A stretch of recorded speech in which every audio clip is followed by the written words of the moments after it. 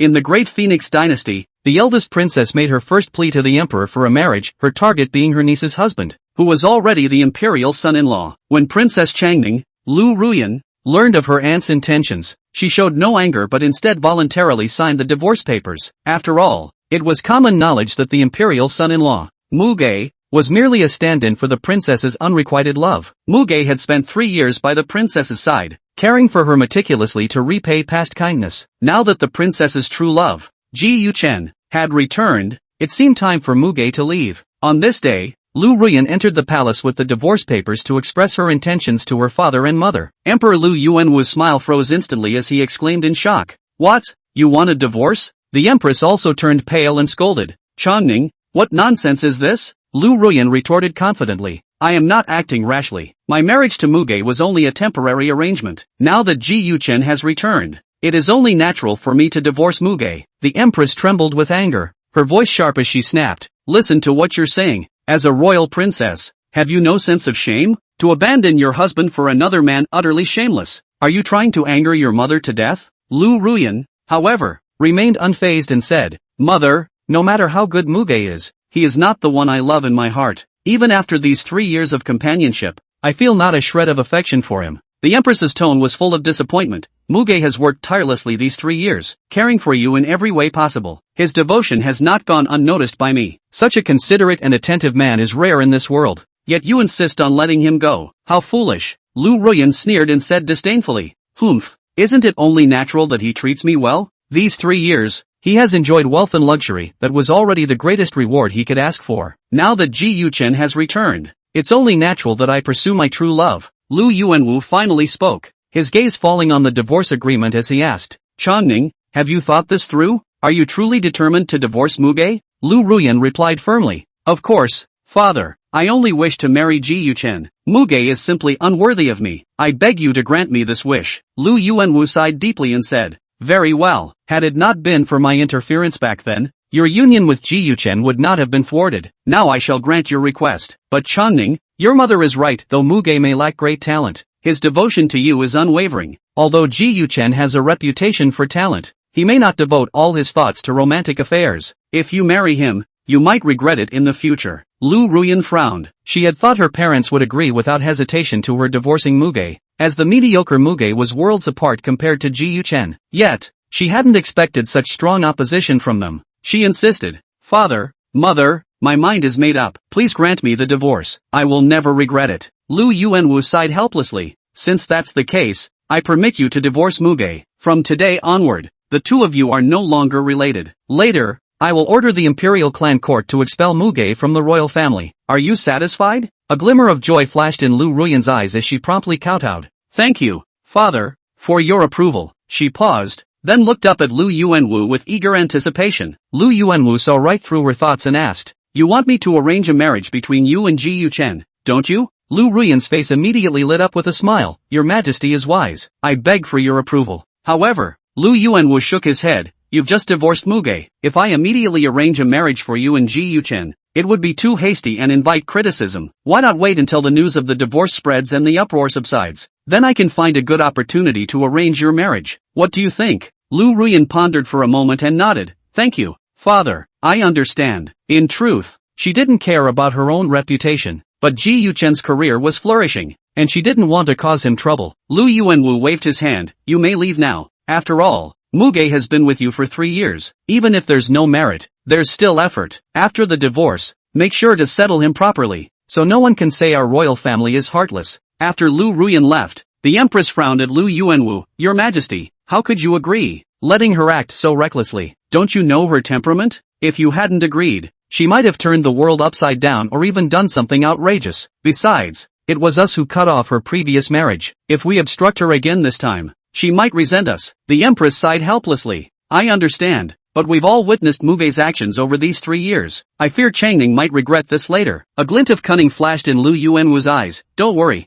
Empress. I've naturally considered this as well. As long as I don't arrange another marriage for Changning, there's still room for her to turn back. She's been spoiled by Muge these past 3 years, yet never noticed his devotion. Perhaps this separation is for the best. Once Muge leaves the princess's residence, chaos will surely ensue. and she'll gradually realize his importance. When she finally understands she can't live without Muge, she'll naturally come begging me to revoke the decree. At that time, I will reunite them, and their bond will surely be stronger than it is now. Upon hearing this, the Empress's worries instantly dissipated. She gazed at Lu Ruyan's retreating figure and murmured softly, "Silly child, you must come to your senses soon." Jinyang City was the ancestral birthplace of the Great Phoenix Dynasty. In the southern part of the city stood a newly built mansion, grand and imposing. This was the residence of Princess Jinyang, Princess Lu Mei, the youngest sister of the current emperor and the only princess of the late emperor, was enfeoffed as the Princess of Jinyang by Emperor Lu Yuanwu, making her the foremost among the princesses of the Great Phoenix Dynasty. Despite her title, she was 2 years younger than Emperor Lu Yuanwu's eldest daughter and was only 23 years old. On this day, inside the princess's residence,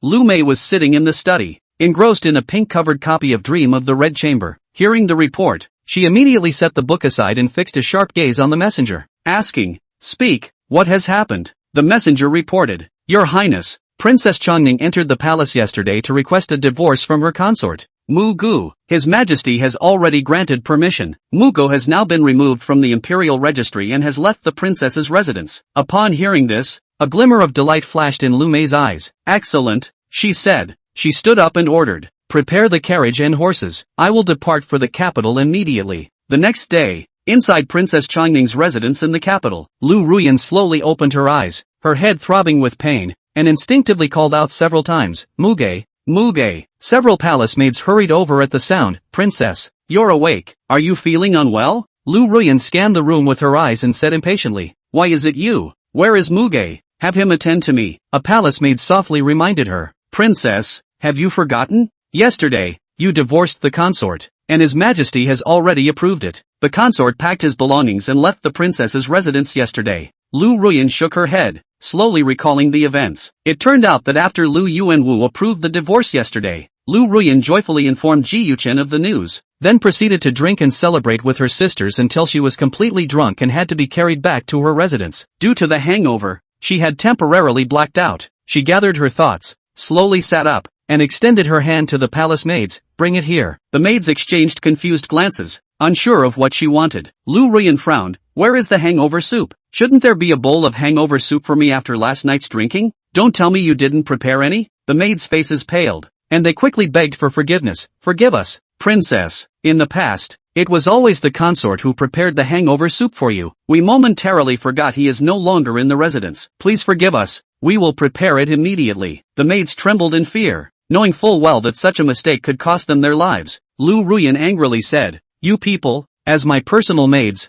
could actually forget such a thing. Has Mu Ji's departure taken your souls away as well? Get out of my sight, all of you." However, Lu Ruyan didn't truly intend to punish them, as she herself had initially forgotten that Mu Gu had already left. At the dressing table, the personal matron was doing Lu Ruyan's makeup. Lu Ruyan asked, "Matron, when did Mu Gu leave?" The matron replied, "Young Master Mu left the princess's residence a quarter hour after you entered the palace. I saw he only packed some simple clothing and didn't even take the settlement money you gave him. It's all still in his room." Lu Ruyan froze, then immediately stood up. "I'll go take a look." Lu Ruyan entered Muge's room, pushed open the door, and found all the furnishings and decorations intact, with nothing missing. However, a conspicuously placed box sat on the table. Frowning, Lu Ruyan opened the box and froze at its contents. The nanny beside her said, "Princess, these are all the jade artifacts, calligraphy, paintings, and other items you gifted to Lord Mu over the past 3 years, along with the settlement money you gave him. He didn't take any of it." A pang of inexplicable pain struck Lu Ruyan's heart as she asked, "What does this mean?"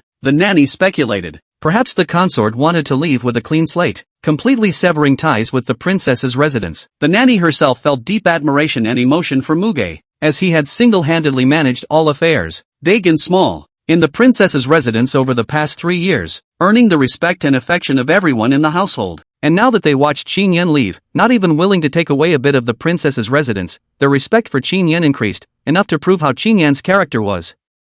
"With me completely draw a line, could you Qin Yan, you really want to be so desperate? This princess rewarded things, you do not want a piece of it, is it?" Upon hearing this, Xiao Wanyu's face was filled with huffing and puffing, inwardly viciously complaining about Qin Yan, obviously very dissatisfied with Qin Yan's approach. Chapter 007, The First Glimpse of a Life Uncomfortable. Did he say anything when he left? Xiaowanyu took a while to calm down, then looked at the sister beside her and asked. No, Mr. Qin didn't say anything. So where did he go? He didn't take anything, where could he have gone? Xiaowanyu frowned, her heart suddenly raised a touch of worry. Qin Yan has no relatives, since he did not take the princess house a little something, that he left the princess house after how to live? That, the old slave doesn't know. Princess, are you worried about Mr. Qin? Sister shook her head and looked at Xiaowanyu's expression before asking at her. Care? Joke, what does the palace care about him for? But it's just a double that the palace has raised. When it's gone, it's gone. Prepare breakfast, this palace is hungry. Hearing the words of the sister, Xiaowanyu immediately denied, saying with a cold smile. She felt that these words were simply a joke. How could she, as Princess Chining, the beloved daughter of the current saint, care about a double? Blah, blah, blah. Assholes, what's with the cook today? Is this human food? Who told you to change the cook? A furious rebuke, accompanied by the sound of chopsticks and bowls breaking, Xiaowanyu's voice resounded through the house, frightening a group of people were panicked and fell to their knees on the ground. The princess rests her anger. The princess's residence hasn't changed its cooks. Sister looked at the angry Xiaowanyu and hurriedly explained, saying that the princess house had never changed its cook. How is it possible? What this palace ate in the past days was not this flavor at all. Today's breakfast is simply hard to swallow. This is clearly a change of cooks. Xiaowanyu heard the anger on her face is even more intense. Whether there is a change of cook is she still do not know. Joking, she used to eat breakfast delicious, color and flavor, where is this taste? While the breakfast meals are all pretty much the same style, the flavors are simply worlds apart. Your Highness, it's true that the princess's residence has not changed its cook, it's just. Just what? Say what you have to say. Seeing the sister stuttering, Xiaowanyu said without a trace of anger. Princess, in the past, the morning meals you ate were all cooked by Prince Qin himself, including the lunch and evening meals you consume on a daily basis as well, all of which were cooked by Prince Qin himself. Now that eunuch Qin is no longer around, naturally you won't be able to eat those original meals. Sister finally told Xiaowanyu the truth, letting her know that the meal she had eaten for the past 3 years had all been prepared and cooked by Qin Yan himself. Now that Qin Yan was gone, of course she wouldn't be able to eat the original flavor. What, it was Qin Yan who made and cooked it? How is this possible? He can still cook food. When these words came out, Xiaowanyu was a bit shocked, looking at the sister beside her and asking with some disbelief. This was indeed a bit appalling. She was completely unaware of this matter, and even more so, she did not think that Qin Yan could still cook, and also cook so deliciously. It's true, princess, this matter is known to everyone up and down the princess. If you don't believe it, you can feel free to find someone to ask. Seeing Xiaowanyu's disbelief, the sisters said at the same time. That's just it, remove this breakfast from the palace, and also, immediately replace the cooks in the princess's residence and summon some new ones. Seeing that the grandmothers had already said their words to this point, Xiaowanyu had obviously believed them. At the same time as she was shocked that Qin Yan could actually cook and had cooked for himself for 3 years, she couldn't help but feel a little annoyed. It was as if Qin Yan had only left her not long ago, and her life had changed drastically, and all of this change made her a bit uncomfortable at the moment. Yes. Princess, then should I prepare some pastries for you? You still? No, I'll go find Geniki Nikan. The irritable Xiaowanyu, who was still in the mood to eat at the moment, got up and said. She planned to go find Ji Yuani. Right now the only person who could make her mood a little happier was Ji Yuani.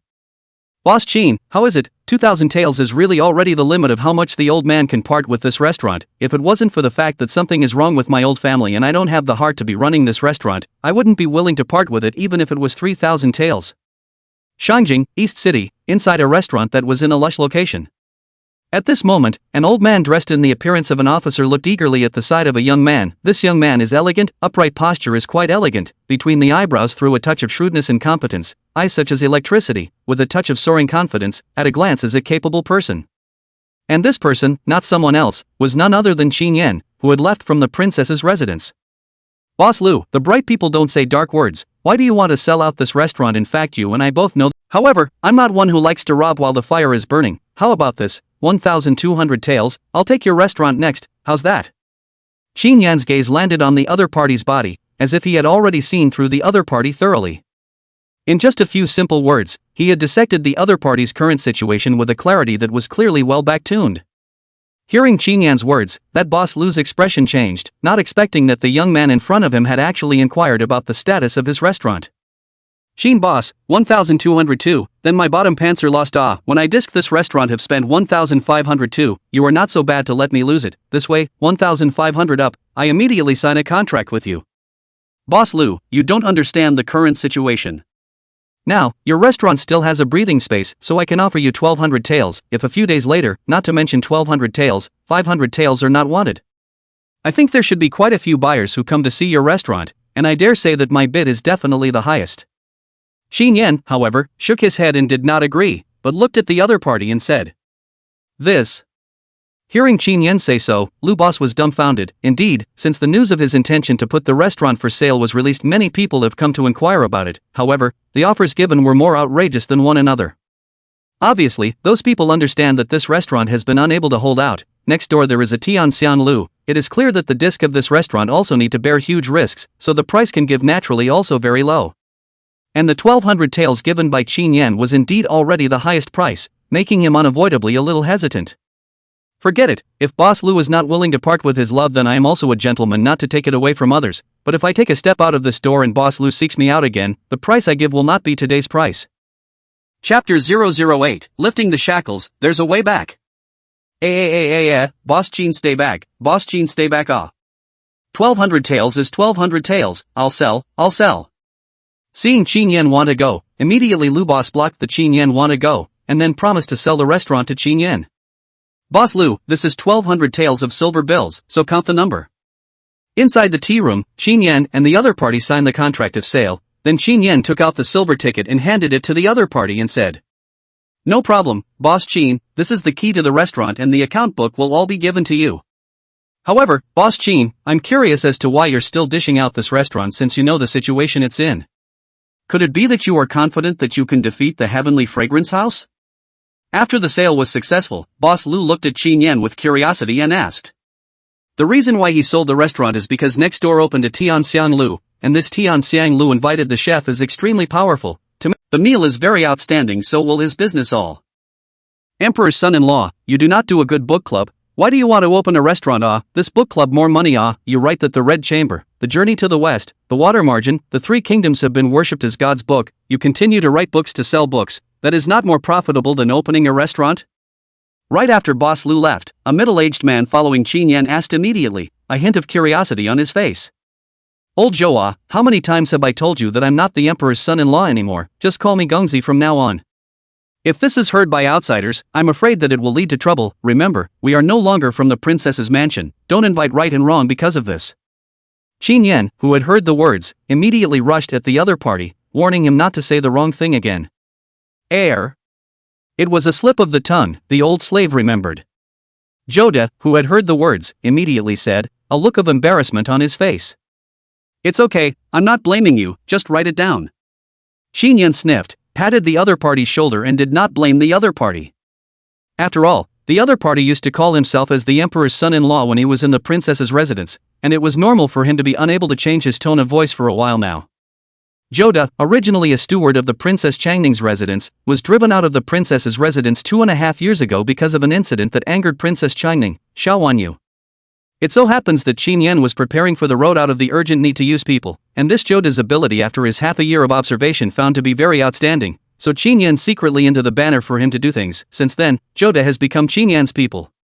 In fact, from the moment he crossed over and married Xiaowanyu, Qin Yan knew that he would leave the princess mansion sooner or later, so he started preparing for his departure early on. After all, when he was in the princess's mansion, he ate, drank, and depended on the princess's mansion, but once he left the princess's mansion, he had to fend for himself.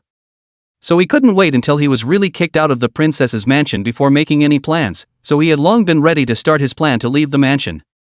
If you want to leave the princess's residence and still live well, the first thing is to have money. Therefore, Qin Yan planned to get money from the very beginning.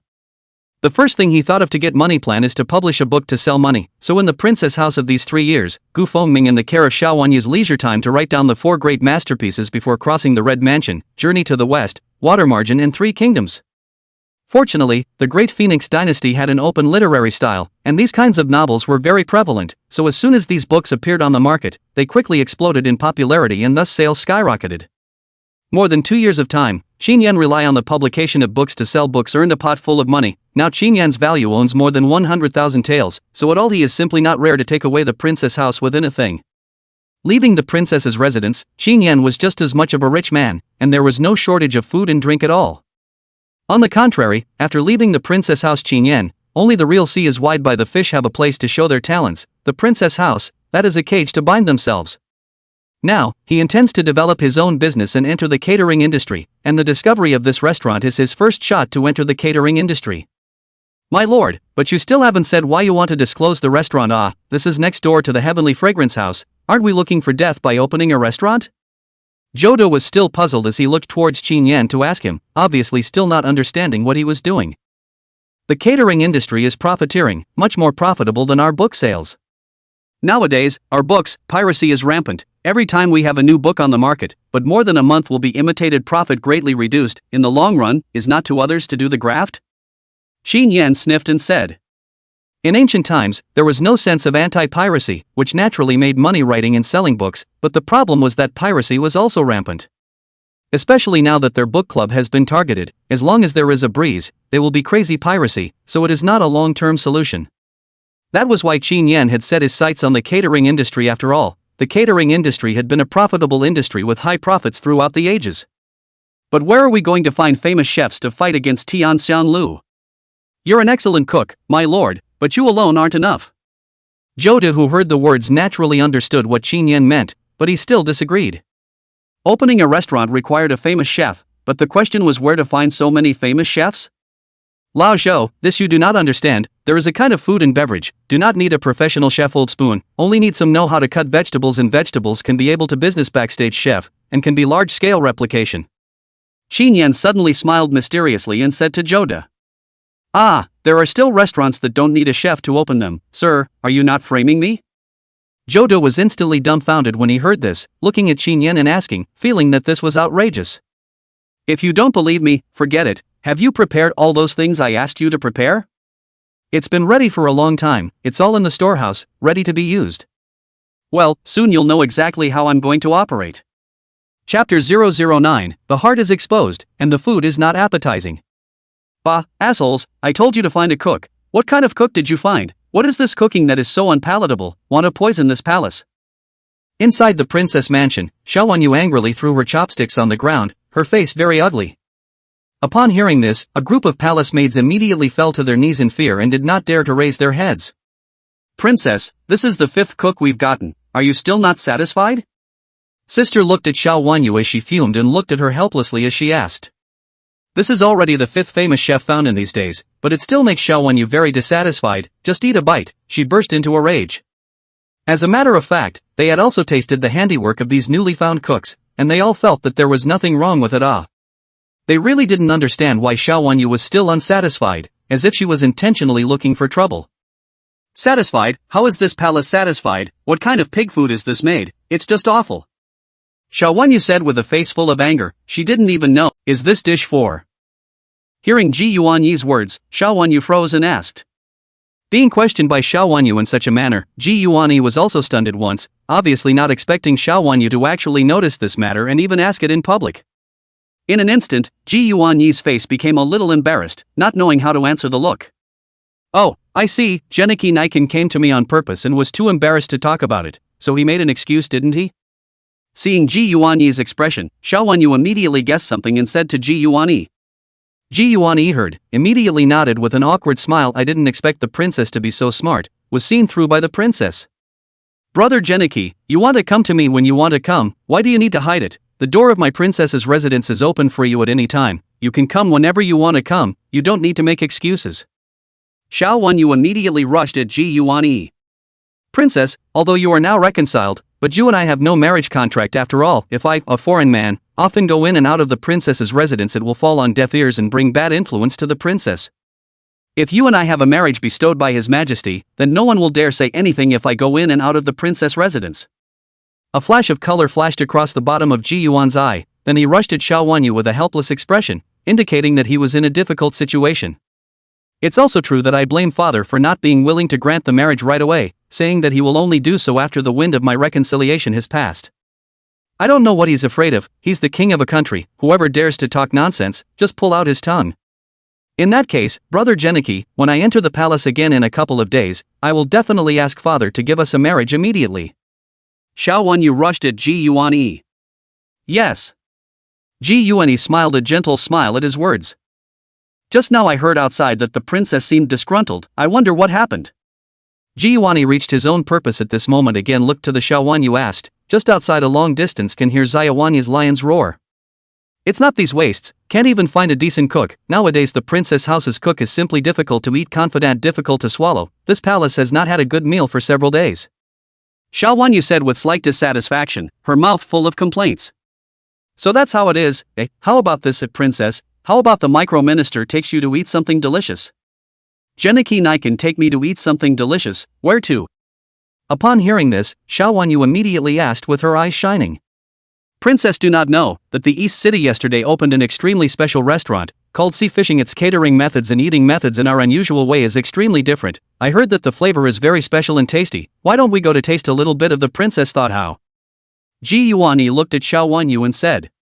Sea fish, such a strange name, is it really that good? It should be, a few of my fellow ministers went to try it yesterday and raved about it, and I hear they're going back today, so it should be delicious. Good, then let's go check it out, let's go Geniki Nikan. When Xiao Wenyu heard this, she immediately agreed and then headed towards the East City with Ji Yuan. Eldest princess, should we go back to the eldest princess mansion first? At the same time, a luxurious carriage now entered the capital city, the carriage left and right guards stand, let's see people have to avoid 3 dare not go forward. No need, go straight to the palace. Inside the carriage, Xiao Xiaochua, the eldest princess of Jinyang, said to her subordinates, signaling that she would not return to the eldest princess's residence, but would go directly to the palace. At this moment, her heart was surging and her eyes were shining. She wasn't willing to waste even a single minute, she had to hurry up and finish her business, only when the dust settled would she be able to stop with confidence, otherwise, she wouldn't be at ease no matter what. After all, she had waited 2 years for this opportunity, and she really didn't want to miss this one. Here. Hearing Xiao Xiao's command, at that moment, the carriage kept going directly towards the palace. Well, how is Changning today? At this moment, inside the palace, Emperor Xiao Yuanwu and the Empress were in the room asking to the steward sister of the eldest princess's residence, wanting to know about Princess Changning's recent situation. Having made peace with the extra horse harnessed by the side of a team, Qinyan, for a few days, they all wanted to know if Xiao Wenyu had been affected by Qinyan's absence. Your Majesty, Your Highness, the princess is unusually irritable today, the palace maids and eunuchs up and down the house have been chastised by no less than dozens of people, and the princess is dissatisfied with the princess's house meals, and has replaced 5 or 6 cooks who are still not satisfied. The stewardess of the princess's residence did not dare to hide anything, and told the recent events in the princess's residence as they were. In a nutshell, it's a 4-letter word, busted. That's what the cook is not to her liking. It's clearly that she has grown to like Qinyan preparing meals for her, so once Qinyan left, she didn't even have an appetite for the meals anymore. The Emperor Xiao Yuanwu, who heard the words, coldly laughed, instantly understanding the reasoning behind it. Chapter 010, Princess Jinyang, Seeking Marriage. This is very good, let her know how bad her life will become without Qinyan, I think she will slowly realize how good Qinyan is. The Empress is not sad but happy to hear that her daughter has been having a bad time lately. Because she understood that the more uncomfortable Xiao Wenyu was, the faster she would understand who was the right person for her, and when her life was a mess, she would remember the man who had accompanied her for 3 years and done his best for her. Yeah, it's only been just a couple of days and she's out of sorts, she's only going to get more and more out of sorts, she'll get it sooner or later. Xiao Yuanwu also revealed a smile, as if he felt that his daughter would soon come to her senses. Your Majesty, eldest Princess Jinyang has returned and is waiting outside for an audience with Your Majesty and Your Majesty. Also at this time, suddenly a eunuch quickly entered the room and reported, telling the Empress that the eldest princess of Jinyang Xiaochua had returned. What, the imperial sister has returned, quick please. Upon hearing that elder Princess Jinyang had returned, Xiao Yuanwu's face also immediately showed a happy expression. Xiao Yuanwu had a dozen brothers, but only one sister. This sister is the treasure in the hearts of the kings, and has been spoiled by the late emperor and his many brothers since childhood. For his only sister, Xiao Yuanwu is also extremely favorite. And the age difference between the two is more than 20 years, in fact, Xiao Yuanwu is treated as a daughter to watch her grow up, the more different emotions. Therefore, as soon as he heard that this imperial sister of his had returned, Xiao Yuanwu immediately beamed with joy and wanted to receive her. My sister, Jin Yang, pays her respects to imperial brother and imperial sister-in-law. Not long after, eldest princess Xiao Xiaochua of Jinyang slowly stepped into the house. When she saw Xiao Yuanwu and the empress, Jin Yang immediately saluted and paid her respects. There is no need for imperial sister to be polite. Quickly get up, let me take a good look at imperial sister. Xiao Yuanwu immediately said to elder princess Jinyang, signaling that there was no need for her to be polite. Yes sister, you haven't come back for almost a year, right? Every year you only come back to stay for a few days during the Lantern Festival. Why did you suddenly come back this time? The empress is also to Xiaochua Road, Xiaochua fiefdom in Jinyang, so although the princess does not have the habit of stationed in the fiefdom, the capital also has the princess house, but the Jinyang princess likes to stay in their own fiefdom life. Every year only the Lantern Festival will only come back to live for a few days. This time suddenly returned to the capital, but let Xiao Yuanwu and the empress very surprised. Imperial brother, imperial sister-in-law, this time my sister has come back because there is something I want to ask imperial brother to do for my sister. Xiao Xiaochua, however, did not get up at the first opportunity, but looked at Xiao Yuanwu and said, Wow, let me make a decision for the royal sister. What happened? Could it be that there is someone who has provoked the royal sister? The royal sister, just say it, if someone dares to offend you, I will definitely not forgive him lightly. As soon as he heard Xiao Chua's words, Xiao Yuanwu immediately said that he thought that someone had messed with Xiao Chua, and that was simply looking for death. If the brothers of the feudal lords who were stationed outside know that someone dares to bully Xiao Xiaochua, they are afraid that they will immediately rush back to the capital with their swords to give Xiao Xiaochua a chance. Imperial brother is mistaken, no one is bullying my sister. Rather, it's something else. Xiaochua smiled at the words and said to Xiao Yuanwu, indicating that no one bullied her. Jokingly, as a regimental favorite, Xiao Chui is the baby of the emperor and the kings. Who dares to bully this Rapunzel? Even if the emperor doesn't care, those feudal kings are going to sharpen their swords. Wow, so what's up? Royal sister might as well just say it. It's not really a big deal, my sister would like to ask imperial brother to make the decision to grant a marriage for my sister. When the words were over, Xiao Chua no longer sold out, but directly stated his purpose, wanting to ask Emperor Xiao Yuanwu to bestow his marriage. What? Bestow a marriage? Hearing this, Xiao Yuanwu and the queen instantly stared at their own eyes. Brush stood up, incredibly looked to Xiao Chua, suspected that their ears out of the problem. Xiao Chua actually took the initiative to request the marriage. This is not a joke, right? Good, bestow marriage. Imperial brother, my sister has fallen in love with one person and will not marry him in this life, so I would like to ask my imperial brother to make the decision and grant me a marriage with him. Xiaonik again nodded and said, and this time more exaggerated, directly with what Anan is not married to him, so words. Good heavens, what kind of man is it that can make the first beauty of the great phoenix, the first princess of Jinyang, fall in love with him, and even say such words as not marrying him? Is it not an exiled immortal from the sky? The empress was stunned and looked at Xiao Xiaochua in front of her. As a woman, she had to admit that Xiao Xiaochua's beauty was the kind of beauty that women couldn't even be jealous of. Because this is no longer the face of the earth, therefore, she felt that no one in the world can be worthy of Xiao Xiaochua. And the fact is also true, so far 23 years old Xiao Xiaochua's suitors countless, but no one can get into the eyes of Xiao Xiaochua, and now, Xiao Xiaochua actually took the initiative to like a person, but also asked for marriage, which makes the queen feel incredible inside at the same time. The heart is full of curiosity for Xiao Xiaochua, mouth of the man, she is very curious to know, who is that man in the end? Imperial sister, who is this man and what is his name? Finally, Xiao Yuanwu also reacted. His face was equally filled with incredulity. He even felt that Xiao Zhao's lifetime of not marrying someone was more real than hearing the other party beg for marriage right in front of him. There was actually someone who was able to attract Xiao Zhao, and also let Xiao Zhao take the initiative to ask for marriage. What kind of man does this have to be? He was too curious. Seeing Xiao Yuanwu and the empress both looking at themselves, Xiao Xiaochua raised his head and also eyed the two. Imperial brother, this person is also known to you and your imperial sister-in-law. We know each other too? Who? Hearing Xiaochua say that, the two were even more shocked.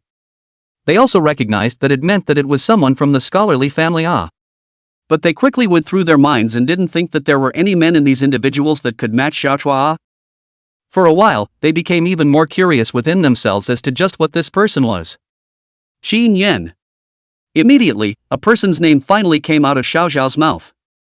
And the moment this name fell into the ears of Xiao Yuanwu and the empress, the two of them were directly dumbfounded and looked incredulously at Xiao Chua. Who do you mean?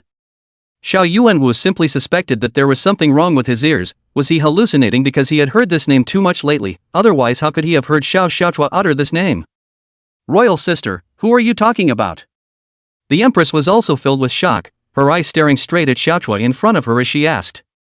Imperial brother, imperial sister-in-law, I say, that person is going to Qin Yan.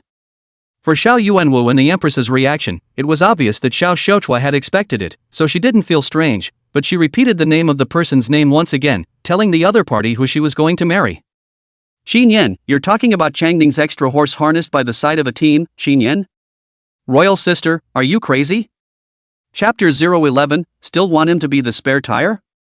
Xiao Yuanwu stared at his own eyes, simply unable to believe his ears.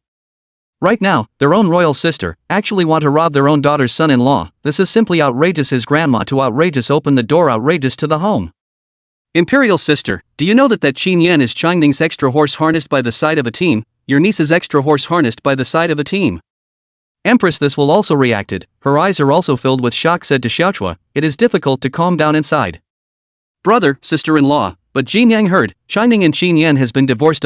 This thing you have also permitted also Qin Yan from the genealogy of the removal of the name, both so, that Qin Yan is not considered the royal family, and is not the side horse harnessed by the side of the emperor's side.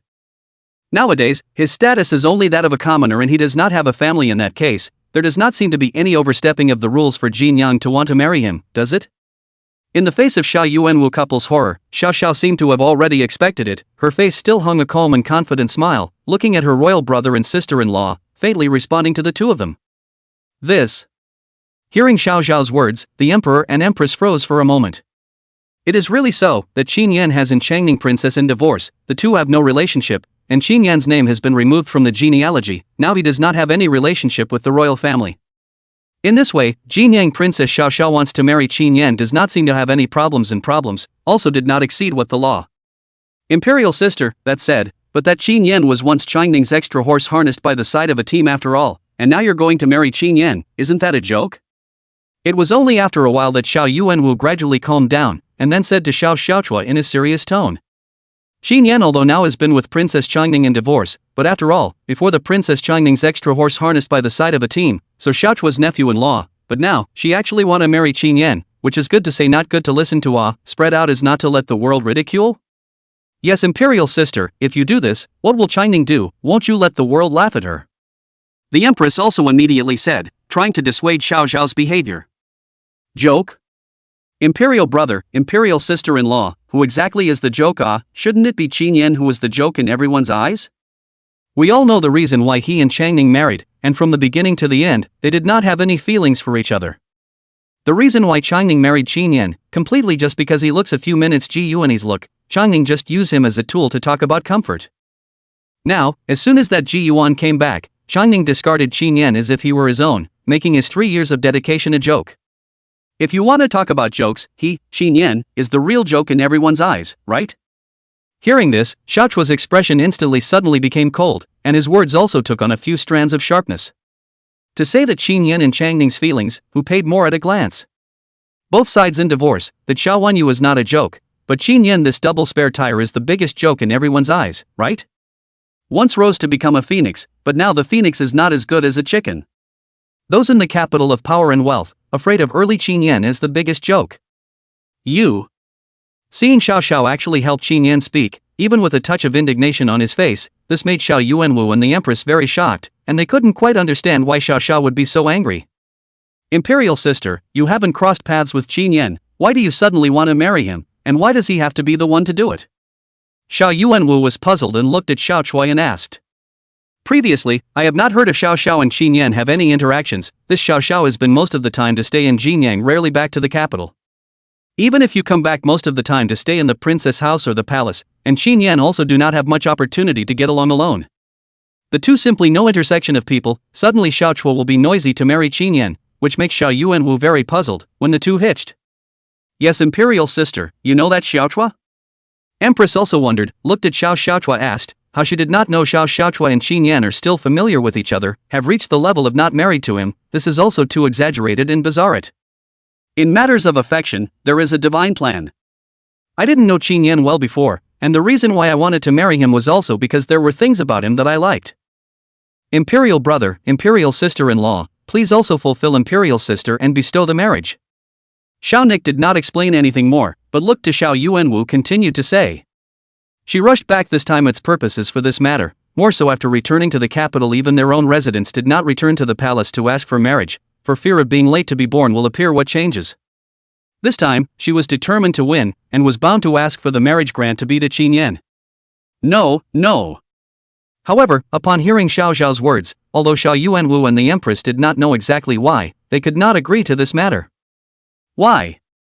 Seeing that Xiao Yuanwu did not agree, Xiao Chua looked at Xiao Yuanwu with a tightly frowned eyebrow and asked, Imperial sister, I am able to agree to whoever you want to marry, but this Qin Yan is the only one who can't. That Qin Yan is Qingning's former emperor's son-in-law. If you marry Qin Yan, how will the world look at this matter? Isn't this a disgrace to the royal family? There is also that, although I have authorized Qingning and Qin Yan to leave, but I actually do not want them to leave. I still want them to get back together. Let them break the mirror to reunite it, if it is really to give you the marriage that Qingning how to do. Xiao Yuanwu helplessly looked at Xiao Xiaochua explained, in fact, the world's discussion is still secondary. The main thing is that he thinks that Qingning and Qin Yan's destiny is not yet over. Originally he was waiting for his daughter to return to her heart, thus if Qin Yan was cut off, then his own good daughter if she woke up to how to do, then Qingning how the pain of life As an older brother, of course, he loves his sister, but compared to his sister, that as a daughter Qingning is even more of his heart, therefore, he said nothing will not let such a thing happen, so he directly rejected Xiaochua's proposal. Yes, imperial sister, that can be Qingning's emperor's son-in-law, now even though they made peace, but that was just Qingning's ghostly mind for a while. In case if she regrets it and Qin Yan marries you, then what should she do? You can't treat your niece like that if you're an aunt, can you? The empress this time also said with Xiao Xiaochua, indicating that this matter they all do not agree. Imperial brother, imperial sister-in-law, you actually still want Qin Yan to be a spare tire for Qingning, you've gone too far. Chapter 012, The Late Emperor, Last Decree. This. Imperial sister, your words, they're too hard to hear. Xiao Yuanwu heard Xiaochua's words, and instantly his old face was a little embarrassed as he looked at this sister of his and said, Am I wrong? Xiao Chua, but not afraid of their own brother of the emperor, heard the words but raised his head to stare at each other. Qingning one's own selfish desire, will Qin Yan confined to their own side for 3 years? If she really has the heart, feel Qin Yan's good, the two couples love each other is just. But you also know, these 3 years Qin Yan in the princess house in the end experienced what, so that he is Qingning's extra horse harnessed by the side of a team, but it is better to say that he is his slave. Over the past 3 years, Qin Yan's dedication was as insignificant as dust in Qingning's eyes, and she didn't cherish Qin Yan at all. Now that Ji Yuanyi has returned, she even kicked away Qin Yan without mercy, which shows that Qingning doesn't like Qin Yan at all. Qin Yan has managed to get away from Qingning with great difficulty. You guys are actually still thinking of kidnapping Qin Yan, that he is Qingning's backhand. You guys are doing this, where are you putting Qin Yan? In case Qingning just doesn't like Qin Yan and doesn't turn back for the rest of her life, are you planning to confine Qin Yan for the rest of his life? That would be too unfair to Qin Yan. Xiaochua bluntly said Xiao Yuanwu husband and wife's thoughts, they are for the good of the daughter, but what about Qin Yan? Xiao Wanyu is a backway can, do you deserve Qin Yan was fooled for life? Unbridled. That Qin Yan in the end is just a commoner, his identity was unknown back then, just a straggler, if not for me and Qingning, he may have died early. Nowadays, even if I want him to give Qingning a lifetime of backstabbing he has to recognize that this is his honor. Xiao Yuanwu was said by Xiao Xiaochua some broken defense, this will not be reasonable, directly took out the majesty of the emperor, said that as the emperor, he is bullying Qin Yan also no harm. Imperial sister don't worry, we are not the kind of people who are unreasonable, if Qingning really doesn't have the intention to change her mind, after some days, we will also let go. The empress saw the two siblings arguing over this, and immediately said as a peacemaker. Good, imperial sister, the empress is right, we are not unreasonable people. In this way, you and wait for another year and a half, if Qingning really do not want to break the mirror with Qin Yan reunion of the meaning, then I will fulfill you and Qin Yan how?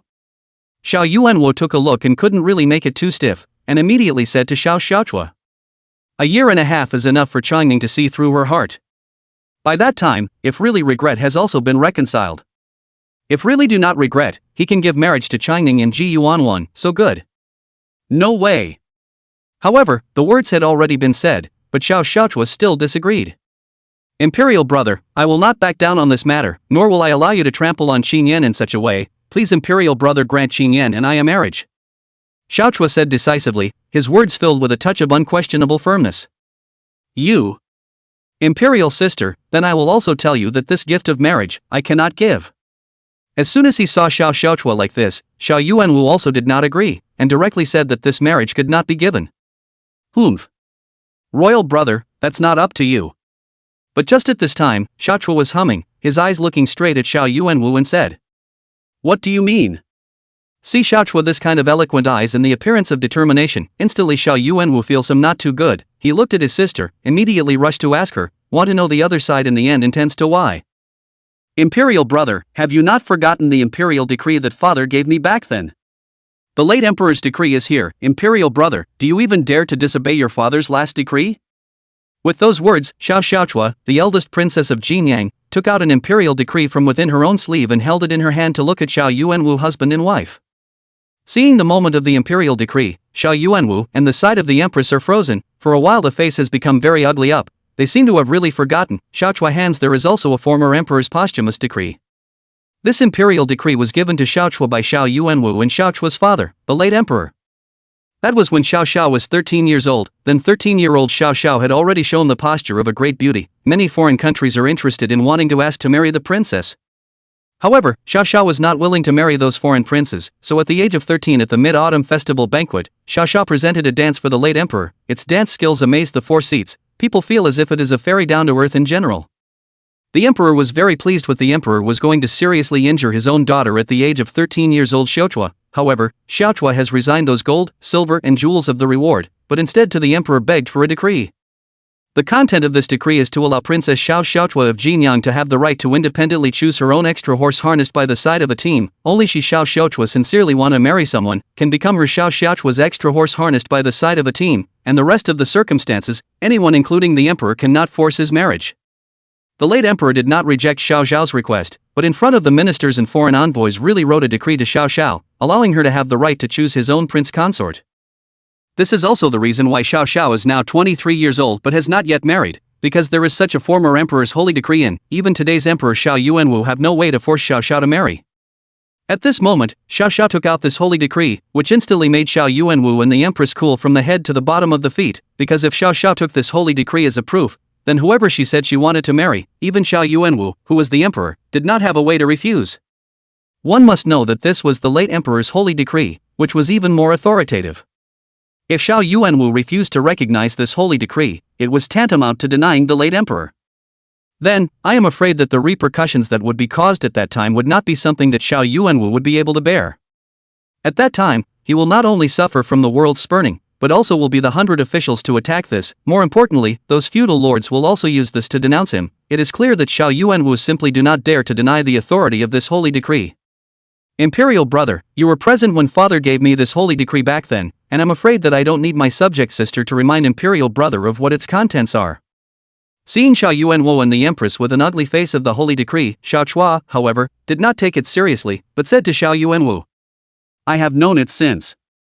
It's just that imperial sister, do you really want to use the late emperor's holy decree to pressure me?" Xiao Yuanwu was helpless, and his gaze looked at Xiao Chua and asked, "Imperial brother, I cannot want anything, but Qin Yan, I'm set on it. No matter what you think, I'm going to marry Qin Yan. It's not to pressure imperial brother, it's to beg imperial brother. My sister Xiao Xiaochua, I beg the emperor's brother to grant a marriage for my sister."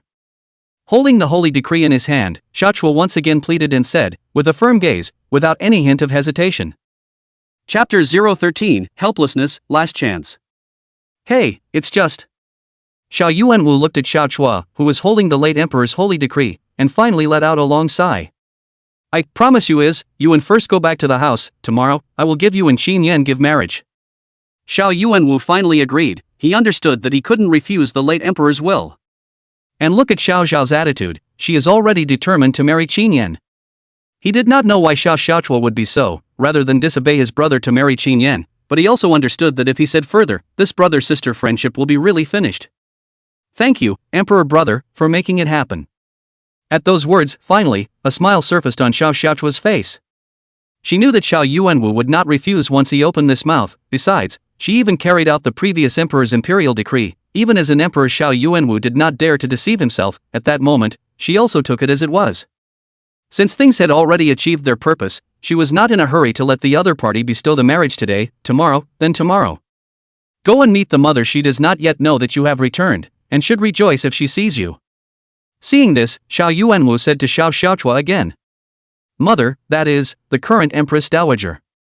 The current Empress Dowager is the first emperor's wife, but not Xiao Yuanwu and Xiao Xiaochua's real mother. The current Empress Dowager has no heir in her life, but to the first emperor's children are very good, so even if there is no heir, but the status is also very high.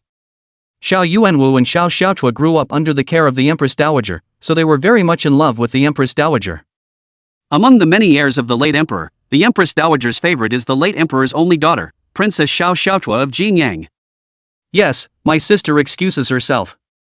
Wait, imperial sister, mother has always favored you. Now that you're getting married, this matter still needs to be informed to mother. You see mother and talk to her yourself.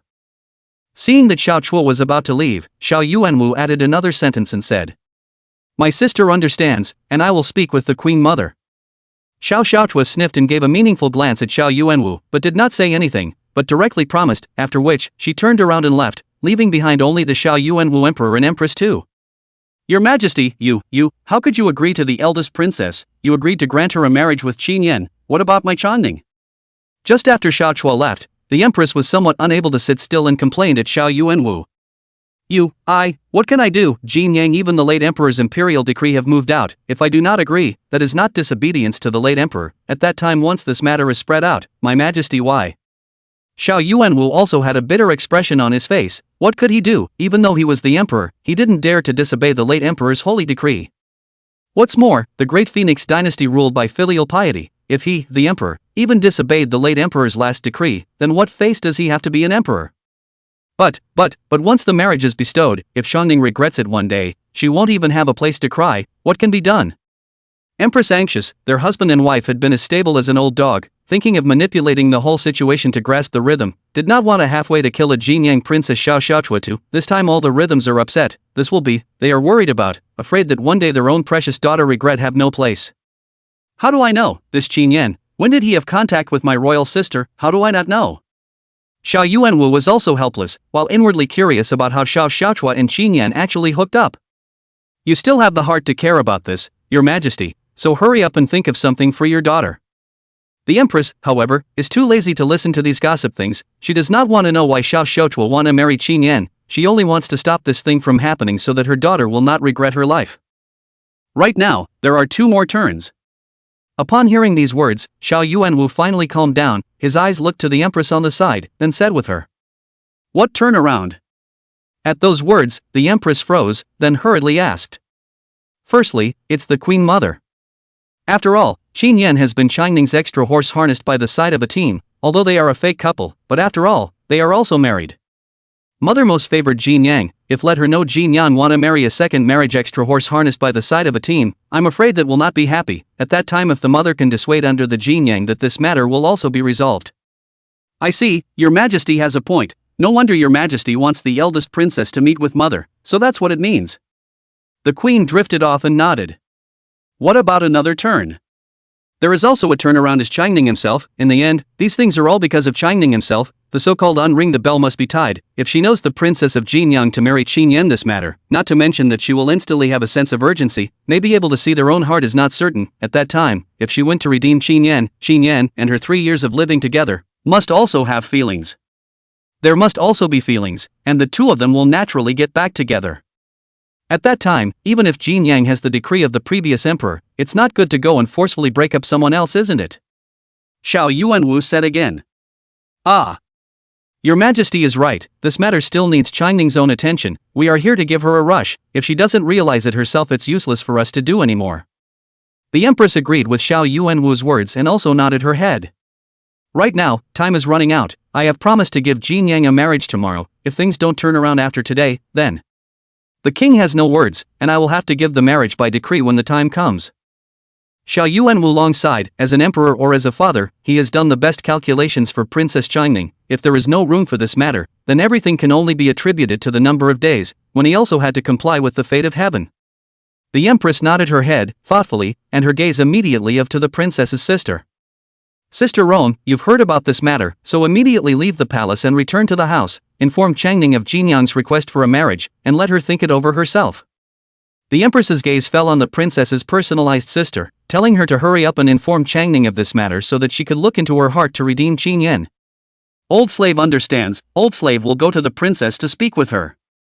Sister Rome will also know the seriousness of this matter, in her heart, or willing to Qin Yan continue to be the princess's extra horse harnessed by the side of a team. After all, with Qin Yan with 3 years, she understands too much. Qin Yan is what kind of person, such extra horse harnessed by the side of a team. If someone to cut off the side harnessed by the side of a team, then the princess can really cry in the toilet. Therefore, she immediately retired, and then quickly out of the palace to find their own princess to inform the matter. This moment can be said to have been 100,000 fire. Chapter 014, Eating, but also queuing?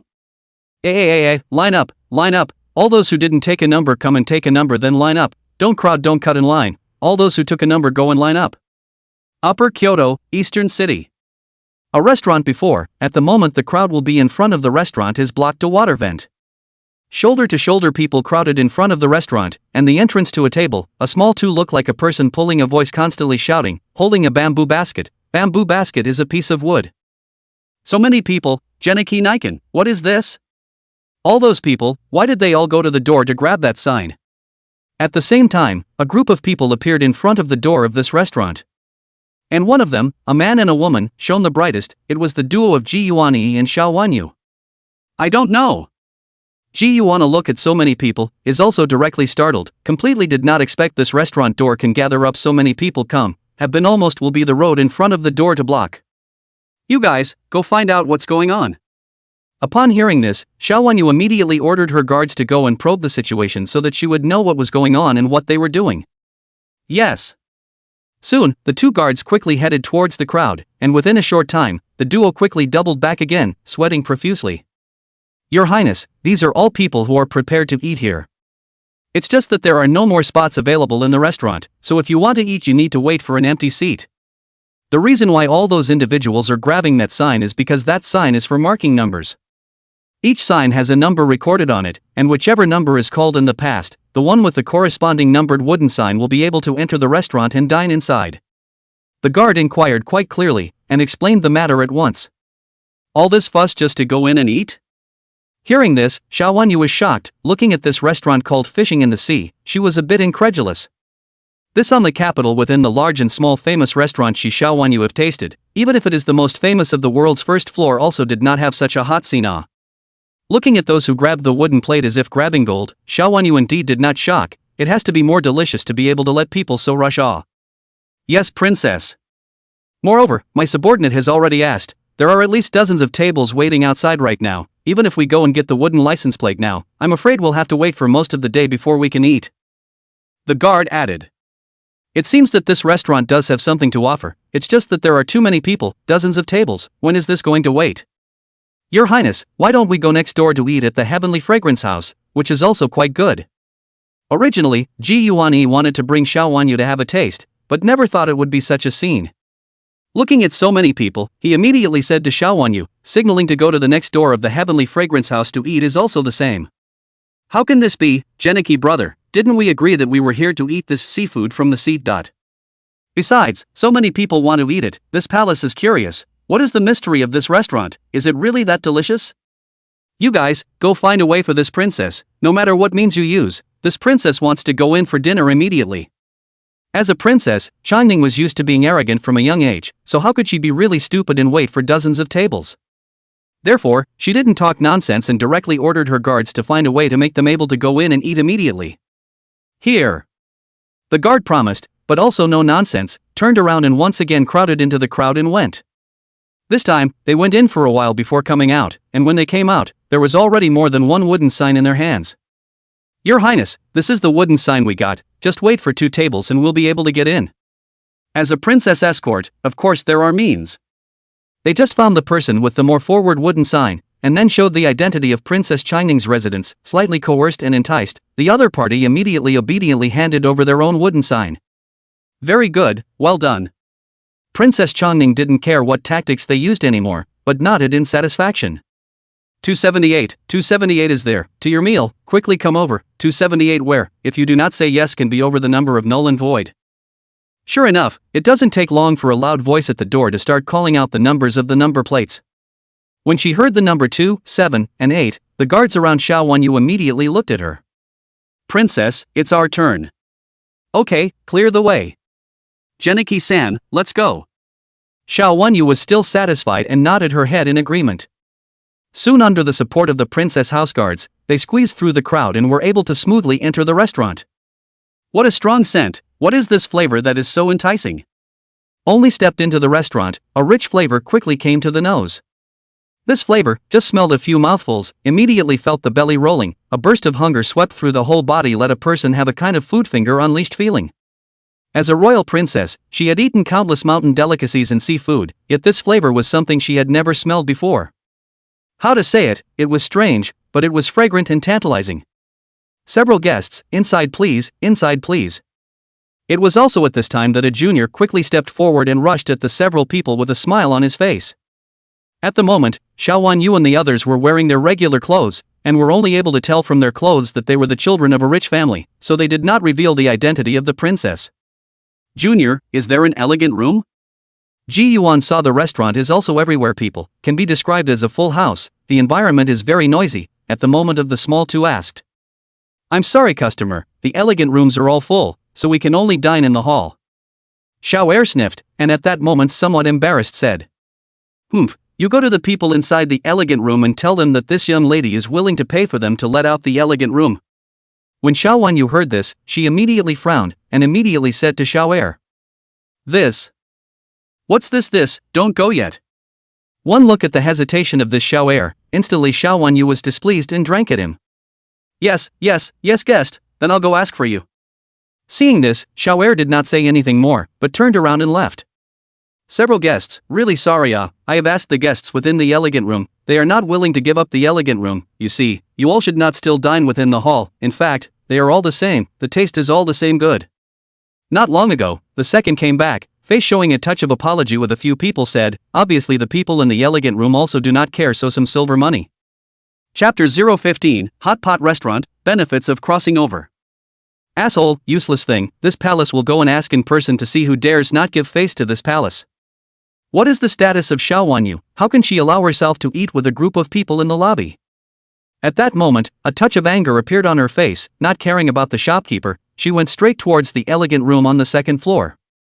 Seeing this scene, Ji Yuan-yi and the guards of the princess's residence did not have the intention to dissuade them. In fact, Ji Yuan-yi also had disgust written all over his face from the time he first entered until now. It was obvious that he was also unwilling to eat with a large group of people within the lobby. Of course, in the way of identity and cherish their own feathers, Ji Yuan-yi certainly will not take the initiative to ask for anything. However, he knows, to Xiao Wenyu's character, even if he does not say anything, Xiao Wenyu will certainly take the initiative to take action, and as expected, this barbaric princess certainly cannot endure the moment of to be difficult. Guest, no, guest. Seeing Xiao Wenyu like this, the store assistant anxiously wanted to stop, but was pushed and shoved by Xiao Wenyu's guards and fell to the ground and was then given a vicious glare. Seeing the situation, that shopkeeper was a jolt, and at that moment did not dare to say anything more. He was afraid that if he said one more word he was afraid that his life would be in danger. Prince, you really is a god hot pot, this eating method old slave is unheard of and that pepper, tomatoes, potatoes. These crops, the old slave has never heard of, Prince, where do you get those crops, even if it is the western region has never seen At the moment, the restaurant, do boss look like dress Joda stood in a shopkeeper dress Qin Yan side standing, looking at the restaurant within the hot scene and outside the gathering of guests. Joda had to be in front of the Qin Yan more and more admiration for a few points. Joda had thought that Qin Yan had taken this restaurant as a feint move. After all, the original owner of this restaurant is next door to the Tian Xiang Lu robbed all the business before having to transfer the restaurant. Qin Yan took the restaurant to continue to engage in catering, in his opinion, unless it is to find the famous chef of the Great Phoenix, otherwise it is impossible to compete with the Tian Xiang Lu, then the cost is too great is not cost-effective But until now, Joda had to admit that Qin Yan's moves were simply bizarre and unexpected. Because Qin Yan actually invented a way of dining that does not require a cook to operate, called hot pot, which only requires setting up a copper pot for the hot pot, then adding charcoal fire, and in conjunction with Qin Yan's exclusive secret hot pot base, then only needs to be served with some raw vegetables to be able to directly shabu and eat. And this way, not only do not need a famous chef to sit in the back of the kitchen, it is able to bring customers a completely different experience. And, this hot pot flavor is also excellent, and unusual meals have a very different taste. Especially spicy pot, the first time to try, will let a person's mouth hot thought poisoning, but after a short period of spicy is another kind of feeling let a person instantly appetite. Only a few days, this hot pot quickly spread through the streets of the capital, so that the guests continue to come and go. It really is the meaning of the threshold of the restaurant to step on the flat. Until this moment, Joda realized what Qin Yan meant by differentiated competition, and also understood why Qin Yan was so confident that he was able to steal business next door to Tianxiang Lu. Naturally, it's from above. At those words, Qin Yan smiled faintly. Qin Yan was a traveler, and at that time, Qin Yan was hiking outdoors, so the rations he brought with him included peppers, tomatoes, potatoes, and some other modern vegetables. When Qin Yan fell off a cliff and physically traveled to the Great Phoenix Dynasty, all the supplies he brought with him were also brought to the Great Phoenix Dynasty. In the princess house of these 3 years, the princess house of the size of the affairs are Qin Yan one manages the management. So Shaowan used those royal estate is also Qin Yan in the management, in the help of Shaowan Yu measuring manner at the same time, Qin Yan will use the position of this, with their own a piece of the amount of vegetables across the cultivation of these. Originally, he just do a try, and does not hold too much hope, did not expect actually really successful. 3 years, Qin Yan has used his book to earn money to buy a lot of good land, and then use these good land to plant a large number of these modern vegetables, in order to one day be able to use to get rich. He engaged in catering, the first point to think of the latter-day hot pot. This kind of catering method of hot pot was absolutely not available in Defong before Qin Yan crossed over. Besides, Defong did not have chili peppers, the most important ingredient needed for hot pot. It wasn't until Qin Yan came along and brought chili peppers that this was able to replicate chili peppers in ancient times. The purpose of his taking over this restaurant was to make an attempt to see if hot pot could be popularized by him in ancient times. So before he had left the princess mansion, he had already caused a large number of hot pot tableware and tables and chairs to be customized according to his pre-crossing standards. After dishing out the restaurant, all that was needed was to replace all the equipment and it would be ready for business. Using the modern model, after the opening of the Qin Yan first invited some trustees to attract customers, thus ushering in the first wave of guests. After all, chili is not everyone can accept. But it didn't occur to me that the people of this Great Phoenix were extremely capable of accepting new things, and very quickly this hot pot was accepted by the public to the extent that it instantly attracted a large number of guests.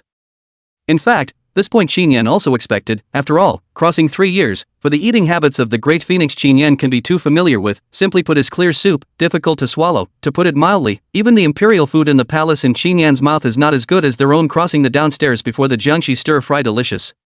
So it makes sense that hot pot, a way of eating that stimulates the taste buds, would inevitably ignite a food revolution among the people of Dafeng, and that it would be able to succeed.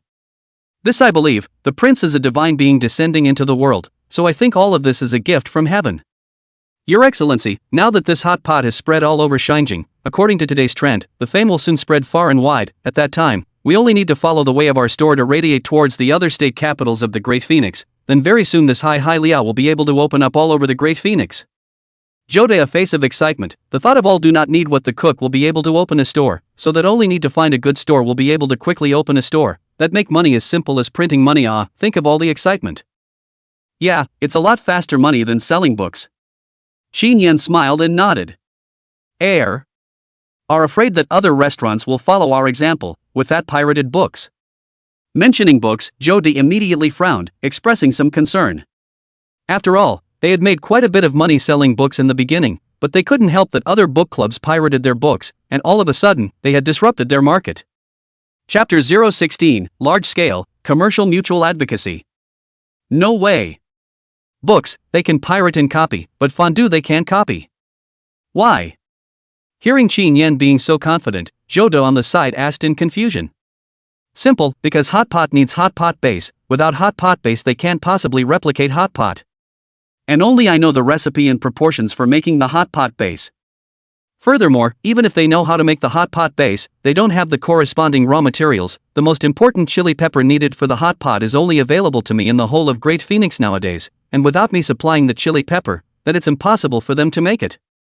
So old Joa, this hot pot is bound to be our monopolized business. You don't need to worry about it being copied out, at most it will be an Eastern style. In this regard, Qin Yan is still very self-confident. After all, this hot pot raw materials do not belong to the original Phoenix, is that he brought people out, now all in his hands, others want to imitate, there is no way. So that's how it is, then wouldn't the gentleman be sitting on a pot of treasure?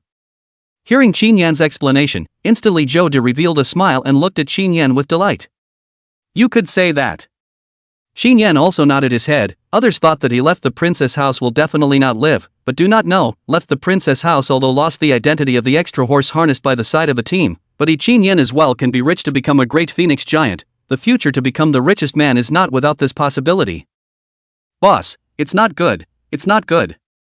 It was also while Joda was talking with Qin Yen that the store assistant who had received Xiaowanyu and the others just now quickly ran over with a touch of anxiety on his face. What's all the panic, what's the matter, there are so many people, can you be more stable? Seeing the store assistant in this manner, Joda immediately said with a cold reprimand. Boss, there's a disturbance. The shopkeeper came to the front, but did not dare to be ambiguous, but rushed to say. What, there's a disturbance, what's going on? Upon hearing that someone was causing trouble, instantly Joda's face sank as he asked. He was born in the princess house, and has always helped the royal relatives, so Joda is also a bit of connections and means. Dare to make trouble in their own head, there are really not a few. The moment he heard someone making trouble, he immediately changed his face. The shopkeeper didn't hide anything, and directly told the whole story. Now, those few guests are heading towards the second floor elegant room. I'm afraid that there will be some kind of conflict with the customers in the elegant room. I really can't stop them, so I can only look for you, the shopkeeper.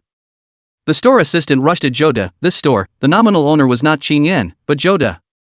Qin Yen does not like to stand in the open, whether it is the book club or this restaurant, he is standing behind the manipulation of people.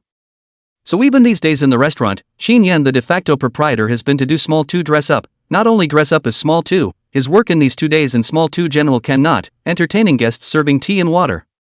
It is not that Qin Yen like so dry, just business, so want to draw some guests' opinions, so he did a small 2 dress up personally so as to listen to the customers' suggestions to better improve the service of the restaurant. Asshole, I'll check it out. The Joda who heard the words frowned, so he planned to go and take a look for himself. I'll go. However, Joda Kai was about to go but was stopped by Qin Yen. You're hot-tempered, it's better for me to look into this kind of thing, and if it doesn't work out, you can get back on. Qin Yen knew that the masters that Joda had been following were those of the dignitaries, although there was a sense of arrogance in his bones and he was prone to impulsive behavior. Although he had cleaned up a lot after himself over the years, Qin Yen was still afraid that he would be impulsive. Now that the restaurant had just gotten up, he didn't want something bad to happen, so he was going to go and see for himself what was going on. Okay, you go ahead and check it out, and call me if it doesn't work out. Joda nodded his head at his words and did not reject Qin Yen. Qin Yen promised, and then with that small 2 immediately towards the second floor. Sir Ji, you are Lord Ji of the Hanlin Academy. However, when Qin Yen and Xiao Xiao came to the second floor, they saw that a group of people were gathering in front of an elegant room at the moment. However, the imagined clash between the 2 groups of people did not happen, but instead presented a peaceful scene in front of them. The people inside that box were currently looking at a youth with a happy face, their faces filled with fawning and flattery. Obviously, they knew the youth in front of them, and at the same time had some understanding of his identity. Geniki-san, you know them? Xiaowanyu looked at the scene in front of her. Originally they were going to find the people in the elegant room to discuss, give them some silver money to let them out of the elegant room. Unexpectedly, the 2 sides just face to face. I did not expect the other side recognized Ji Yuani, and then swarmed up to the Ji Yuani as clustered together. These are the students of Donglu Academy, all of them are going to participate in the imperial examinations this year. The future can be a pillar of talent. I visited Donglu Academy along with my teacher last time, and there is a side of the story. Upon hearing this, Ji Yuani immediately smiled and explained with Xiaowanyu. Yes, Mr. Ji came to Donglu Academy last time. That article is simply a ghostly work of art, like an immortal descending to the world so that we benefited a lot. Yes, it can be said that listening to the king is better than reading 10 years of books. Ji Gongzi is worthy of the world's great talent. No wonder the young can enter the Hanlin Academy. The future is bound to be a promising talent of the Zaifu. As soon as I heard the words of Ji Yuan, those personal Donglu Academy students began to tout Ji Yuan. One by one mouth almost said Ji Yuan is a great contempt. No, since Mr. Ji has already opened his mouth, we just assume that we are willing. It is our honor to be able to help Mr. Ji. How can we dare to ask you, Mr. Ji, to pay the bill for us? No need to be like this, no need to be like this. A few people heard that it turned out to be that they wanted their elegant room. At that moment, a few people smiled and agreed. Originally they had eaten almost, now Ji Yuan, this big red man in the literary world, actually made a request. They are naturally happy to do so that they can also let Ji Yuan to leave a good impression on them, which for the upcoming examination for them is also a great opportunity. In that case, thank you all. Ji Yuan smiled at their words and bowed to thank them. Mr. Ji is polite. A few people hurriedly returned the salute, then a scholar's eyes suddenly looked toward the two shopkeeper like people not far up the stairs, and immediately shouted at them. Store assistant, quickly come over and clean up the elegant room for Mr. G, don't be quick. The two store assistants who went upstairs were naturally Qin Yan and the one who received Xiao Wanyu and the others just now. Seeing that the two sides did not clash, the shopkeeper's heart dropped a big stone, and he immediately promised. And the moment Qin Yan saw this group of people, his gaze instantly contracted for a moment, because he found a figure he was extremely familiar with in the crowd, and that person was not an outsider, it was none other than Princess Changning Xiao Wanyu. The moment he saw Xiao Wanyu, Qin Yan's gaze also involuntarily fell on the man beside her. With just one glance Qin Yan already knew who this person was, that was Xiao Wanyu's that white moonlight Ji Yuani. The reason why Qin Yan was able to recognize who that person was, is because this Ji Yuani eyebrows really do not say with their own really have 5 or 6 points of similarity. Moreover, Qin Yan had seen the portrait of Ji Yuani and Xiao Wanyu study more than once, so although he had not seen Ji Yuani, he was able to recognize this person at a glance. The moment Qin Yan spotted Xiao Wanyu also happened to look at Qin Yan. The moment she saw Qin Yan, Xiao Wanyu's beautiful eyes also had their pupils dilated for a moment, apparently also recognizing Qin Yan at a glance, and was somewhat shocked as to why Qin Yan had appeared here. Qin Yan, why are you here? When Xiao Wanyu saw Qin Yan, she immediately walked towards him. When she saw Qin Yan up close, she had confirmed that this was indeed Qin Yan, and then, her brows instantly furrowed as she stared straight at Qin Yan and asked. Qin Yan? Hearing Xiao Wanyu call out Qin Yan's name, Ji Yuanyi's heart jumped violently. He was more than familiar with this name, because Qin Yan was Xiao Wanyu's former emperor's son-in-law, and in the 3 years since he had left Shanjing, it was this man called Qin Yan who had been by Xiao Wanyu's side. Ji Yuani knows that Qin Yan is Xiao Wanyu looking for a double of him, although the two have the name of husband and wife but not the reality of husband and wife. But forgive me, when seeing Qin Yan the moment, Ji Yuani cannot help but produce a few points of disgust and anger in his heart to Qin Yan. You know him, princess? Without waiting for Qin Yan to say anything, Ji Yuani took a step forward to Xiao Wanyu's side, then swept a glance at Qin Yan with a scornful look on his face, then immediately changed his expression to ask Xiao Wanyu. He, who is hostile to me? Although just a fleeting glance, but Qin Yan is slightly frowning found this Ji Yuani's own hostility. At the moment, he raised his eyebrows some speechless. I do not know this man on their own hostility to do what, it is difficult not to eat their own jealousy, is it necessary? Princess? Mr. Ji, you address her as princess, could it be that she is Princess Changning? What, Princess Changning, His Majesty's favorite princess, Princess Changning? We, the princess, pay our respects. Hearing Ji Yuani address Xiao Wanyu, in an instant, those students of the academy immediately realized that the woman following Ji Yuani around was actually Princess Changning. There was no one in the entire Shanjing who didn't know about Ji Yuani and Princess Changning's gossip. Recently, Princess Changning an extra horse harnessed by the side of a team of horse harnessed by the side of a team of Qin Yan and leave the news is also spread all over the streets of the capital. For the two of them and leave, everyone unspoken know the reason, is because of the Ji Yuani back to the capital so Changning princess and leave. Therefore, as soon as Ji Yuan and Princess Changning stayed together and came out to eat, to which everyone instantly felt that it made sense. For the people's obeisance, Xiao Wanyu directly chose to it, but instead immediately looked towards Ji Yuani after hearing. What's so strange, rumor has it that Qin Yan was originally just a double found by the princess, now that Duke Ji has returned to the capital, what value does this double have? It was originally a sparrow, only that it was lucky in the first place, and now that the Qi is dispersed, it is natural to return to its original form, and it is not surprising that it has become a shopkeeper. In this case, he and Ji Gongzi really is a difference between the Mada, a shopkeeper, one is the Hanlin Academy bright future of the interpretation of the father is still the dynasty of the Ministry of Households. No wonder Princess Changning want a divorce, change me I also have long ago and leave. Chapter 018, Throwing Dirty Water, this guy doesn't look like a good guy. After learning of Qin Yan's identity, the surrounding people immediately whispered. For the love-hate relationship of the three of them they all have some understanding, so at this moment looking at the shopkeeper dressed up as Qin Yan, at this moment they only feel that Xiao Wanyu's approach of making peace with the departure is incomparably correct. As far as Qin Yan and Ji Yuani are concerned, that is simply a mountain chicken like a phoenix. How to look at Qin Yan cannot be compared to Ji Yuani. You're not really working as a store boy here, are you? Upon hearing the comments of the people behind her, Xiao Wanyu's frown grew tighter and tighter before she turned to Qin Yan and asked. Princess, this doesn't seem to have anything to do with you, does it? Whether I'm a shopkeeper or not has nothing to do with you. Qin Yan listened to the words of those individuals, and glanced at Ji Yuani, inwardly as lazy to take care of and explain. Anyway, he and Xiao Wanyu have already made peace, and now even left the princess house, and Xiao Wanyu he has no connection, so do not want to explain too much. Even so, Xin Yan also felt that he was more or less some bad luck. How so soon met Xiao Wanyu again? This Shinjing said big not big, said small not small how can so soon meet again? You really work here as a store boy? Hearing Qin Yan's words, Xiao Wanyu's face instantly darkened, then asked again with Qin Yan. Yes. Qin Yan was somewhat helpless, then agreed. Why do you want to be a store boy here? Why? Your Highness, where do you get this from?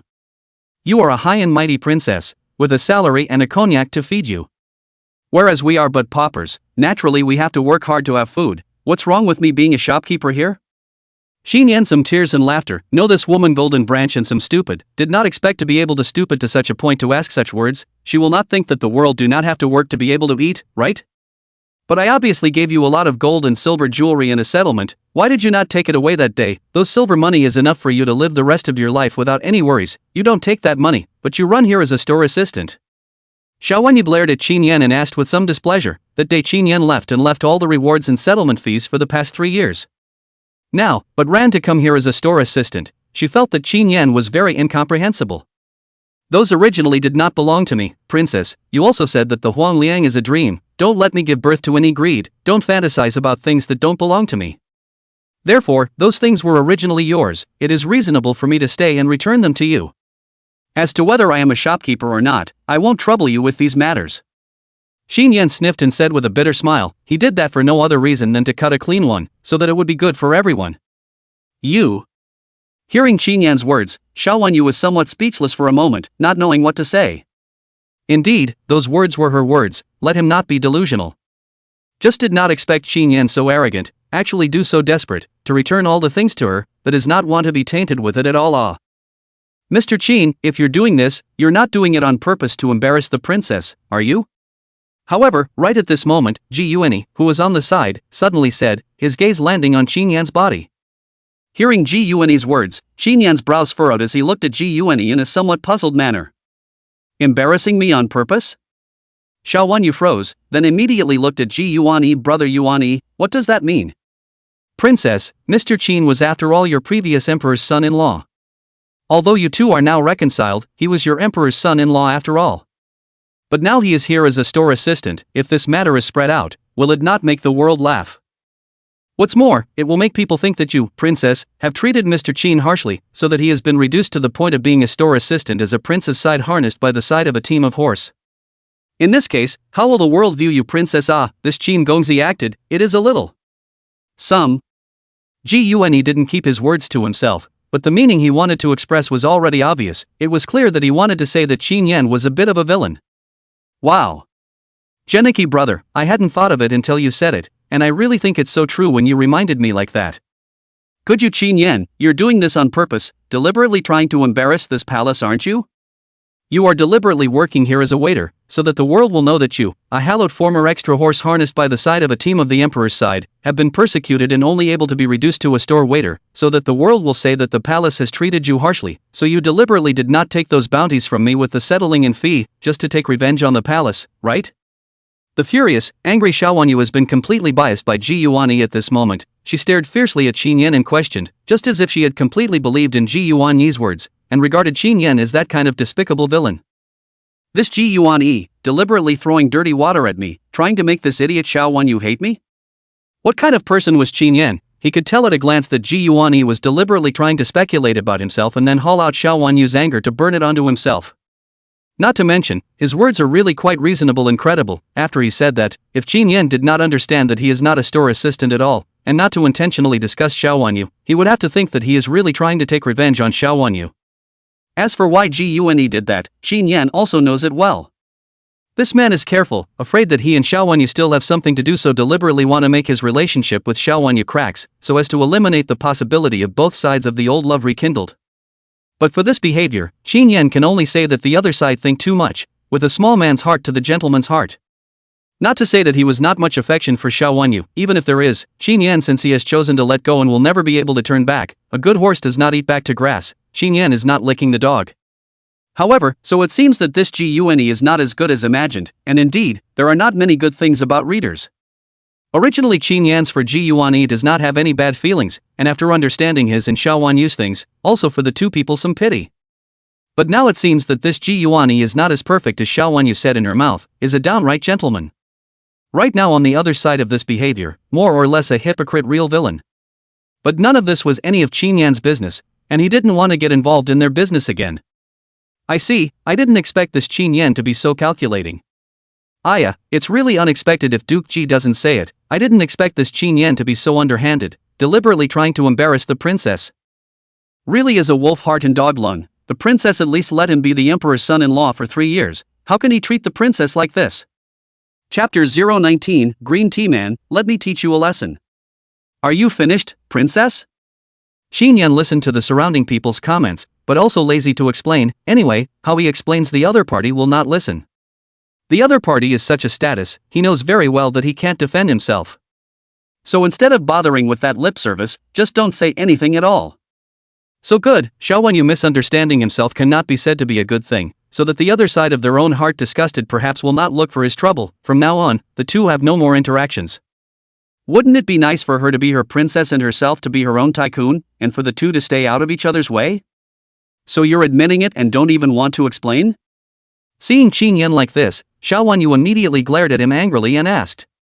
Think what you will, princess, you and I no longer have anything to do with each other. Now that Mr. Ji has returned, the two of you can live your own lives. As for me, whether I die of illness on the streets or otherwise, it no longer has anything to do with you, princess, so please don't say anything more, princess. Qin Yan looked at Xiao Wan Yu and said with calm eyes, indicating that he no longer had any relationship with her and was not willing to have any more interactions. You are the former emperor's son-in-law of this palace. Even if we are now reconciled, you are not allowed to do something that will disgrace this palace. Qin Yan, this palace will not allow you to be a store assistant here. This is an insult to me. Xiao Wan Yu looked at Qin Yan coldly, then said. Princess, if you won't let me be a store assistant, then what do you want me to do? Do you really want me to starve to death on the streets before you are satisfied? Qin Yan cried and laughed as he looked at Xiao Wan Yu and asked, not understanding what exactly she intended to do. You? Xiao Wan Yu was somewhat derided by Qin Yan's sentence, and for a moment, she did not know how to reply. If it's true that you don't like me, why don't you kill me right now, and if I die, perhaps it won't have any effect on the princess. Qin Yan took a step forward and arrived in front of Xiao Wan Yu's body, then reached out and drew out the saber of her sideguard. This scene instantly startled the crowd. Qin Yan, what are you doing? Ji Yuan was scared and retreated to the side, watching Qin Yan draw his saber. His face was a bit ugly and white, with a touch of fear in his eyes. Now, Qin Yan is no longer the emperor's son-in-law, have been reduced to be a shopkeeper. He is really afraid that Qin Yan is not afraid of barefoot wearing shoes to do something incomprehensible. Do what? Doesn't the princess want me dead? Take it and kill me. Qin Yan brought the knife to Xiao Wan Yu's face and told her to take the knife and cut herself directly. Qin Yan, I didn't mean that. I didn't want to kill you. Looking at the knife that was handed to her, as well as Qin Yan, who had a face that was determined to die, Xiao Wan Yu instantly panicked. Her mind went blank. Looking at the determined Qin Yan in front of her, some of her hands were busy. Qin Yan, you are bold. How dare you treat the princess like this? Ji Yuan saw this and hurriedly said. Duke Ji, I had heard that you and the princess were in love with each other as childhood sweethearts, but now it seems to be nothing more than that. Hearing Ji Yuan began to force, this will be more or less. Qin Yan inside some pain, cold eyes swept to look at Ji Yuan said. You, what do you mean? Ji Yuan froze, not understanding what Qin Yan's words meant, and the immediate same asked him. What do you mean? When I drew my sword, anyone subconsciously thought that I was going to hurt the princess.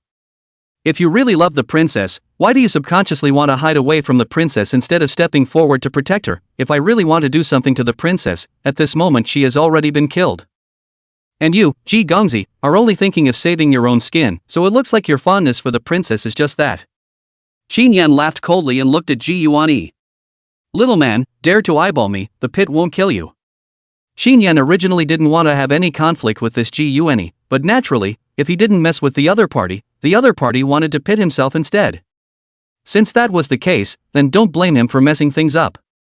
Sure enough, hearing Qin Yan's words, Xiao Wan Yu's brows frowned for a moment, then she turned her head to look at Ji Yuan, and sure enough, she realized that at this moment, Ji Yuan was a few steps away from her, and it was clear that he had been right beside her just a moment ago. However, just the moment Qin Yan drew his sword, he actually ran away. Princess, let me explain, I just.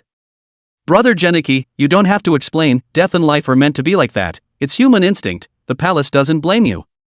Xiaowanyu saw Ji Yuan a face of embarrassment. Some do not know how to explain the appearance. The bottom of her eyes flashed a flash of darkness, but also fast on the coffin to go, and then revealed a touch of a smile to take the initiative to give him to solve the problem. Said, "Thank you for your understanding. If there is a next time, I will definitely think of protecting the princess first." Ji Yuan pinched a handful of cold sweat, and then immediately with Xiaowanyu said with a smile, said that the next time certainly. "Hey, that's what kills the white moonlight, stupid woman." Seeing this scene, Qin Yan couldn't help but sigh inwardly, not realizing that Xiaowanyu, a titular princess, actually took the initiative to find steps for others. Associated with the fact that he had done so much for Xiaowanyu over the past 3 years, but had never been treated like this, he could only say that the white moonlight was really strong. "Princess, since you don't want to kill me, please give me a way out. You and I have already made our peace, and since we have made our peace there will be no more ties, so please, your highness, don't come to disturb my life."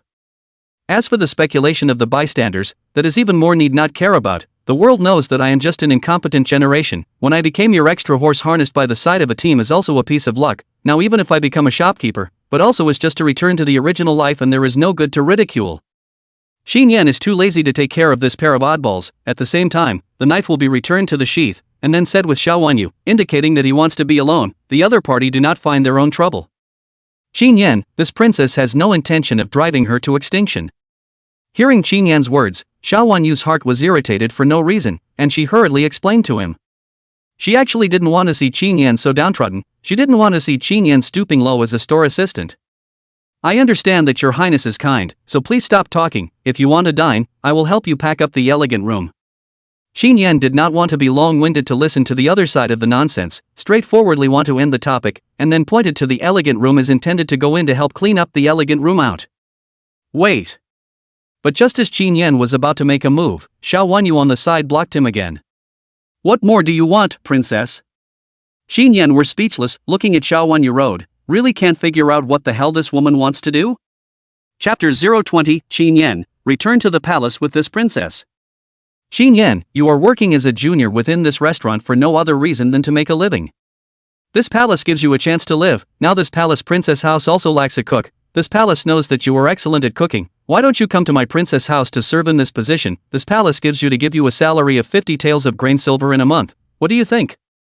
See Qin Yan this small two dress, although the two have been in divorce, but Xiaowanyu some heart cannot bear, plus Qin Yan after all was once her harnessed by the emperor's side, so exposed outside as a shopkeeper, set out indeed some good to say not good to hear. Thinking about the fact that after Qin Yan left the princess's residence, she couldn't eat well for a few days in a row, she made a decision to hire Qin Yan to be her own royal chef for the princess's residence. Me, a cook for you? Qin Yan heard the words and was directly speechless, pointing at himself with Xiaowanyu and asked, wondering if there was a problem with his ears. This woman, what was she thinking? I'm at least his ex-husband's brother, and she's actually asking me to go back to work for him as a cook for her and her new love. Qin Yan was somewhat powerless to spit out, feeling that Xiaowanyu really had more or less a bad brain, but anyone with a normal mind would not be able to do such strange things. As expected, the moment he heard Xiaowanyu's words, Ji Yuanyi's face instantly became incomparably ugly. He glanced at Qin Yan with a grim gaze, and in his heart, he might be hating Qin Yan in some way. Why not? You win the shopkeeper, a month of monthly silver top day is only 2 silver, to the palace as the royal chef the palace to give you 50 silver, this money is worth several years of your salary. How, you are still not happy? Xiaowanyu felt that there was nothing wrong with her proposal, and even felt that her approach was quite smart. In this way, she had solved her own eating problem, and also solved Qin Yan's problem of losing face as a junior here. It was simply killing 2 birds with 1 stone. Oh, your highness, do you want to ask Duke Ji if he's happy about it? Qin Yan sniffed, sneered twice. Just now Ji Yuan a bottom of a flash of cold Xiaowanyu did not notice, but Qin Yan is to see the real. The moment of the punch Xiaowanyu said, let her ask to take into account the feelings of the Ji Yuan one. How could Brother Geniki not be pleased? Brother Geniki is a man with a big heart. I only invited you back to the princess's house because I saw your cooking skills, plus I wanted to give you a job. He wouldn't think twice about it, would he, Brother Geniki? Xiaowanyu sniffed, but snorted and said, indicating that Ji Yuanyi's broad-mindedness would definitely not care. Subsequently, after finishing, she also turned her head to look at Ji Yuanyi behind her. A flash of sulkiness flickered in the depths of Ji Yuan's eye. At this moment, his heart has long been the fire of anger, by Xiaowanyu this practice to anger.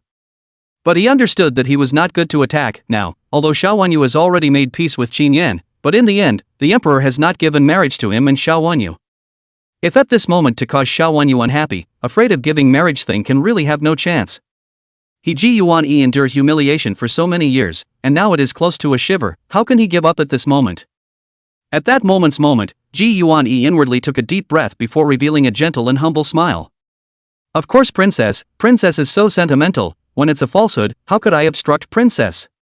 Ji Yuan Xiao Wanyu said with a smile. Hypocrisy. Qin Yan sniffed, but inwardly laughed coldly, not realizing that this Ji Yuan Yi's city was actually that deep. Obviously, he was already furious to the extreme inside, yet he still put on an appearance of being magnanimous as if nothing had happened. Look, Geniki-san promised. How about it, Qin Yan, go back to the princess's residence and become this princess's royal chef.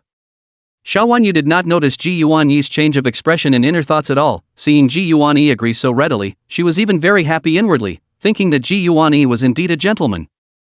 At the same time, her gaze turned back to Qin Yan and said with him, I'm sorry, princess, I refuse. However, what Xiao Wanyu hadn't expected was that Qin Yan had actually flatly rejected her in front of so many people. What? Xiao Wanyu, who heard the words, was incredulous, and her gaze fell straight onto Qin Yan's body in some disbelief. You don't? Why should I want to? Qin Yan think it is very ridiculous, he was not easy to come out from the princess house, now life is beautiful, sitting on countless wealth is to enjoy life, this woman actually want to let himself back to her as a cook, but also when he is her horse harnessed by the side of a team? You, Qin Yan, don't be ungrateful, this princess is seeing you as pitiful so she's giving you this opportunity, wouldn't it be 100 times better for you to be my imperial chef than for you to be a store boy here and be driven around? Xiao Wanyu got a little angry and pointed at Qin Yan, feeling that Qin Yan was more or less unaware of the situation. Then I thank you for your kindness, but I am a person whose life is so light that I can't deserve such a great favor from the princess, so I would still prefer to be a store assistant, and I am not fortunate enough to receive your great favor, princess. Qin Yan didn't bother to say much and directly rejected the other party once again. You. Unbelievable. Oh, I see, you think it will be awkward for you to stay in the princess's mansion after my marriage to Geniki brother in the future, don't you? Qin Yan, I told you long ago, don't have any more delusions, those 3 years are just your dream, now you should put yourself in the right position. I want you to return to the princess residence not because I still have any feelings for you, just simply think that your cooking is to the palace's liking. But very quickly, Xiao Wanyu but suddenly like a sudden realization of the same Qin Yan said, also thought that Qin Yan refused because of the relationship between the Ji Yuan one, cannot see him with the Ji Yuan one good still have any delusions. Oh Xiao Wanyu, how do you manage to be both ordinary and so confident? Qin Yan was crying and laughing inwardly, and was exasperated by Xiao Wanyu's words. However, he also understood that Xiao Wanyu was a golden princess who had been pampered since she was a child and was not well versed in the world, so it was really normal for her to have such foolish thoughts. That's just it, princess, I don't want to explain so much more with you, you can think whatever you like. Princess residence, I will not go back, please princess see me again in the future also just as if you do not recognize it. I have to work, make yourself at home princess. Finished, Qin Yan is really lazy more nonsense, straight toward the downstairs and do not want to continue to have entanglement with this woman. Say it again, Qin Yan is afraid of his own heart attack, was the other side of the gas death. You, Qin Yan, where are you going, stop right there. Chapter 021, The Man with a Heart of Gold, The Bitter Meat Trick. Seeing Qin Yan turn around to leave, Xiao Wanyu was suddenly a little anxious inside, she took off to stop Qin Yan from leaving, as if there was a voice in her heart constantly reminding her to stay with Qin Yan. Princess. But just as Xiao Wanyu was about to chase after him, suddenly, Ji Yuan bent down and covered his stomach, a look of pain appearing on his face. Ah, Geniki Niken, what happened to you? Seeing Ji Yuan Yi's appearance of squatting down and covering his stomach, Xiao Wanyu immediately ran back to Ji Yuan Yi's side and then looked at him with a concerned expression and asked. Princess, no harm done, I just have some stomach pain. When I was exiled with my father in Lingnan, I was contaminated with some miasma in Lingnan and became very sick, although I was cured in the end, but I fell into some disease roots, I will be fine if I take a break. Ji Yuan looked at Xiao Wanyu and explained to her, with a look that told Xiao Wanyu not to worry about herself. Ah, how could this be, and how is it that you never spoke to me about it?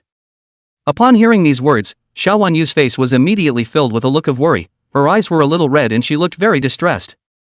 When she thought of Ji Yuan being exiled for 3 years, she couldn't even imagine what kind of tribulations and pain the other party had suffered. It's not a big deal, the princess has already labored enough because of me, how can I let the princess worry about me again? Squeezing out a smile, Ji Yuan said together with Xiao Wanyu, the expression and demeanor at this moment don't mention how affectionate. Brother Geniki, stop talking, what should we do now? I'll take you to a bone setter, I'll have someone go into the palace to get an imperial physician. Xiao Wanyu looked at such Ji Yuan, that face was filled with heartache. Oh, no need, my residence has a prescription specifically for this condition, just go back to the residence and drink a bowl of medicine to be able to relieve it, no need to see a doctor. As soon as Ji Yuan heard Xiao Wanyu's words, he immediately said to Xiao Wanyu that he did not need to see a doctor. Then what are you waiting for, I'll go back with you. Upon hearing this, Xiao Wanyu did not have the heart to eat, and immediately said to Ji Yuan, indicating that she wanted to send him back to the house. Yes. Ji Yuan didn't refuse, and the immediate one agreed. Sure enough, Ji Yuan's position within her is unshakable, the white moonlight, the vermilion sand mole. At the entrance of the stairs, Qin Yan, who witnessed all this, shook his head, not envious or jealous, but just a little emotional. My lord, I heard that Princess Changning is here, is that true? Qin Yan just went downstairs, face to face. Zhou De immediately greeted up with Qin Yan asked. Well, they're about to come downstairs, come with me, don't let her see you to avoid unnecessary trouble.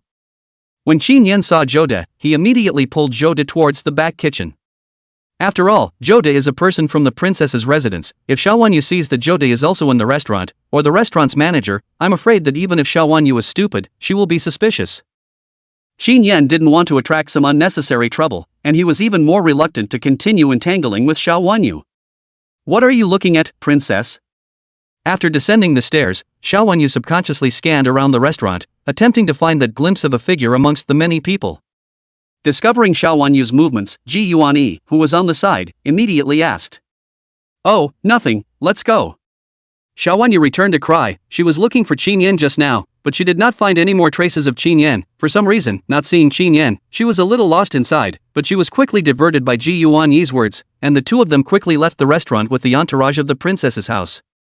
Ji Yuan, I didn't expect him to be here. Sure enough, as soon as Ji Yuan returned to the capital, the princess put her heart all over him. I don't know where he's good enough to be worth the princess doing this. In my opinion, that Ji Yuan is not as good as Geng Ziyu by 1,000,000%, the princess is simply blind. Zhou De and Qin Yan hid in one place, watching Xiao Wanyu and Ji Yuan leave. Seeing Ji Yuan, Zhou De obviously recognized him at a glance.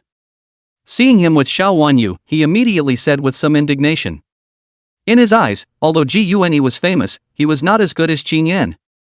Only he knows, Qin Yan in the end is how the people in the Phoenix, only he hides too well, no one knows just. And, even without mentioning Qin Yan's ability, just the 3 years Qin Yan gave to Xiao Wanyu, he felt that Xiao Wanyu give up Qin Yan that is stupid to the extreme. Lao Zhou, this kind of talk later don't say, people have their own life rich and powerful in the sky, not all the way people are ultimately to go their separate ways, now we have their own lives, should not be indignant for the past, do their own thing well to live their own life can be. In the face of Zhou De's indignation, Qin Yan was much more spontaneous. He didn't have much affection for Xiao Wanyu in the first place, and now he didn't really care, so naturally he wouldn't be even more angry about it. That's right, Your Excellency is the best among men, sooner or later, those people will realize that Your Excellency is the proud son of heaven. Zhou De nodded, and said nothing more about it. Jin Yang, what did you say, who are you marrying? At the same time within the palace, within the Empress Dowager's chambers, when the Empress Dowager of the day heard Jin Yang say that she had asked for a decree to allow Xiao Yuanwo to bestow a marriage between herself and Qin Yan. Even the Empress Dowager, who had already been through 3 dynasties and was used to seeing all kinds of big scenes, could not help but be a little surprised, and his gaze went to Xiao Chua, unable to hide his surprise. Qin Yan, Changning's former emperor's son-in-law. Seeing the Empress Dowager's shocked appearance, Xiao Xiaochua, the eldest princess of Jin Yang, was expecting the other. What's more, this Qin Yan is a good man, he these 3 years to Changning that girl can be said to be meticulous care, even though so many extra horse harnessed by the side of a team, and how many people can be the same as his like 3 years always the same. Such a gentle and delicate man, Changning was blind to choose to leave him in favor of that Ji Yuan. Chapter 022, The Empress Dowager's Support, Finding the Princess. As a woman herself, especially a woman in a deep palace, she understood all too well how important a good husband was to people like them. Royal women, this is the noble family has to enjoy endless glory and wealth, so the money status for them instead of the second. Although the Empress Dowager in Qin Yan is not familiar, but it's 3 years for Xiao Wanyu to pay for everything is also heard. Such a man, honestly, in the eyes of the Empress Dowager was the perfect choice for a horse's son-in-law. The only duty of a prince in waiting was to be considerate to his wife and help her manage the affairs of the house. As for the rest, it was not important at all. Like Ji Yuan, that kind of person, talented is talented, but because of the talent is bound to not only dependent on the wife, the heart is certainly want to make a difference. In this way, then, will not be able to treat their own wives wholeheartedly. Mother, perhaps the real Qin Yan is no less talented than that Ji Yuan. Xiao Xiaochua, who heard the words, a faint smile appeared on his face, then said with the Empress Dowager. Whoa! The Empress Dowager was stunned at the words. A slight hint of surprise looked toward the Xiaochua in front of her, the other side of the meaning of this statement, as if Qin Yan has another mystery? Mother, you will know in the future, some people seem to be dazzling, but in fact, they are just gold and jade. Some people seem to be obscure, but they are just submerged dragons in the abyss, and it's really not certain who will actually rule in the future. Xiaochua continued. Oh, if you say so, I am more and more curious about Qin Yan. But since you said it yourself, then the mourner is willing to believe it. You can rest assured that you will do it boldly. If there is any problem in this matter, I will make the decision for you. The Empress Dowager said as she looked at Xiao Xiaochua favorably, indicating that she didn't need to care about other issues, and that if there were problems, she would step in. Mother, don't worry, I have a decree given to me by father, and no one can trip me up. Perhaps she understood the Empress Dowager's meaning, but Xiao Xiaochua was unimpressed. She has already taken out the late emperor's decree today, what else can stop herself? Where's the princess, is she back yet? Inside Princess Chingning's residence, Sister Rong's face was gloomy and anxious as she inquired with the subordinates in the princess's residence. At this moment, she urgently needed to find Princess Chingning, because she wanted to let Princess Chingning know one thing, and that was that Princess Jinyang had gone to Emperor Xiao Yuanwu today to ask for a marriage, and the object of the marriage was her previous extra horse harnessed by the side of a team, Qin Yan. But after she hurriedly came out from within the palace, she realized that Xiao Wanyu had not returned at this moment. Seeing that the sky is almost dark, Rongmu inwardly more and more anxious. Must know, if you wait until tomorrow, then it will be too late, then the emperor's bestowal of marriage once the fall, then all is lost. No, not yet. Asshole, has the person who went out to look for him come back yet? Didn't he say he went to the East City? Why isn't he back yet? When Sister Rong heard this, she was immediately like an ant on a hot pan, anxiously saying to the people below, and her face became more and more ugly. Sister, sister. It was also at this time that a few people outside came in hurriedly. Well, has the princess been found yet? Seeing that the visitor was the person he had sent to the East City to look for the princess, at that moment, Sister Rong hurriedly asked. No. A few people shook their heads. We searched a lot of places, but there was no sign of the princess. Sister, the East Market is so big, how easy is it to find someone in it? The princess is protected by guards, and is at the foot of the emperor, or went out with Duke Ji, there shouldn't be any danger, right? She will naturally come back when the time comes. Seeing Sister Rong so anxious, the subordinates within the princess residence were more or less puzzled. In the past, Xiao Wanyu had often gone out, but she did not see Sister Rong so anxious. What do you know, something big is about to happen that concerns His Highness, in case if we are late we will be in trouble. Sister Rong gave the crowd a blank look. How do they know that the eldest princess of Jinyang asked for a marriage? She is not good at the moment to say out to make everyone know, only want to hurry to find Xiao Wanyu will report this matter to the other side. Could it be in the Shangshu residence? The princess is not with Mr. Ji together out of it, could it be to go to the Shangshu residence? At this time, a person suddenly said, indicating that Xiao Wanyu had gone to the Shangshu mansion. Yeah, how did I forget this crop? Come on, hurry to send people to the house of the minister to find out whether the princess is in the house of the minister. If it is, let the princess hurry back to the house. I have to relate to the former extra horse harnessed by the side of a team of Qin Yan 100,000 urgent things to find the princess. Here. Upon hearing this, immediately, several people from the extra horse harnessed by the side of a team swiftly headed towards the Shangshu mansion. Geniki-san, how are you doing? Does it still hurt? Inside the household minister's residence, in a room at this moment. Xiao Wanyu looked at Ji Yuan, who was lying on the bed with concern, then asked at him. Much better, thanks to the princess for sending me back. This time I didn't eat that fish from the sea, but it disturbed your highness. Ji Yuan looked at Xiao Wanyu, then said at her with an apologetic look. It's nothing, it's the same whenever you go to that restaurant, as long as Geniki brother is unharmed. Xiao Wanyu replied with a sniff, looking at Ji Yuan's seemingly fine appearance, the big stone in her heart instantly fell. And just as the two were talking, there was a sudden knock at the door. Princess, Your Excellency, the subordinates from the princess's residence outside have come, saying that the princess's sister Rong is searching for the princess, and that there is 100,000 urgent matters to report to the princess. Subsequently, the housekeeper of the Shangshu residence entered the house. Looking at Xiao Wanyu and Ji Yuani inside the house, he did not dare to have any slackness, informing Xiao Wanyu about the princess residence's people looking for Xiao Wanyu. Looking for this palace, do you know what the matter is? Xiao Wanyu froze at the words, her eyebrows slightly furrowed, her gaze looking towards the Ji Mansion's housekeeper to ask, wanting to know what had happened to make the other party look for herself. It says it's related to the former emperor's son-in-law Qin Yan. Ji House's housekeeper didn't dare to hide anything, and immediately said. Although he knows that this Qin Yan is considered to be his son's love rival, but if he hides it, in case something happens later, he cannot guarantee his life. About Qin Yan? Upon hearing that it was about Qin Yan, Xiao Wanyu was instantly a little surprised. It did not occur to her that this sister Rong's hurry to find herself back was actually for Qin Yan. Yes. The housekeeper nodded, and then looked at Xiao Wanyu. The visitor from the princess's residence outside said so. Why don't I call the person in princess and you go and ask in person? The steward of the Ji mansion nodded, followed by an immediate statement. Okay, call the people in. Xiao Wanyu agreed, inwardly pondering what had made Sister Rong so anxious that she had sent someone to find herself back, or was it about Qin Yan? Chapter 023, Maybe the princess really doesn't care. Greetings, Your Highness. Very quickly, a few subordinates from the princess's residence who had come to look for Xiao Wanyu were brought to the house, and seeing that they had finally found Xiao Wanyu, a smile and excitement immediately surfaced on the faces of a few people.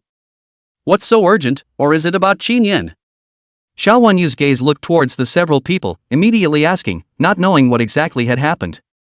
Princess, we don't know what happened, but Sister Rong is anxiously looking for you to go back. She didn't say anything about the specific matters, so you'd better go back and ask yourself, Princess.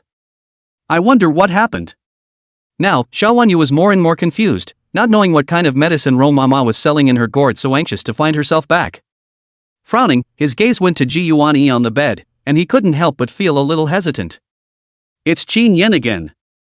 Seeing Xiao Wanyu looking at herself, with a look that seemed to be somewhat hesitant to go back, Ji Yuani's inner rage was overwhelming at the moment. The jealousy that had been squeezed down with great difficulty was once again ignited, her eyes eloquent with a touch of anger, and inwardly, she viciously pronounced Qin Yan's name. Princess, if you have something to do, go back first, there's no need to remember Wei Chen. Although his heart was indignant, Ji Yuani didn't show it in the slightest. However, his gaze softly looked toward Xiao Wanyu and then said with her, showing a look of deep understanding and righteousness. Well then, Geniki brother, I'll be going back, and I'll come back to see you in the morning.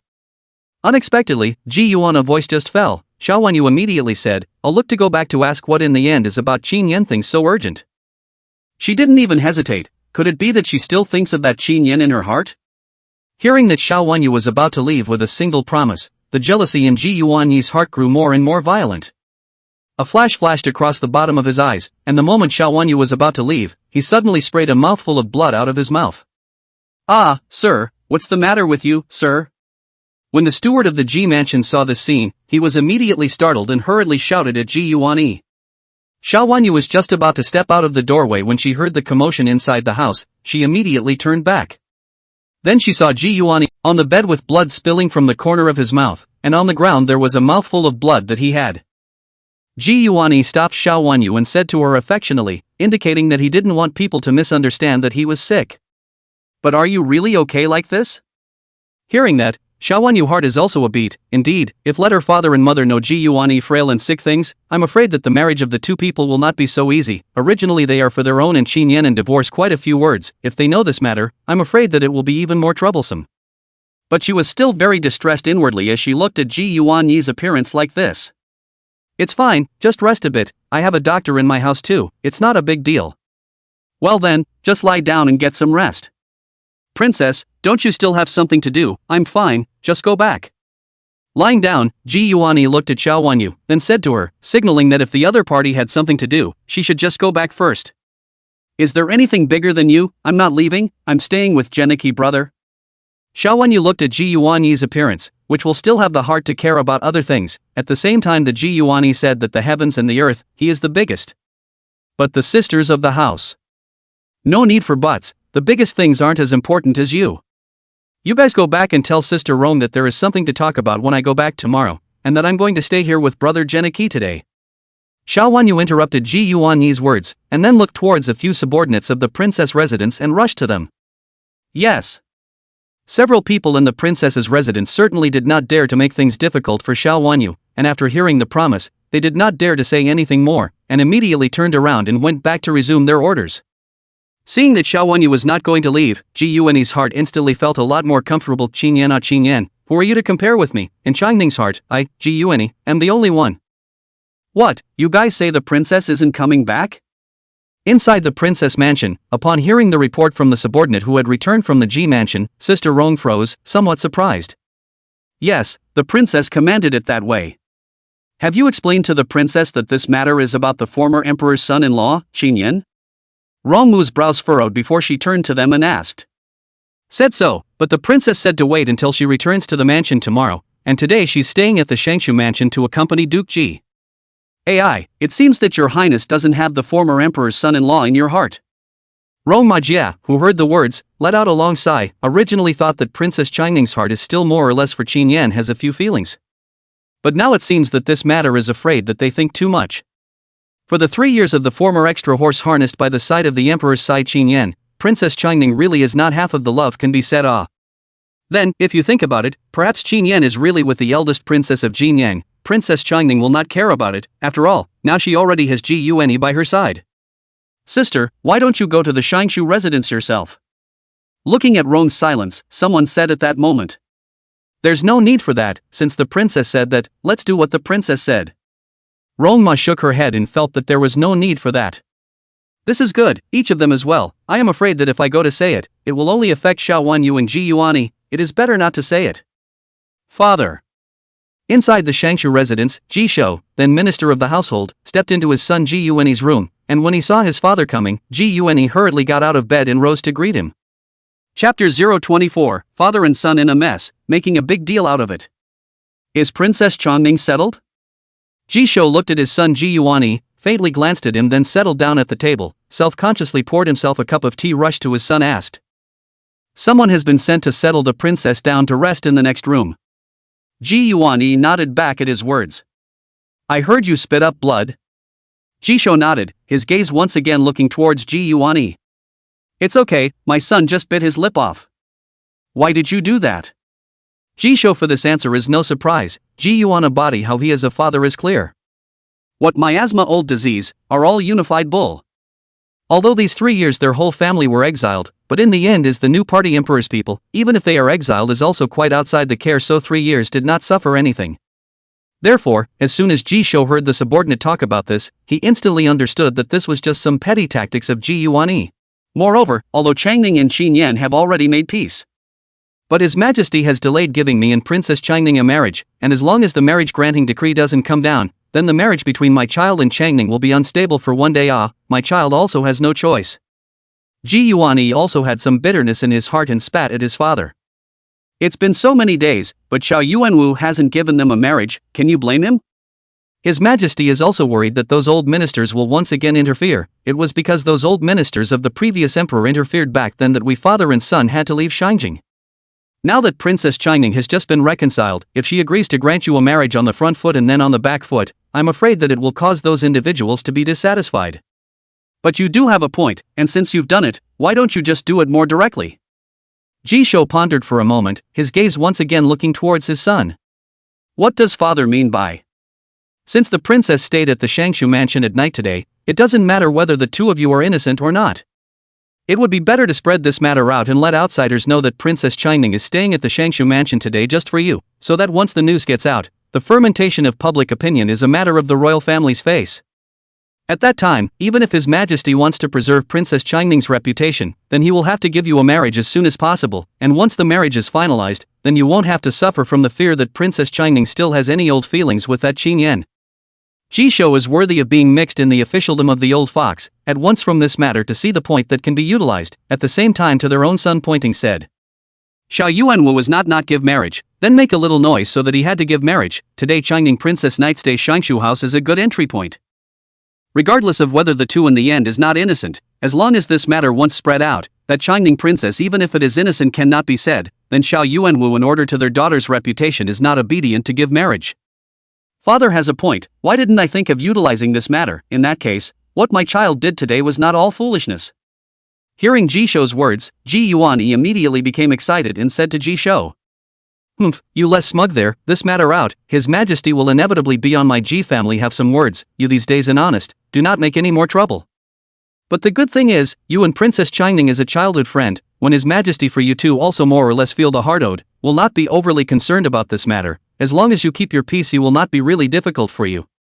Jisho coldly grunted and mentioned his son, telling him to behave himself after this matter and not to be smart anymore. "Yes, my son took note. And this thing? This matter, for the father will let people to do, you tomorrow remember to use the body holds a sickness as the reason for leave for a day, since the drama to do a full set." "Yes, my son understands." "All right, and go to sleep, for father is gone." Jisho drank the tea within his teacup and then got up to leave. Looking at his father's back as he left, a look of excitement surfaced on Ji Yuanyi's face. "The position of Changning's extra horse harnessed by the side of a team is ultimately mine, Ji Yuanyi. Mother, how can you just let Jin Yang run amok?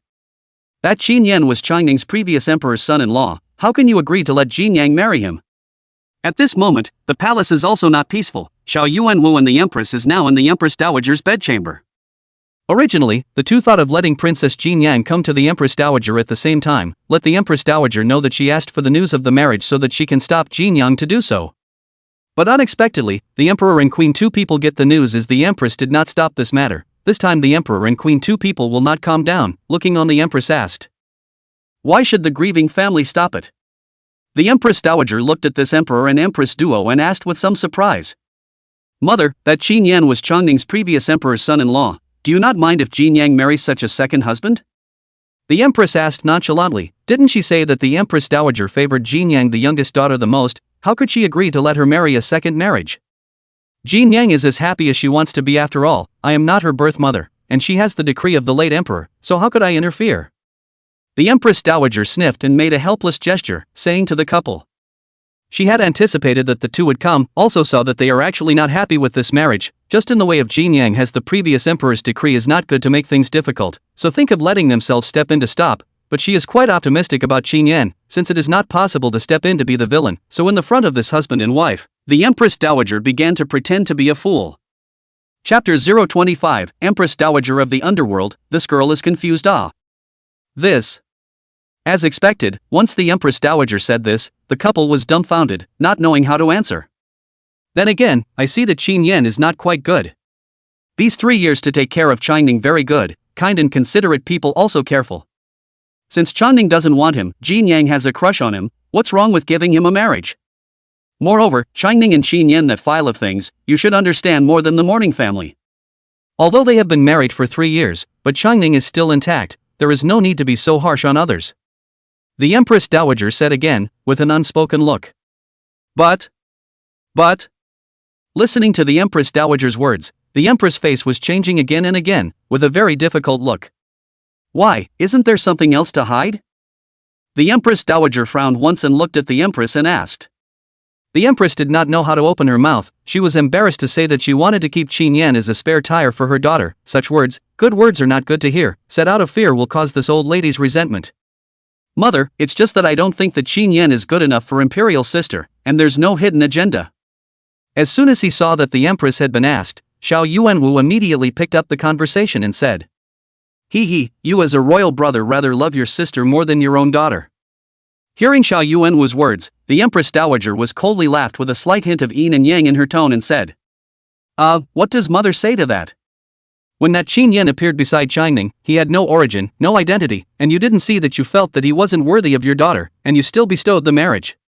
Now that people have been doing a diligent job for 3 years, they feel that he is not worthy of your sister, and you, as a royal brother, are not better than being a father? The Empress Dowager said directly. Obviously, the words of Xiao Yuan was mined through the clear, what think Qin Yan cannot match Jin Yang, completely as a ghost. Mother, Xiao Yuanwu this even if again stupid also heard the ridicule of the Empress Dowager's words, instantly made a big red face, also do not know how to open the mouth to say down.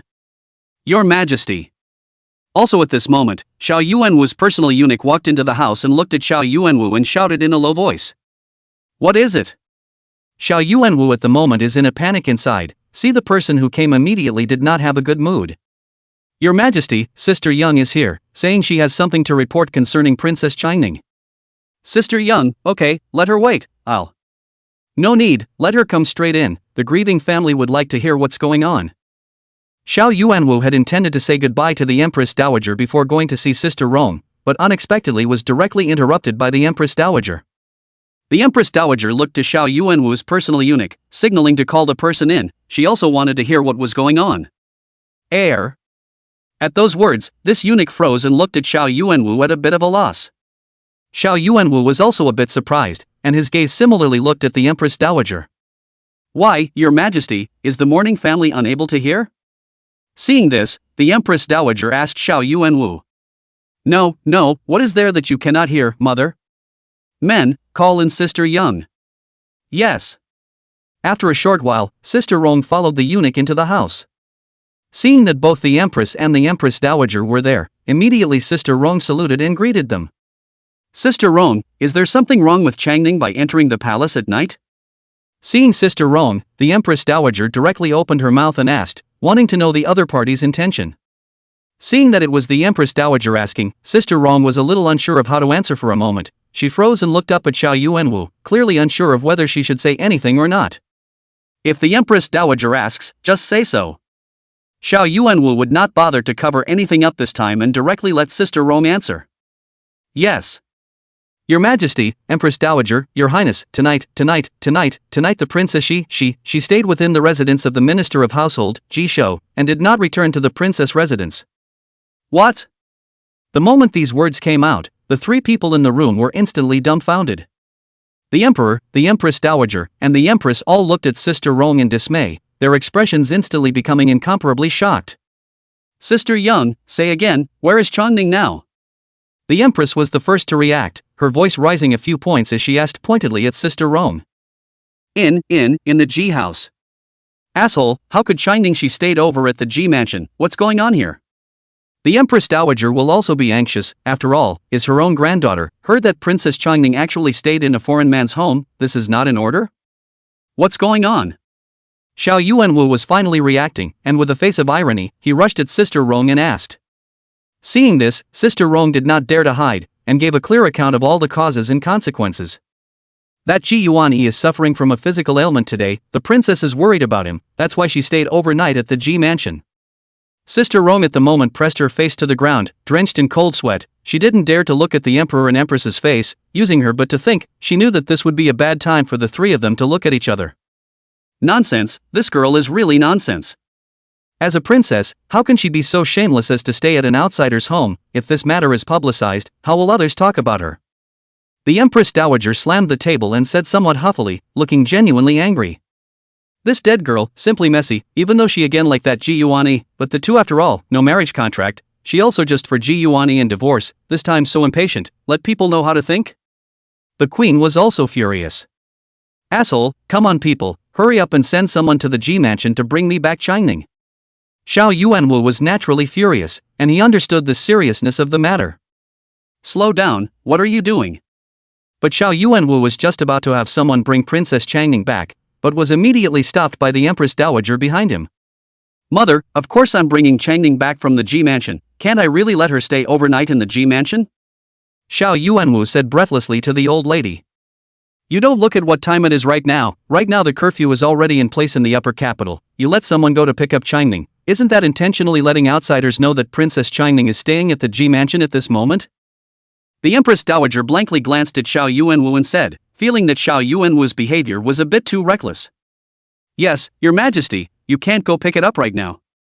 Now that the curfew has been imposed, only the deacons are still patrolling the streets. If we were to go and pick up Changning, we would certainly alert the deacons. If they knew that Changning was sleeping at night in the Ji mansion, then Changning's reputation would be truly ruined. The Empress also immediately realized this point. The Great Phoenix is to impose a curfew. Right now on the streets of Shangjing has been curfew. If this moment to pick up people will certainly alarm the duty of the deacons. The deacons are mostly composed of Shangjing power and noble sons and daughters, many mouths, and complex composition. In case someone leaks this matter, then Xiao Wanyu's reputation can be really ruined. Chapter 026, The Empress Dowager's Patronage, and Eggs? What can we do then? Is it possible to watch Changning lodging in the Ji mansion today? Xiao Yuanwu also froze, not knowing what to do for a moment. What's the panic? That Jishou is also an old minister, knowing the boundaries won't allow his son to do anything treasonous with Changning. As long as we don't alert outsiders to the fact that she entered the knightly Ji mansion, then this matter isn't a big deal. The Empress Dowager would have calmed down by now, and rushed at this Emperor and Empress duo. Hearing the Empress Dowager's words, Xiao Yuanwu and the Empress glanced at each other and felt that it made sense. Jishou, as the Secretary of the Ministry of Revenue, is also considered to be an old man in the official world. This point of control is still there, and would never dare to let his son do anything excessive to Changning. So Changning stayed at the Ji mansion. Nothing out of the ordinary would happen, as long as it didn't alarm others, and then let the Ji mansion's people keep their mouths shut when the time came, then the matter wasn't too serious. This Changning, simply too much nonsense, more and more indulgent. Xiao Yuanwu, who calmed down, had a furious look on his face, and this time he was really a little angry by this daughter of his. Your Majesty, rest your anger, Changning. She probably did something so out of character because she was worried about that Ji Yuan. I hope that your Majesty will not blame her. The Empress saw that Xiao Yuanwu was really angry this time, and immediately began to excuse her beloved daughter, fearing that Xiao Yuanwu would really do something to punish her. Your Majesty. Mother. I see, Changning is determined to be with that Ji Yuan. The reason why you guys are against Jin Yang and Qin Yan being together, I actually know in my heart. Now it seems that you guys are also overly worried. Let Changning and Ji Yuan be together. As for Qin Yan, since that girl Jin Yang likes it, let's bestow the marriage. In this way, both your daughter and sister will be able to get what they want. You're doing good things left and right, why not? Changning stayed in Ji house, but let the Empress Dowager have the opportunity to generals. This old lady, all the way from the Crown Princess, Empress, to today's Empress Dowager, has seen too much of the world. Xiao Yuan was those small mind she saw out at a glance. Now, with this excuse, she is like this in an opening, even if Xiao Yuanwu again reluctant can only agree. What mother said is true, my son understands, my son will bestow marriage to Jin Yang and Qin Yan tomorrow. Xiao Yuanwu inner is also a long sigh, things have come to this point, can only say that the wood is already in the boat, say more also seems a little useless. Now it seems, perhaps Xiao Wenyu is sincerely want to marry Ji Yuan, do not care to stay in the Ji house, they will no longer force anything, not to mention that now Jin Yang in which inserted a foot, even if you want to do something, the Empress Dowager and Jin Yang will not agree. Let's not do it tomorrow, let's give the decree today, and give marriage for these two children piece by piece. The Empress Dowager glanced at Xiao Yuanwu and said directly. In order to ensure that this Xiao Yuanwu does not engage in moths, she intends to help Jin Yang a hand, directly to give the will of marriage today inaugurated. That urgent? Xiao Yuanwu froze, did not expect this old lady to be so anxious that she would have to let herself write down the marriage-giving decree on that day? A good thing, your sister would be happy this morning if she had gotten this grant of marriage, I'm afraid. Why, are there any more questions? The Empress Dowager is afraid of this Xiao Yuanwu knight to make something wrong, so it is fast and furious, of course, will not give Xiao Yuanwu the opportunity. No, my son will just do as he is told. Xiao Yuanwu can do, he will also be able to see, this old lady is toward the daughter of Jin Yang, no wonder just a few moments ago the shade of the diaphragm of their own it. Very quickly, the eunuchs fetched the blank imperial decree and jade seal, and then the marriage-giving edict was written right inside the Empress Dowager's chambers. Your Majesty, no. But just as the edict was being written, the Empress Dowager duly addressed the holy edict. Mother, what's wrong? Xiao Yuanwu puzzled, looking at the decree does not feel there is something wrong. Is not the normal give marriage edict? Your Majesty has not forgotten that the marriage-granting decree in Jin Yang's hand not only allows Jin Yang to choose her husband's son-in-law, but also allows Jin Yang's husband's son-in-law to be crowned as a Duke of State, and Jin Yang's child with her extra horse harnessed by the side of a team will also be able to inherit the Duke of State's position for 3 generations afterward. Since it's a marriage-granting edict for Jin Yang, let's put this Duke of State position into effect as well. The Empress Dowager said to Xiao Yuanwu, reminding him not to forget the decree of the late emperor in the hands of Princess Jin Yang. And make a duke? Now, Xiao Yuanwu was dumbfounded. Being reminded by the Empress Dowager, he then remembered that it seemed to be that way. The late emperor favored Princess Jin Yang, so not only did he allow her to choose her own extra horse harnessed by the side of a team, but he also favored this extra horse harnessed by the side of a team. As long as you can become Xiaochua's extra horse harnessed by the side of a team, you can be awarded the title of Duke of State, and this Duke of State can also be hereditary for 3 generations. This matter, too long ago, so Xiao Yuanwu really did not think about it, until this moment the Empress Dowager reminded him, he just remembered that there is such a thing. Why, that's the late emperor's will, your Majesty won't disobey, will you? The Empress Dowager looked at the speechless Xiao Yuanwu and immediately raised her voice a few points and said, although the first emperor did not give birth to a son and a half-daughter, but the husband and wife of the stormy decades but love exceptionally. No heir can still be able to sit in the harem. See the late emperor to the empress how good it was in the first place. Naturally, the Empress Dowager is also very grateful to the late emperor. This late emperor's will if Xiao Yuanwu dares to disown, she this Empress Dowager the first not to agree. I don't dare, mother is overstating the case, my son just didn't think of it for a moment just now. Well, can't you think of it? Mourner has already reminded you of it too. How about this, if Jinyang's fief is in Jinyang, then his extra horse harnessed by the side of a team's side fief will also fall in Jinyang. Well, let's make Qinyan the Duke of Jin, with an 800 household cognac. What does your majesty think? When the Empress Dowager heard this, she didn't chase after her, but directly made a decision for Xiao Yuanwu. Xiao Chua's cognizance was in Jinyang, so she was named Princess of Jinyang. As Princess of Jinyang, Xiao Chua's cognizance was 2,000 households at the beginning, but because of the late emperor's favor, the cognizance was increased several times, so by the time the late emperor died, Xiao Chua's cognizance had reached 3,800 households. And when Xiao Yuanwu ascended to the throne, he promoted Xiao Xiaochua to be the eldest princess and added cognacs, so Xiao Xiaochua's actual cognac is now 6,200 households. The Empress Dowager intends to let Qinyan's cognac also in Jinyang, so she asked Xiao Yuanwu to appoint Qinyan as the Duke of Jin. As for the cognac, after all, it is a state duke for nothing, of course it can't be too high. 800 households belongs to the middle level among the state dukes, so if the husband and wife get married afterward, their cognac in Jinyang will be able to reach 7,000 households. The 7,000 cognacs were enough for the two men's children and grandchildren to live in abundance. Chapter 027, Mr. G, Mountain Pigs Cannot Eat Fine Bran. My son understands. Xiao Yuanwu did not dare to say anything. Duke of Jin, cognac 800 households, this is not excessive. Just think of this Qinyan from 3 years ago, identity unknown, to become his son-in-law, and then with his daughter in leave, this actually became a royal extra horse harnessed by the side of a team. Not only so, this time also directly able to be therefore awarded the Duke of the country. He had to admit that the boy's luck is somewhat counterintuitive.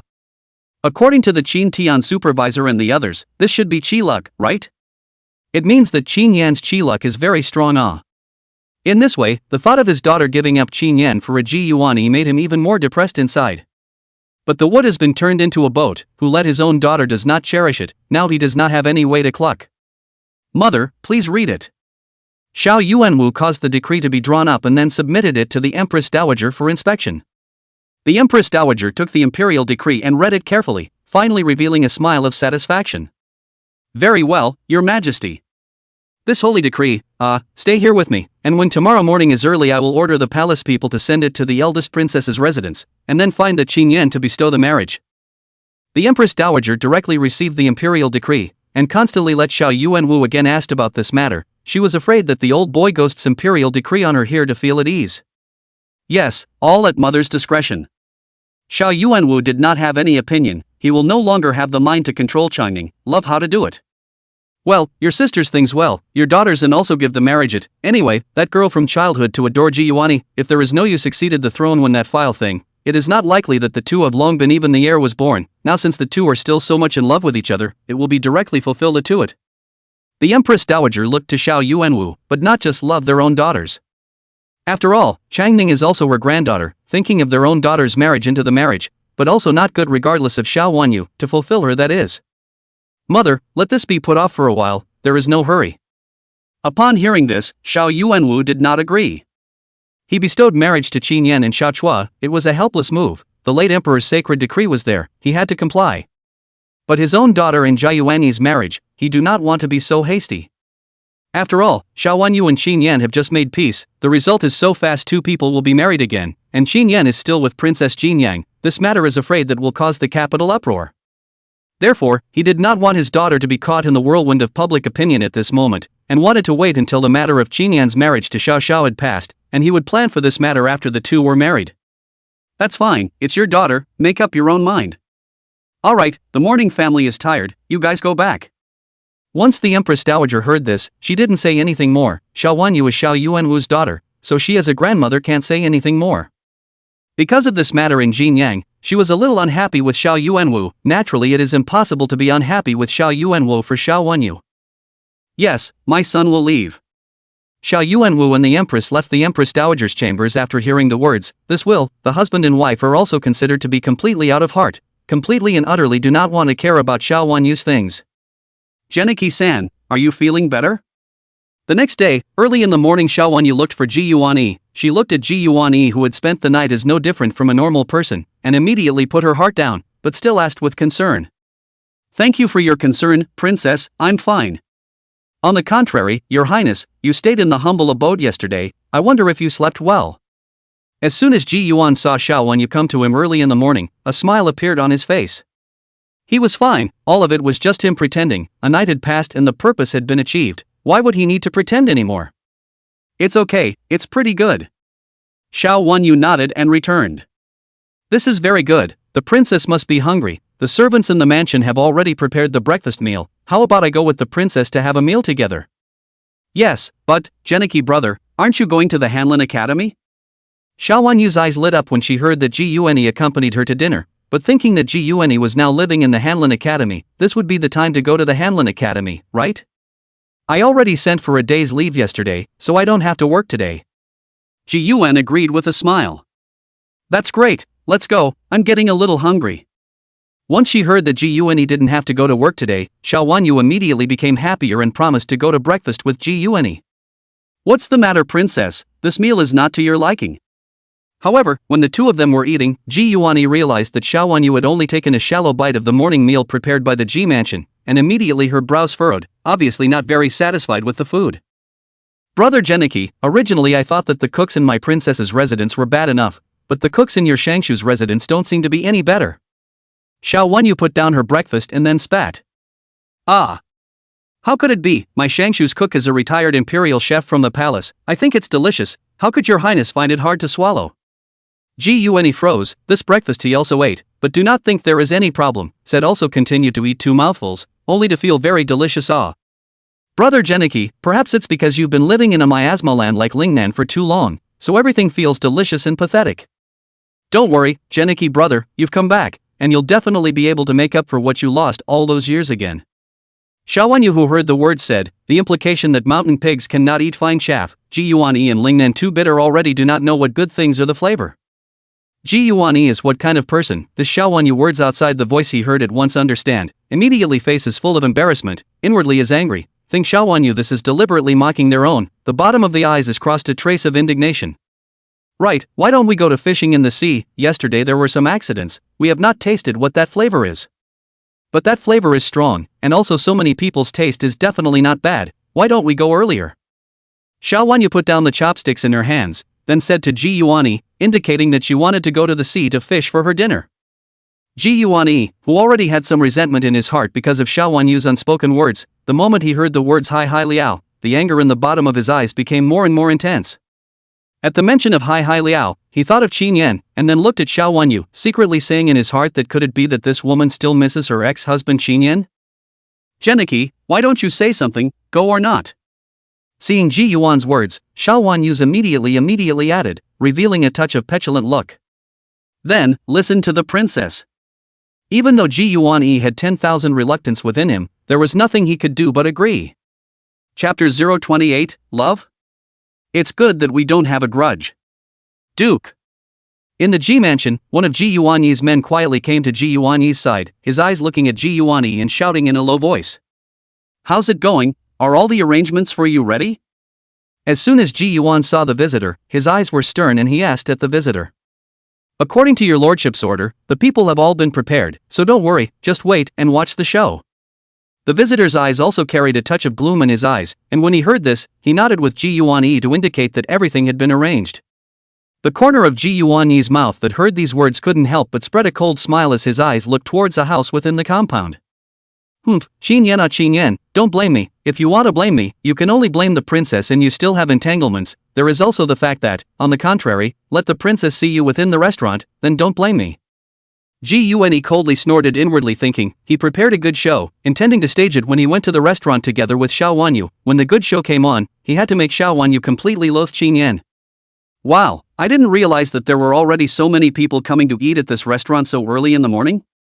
To be Xiao Wanyu and Ji Yuan came to the east city of the sea fish when, at this moment the time is still early not yet noon, but at this moment the sea fish is already gathered in front of a lot of people. Although not as exaggerated as yesterday, but at this point there is such a flow of people enough to prove that the business of this restaurant is good. On the other hand, the side of the Tianxiang Lu, at the moment although there are still guests inside, but is bustling not many people, obviously less than mealtime everyone will not be so early over. Princess, don't worry, just now when I was still in the mansion, I already had people come over early to arrange the elegant room. Ji Yuani is still more careful, know that the sea fishing business is better, so early to do the preparation so that Xiao Wanyu can come into the elegant dining room. Really, Geniki Niken is really attentive and thoughtful, so let's go inside. Xiao Wanyu, who heard the words, was naturally very happy and immediately headed towards the inside of the restaurant. Why her again, and that Kageniki, why are they here again? At this moment, inside the restaurant, Qin Yan was still dressed as a store assistant. He didn't deliberately avoid or simply didn't come because of yesterday's arrival of Xiao Wanyu. In his opinion, Xiao Wanyu's arrival was just an interlude. And with his understanding of Xiao Wanyu, this princess will definitely not come over frequently. Only this time, it was clearly out of Qin Yan's expectations, and the moment Xiao Wanyu and Ji Yuani stepped into the restaurant with a group of attendants, Qin Yan saw them at once. When he saw that Xiao Wanyu and Ji Yuani had come again, or had boarded the door early in the morning, this was still really out of his expectation. At that moment, Qin Yan immediately sidestepped, and then quickly turned into a corner, not wanting to meet with Xiao Wanyu and the others. After all, more is better than less. He didn't want to have anything to do with Xiao Wanyu again. Several guests, upstairs please. Seeing Xiao Wanyu and other people into the interior, the moment a small two greeted the front with a smile, learned that they had already booked the elegant room. That smile is more and more bright a few points, guiding a few people on the second floor of the elegant room.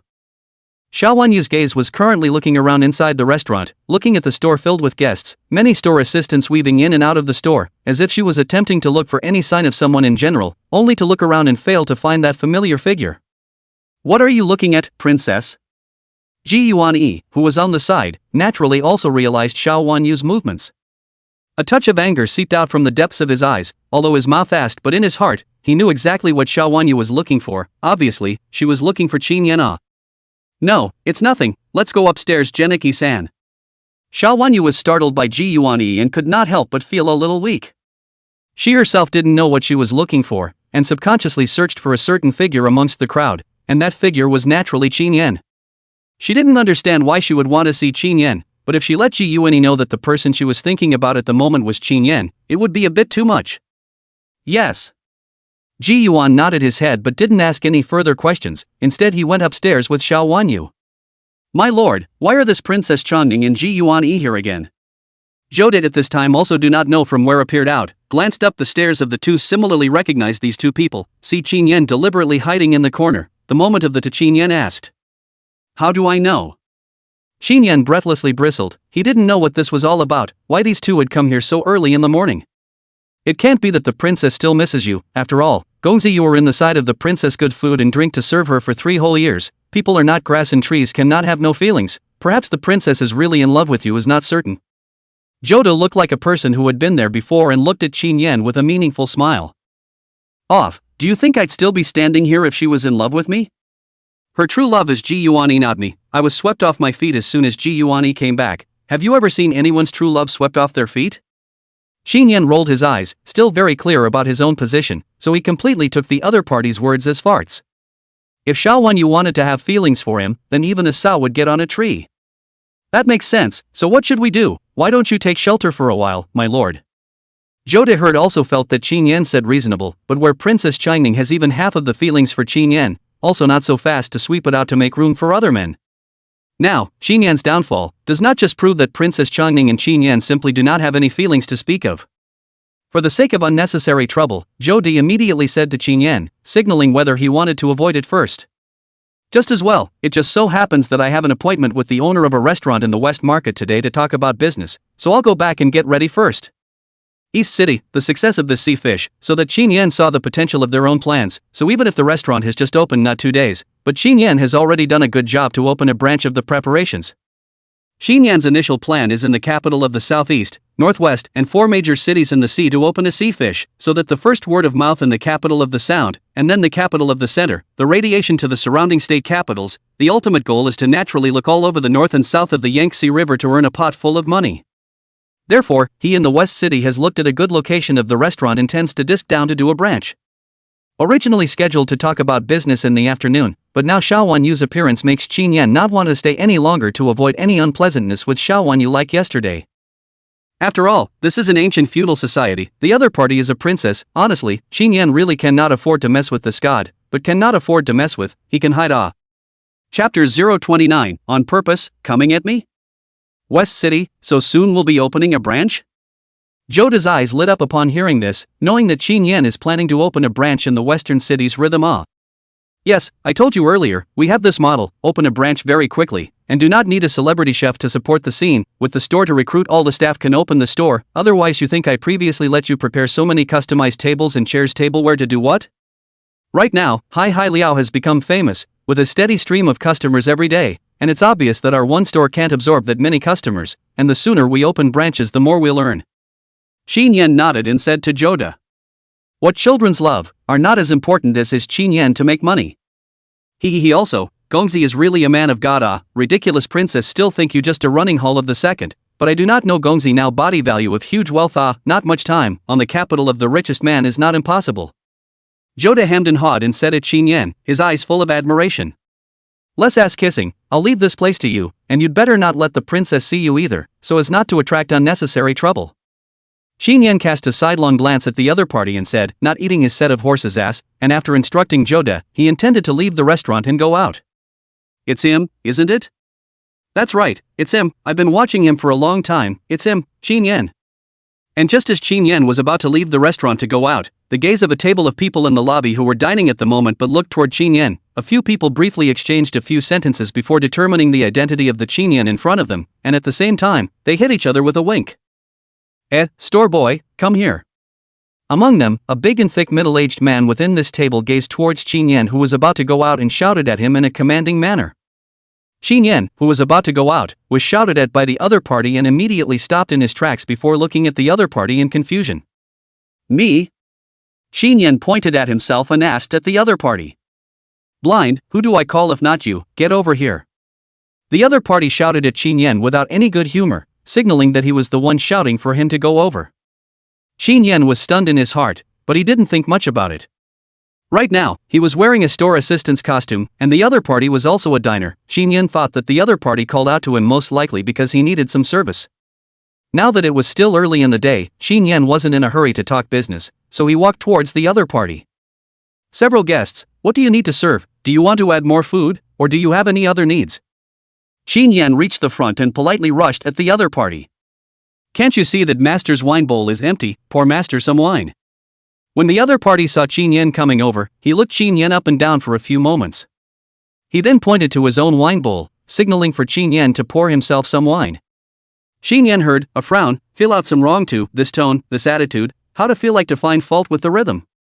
However, Qin Yan did not refuse. The catering industry is also a service industry. In the creation of specialization catering at the same time, Qin Yan is also very focused on service, like pouring such things, although not in the scope of service, but since the other party asked for it, Qin Yan will not refuse. At that moment, Qin Yan picked up the wine pot at the side and intended to pour wine into the other party's wine bowl. But at the moment when Qin Yan picked up the wine pot to pour the wine, suddenly the wine pot tilted slightly, and the entire wine pot actually broke open immediately. In an instant, the wine inside the wine pot spilled out, and it happened to spill all over the middle-aged man's body. Asshole, what are you doing? A voice like thunder resounded throughout the entire restaurant, and that middle-aged man quickly got up, roaring angrily as he shouted at the stunned Qin Yan. Qin Yan was startled by this roar, and he was even more confused when he looked at the shattered wine pot in his hand. His eyes fell on the wine pot, his brows frowned. How could this wine pot be so brittle, pouring a wine and immediately shattered? Something's not right, this person did it on purpose. Did they break this wine pot? Qin Yan's eyes flickered, and his mind quickly came up with a result. That was that everything was deliberately designed by the other party in order to frame himself so that he could find fault. Is it for the tavern? That's not right, I'm just a runner in the restaurant. To target the restaurant shouldn't target me either, and the other party just pointed at me. It's more like they're targeting me. Qin Yan's mind has thought of a lot of things. From the other side of the situation, it seems to be deliberately looking for trouble. Just Qin Yan is not good to distinguish this as looking for their own trouble or looking for the restaurant trouble, but a little thought, Qin Yan immediately analyzed the problem here. The restaurant is Qin Yan's not false, but this matter is only known to Joda. The rest of the people only treat him as a running second. If it is against the restaurant will not find their own trouble. So it's a scene that's more like coming after the man himself. You kid, looking for death, do you know how expensive this outfit is for a grandpa? The middle-aged man who had been spilled all over the wine, at the moment, his eyes were glaring like a bullseye, looking viciously at Qin Yan, with an appearance as if he was trying to eat someone. I'm sorry, I'm so sorry. Qin Yan looked at the other party's demeanor, but was not intimidated by the other party's aura, but stood in place, maintaining his calmness and rushed the other party. Apologizing is useless. Will apologizing for this wine be able to get it off my clothes? You're a stinking runner, you can't even do a good job of running. Look at you, what else can you do? The other party obviously wouldn't stop just because Qin Yan apologized, still pointing at Qin Yan's nose and cursing loudly. The voice was deafening, so that the entire restaurant could hear it clearly. Sorry, this customer, really sorry it's the fault of our small store's junior. Customer, don't be angry. Just at this time, Joda also discovered the situation. Seeing that it was actually Qin Yan who had a conflict with a guest, he hurriedly ran over and squeezed out a smiling face at the other party. What's the situation? After Joda ran over, he looked at Qin Yan, then whispered in Qin Yan's ear. It seems to be looking for a fight and coming at me on purpose. Qin Yan also whispered back. Coming at you, what a guy. Unclear. What should we do, or should I get rid of the people? Don't, see what they're up to. Qin Yan sniffed, but instead of letting Joda find someone to get rid of these people, he intended to see what they intended to do. What's going on, what's happening? Downstairs the movement is so big, upstairs the elegant room is also heard clearly. Discovered that there is a problem. At the same time the elegant room within the Xiaowanyu also born curiosity asked. Chapter 030, Soft Cotton, deliberately finding frustration. Princess, it seems that there is a slight conflict between a guest of the restaurant and the restaurant staff. Inside the elegant room, opening the window of the elegant room would be able to see everything that was happening inside the lobby of the restaurant. At this moment, an accompanying guard opened the window and looked towards the outside, and soon realized the problem, and at that moment, he said to Xiaowanyu. Princess. That guy is... But very quickly, when that guard fixed his eyes on it, all of a sudden, a flash of surprise appeared within his eyes as he rushed towards Xiaowanyu within the elegant room. Xiaowanyu saw such an expression on the other party, immediately frowned and looked at the other party suspiciously. What's wrong? What's the problem? Your Highness, that person seems to be... Qin Yan. What, Qin Yan? Hearing the name Qin Yan, Xiaowanyu immediately got up and came to the window. Her eyes looked into the lobby, and sure enough, she saw that in the lobby at the moment, Qin Yan was standing in front of a table, and at the moment, on the table, a big and thick man was yelling and shouting at Qin Yan, looking very dissatisfied. As for Qin Yan, who was the party involved, he didn't dare to say a word, and just stood still and watched the other party pointing at his nose. It's really him. What happened to him? Xiaowanyu recognized Qin Yan at a glance. After all, we have been together for 3 years. For Qin Yan, her inner brand is still very deep, even if it is a little distance at the moment. Qin Yan is wearing the clothing of the shopkeeper, but the other party still recognized at a glance. Listening to their conversation, it seems like it's because Qin Yan accidentally spilled his drink on the other's clothes when he was pouring it. The guard rushed at Xiaowanyu, whose hearing was obviously quite a bit better than Xiaowanyu. Princess, this is not too good. That person's clothes look quite expensive, worth a lot of money. Qin Yan is now just a store assistant in this restaurant. I'm afraid that I can't get so much silver to compensate for each other's clothes. This time, Ji Yuani also came to the window, his gaze looking towards Qin Yan in the lobby, the corner of his mouth inadvertently spreading an arc, as if he was not surprised by the scene that was playing out in front of him. Upon hearing Ji Yuani's words, Xiaowanyu's eyebrows frowned slightly and her gaze could not help but look over. This guest, I'm really sorry, it's because of our poor hospitality, I hope you'll forgive us. With Qin Yan's authorization, Joda did not have an immediate attack, but looked at the middle-aged man and apologized, saying, with a look of peace and prosperity. See, what's the use of apologizing? Do I need you to apologize? Seeing Joda, a shopkeeper-like person, stepping forward, the middle-aged man raised his eyebrows and rushed at the other party with the same lack of good face, very much not giving face. Naturally, apologizing is definitely useless. In this case, sir, we've compensated for your clothes, in addition, we've waived the bill for your table. I don't know if you're satisfied with this treatment? Joda did not get angry, since Qin Yan said to see what the other party intends to do. He also went along with Qin Yan's intention to do, but to see what the other party in the end to play. Compensation, can you afford it? My clothes were purchased from the most famous silk house in Shangjing, Shujin Spinning, worth 30 taels. Upon hearing the compensation, the middle-aged man was disdainful, with a look of saying the value of my clothes to scare you. Okay, 30 taels, we'll pay for it. However, I thought that if I told the value of the clothes, the other party would not willingly take 30 taels as compensation for a store assistant. But unexpectedly, Joda agreed to the compensation without even blinking. The moment these words came out, not only was the other party dumbfounded, even the surrounding customers who were eating followed by a breath of cold air. Oh, this restaurant boss righteous in order to their own shopkeeper actually willing to take out 30 taels as compensation, such a proprietor can be rare. Yes, that's 30 taels, I'm afraid it's 2 years' salary for this store assistant, this shopkeeper is good. Well, that's very sentimental, a good boss. The surrounding people have discussed, for Joda's behavior greatly appreciated. To know, 30 taels is not a small amount of money, such a thing, if it fell on the side of the proprietor, avoid even too late certainly will not be willing to help their own shopkeeper to take the blame. That's a good boss. Inside the elegant room, Xiaowanyu nodded her head when she heard Joda's words, seemingly quite satisfied with Joda as well. She did not notice that Ji Yuan, who was on the side, had his face momentarily clouded when he heard that Joda was willing to take out 30 taels to help Qin Yan compensate. Obviously, he also did not expect that this Joda would be so righteous. In fact, all of this was arranged by him, and after hearing that Xiaowanyu wanted to come to Hai Liao for dinner for the second time, he was very uncomfortable inside. He didn't know if this was Xiaowanyu's real intention to dine or if she was just pretending to come to Qin Yan in the name of eating, but whichever it was, Ji Yuan was not happy about it. Therefore, before Xiaowanyu left the house, he had already sent someone to this restaurant to prepare for that play. This middle-aged man was naturally someone he had arranged, and Ji Yuan's purpose was also very simple, to deliberately find fault and then take the opportunity to humiliate Qin Yan. Xiaowanyu was a person see Qin Yan now so bad, let people humiliate, I am afraid that will be more on Qin Yan born a few points of disgust, feel that he is a disgrace, so, Qin Yan and Xiaowanyu heart no matter what the status of certainly will be greatly reduced. Originally, all the plans are very smooth, waiting for the other party to ask for compensation, Qin Yan took out the silver to properly humiliate the other party. But I never thought that the owner of this restaurant would actually be so protective of Qin Yan, which made him very surprised and somewhat at a loss for words. Come on, go and take 30 taels of grain silver straight from the account to compensate this guest. Joda was not ambiguous, and immediately ordered the people around him to get money. He would like to see, he has taken the money out, the other side still want to do. This time, it was the other party's turn to be at a loss for words, standing in place somewhat mute, looking at the Joda and Qin Yan duo in front of him. This hand did not follow the rules, but he was somewhat caught off guard.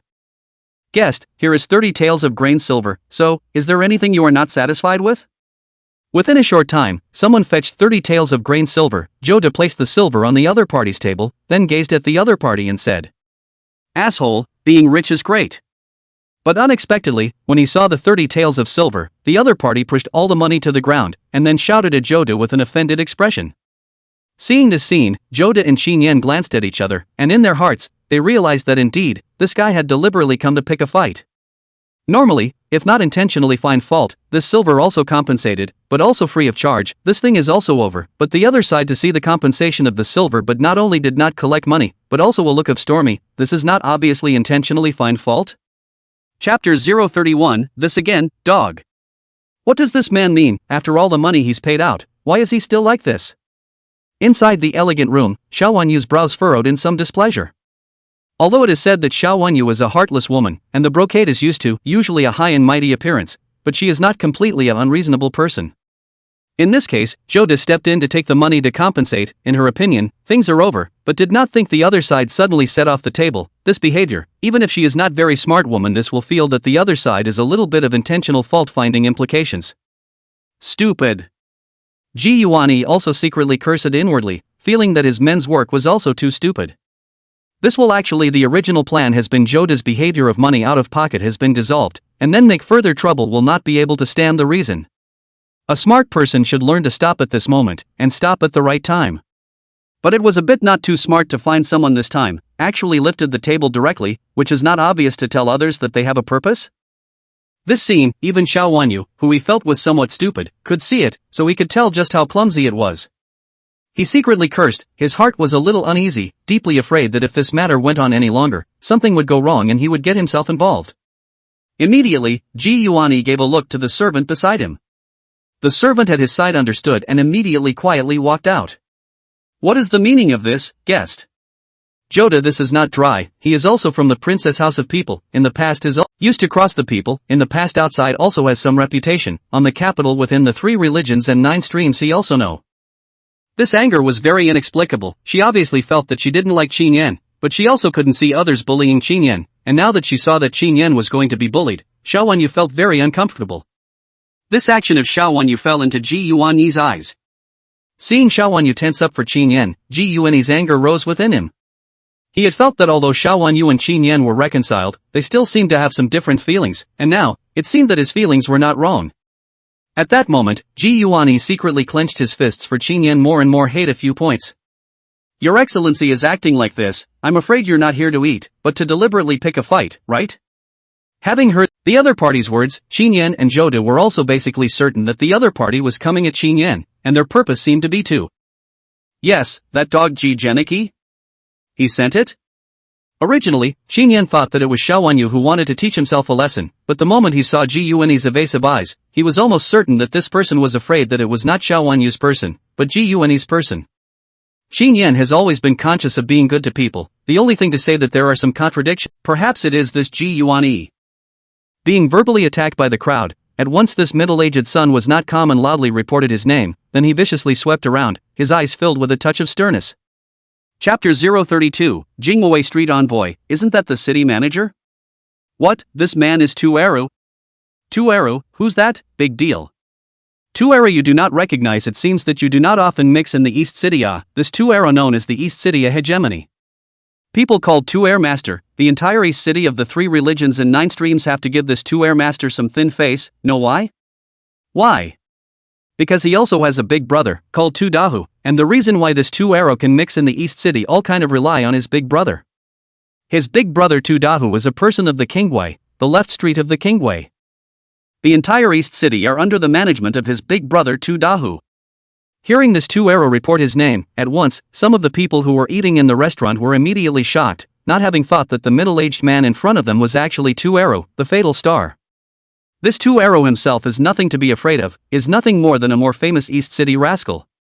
But the reason why he was able to rampage in the East City, but because he also has a powerful big brother, because of the existence of his big brother, so most of the people in the East City to see the Tueru have to be polite, not dare to offend. The Golden Guard is the organization that is in charge of the security and safety of the entire Kyoto. Of course, this is only one of the many duties of the Golden Guard. The main duty of the Golden Guard is to protect the emperor and the palace. Therefore, such seemingly trivial matters as managing the security of Kyoto were generally managed by some officials at the bottom of the Jingwei. And Tueru's elder brother Tu Dahu's left street envoy was one such authority. Jingwei is divided into left and right street ambassador. The main duty is only one, that is to manage the security of each market. Don't look at the official rank of the street messenger is not big, just a district from the 6th grade officer. In the capital such as the capital, from the 6th grade officer of fart are able to pop up thousands of people. However, since they are the main person in charge of each market, the various businesses active in the market depend on them. After all, ordinary merchants and people are not able to contact the upper echelons of the capital, and in their eyes, the street ambassadors who directly manage their day-to-day lives are, on the contrary, more powerful officials than the emperor's son. Also because of this relationship, the street messenger could be said to be mixing it up in the various markets. Even with Tueru such a no official body, but rely on their own big brother identity of the second bastard are able to rampage in the market. You're Tueru? Hearing Tueru declare himself, Joda also looked at Tueru with a frown, obviously this name he had heard before. Recognize, what's the origin? Noticing that Joda's face changed a bit, Qin Yan whispered in Joda's ear and asked in a low voice. Donzi, this person itself is nothing special, just a street sneak. But his big brother has some history, is the left street of the Kingwei. This left street is to manage the security of the city of the Kingwei officials, the entire city of the size of the security of the city of the street in charge, so in the city of the business merchants and the people have to rely on each other, in case it is offended, then the days can be bad. Jodi immediately explained to Qin Yan. Whoa, got it, city manager. Words of Qin Yan immediately from Joda's words know the identity of the other big brother, Jingwei street messenger, which is equivalent to his crossing before the city management and so on, and this immediate Tueru's big brother, obviously is the head of the city management. If you want to put it that way, it is indeed a bit difficult to deal with. After all, the king of hell is good to see, the little ghost is difficult to deal with. This kind of similar to the flow of the city officials, but let the ordinary people the most inexorable category of people. Tricky? Xin Yen this time also some helpless, a heart curse G you wanna this actually engage in so a play, wait to find the opportunity, have to give this kid a. When Two Arrow saw Joda's face change after learning his identity, he immediately thought that the other party was afraid and revealed a smug look at the other party. So it's Erlang of the Two family, it's a bit presumptuous. Erlang of the Two family, I am familiar with your elder brother, and we are also considered family. It seems that there is some misunderstanding today, it's my fault. Joda smilingly rushed to Two Arrow Road. He was born in the princess house, before the princess house is also for the powerful and wealthy, so Joda is still some contacts. This other party's big brother Two Dahu and he does have some familiarity, so Joda is not to get close. You know my big brother? As expected, once these words came out, Two Arrow's face became a bit surprised. Naturally, I know your big brother well and used to drink a lot. Chowder said smilingly. Yeah, what's your name? Two Arrow revealed a touch of doubt and looked at Joda and asked. Under the name of Chowder. Chowder hurriedly gave his name. Chowder, why does that sound so familiar? Hearing this name, Two Arrow had no impression, but instead, Xiao Wenyu in the elegant room felt that this name was quite familiar. Princess Joda was a steward of the previous princess's residence, and was kicked out of the princess's residence by you more than 2 years ago due to some slip-ups in some matters. The guards of Xiao Wenyu by her side did recognize Joda and said with Xiao Wenyu at that moment. Wow, I remember, it's him. How come he's the shopkeeper of this restaurant, and also, how come he's with Qin Yan? Being reminded by the people around her, Xiao Wenyu immediately reacted, then immediately frowned. But apparently, no one around her could answer that question. Joda, never heard of, my big brother also did not mention you this person you old boyfriend me? Two Arrow frowned and pondered for a long time. For Joda this name is very strange, obviously their own big brother did not mention. At that moment his face sank to look at Joda Dao, his face is very bad. Why, I really know your big brother well. It doesn't matter. Anyway, I don't want to have any trouble with you, this kid I'm looking for, he's the one who spilled my drink all over me. As long as you don't intervene and roll to the side I won't have any trouble with you. As for this kid, dare to spill all the liquor on me, this matter is not so good to muddle through.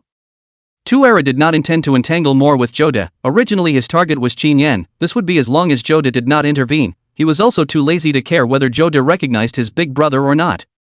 Two family Erlang, there must still be a misunderstanding here. This store assistant of mine didn't do it on purpose. Look, can you sell me a face? I'll pay double compensation. How about this matter is settled? Chapter 033, what is this, a face-to-face opening? Seeing that the other party was still going to target Qin Yan, Joda once again opened his mouth in an attempt to try and stop it. You think I'm worse than you for this silver? I'm telling you, if you don't want to cause trouble, get the hell out of my way, or else I'll make it impossible for you to open this restaurant. Two Arrow, who had heard the words, was unmoved because he hadn't come here for money at all this time. After saying that, Two Arrow reached out to grab Qin Yan, but was stopped by Joda. Two Arrow, don't go too far, even your elder brother wouldn't dare to be this rude with me. Joda's gaze was cold as he rushed at Two Arrow, his eyes gradually becoming somewhat ruthless. Oh yeah, and I wouldn't dare be rude to you? But at this time, a voice came from behind. Immediately after, a team of people aggressively from the outside barged in, these individuals wearing uniforms, a fierce and vicious. The person in the lead is even more stout, the face with that Two Arrow has 7 or 8 points of similarity. Big brother. What brings you here? Two Arrows saw the person who came, immediately happy to go forward. The person who came is not someone else, it is his elder brother Two Dahu, that is, the left street ambassador of the Jingwei. The security of the entire East City are under his control. It's the Golden Guardian. That person is Two Dahu Jingwei left street make it. This left street make can govern the entire East City. Offend him again, good business is afraid to do not go on. This is the end. It seems that the proprietor of this restaurant is afraid that even if he has the intention to protect his own fellows this time, he won't be able to do so. Hey, who says it isn't? No one is going to put their estate on the line for a fellow, right? The people dining in the restaurant took a look. The people who came were actually the Golden Goose Guard, and some people recognized the identity of Two Dahu at a glance, and the ones who were there at that moment had dark words, and they all felt that Qin Yan was afraid that he was going to be finished. Asshole, what kind of words are these? As the left street envoy of the Golden Guards, isn't it normal for me to make daily inspections? What's wrong with? Feeling the change in Two Dahu, Joda immediately froze as he forced out a smile before looking at Two Dahu. Brother Dahu, your second brother had some minor conflicts with the fellows of my restaurant. Look, I am willing to take out enough sincerity as an apology. I still hope that you, Brother Dahu, will sell me a piece of your face and persuade your second brother. How about turning this matter into a small matter? Asshole, what kind of thing are you that you dare to call my lord a brother? Not bad, my lord is the left street envoy of the Jingwei. What kind of thing are you that you dare to call my lord by his name? Joda just finished. Tu Dahu did not say anything. His side of the two golden guard pawns immediately looked at Joda reprimanded. This response instantly caused Joda's face to darken, somewhat offended. No rudeness. Seeing Joda's face change, Tu Dahu this time but said to his men. Chowder, don't mind if I do. But what they say is also reasonable. This street ambassador is at least an imperial court official. Jingwei is even more impartial law enforcement. You are so openly here with me to call me brother. Let outsiders listen to it. Also thought that I am favoritism to the law. Tu Daha gazed at Joda and said with derision in his eyes. It was my poor consideration. Lord Tu is not to blame. Joda, what person? A moment to hear the Tu Daha meaning. Obviously, this guy is not counted to their own face. In an instant, his heart thump, feel things to be bad. No harm, no foul. Joda, you just said that your fellows have clashed with my second brother. This matter, right, since it is my second brother's matter, it is not good for me to make the decision for my second brother, whether or not it can be turned into a happy ending. It still has to depend on my second brother's meaning, right? What say, oh second brother, are you willing to resolve the conflict?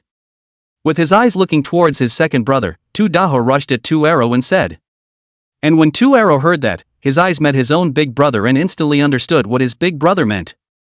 It's fine to diffuse the conflict, second master, I said. Let the boy lick the liquor off the floor for me and then get through my crotch, so that the matter will be settled. Tu Arrow once again made his request, which was to publicly humiliate Qin Yan before he would stop. The faces of Qin Yan and Joda who heard the words both sank, and Joda was the first to become a bit sullen, as he stepped forward to come to Tu Daho's front. Tu Daho, don't go too far, there's no need to humiliate people like that when you're a human being. Joda spoke with him in a low voice, obviously wanting to use the fact that Qin Yan was formerly a prince consort to make Tu Daho compromise. Ha ha ha ha ha. However, as soon as Joda's words were spoken, Tu Daho laughed out loud. Joda, you less ing scare me. Do you think you're still the previous steward of the princess's residence? In the past, when you worked as an errand boy in the princess's residence and did things for the princess, I, Tu Dahu, even gave you a few points of thin face. Now that you've been swept away, why do you still think you're in the princess's mansion? Also, who did you say he is? Of course I know. Gentlemen, let me introduce to you who this guy is. That's the former extra horse harnessed by the side of a team of the Emperor's team of Her Highness Princess Changning, Qin Yan, the guy who turned a sparrow into a phoenix in one go. Once upon a time, he was the princess's son-in-law from on high. But nowadays, he's still not directly kicked out of the princess's palace by the princess. Do you really think that you can be the emperor's son-in-law because of how great you are? You, Qin Yan, can be the emperor's son-in-law only because Her Highness Princess Changning is kind and the Bodhisattva's heart takes pity on you. You really think you're some kind of dragon and phoenix among men? Let me tell you, the whole of the upper capital knows that the only one who can match Princess Changning is the son of the minister of the household, Mr. Guneg. You, Qin Yan, compared to Duke Ji, that's like the moon in the sky versus the dirt underground. Chapter 034, Framed, and still want to step on the corpse? Asshole, this guy's gone too far. You still have to look at the master when you hit your face. How can Qin Yan, who was once a member of my princess house, be humiliated by him in such a manner? No, this palace has to step in and teach him a good lesson. Xiaowan saw Tu Daho so close to the face to humiliate Qin Yan, for some reason, although Tu Daho words for her itself does not have any offense, said it is all just Qin Yan personal, but Xiaowan heard the words is feeling very difficult, the heart rises a wave of anger. Right away, Xiaowan was about to go down to back up Qin Yan. Seeing Xiaowan Yu's appearance, Ji Yuan Yi's inner jealousy burned. He could see that Xiaowan Yu said on her lips that she didn't care about Qin Yan, but what she did was obviously not that. She obviously still cared about Qin Yan, she just didn't know it herself. Seeing that Xiaowan Yu was about to go down, how could Ji Yuan Yi let her have her way? Princess, it must not be. Ji Yuan dodged a step in front of Xiaowan Yu before stopping her from going downstairs. Brother Guneg, why are you stopping me? Can't you see that they're so excessive? These individuals are too hateful. It's obvious that they're deliberately making things difficult for Qin Yan. Brother Guneg, you can't be thinking that I still care about Qin Yan. No, it's not that. I just think that they're going overboard with this. If it were someone else, I would have stopped it, so don't think too much. Seeing Ji Yuan blocking himself, Xiao Wanyu first froze and then said, followed by what seemed to have come to mind, rushed to explain a bit, fearing that Ji Yuan would misunderstand. Of course I know it's not that, Your Highness, it's just that people are beautiful. I didn't mean it that way either, to purposely try to stop the princess. It's just that the matter of Princess and Qin Yan's reconciliation has already spread all over Xinjiang, and everyone knows about it. If you rashly show up to reveal your identity at this moment, Princess, I'm afraid that it will cause some unnecessary trouble. At that time, within the upper capital, some rumors will inevitably spread, which will not be good for your reputation, Your Highness. Ji Yuan hated inwardly, but his face was an expression of gentleness and elegance as he said to Xiao Wanyu. Are you saying that you're afraid that people will misunderstand that I'm still in love with Qin Yan and that the lotus root is broken? When Xiao Wanyu heard Ji Yuan say this, she instantly calmed down. Indeed, he and Qin Yan have already made up, this time if you stand up for him, I do not know how it will be discussed by the people.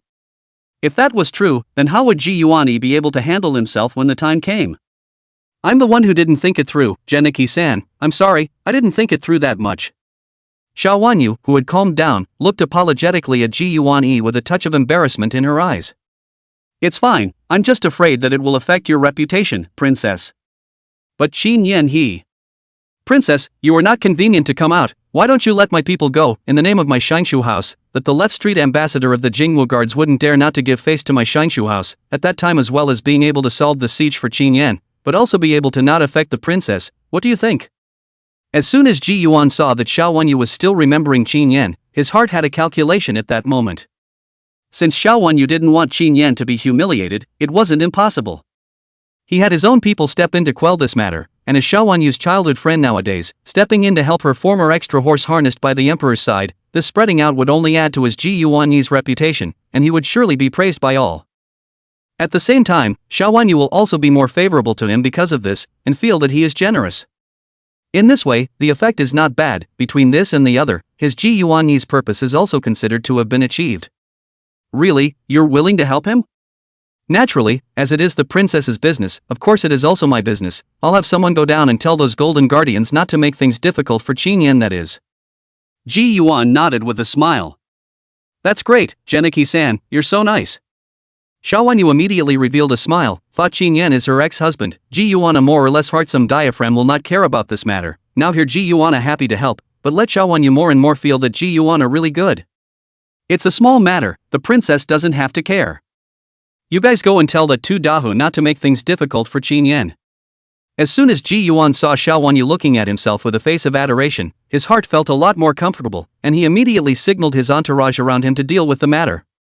Tu Dahu, you've gone too far. At this moment, inside the lobby, Joda's face was blue. He completely did not expect that this Tu Dahu actually knew Qin Yan's identity, and also publicly proclaimed it. This is intended to completely pin down Qin Yan's self-esteem on the ground. Friction. This will be, he can be completely convinced, this matter, is definitely someone intentionally. So he's Qin Yan, Princess Chongning's previous son-in-law? A former emperor's son-in-law, but now he's been reduced to a store assistant, how pathetic.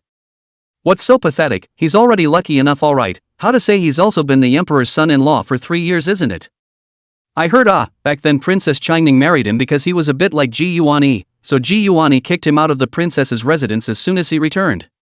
So that's how it is. Then how can he compare to Ji Yuan? That Ji Yuan is one of the greatest talents in Grey Phoenix, while Qin Yan, a person who can only be reduced to a store assistant after being driven out of the princess's mansion, is indeed a world of difference. After learning of Qin Yan's identity, the people around him also began to point their fingers, gossiping. This kind of thing, obviously no matter what dynasty, is very prevalent. I'll go overboard. What's wrong? I'm still telling you, if you don't give an explanation today, you don't want to open this restaurant. Tu Dahu didn't care about Joda in front of him in the past, because Joda was from the relationship of the princess house. He also gave the other side a few points of face.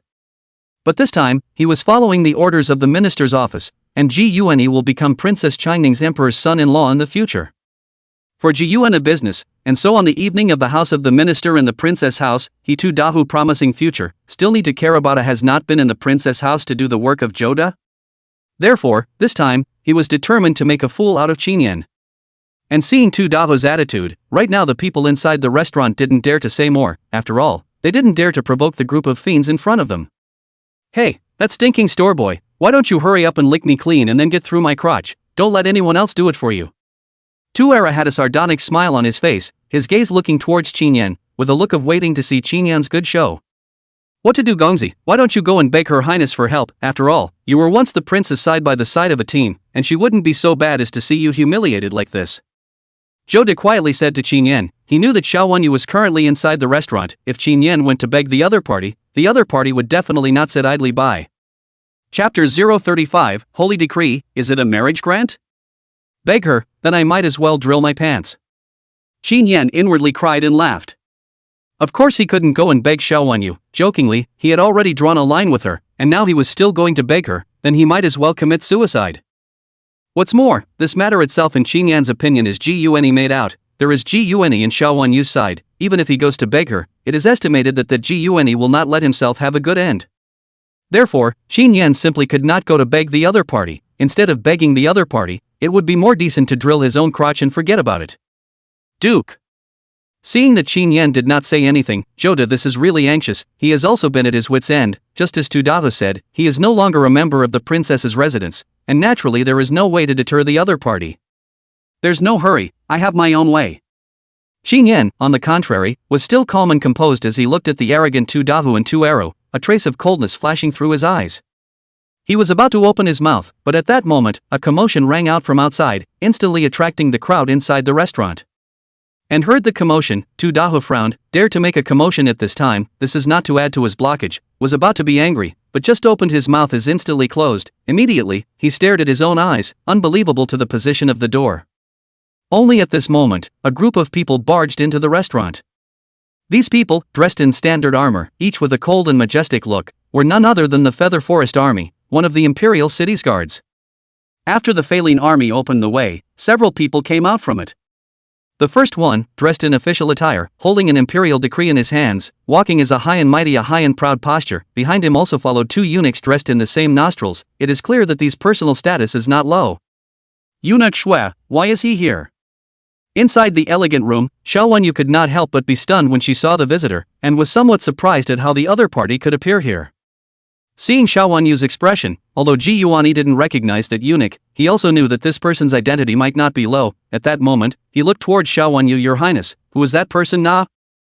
Brother Geniki, that's Eunuch Shui, one of the three close eunuchs beside my father, deeply trusted by my father, a eunuch who specializes in delivering decrees for my father. I wonder why he's here. Xiao Wenyu did not hide it, but directly revealed the identity of this eunuch Shui. Pass the word? Hearing the words pass the decree, Ji Yuani's eyes lit up as he quickly looked at the decree in eunuch Shui's hand, and then it was as if he had thought of something. Princess, could it be that His Majesty wants to bestow marriage on you and me, so he had eunuch Shui come here to find us to promulgate the holy decree of marriage bestowal? As soon as Ji Yuan thought of a possibility, that was that the other party had come to give himself and Xiao Wenyu a pure. After all, right now, within the restaurant, if one was able to obtain His Majesty's decree, only he and Xiao Wenyu were the only two people who had this qualification. Ah, no way, how could father suddenly give you and I a marriage? Xiao Wenyu asked with a start, obviously somewhat less convinced. Not before, of course, but after yesterday, what if he doesn't give the marriage? Ji Yuani sneered inwardly and said, only he knew that yesterday he and his father Ji Shou planned to use Xiao Wenyu's night stay at the Shangshu mansion as a bargaining chip to make a good run. The plan of the father and son duo was to leak out the matter so that Emperor Xiao Yuanwu would have to bestow marriage on the two of them. And the thing is Ji Shou to do, his efficiency has always been very high. Ji Yuani already subconsciously feel that it is his father and son duo's plan succeeded. This Xiao Wenyu's night stay in the Shangshu mansion has already been rumored, so the emperor had to bestow the marriage. This eunuch Shui is the best proof, why else would he be here? The heart of the Holy Spirit is hard to gauge. Perhaps His Majesty feels that the matter of your reconciliation, princess, is in the past, so this is why the marriage has been bestowed. Otherwise, how could eunuch Shui have come here? Look, he's holding an imperial decree in his hand, and it looks like he's here to deliver a decree.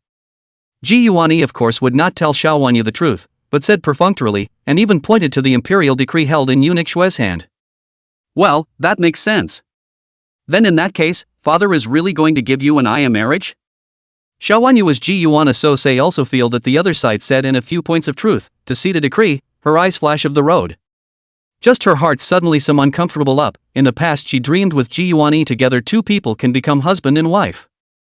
But now she really want to be given marriage. Xiao Wenyu cannot help but heart some empty, as if missing something. I'm afraid it's not far from 8 or 9, then, Your Highness, let's hurry downstairs to meet the holy decree.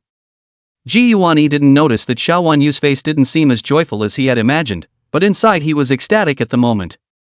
After waiting for so long, he was finally going to wait for this opportunity for himself. How could he not be elated? Princess Changning is Xiao Yuanwu's favorite daughter, become her extra horse harnessed by the side of a team, and in the future, relying on the royal family and their own reputation, it's not impossible to become a vassal and worship the prime minister in the future. Wow, yes. Xiao Wanyu squeezed out a smile, then quickly went downstairs with Ji Yuan-yi. And at this moment, inside the restaurant, the crowd, when they saw that group of people appearing, it was obvious that they had all been scared silly as well, and each one of them froze in place, not knowing what this group of people was here for. But no matter what they were here for, it was clear that this group of people must be from the palace, people who were not to be messed with. Yo, so really lively.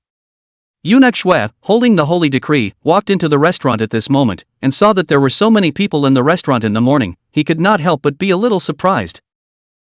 Isn't he Shui Chang'an, Xiao Yuanwu's eunuch of the imperial decree? What's he doing here? Qin Yan recognized Eunuch Shui at a glance. The reason why he knew him was because this Shui Chang'an was one of Xiao Yuanwu's 3 personal eunuchs and was the eunuch who passed on the orders. He had been a royal son-in-law for 3 years, and was also Xiao Wanyu's extra horse harnessed by the side of a team, so he had seen this eunuch Shui quite a few times. Only, what made Qin Yan wonder was how this Shui Qingzhen could suddenly come here, and seeing that he was still holding the imperial decree in his hands, it seemed that he had come to pass on the decree. Could it be that it's here to find Ji Yuan-yi and Xiao Wanyu? But soon, Qin Yan thought of a possibility that the other party was here to find Ji Yuan-yi and Xiao Wanyu. After all, I'm afraid that those two are the only ones who can receive holy orders here. Yo, isn't this Qin extra horse harnessed by the side of a team? Why are you dressed like this, extra horse harnessed by the side of a team? Just as Qin Yan recognized Shui Qingzhen also saw Qin Yan. When he saw Qin Yan dressed as a store assistant, the other party apparently froze for a moment, and then hurriedly greeted Qin Yan with a smile. Chapter 036, Did you come to give this princess a marriage? Being mentioned by Shui Chang'an, Qin Yan did not expect it. I thought that I was with Princess Changning, and after the divorce, the other party will certainly be with others generally distant or even ignore themselves. Did not think that the emperor's side of the famous eunuch actually will take the initiative to greet themselves. This point, Qin Yan indeed did not think. Of course, reaching out does not hit a smiling person. Qin Yan would not intentionally pretend to be cold and ignore this eunuch. At the same time, Qin Yan revealed a smile and looked towards Shui Qingzhen. Eunuch Shui hasn't been seen for a long time. Have you been well lately? Agu, thanks to the blessing of the extra horse harnessed by the side of a team, the old slave is still in good health and will be able to share His Majesty's worries for a few more years. When Shui Qingzhen heard this, he also immediately replied with a smile and a courteous demeanor. That's good. His Majesty can't do without someone like you, eunuch, by his side. However, Your Excellency, right now I'm no longer any extra horse harnessed by the side of a team, so this extra horse harnessed by the side of a team should not be said. It's easy to invite people to laugh. Qin Yan also did not expect the Shui Qingzhen so polite, but this voice of the emperor's son-in-law set Qin Yan's heart straight, but he knew Xiao Wanyu also in this restaurant, in case she heard, but also thought that he intentionally take advantage of her. Who dares to laugh at you? Let's see if I don't tear his mouth off. Master son-in-law, you're still master son-in-law. Words of Shui Qingzhen suddenly revealed a touch of meaningful smile. Yan looked up and down the road, the eyes, look at Qin Yan's straight hair, there is a kind of chrysanthemum tight feeling, secretly the Shui Qingzhen will not be on there. Hiss, the princess and her new love Ji Yuan a look at their ex-husband was bullied. This should not be intentional, right? You're telling me that the princess arranged all of this in order to humiliate herself as her ex-husband? Not so much. That's not possible, and it's not out of the question to please one's new love. Inside the restaurant, a group of people learned that today Changning Princess Xiao Wanyu actually also in this restaurant. Immediately all the pot exploded. Just now this two family brothers want to humiliate Qin Yan. This matter the crowd can see clearly, and Xiao Wanyu actually also in the surely will not see. Since he saw it, but did not step in to stop it, but chose to look on with cold eyes, this scene could not help but make people feel a trace of surprise. For a time everyone was talking with different expressions. Eunuch Shui is excused. Eunuch Shui, don't you know I'm here? Why are you still pretending not to know? Xiao Wanyu naturally heard those individuals' comments, and her face immediately looked a little less than favorable. However, she did not directly snap, but instead looked towards Shui Qingzhen. After all, there were more important things to do at the moment. Ha! Your Highness, why do you say that? Xiao Wanyu's words, Shui Qingzhen would not be able to hold. He looked at Xiao Wanyu in confusion, not knowing why the other party would say so. Aren't you here to deliver the decree to bestow the marriage, my marriage to brother Geniki? It was father who decided to bestow the marriage, so he asked you to come here to deliver the decree, right? Xiaowanyu has not yet noticed that something is wrong at this moment, and even naively looked at Xue Qingjian with a determined look. Hiss. Hearing Xiaowanyu's words, the people around them instantly became nonchalant again, and one by one, their gazes looked at them strangely. What, bestowed marriage? Princess Changning and Gune are really going to be bestowed marriage? It's not strange to bestow a marriage, after all. Princess Changning's divorce from Qin Yan was in order to be with Gune, and it's only natural for His Majesty to bestow a marriage. Just deliberately run Qin Yan in front of to give marriage. This is also too bullying, right? People, Qin Yan at least 3 years to do cattle as a horse served you for 3 years. How can be so heartless and unsympathetic, and divorce still do not forget to come to humiliate it a bit. Is not it? Hey, this Changning princess really with the rumors of the general barbaric, just pity this Qin Yan, heard that he is in love with the princess. 3 years of hard work and live is not as good as a subordinate. This will use the end of a kick away not to say, but also bizarre insults. This is a murderous heart. Qin Yan, I don't have. Xiaowanyu also had an ugly face, did not expect to be so speculated by the onlookers. This moment her mood got worse and worse. For some reason her eyes looked at Qin Yan. She actually took the initiative to open her mouth to try to explain something. The princess doesn't need to explain, this has nothing to do with the herb. Today is the princess's big day, so the princess doesn't have to care about these messy things. Qin Yan did not want to listen to what Xiaowanyu had to say. These things had nothing to do with him either. He also knew that these things were done by Gune, and this kind of stupidity like Xiaowanyu was probably deceived by the other party, but he did not want to say more. Looking at Xue Qingjian, he also felt that Xue Qingjian had come here for Xiaowanyu Gune. Under his own eyes, he is more or less a clown. No, it's not right. Emperor's sidekick, princess, you guys are confusing me. Chapter 037, Giving Marriage, Promotion to Duke of Jinghua. Xue Qingjian would have a dumbfounded expression on his face this time, looking at the two people in front of him. He really didn't know what to do. Your Highness, the slave girl is indeed here to bestow the marriage. But this marriage-giving decree is not for you, Your Highness. Xue Qingjian would not bother to pay attention to what happened. He first looked at Xiaowanyu and explained, saying that he was indeed here to give the marriage, but the will to give the marriage was not given to Xiaowanyu. In fact, even he did not know why Xiaowanyu appeared here, and also mistakenly thought that he was here to give the marriage to him, which is all with which If it's not for me, then who is it for? Xiaowanyu, who heard the words, also froze. Her eyes looked at Xue Qingjian in front of her and asked. A trace of strong uneasiness suddenly arose within her heart. Xue Qingjian did not speak, but instead, his gaze went to Qin Yan, who was at the side. Qin Yan was also stunned the moment he saw Xue Qingjian looking at himself, and in his heart he said, "What are you looking at me for? Can't it be that it's for me?" Just when Qin Yan felt that his thoughts were too ridiculous, Xue Qingjian spoke up. The slave girl is here to read the marriage-granting decree to Qin Yan, Qin extra horse harnessed by the side of a team. And next, Xue Qingyan's words were like thunder from the ground, instantly petrifying everyone on the battlefield. What do you mean, give me a marriage? Qin Yan hold a big speechless, the first to react. He pointed to his nose, and then as if he had seen a ghost looked to the other side, asked, doubt whether his ears appeared to be what the problem. The other side actually said that it was to give himself a marriage? Him? Xiaowanyu also reacted instantly, looking at Qin Yan with eyes full of horror. Ji Yuana this, also dumbfounded, looking at Xiaowanyu and Qin Yan, the heart suddenly have a feeling of fear. The heart secretly think, will not be Xiao Yuan Wu, and backtracked on it, to re-give the marriage Xiaowanyu and Qin Yan to let them break the mirror to reunite? If that's true, what is he, a clown? Yes, it's Qin Yan, the emperor's son-in-law. Xue Qingyan nodded seriously, then said with a smiling promise. How is this possible, giving him a marriage, who is he with? What I didn't expect was that Xiaowanyu's reaction was even greater than Qin Yan's, and her excited voice was plucked up a few points as she rushed at Xue Qingjian and asked. Then the slave girl might as well just announce the holy decree, and when the slave girl has finished declaring the decree, we'll know who it is. Xue Qingjian did not say who it was, but held the imperial decree and rushed at Xiaowanyu. After saying this, Xue Qingjian cleared. This life they are afraid that there are not several opportunities to hear the holy decree. Now the people cannot help but be a little excited, have knelt down to receive the decree. Strawman to receive the decree.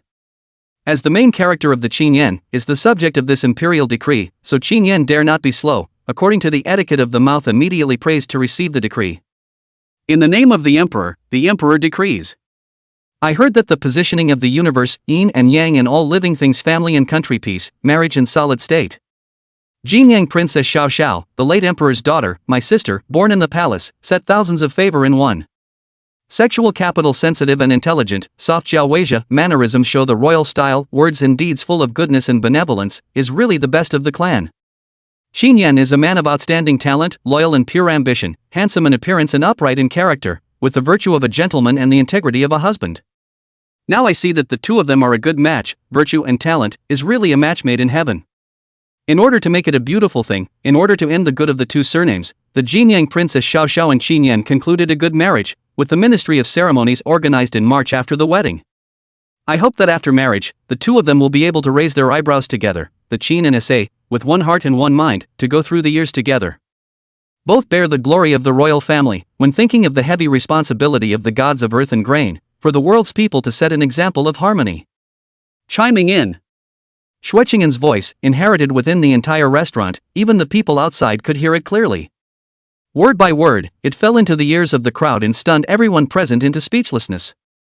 Until Shueqingjian read out all the contents of the imperial decree, at this moment, a needle was still falling in the restaurant. Obviously, at this moment, everyone was surprised by the content of the imperial decree, so much so that the people on the scene had a hard time coming back to their senses for a while, and they all had a feeling of incredulity. Xin extra horse harnessed by the side of a team, now should be called a Jin Gong, still not quick to thank the grace to receive the decree? Shueqingjian looked at Qinyan, who was already dumbfounded at the moment, and smiled as he closed the holy decree before handing it over to Qinyan and said. Only after being reminded by Shueqingjian did Qinyan react. Grass. Minister, Qinyan, thank you for your majesty's great favor. Until this moment, Qinyan's entire body is still dizzy. He mumbled from Shueqingjian received the imperial decree. Inside is the general difficult to calm down. He is stupid, head empty, this scene and he just crossed the time is so similar, it feels like the whole person's brain is empty, some incredulous about all this. He was actually given in marriage again, and given in marriage to another princess. Only this time this princess was not Xiao Wanyu, but rather Xiao Chua, the eldest princess of Jinyang. For Xiao Xiao's impression, Qinyan is quite profound. Not that Qinyan covets Xiao Xiao, but because this Xiao Xiao is indeed very impressive. Xiao Chua was Xiao Wanyu's aunt and the only eldest princess of the Great Phoenix dynasty, the only daughter of the late emperor and the only sister of the current saint. The actual age of the princess is actually 1 or 2 years younger than Qinyan, only 23 years old. In the past, their interactions were limited to some banquets at the palace. And at that time, Qinyan did not dare to look at this princess, only dare to look from afar. After all, this princess is very honorable, its status is even higher than Changning Princess Xiao Wanyu. And its appearance is known as the first beauty of the Great Phoenix, countless talented people tend to rush, and is not the Xiao Wanyu side of a small body double can contact. Just how Qinyan did not think, this unattainable, just like the heavenly fairy Xiaochua, this will be how to get involved with their own relationship, even with their own was given marriage. At this moment, Qinyan's head is buzzing completely confused about what exactly is the operation here. This emperor old man is out of his mind, how could he bestow the first princess of Jinyang, the first beauty of the Great Phoenix, to be his wife? Chapter 038, Breaking Defense, or the Princess Initiative. Eldest Princess Jinyang, actually Eldest Princess Jinyang, His Majesty actually bestowed Eldest Princess Jinyang in marriage to Qinyan, how is this possible? How could this be? The eldest princess of Jinyang is the late emperor's favorite daughter, the only sister of His Majesty today, he actually let the eldest princess of Jinyang marry Qinyan. God, this Qinyan in the end what is different from the norm, first is the Changning princess, now is the Jinyang princess, which is the first beauty of the Great Phoenix. This Qinyan has just changed from the phoenix back to the sparrow, and now a flight to heaven. This Qinyan family's ancestral tune that simply cannot be used to describe the smoke, this has to be on fire. He is too good luck, and, not only the marriage, His Majesty actually sealed him a duke's title, but also tender inheritance of 3 generations? This Qinyan's luck can no longer be described as heaven-defying, if it weren't for the fact that he's marrying all the daughters of the royal family, or else we'd all suspect that guy is His Majesty's stray royal son. Finally, everyone on the scene reacted. Then the entire restaurant, and even the outside, was in an uproar. The matter of the eldest princess of Jinyang marrying Qinyan was simply more shocking and appalling than when Qinyan married Princess Changning. Because obviously, eldest Princess Jinyang has a higher degree of conversation than Princess Changning. Although Princess Changning is the first eldest daughter of His Majesty's favorite daughter, but the emperor has 7 princesses, Changning is just a little more favored than the rest of the sisters. But the eldest princess of Jinyang is different. The late emperor's only daughter, his majesty's only sister, the empire's only eldest princess, or the great phoenix's first beauty. This casually one is higher than the topic of Princess Xiao Wanyu of Changning, right?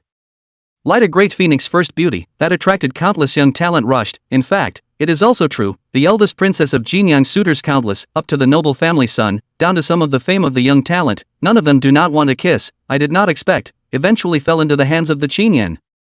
The key, this Qinyan is also the former emperor's son-in-law of Princess Changning. They can't understand, this Qinyan what virtue and ability to be able to marry two princesses. This is also too heaven-defying, right?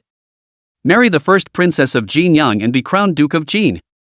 Your Excellency, no, Your Excellency, you've become a prince by the side of the emperor's son-in-law again, and you've even become the Duke of Jin. Qinyan sighed, Zhou de instant excitement to the body shaking at this moment than Qinyan himself is still more excited. Looking at Qinyan the whole person almost jumped up and cheered. He had previously worked in the princess's residence before being kicked out, and then followed Qinyan to do business. Although the money is there, but more or less some rights lost regret. And now heard Qinyan not only to marry the princess of Jinyang, but also was appointed as the Duke of Jin, himself as the #1 person to follow Qinyan. This is not also followed by the chickens and dogs?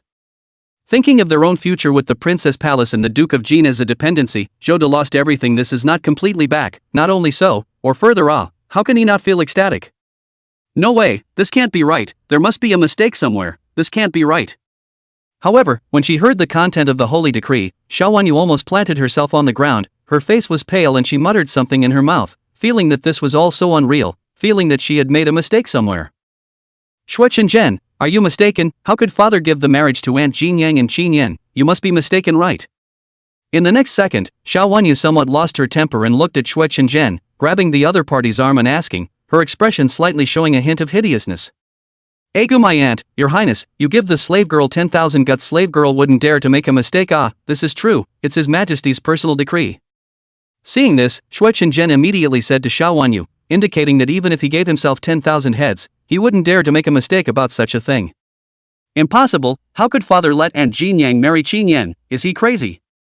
Upon hearing this, Xiao Wanyu became even more uncomfortable, and actually spoke out of turn in front of everyone. Princess, be careful what you say, you dare not speak so unkindly of his majesty. When Shueqinzhen heard Xiao Wanyu say that Xiao Yuanwu was crazy, he was scared and said, you are really my aunt and grandma, really my ancestor, you dare to say such words in front of so many people. I'm afraid you don't think that the royal historians of the Imperial Household Bureau are just for show, right? This kind of treacherous speech, if it reaches the ears of the royal historian of the royal historian's office, no matter if you are a princess or a prince, you will have to be cited in the court. Tell me, why did father give Aunt Jinyang and Qinyan a marriage? Why? Xiao Wanyu didn't care about that much. At the moment she felt as hard as if she had been stabbed by a needle 10,000 times inside, as if someone had dug a spoon in her heart in general pain. She couldn't calm down at all, a pair of eyes staring straight at Shueqinzhen in front of her and asked, wanting to know what was going on and why the eldest princess of Jinyang would give Qinyan a marriage.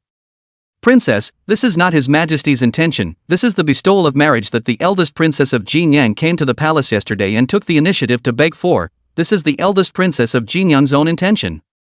But then, Shueqinzhen's words were more than enough to make Xiao Wanyu cool from head to toe. Because Shueqinzhen told him that this was not Xiao Yuanwu's intention, but rather the intention of Xiao Xiaochua, the eldest princess of Jinyang herself. What? Is it Auntie herself? That's even more impossible, how could Auntie look at him? Xiao Wanyu was completely winded this time, her dumbfounded gaze looking towards Qinyan with an expression that completely looked like she had lost her mind. Hiss, what, it was the eldest princess of Jinyang who took the initiative to marry Qinyan, how could this be? The eldest princess of Jinyang took the initiative to ask for a marriage gift to marry Qinyan, I didn't hear it wrong, was it the eldest princess' own intention? How many young talents can't even get into the eyes of the eldest princess? What exactly is the ability of this Qinyan to gain the favor of the... At this moment, amongst the many people, the most indignant person besides Xiao Wanyu was Ji Yuanyi. His heart was likewise turning over at the moment, only his sea was burning, and the flames of jealousy had engulfed his heart, causing his eyes to become incomparably eloquent and hideous. He could not understand, Qinyan in the end what good, in his view, Qinyan can become Changning Princess Xiao Wanyu's extra horse harnessed by the side of a team that is because of his own light, because the look in his own a few similar to be able to become Xiao Wanyu's extra horse harnessed by the side of a team for 3 years. After he returned, Xin Yan should have shown his original form and become dust in the mud just like he was supposed to be. But now, instead of becoming mud as expected, Xin Yan had soared into the sky. Not only to marry the great phoenix, all men are eager to kiss the eldest princess of Jinyang Xiao Chua, but also was directly sealed for the state, or can inherit 3 generations of the state. To know, even his father, the then Minister of Households Tricky, now is still only a baronial title, or because at the time Xiao Yuanwu just succeeded the throne that will Ji show to him on the face of the charge, only have this baronial title. And he Ji Yuan, known as the first genius of the Great Phoenix, now not to mention the title, even the official position is only from the 6th rank of the Hanlin Academy release reading. In this instant, Xin Yan was made a Duke of State, then in the future when he saw the other party, he still had to respectfully address a Duke. Not only that, even if he became Xiao Wanyu's emperor's son-in-law, when he saw Qin Yan in the future, he would have to address him as an aunt. This instant, he was simply 10,000 times more uncomfortable. Seeing that Xiao Wanyu did not believe, Shui Chen could only continue, even to the point of telling the other party about Xiao Chua taking out the previous emperor's holy decree. Auntie even took out the late emperor's imperial decree? How is that possible, Auntie? Why would she do that? Xiao Wanyu was completely dumbfounded and froze in place. If it was really Xiao Chua who had invited the late emperor's holy decree, then even if his own father was no longer willing, I'm afraid that he wouldn't be able to stop this from happening. In an instant, Xiao Wanyu was like a deflated ball, the whole person almost paralyzed on the ground. She also did not know why at this moment her heart actually became very painful, so painful that he felt a little unable to breathe. Xin Yan, what exactly did you use to confuse my aunt into making her beg father for a marriage? But very quickly, Xiao Wanyu turned her cold gaze back to Qin Yan. She thought that all of this was caused by Qin Yan. It must be that Qin Yan used some means to confuse Xiao Xiao, otherwise how could Xiao Xiao be willing to marry Qin Yan? This is simply a slippery world. In Xiao Wanyu's eyes, Qin Yan was nothing more than a good-for-nothing stand-in, only worthy of being a dog by his side. But it was this kind of person who was actually able to gain Xiao Xiaochua's favor. Obviously, this was something she could not understand and was not willing to accept. Therefore, she felt that it must be Qin Yan who had used some despicable means, otherwise things could never be like this. Me? Qin Yan was also in tears and laughter when he was pursued so aggressively by Xiao Wanyu. With a touch of helplessness and coldness in his eyes, he looked towards Xiao Wanyu. Princess, what means do you think I can have to confuse the eldest princess of Jinyang? If I want to have this kind of means, would it still be as bad as 3 years under you ending up being kicked away? Qin Yan is indeed very speechless, himself a good young man of the 21st century who crossed over to be mercilessly poisoned by the feudal society, and worked hard for 3 years as a hard laborer, and in the end, he was kicked away, and he was not even able to straighten out Xiao Wanyu, so what is the ability to confuse the eldest princess of Jinyang? As a matter of fact, at this moment, Qin Yan was also curious as to why this elder princess of Jinyang had taken a fancy to herself. You?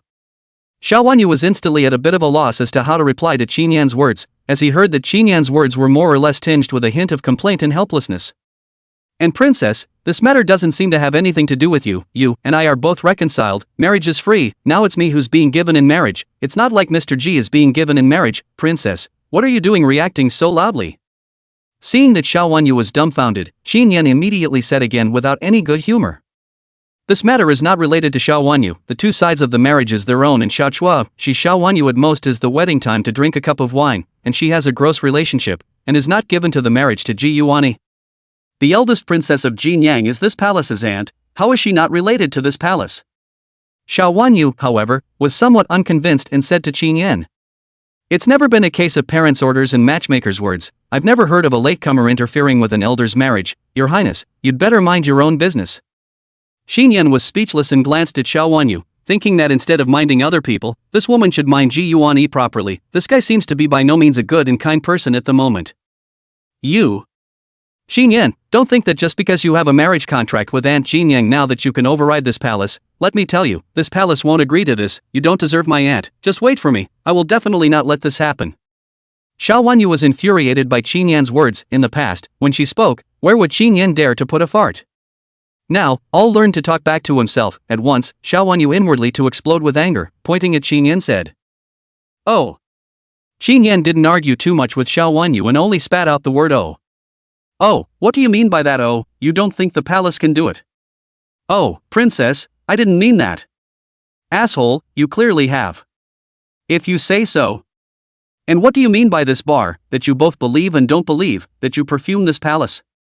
Xiaowanyu said, more and more angry, looking at the past that to their own considerate, never talk back to themselves, no matter what they do, what to say will not be angry Qin Yan, and now but everywhere on their own yin and yang, Xiaowanyu is not at all cannot stand this Qin Yan's attitude.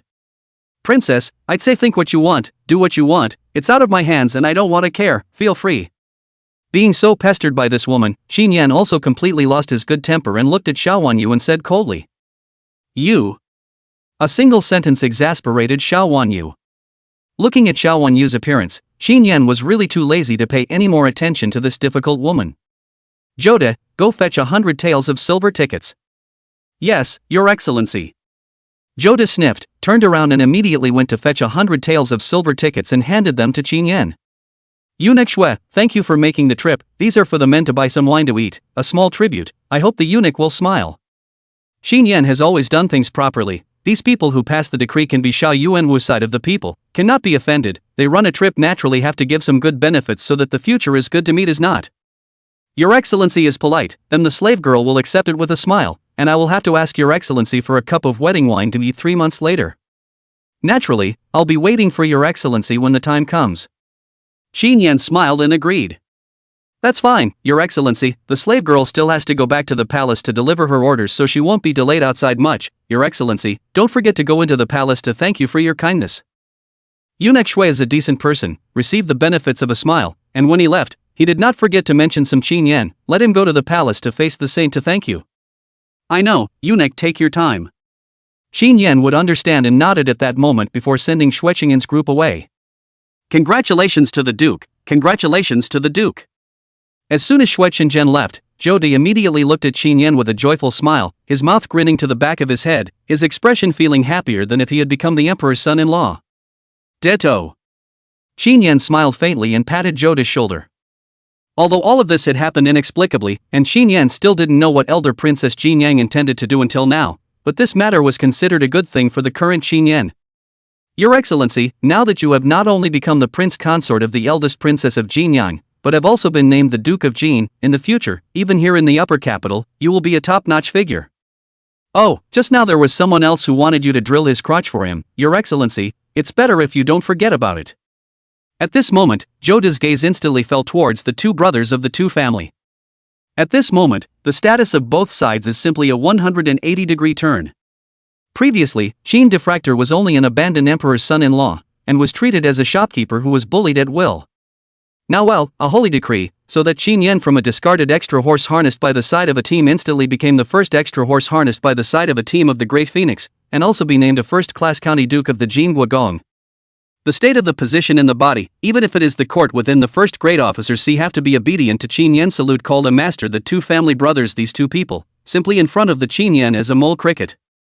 Hearing Joda's words and seeing Qin Yan and Joda looking at them, the two family brothers' faces would have gone white, they never dreamed that the person they casually bullied would actually transform so quickly from a commoner at the bottom to a duke of state and emperor's son-in-law.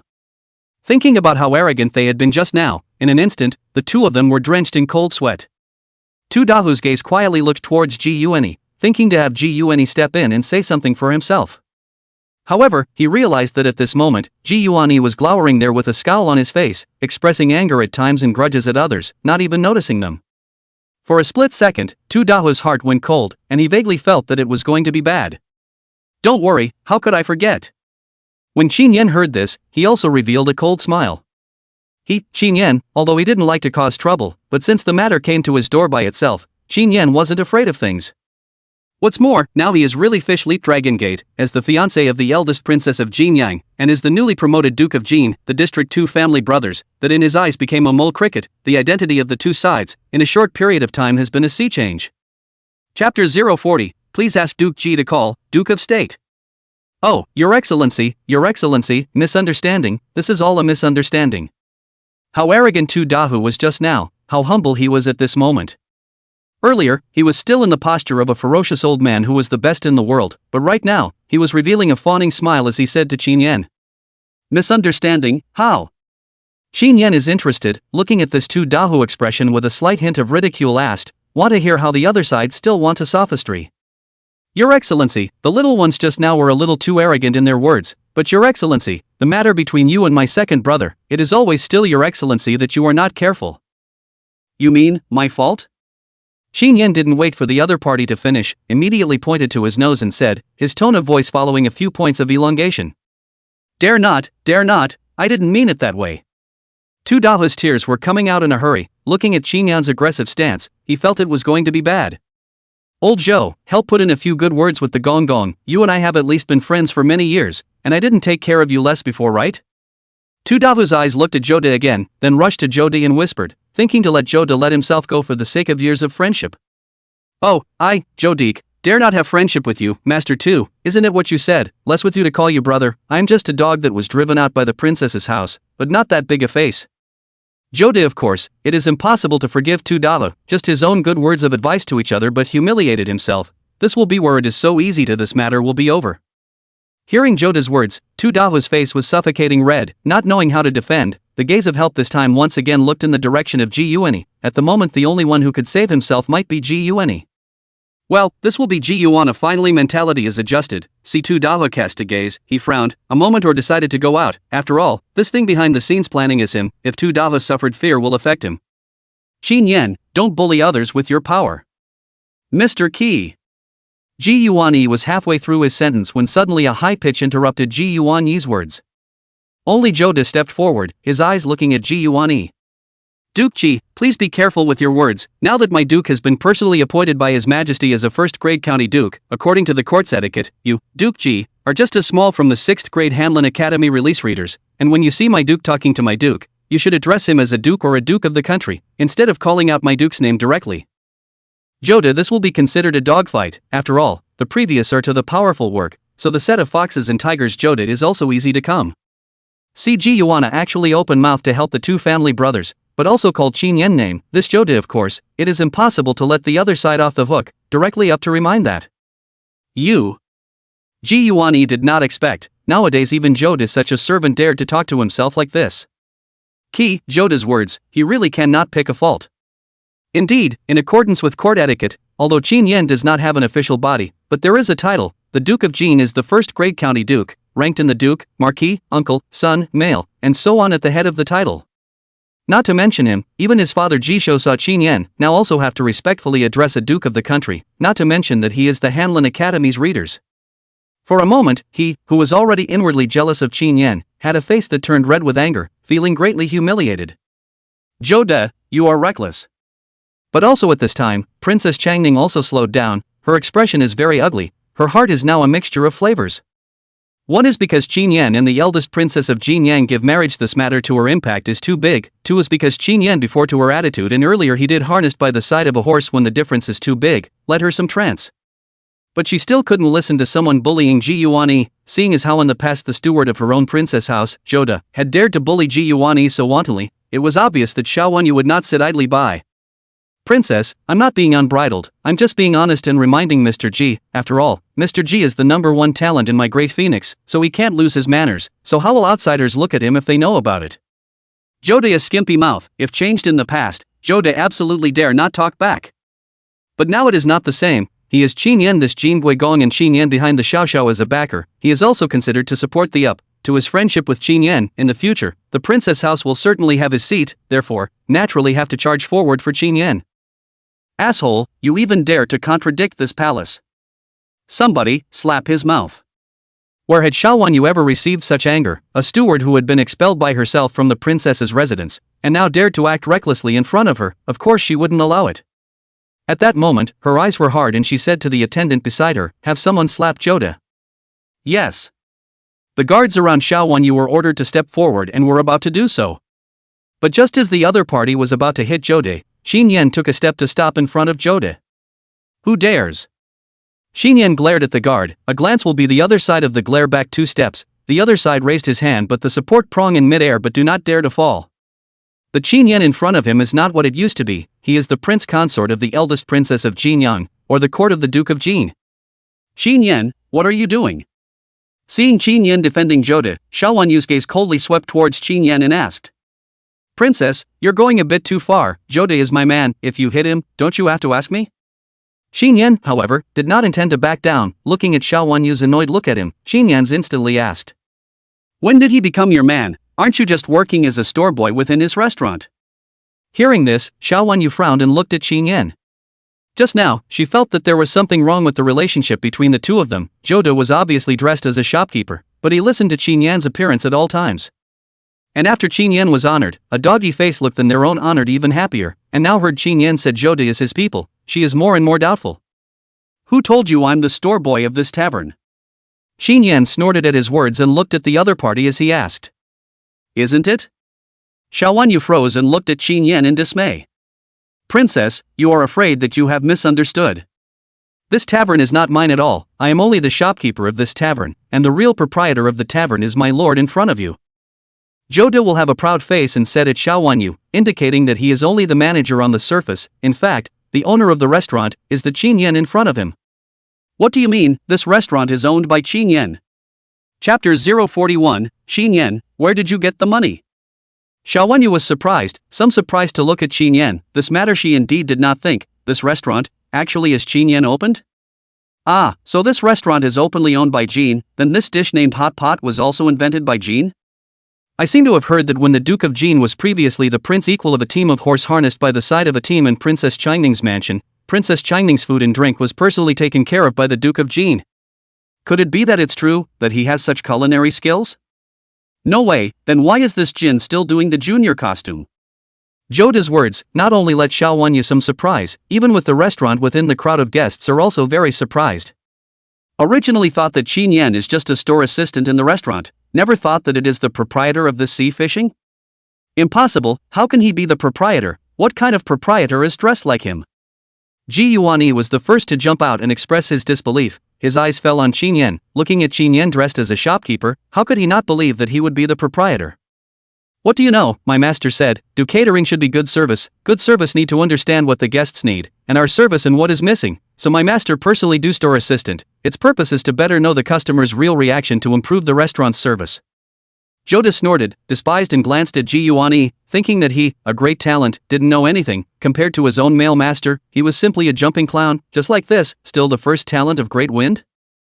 Oh, so that's how it is. No wonder when I came to eat on the first day, the other party even asked me for some opinions. At that time I pointed out some deficiencies. I didn't think that on the second day, it really improved quite a lot, so it's because of this reason. Oops, so do. But is indeed very easy to find out the restaurant's shortcomings and thus correct. No wonder this sea fish will attract so many customers, not only because of the unique way of catering, but also because of its thoughtful service. Feelings of the boss are personally down to be a shopkeeper.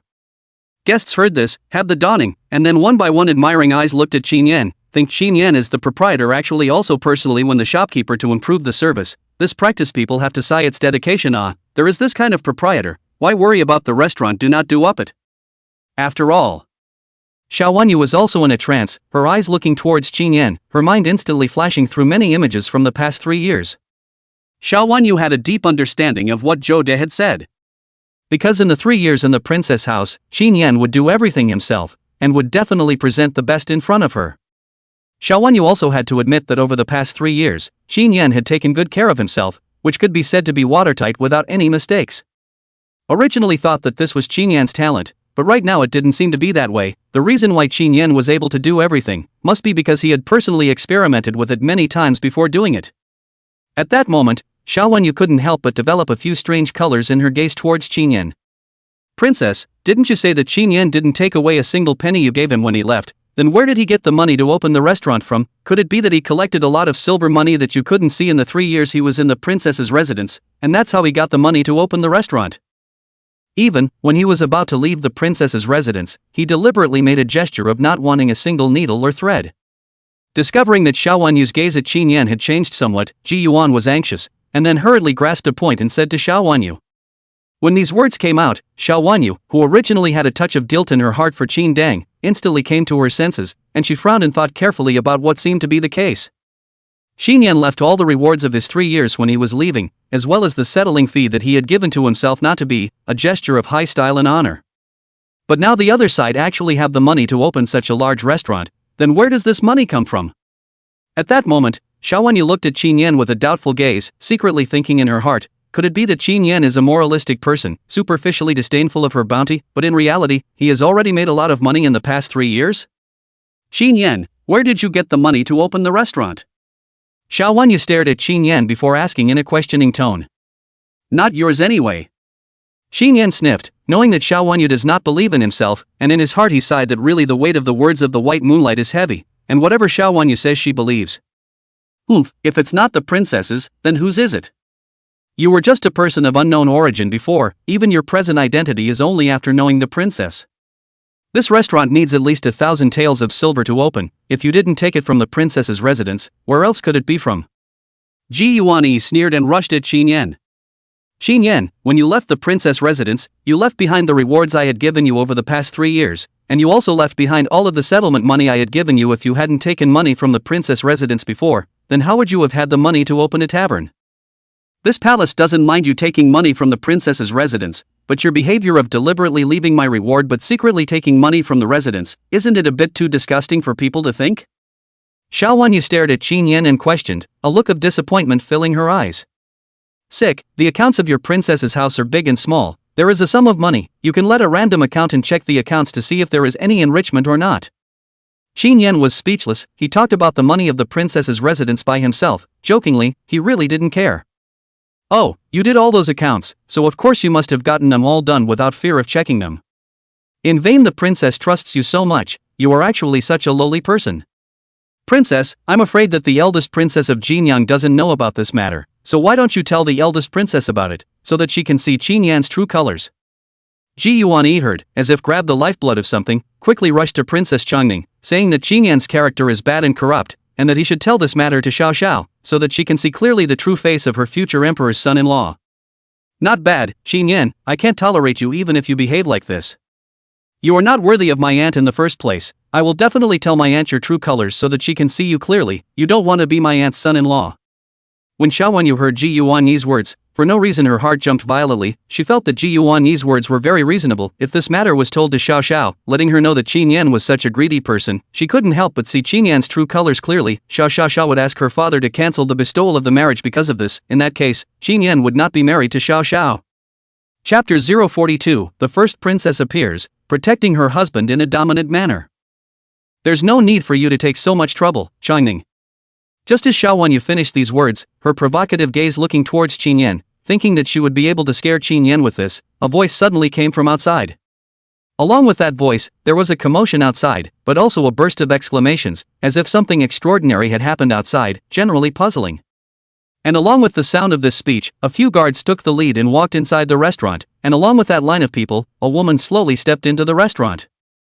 The moment this woman appeared in the field of view of the crowd inside the restaurant, there was a count of one in the room, and all of them revealed expressions of amazement and shock. The old man is a woman with a stunning posture, tall, a line of palace dress, a pleasant and comfortable demeanor, gaze shrewd with a kind of superior posture, as if the nine heavens immortal advent generally. When she walked into the restaurant, the first thing her eyes looked at was Qin Yan, and the moment she saw him, the woman's eyes seemed to shine as if they were lit up with stars. Auntie. Princess Changning was the first to react. The moment she saw the woman who came in, Changning instantly recognized this person. She was not someone else, it was the eldest princess of Jinyang Xiuchua, who was known as the first beauty of the Great Wind. Auntie? And hearing Xiao Wanyu's name, those who originally did not recognize Xiao Chua also understood the identity of the person in front of them in the moment after hearing this name.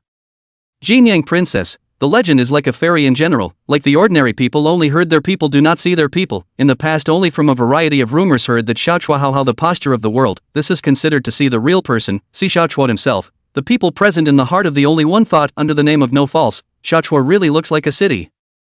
Eldest Princess Xiao Chui of Jinyang, why is she here?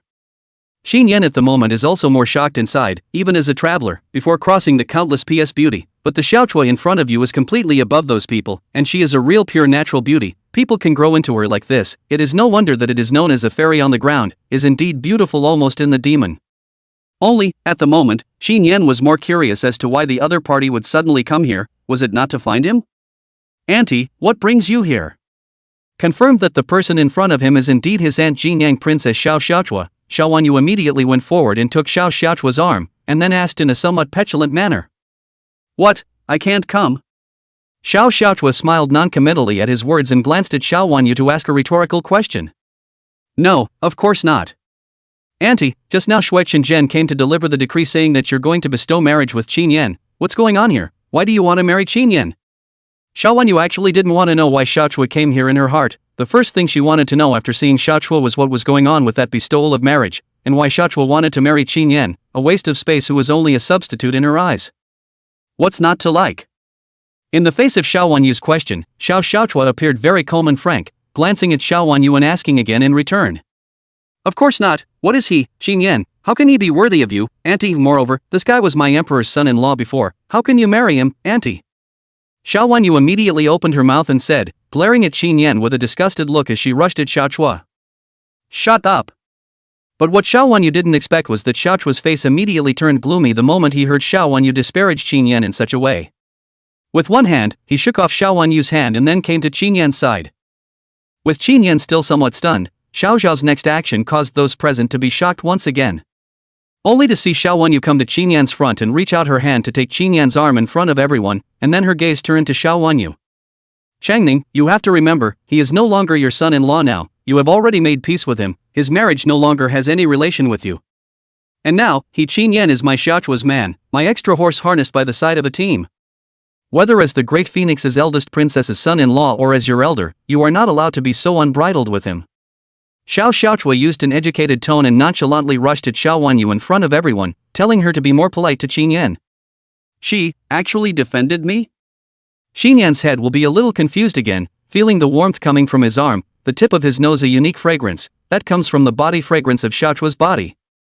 He lowered his eyes to look at Xiaochua, did not expect that this woman who was only a few acquaintances, will actually defend himself in public?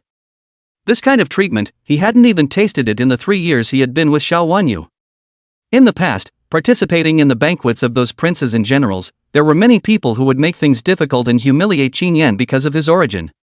But in the face of those, at that time or husband and wife status of Xiao Wanyu never speak for him or help him out. Every time she encountered that kind of situation that embarrassed Qin Yan, Xiao Wanyu would look on with cold eyes, as if she was an outsider who stayed out of it. And this feeling of being defended was the first time Qin Yan had felt it in the 3 years he had traveled across the world, and without being able to help it, a warmth inexplicably rose within Qin Yan. Auntie, are you mean to me? Xiao Wanyu was dumbfounded. She completely did not think that Xiaochua would actually defend Qin Yan and reprimand herself. At this moment Xiao Wanyu felt an incomparable aggression. She unbelievably looked at Xiaochua and asked in an unbelievable tone. This is to educate you that as a royal princess, you are not able to be so uncouth and wanton, losing the face of the royal family for nothing. In the face of the pitiful Xiao Wanyu, Xiaochua did not eat this set of words at all, but instead said coldly, with absolutely no intention of comforting Xiao Wanyu. Auntie, you're actually being mean to me for Qin Yan? What is he, an elder? He's nothing but a dog I've been raising for 3 years, what's he above me?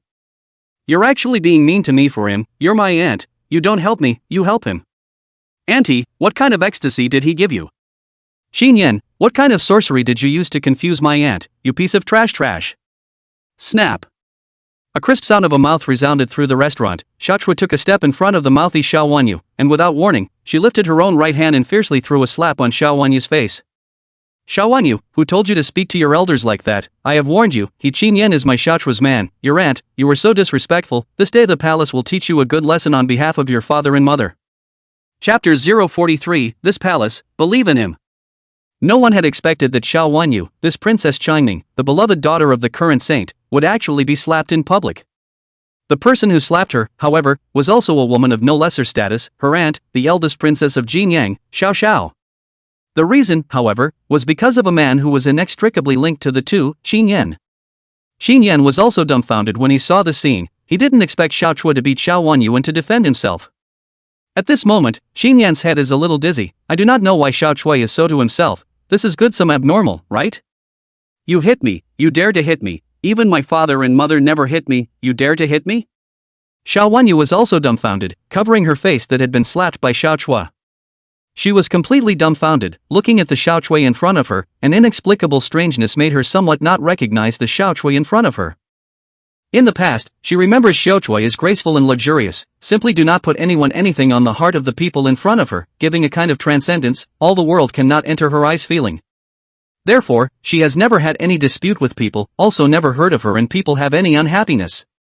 But today, Xiaochua actually beat her in front of so many people. The key is still for a man she used to be. At this moment, Xiao Wanyu's heart broke down, looking at Xiaochua hysterically roared.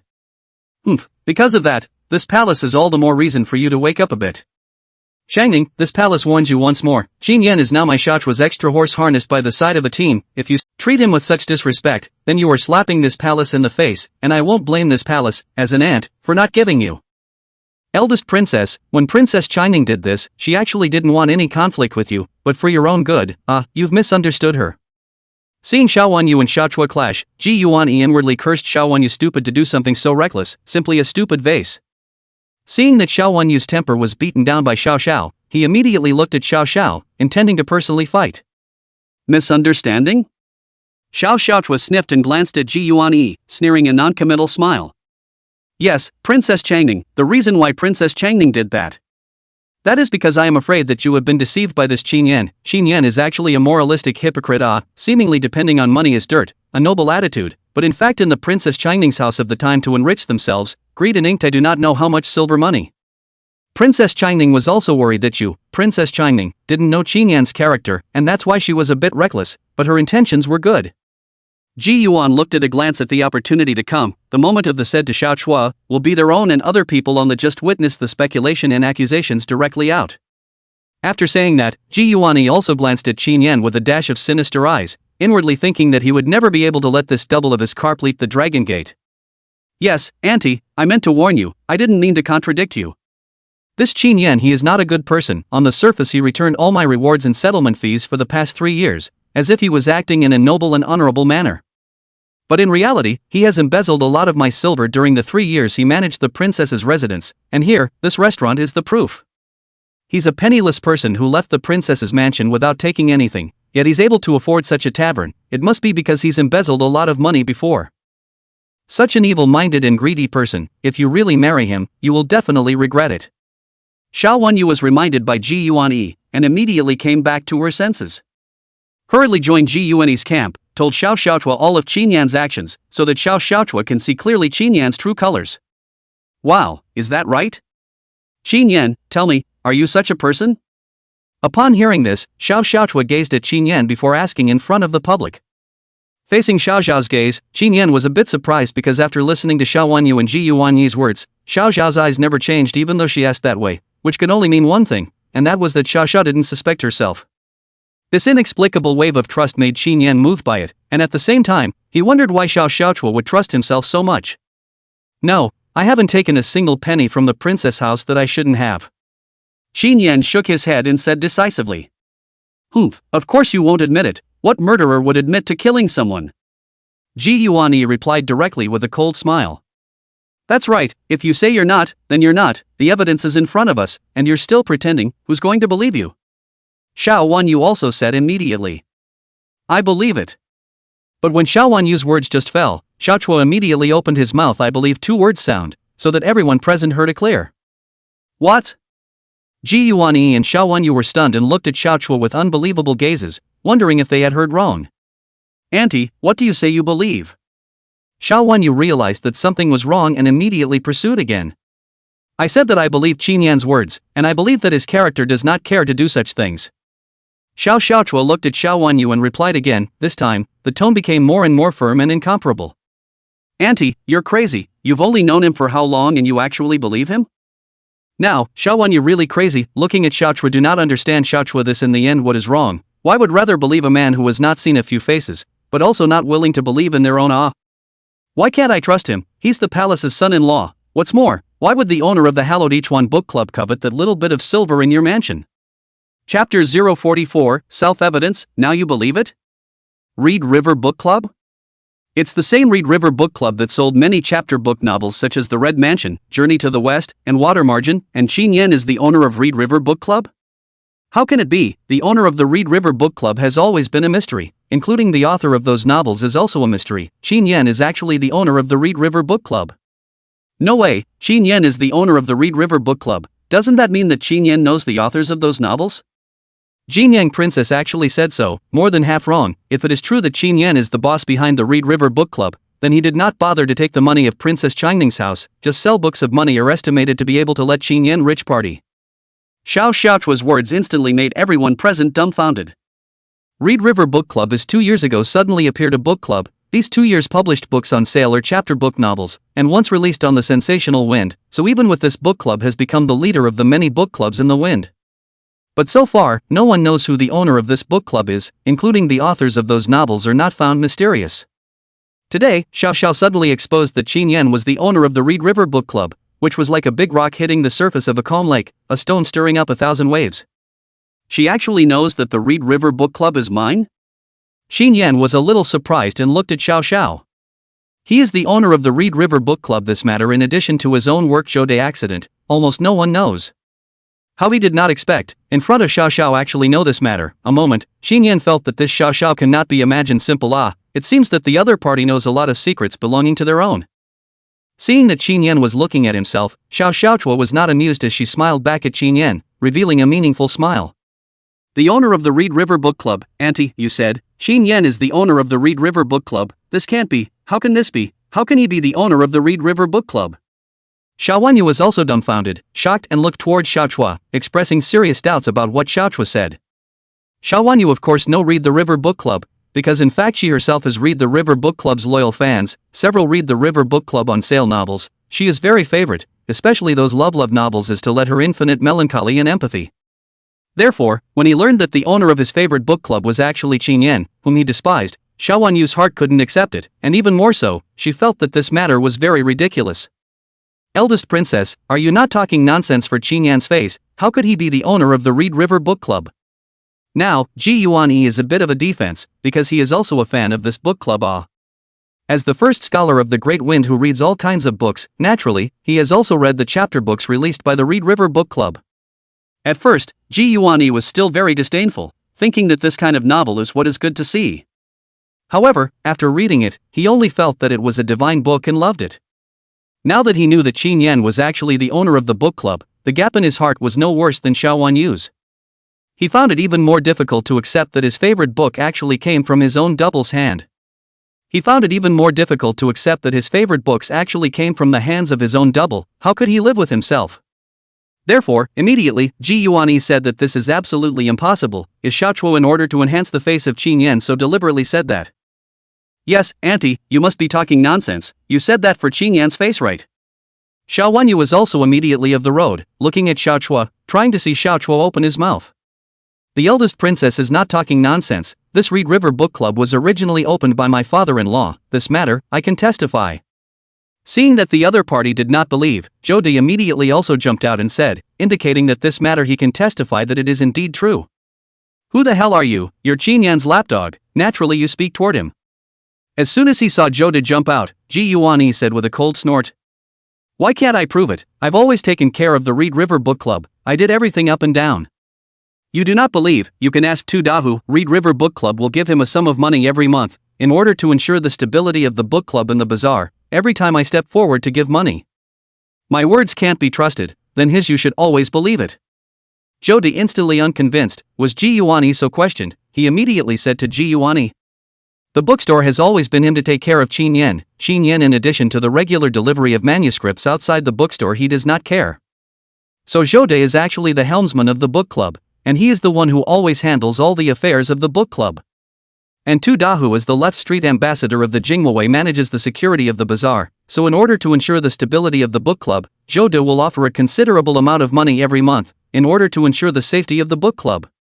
And this matter is generally Zhou De personally maneuvered, so Tu Dahu can prove this matter. When Zhou De said that, at that moment, all the gazes quickly locked onto Tu Dahu's body. Tu Dahu was being watched by so many gazes at the moment, among which there were also so many powerful people. This would be like he lost his mother in a cold sweat. Do you think he's telling the truth? Xiao Wanyu glared at Tu Dahu and said in direct questioning.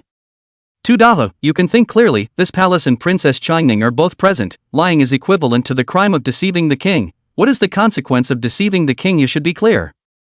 Xiao Xiao also looked at the Tu Dahu road in a bland manner. The royal princess of the two, lying to them is like deceiving the king. This crime is not something that Tu Dahu can withstand.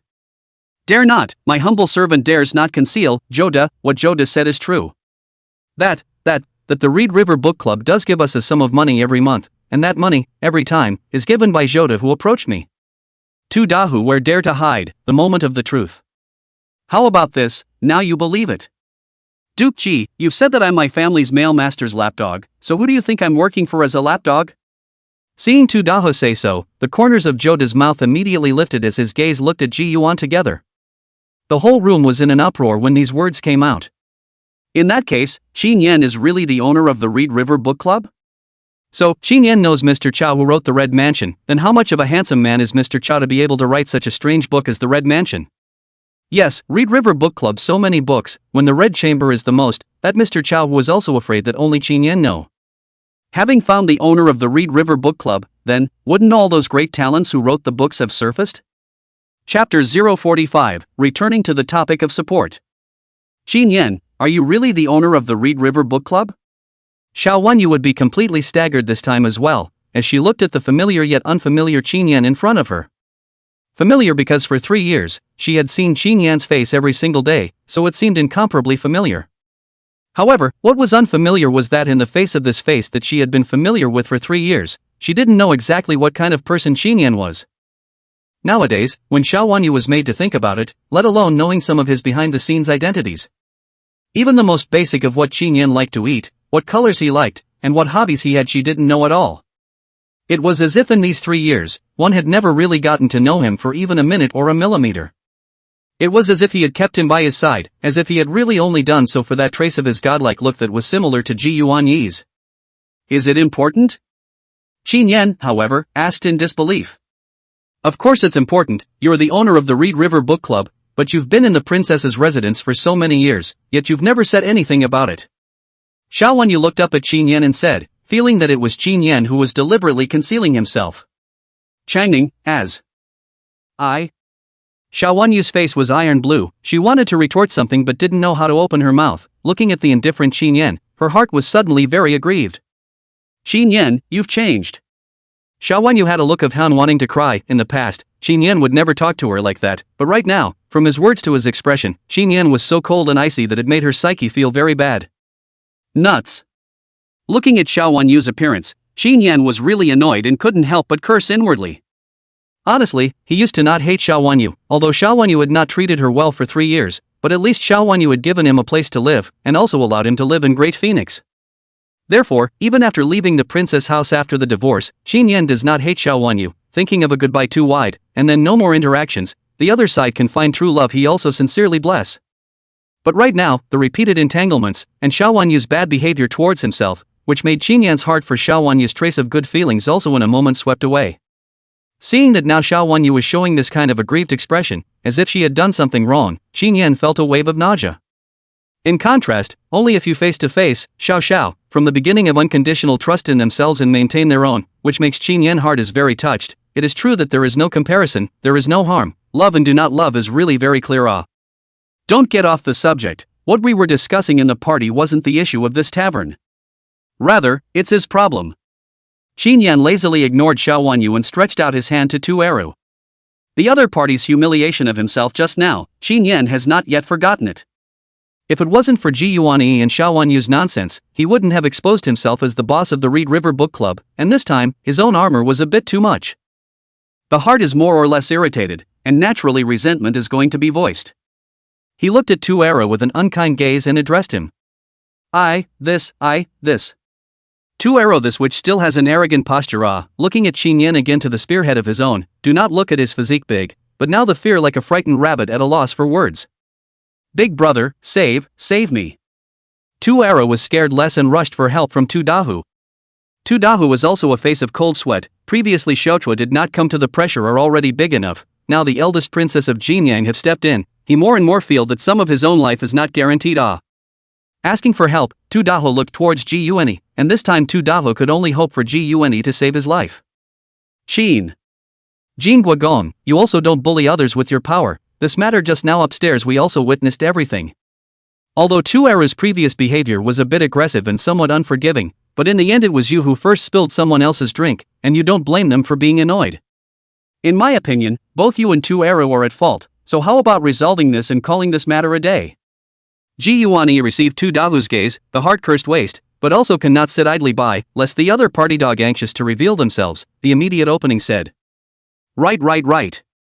Gong, earlier is my request is too much some, is my fault, is willing to accept, but this matter in the end is Gong, you first spilled me all over the wine right, we are also considered to be both at fault, Gong, why don't we each back off a step, this matter is even it. Tu Eru heard the words and also hurriedly followed Ji Yuanyi's words, thinking that he was still reasonable after all. Right, Your Excellency, my second brother was a bit reckless, but after all, the cause of this incident was not his intention, so how about you just forget about it and let both sides leave it at that? Tu Dahu also immediately greeted him with a smile, wanting to defuse the matter. What, Duke Jean wouldn't be relying on his position with the eldest princess here to use his power to oppress others, would he? It's not good to spread the word that Duke Jean is doing this just after he gained power today. As soon as Ji Yuan saw that Qin Yan didn't speak, he immediately said again in a conspiratorial manner. Qin Yan, don't care what they say, today the palace will back you up, do whatever you want to do, and when things go wrong, the palace will bear the burden for you. However, in the face of the crowd's oppressive words, Xiao Xiao looked at Qin Yan and said. An expression of incomparable firmness and trust appeared in her gaze, indicating that she would support whatever Qin Yan did, even if it meant using her power to suppress others. Don't worry, princess, I have my own ideas. Qin Yan warmed his heart when he heard Xiao Xiaochua's words and gave her a reassuring look before he teasingly looked at Tu Eru. Tu Eru, did I really accidentally spill that wine all over you? Chapter 046, Debunking, Poorly Planted Evidence. Qin Yan's words immediately caused Tu Eru's body to tremble. He didn't dare to look directly at Qin Yan's gaze, his head hanging slightly low. What is the meaning of this, Lord Jean? It is not you who spilled my wine, is it not possible that I spilled it myself? Tu Eru for a while before stabilizing his mind replied, just that voice and just now obviously different, this will more or less appear to be some lack of breath. Qin Yan's question, coupled with Tu Eru's state which clearly carried a hint of weakness, caused many of the shrewd people present to know at a glance that this guy seemed to have a problem. Emperor's son-in-law, can it be that he really set you up on purpose? Xiao Xiaochua's 7 delicate hearts could be much smarter than Xiao Wanyu's dumbass. With a glance, she recognized that the Tu Eru in front of her was answering with a very weak heart, and coupled with what Qin Yan asked, she instantly seemed to guess what was going on, and looked at Qin Yan and asked. Son-in-law? Hearing Xiao Xiao actually call Qin Yan as the emperor's son-in-law, Xiao Wanyu on the side inexplicably felt as if her heart had been viciously stabbed in the heart. Auntie, the two of you haven't even gotten married yet, and you're addressing him as the emperor's son-in-law, that's a bit inappropriate, isn't it? What's it to you? Hearing Xiao Wanyu's words, Xiaochua's phoenix eyes picked up and looked at Xiao Wanyu as she asked coldly. You're a late bloomer, and this is teaching me things? Aunt you. I didn't want to teach you to do things, I just think that aunt you are like this is not a royal status. Xiao Wanyu replied with a puff of air, not expecting Xiao Xiaochua to ridicule herself so much. Don't bother, Xiangning, just mind your own business. Xiao Xiao is lazy to pay attention to Xiao Wanyu, for their own niece, Xiao Xiao obviously see more than anyone else through, is a spoiled woman only. Rather, you haven't addressed me as emperor's son-in-law for 3 years. Looking at Xiao Wanyu's appearance, Qin Yan inwardly snorted. Son-in-law this word, Qin Yan and Xiao Wanyu married for 3 years, but never heard from the other side of the mouth she so called himself. Now that others are calling him, she is not happy, Qin Yan secretly shook his head, not knowing what this woman wants to do in the end. However, he also did not want to know why Xiao Wanyu in the end but smiled faintly at Xiaochua and said, Princess, not bad, I am still really framed. Jing Guogong, what do you mean by that? What being framed? Don't talk nonsense. As soon as he heard Qin Yan say that he was framed, this two family brother's face went white and immediately said in a sly defense. Duke of Jin, you don't want to believe what you say, don't think that just because you've become the eldest princess's son-in-law and have been named Duke of Jin that you're able to frame others as you please. If you're reckless, I'm going to go to His Majesty's office and take you to task. Ji Yuani also rushed to speak for the two family brothers, only this time, he felt a little hairy in his heart, vaguely a little uneasy. Eunuch Ji, do you know the two brothers well, speaking for them at every turn? Qin Yan sneered, staring at Ji Yuani and asked. As a scholarly courtier, this eunuch should speak for justice for the weak. Ji Yuan sniffed and immediately said. Hee, then when this two family brother was being aggressive just now, I didn't see you speak for me either. Qin Yan said with a sneering cold smile. Isn't that too late for me, not to mention that you were in the wrong in the first place in this matter? Kagenikis immediately shot back. I was in the wrong, okay, so let's show you guys who's right and who's wrong. Qin Yan did not bother to show off his tongue with Ji Yuan, but came straight to the table and picked up the broken wine pot. Tu Eru, you said that I broke the wine pot and spilled wine all over you, but was this wine pot really accidentally broken by me? Qin Yan held the wine jug and looked at Tu Eru as he asked. Isn't it? Tu Eru's eyes were evasive and his face was disharmonious, only that the words were obviously a few points weaker again. Humph, this wine pot, well, and how can it be so easily broken? This restaurant within the tableware, are I people special, or new? In general, if there is no external force, simply cannot be easily broken. You said that I broke this jug, so why are there knife carvings on top of this jug? Is it hard to believe that it was I, your face, that took a knife then carved this wine pot with a knife on purpose? Qin Yan asked the other party with a cold smile, his eyes filled with sneering skepticism. What, knife carving? Zhou De heard, immediately came from the hands of Qin Yan, took the wine pot to take a closer look, and found that the wine pot cracks are very strange, not like a natural crack. Clearly someone with a sharp weapon deliberately will be the wine pot broken. And, on this wine pot, some small scratches could be clearly seen, very much like those caused by sharp objects. Indeed. Good, Two Arrow, you actually planted the evidence on purpose. You dare to frame my male master, how dare you? Zhou De was extremely furious, his eyes looked viciously at Two Arrow and shouted loudly. Two Arrow was scared of a jolt, which will be soft legs and feet, plop, fell to his knees on the ground. I didn't, you're bull-ting me, you guys are bull-ting me. Two Arrow was trembling with fear, but he still refused to admit it on his mouth, and said in a desperate attempt to defend himself, only that his eyes for help kept looking at Tu Dahu, thinking of letting Tu Dahu relieve him. But at this moment, Tu Dahu also has long been cold sweat. At this moment, his heart regret should not be in order to climb the Shangshu house and agree to frame Qin Yan. But then again, who could have known that Qin Yan will be salted fish turnover, and turned or dragon gated? Unable to do so, Tu Dahu's gaze for help could only look at Ji Yuan-yi. But right now, Ji Yuan-yi also had an iron face and was a bit flustered inside, wondering how Qin Yan could have found out. Oomph, nonsense? It's actually very simple. I think the tool you used to move your hand should still be on you. As long as you are searched, the tool is searched from you, and then the tool is taken to make a comparison with the traces on the body of this wine pot. The truth will naturally come out. Qin Yan grunted. He had already discovered the end of the story. This wine set is all new. How can it be so easy to break? And the other party is clearly rushing at himself. This wine pot has most likely been tampered with before he touched it. That was why Qin Yan was so calm and relaxed from the beginning. Such a poor trick to try to trap him was too much to look down on him. Men, search him. Xiao Xiaochua sniffed, that was not the least bit hesitant, and said to the guards at his side. Yes. Immediately, one of the Rapunzel's guards stepped forward and came to Two Arrow's body, then began to search him. Two Arrow was searched and instantly lost his strength like a deflated ball. At this moment his eyes were full of despair, but he didn't dare to have any resistance. Eldest Princess, Emperor's son-in-law, the search is complete. Chapter 047, The Truth Comes Out, Two Dogs Tear Each Other Apart. Seeing Two Arrow confess to the crime, the crowd present was in an uproar, obviously not expecting that this Two Arrow actually planted the evidence to frame Qin Yan, and was a setup from the beginning. Why did you frame Qin Yan? Xiaowanyu this will also be shocked, looking at Two Arrow, completely did not think as Qin Yan actually was wrongly accused. Looking at the Two Arrow, Xiaowanyu inside some annoyed asked, but also in the heart of the curiosity of the Two Arrow, why so? Framing the prince of the imperial side of the emperor's team, this crime, do you know what will happen to you? Your 9 clans, I'm afraid, should all thank you.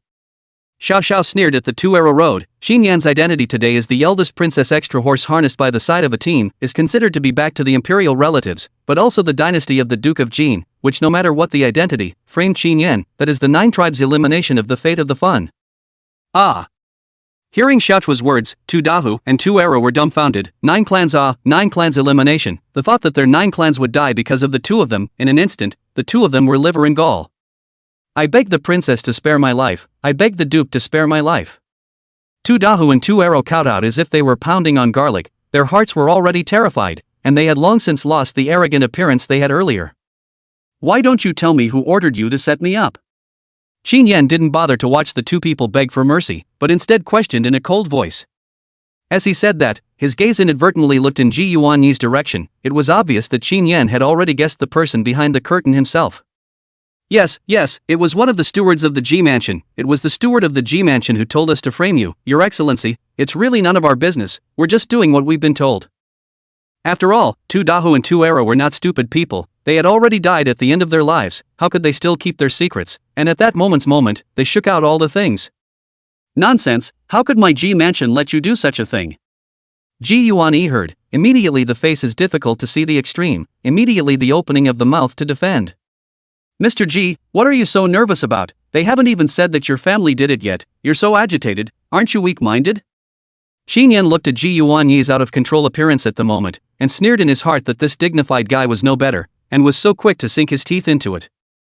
What nonsense is this from your lordship? How many G mansions are there in this entire capital, and how many G mansions are able to order the two of them, other than our Shangshu G mansion? Who else could it be? Ji Yuanyi knew that he had lost his temper and glared viciously at Qin Yan, then immediately said in his defense, "Wow, that makes sense." Unexpectedly, Qin Yan didn't lift a finger with Ji Yuanyi this time, but nodded his head. "Geniki brother, what is going on here, and why did they say they were under your family's orders?" Xiao Wenyu's unbelievable gaze turned to Ji Yuanyi, looking at the other party with a responsible gaze as she asked, clearly shocked by this scene. "Princess, Changning, let me explain, I don't know, I have no idea what's going on. It must be these two who climbed over me when they were dead, I didn't even know about this, and I didn't do it. Changning, you believe me, don't you know my character?" As soon as he saw that Xiao Wenyu was casting a questioning gaze at him, Ji Yuanyi immediately said to Princess Changning, acting very innocent and helpless. Looking at Ji Yuanyi's appearance, Xiao Wenyu's revealed a soft gaze at that moment. "Well, I believe you, Geniki brother is a gentleman, surely he wouldn't do such a nasty thing, there must be some misunderstanding here." Qin Yan cursed inwardly as he watched this scene. However, he also understood that Ji Yuanyi's position within Xiao Wenyu was very high, so Xiao Wenyu believed whatever he said, and it was not surprising that Ji Yuanyi had convinced her in a few words. "Hey!" Xiao Xiaochuo see this scene, is also secretly shaking his head, feel their niece is really a stupid white sweet. Ji Yuan said what she believed also did not see her believe Qin Yan a sentence, "The heart is more pain," the moment the gaze softly looked toward the Qin Yan for his 3 years of payment of unworthy. "Duke Ji, how are you able to take yourself off the hook? It was clearly the steward of your Ji mansion who approached us and asked us to plant evidence to humiliate Qin Yan so that he could lose face in front of Princess Changning. How can you now say that you don't know about it?" "Not bad, Duke Ji, this is what you people from the Ji mansion ordered, and said that as long as the two of us brothers do this matter, in the future, we will be relying on the Shangshu mansion and the Princess mansion, and our future will be unlimited, and now you're turning your backs on us?" Tu Dahu and Tu Era didn't expect Ji Yuan to flip his face faster than a book, and at that moment, they didn't care about offending the Shangshu house, and immediately revealed all the things. The words of the duo were heard in the ears of the crowd, and immediately everyone let out a gasp of surprise before their gazes turned to Ji Yuanyi. "No way, it was actually Ji Yuanyi who did this, why is he like this?" "It's not that simple, it's probably because the Duke of Jin is Princess Changning's prior extra horse harnessed by the side of a team, thus he holds a grudge against Qin Yan, so he's like to humiliate the other party a bit. This is too petty, right? This Ji Yuanyi is at least the #1 scholar of Great Wind, this temperament is so narrow?" Chapter 048, Dumping, Backstabber. Facing the gazes and verbal attacks of the crowd, Ji Yuanyi's face was already as black as the bottom of a pot, his heart was annoyed and at the same time a touch of uneasiness and fear rose vaguely. "This thing is not simple. Now Qin Yan's identity is not what it used to be. If this matter is not handled well to the imperial court, then even if the emperor in the face of Ji Shou does not want to be punished heavily, then the Ji family's reputation is completely stink. And he Ji Yuanyi can be from the clouds directly fall into the deep pool, endure humiliation 3 years will instantly become a joke. Geniki-san, is it true what they say? Why did they say they were taking orders from your Kifu? Could it really be you?" Xiao Wenyu had just been pacified by Ji Yuanyi, but now when she heard the two family brothers' decisive words, in an instant, doubts rose within her heart once again, and her eyes looked towards Ji Yuanyi. Xiao Wenyu's eyes would obviously have brought some distrust. "No, princess, believe me, I didn't do that." As soon as he saw that he was going to be a target, Ji Yuanyi certainly couldn't just sit back and wait. "Smears, it's all smears." Ji Geniki argued loudly with an expression of righteous indignation. "Slander, Duke Ji, do you dare to have the steward of your Ji mansion come out to confront you, and then it will be clear whether or not it's slander." Seeing that Ji Yuanyi was planning to renege on the debt, these two family brothers were also completely quit, loudly said to Ji Yuanyi, "Let him hand over the person to confront." "I don't know who you're talking about, how do I confront them?" As soon as Ji Yuan heard this, he immediately said, "You don't know, well then, Mr. Ji, you always know Ji Zicheng, right? He's the one who told them to frame the Jin Duke." Tu Dahu didn't give Ji Yuanyi a chance to sophistically argue, and directly said the name of a person. "Kasiki, Geniki brother, isn't Kasiki your personal steward?" When Xiao Wenyu heard this name, she still knew this person, because this Ji Zicheng was the personal steward beside Ji Yuanyi, specializing in serving Ji Yuanyi. When she learned that it was Ji Zicheng, Xiao Wenyu immediately looked at Ji Yuanyi. "I saw him just now where did he go?" Xiao Wenyu still vaguely remembered just now this name Ji Zicheng is together with them to the restaurant, but in the middle left, and now also not in the Ji Yuan one side. Instantly Xiao Wenyu frowned and asked. "He left, said he had some business to attend to, and I don't know where he went. But I really don't know what's going on in this case, princess, you have to trust me. Gee, you wanna see things have been almost demolished, this will be inside across, know that today is afraid to abandon the car to protect the marshal, so the rush to clear the relationship said. Duke G, you're picking clean, saying you don't know anything. You're a great scholar, how come you don't know anything today?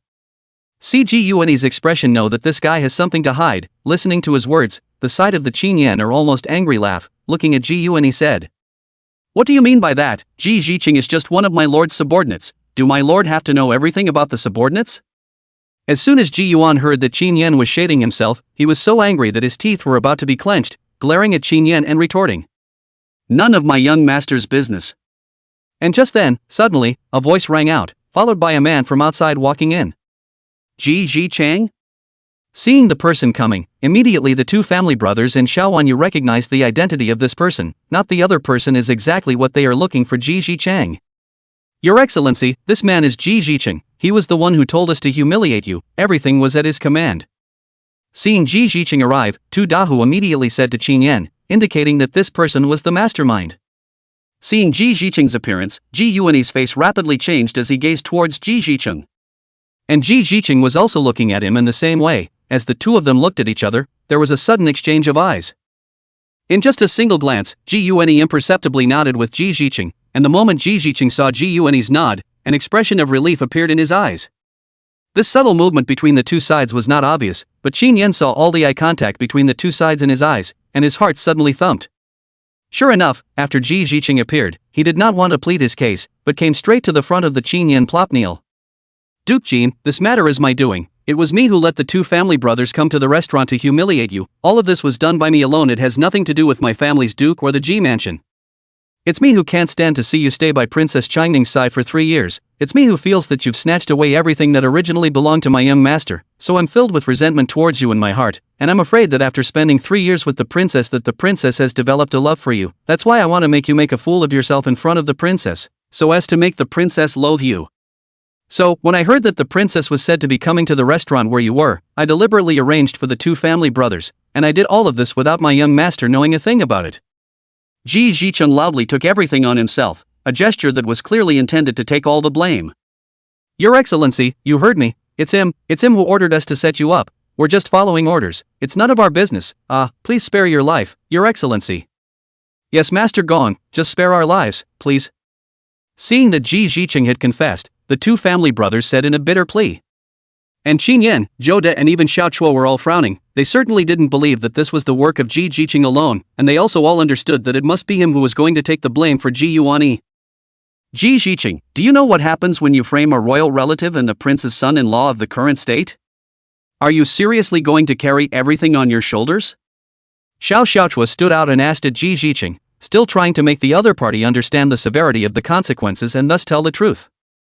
Oh, Rapunzel, of course I know, isn't it just death, since I dare to admit it, naturally I'm not afraid of death. Princess Changning, this is all my own doing, it has nothing to do with my son, I hope you don't misunderstand my son is in love with you, the princess must be good with my son. Ji Ziqing looked at Xiao Wanyu again and said to her. No good, he. Realizing that something was wrong, Zhou De immediately changed his face and was about to go forward, but in the next second a smear of black blood spilled from the corner of Ji Ziqing's mouth. He took poison. Seeing the scene, everyone's expression changed, and they could instantly tell that this Ji Ziqing was trying to take poison to kill himself. Don't let him die. Xiao Chua's eyes were stern as he said to the guards. Chapter 049, The righteous are the dog slayers, the negative are the scholars. Princess, it's too late, he took the poison when he first came in. Xiao Chua's guards went up to check on Ji Ziqing, however, it was already too late. Ji Ziqing's face was now covered with black gas, bleeding from the 7 orifices was obviously not able to return to life. Ji Ziqing this death, and so on will be this matter all carried down after the coffin finalized. Even if you want to find out who is behind the scenes, it is obvious that there is no evidence. And as he watched Ji Ziqing die, Ji Yuan let out a sigh of relief, a feeling of relief. As expected, the servants of these ancient great families are all some deadly loyal servants who would rather die than betray their masters. The heart side, if this is put aside in the era of Qin Yan's life, that everyone is talking about the concept of death of a friend, not death of a poor Roda. And this ancient times, in the end, is a feudal dynasty, all the big families who do not have a few loyal servants who would rather die than betray their masters. Pity. Looking at Ji Zicheng has died, Xinyan knows, this matter further investigation cannot find out his son ugly Yin and Mao. His pit, especially in this situation, this behavior of Ji Yuani really aptly embodied the meaning of these two sentences. He is, indeed, a great talent. Xiao Xiaochua listened to these two sentences and looked at Xinyan, thinking inwardly, and the corners of his mouth also inadvertently surfaced a smile, while his eyes carried a touch of delighted admiration. You. As soon as Ji Yuan heard these two sentences, his eyes almost glared out in anger. Of course he had heard Xinyan's meaning, plus he understood that Ji Zicheng had actually died for him, so when he heard these two sentences, it could be said that his heart broke its defenses, touching incomparably huge. Xiao Wanyu at this moment is quite surprised to look at Xinyan, did not expect Xinyan can also say this kind of words of wisdom to two sentences.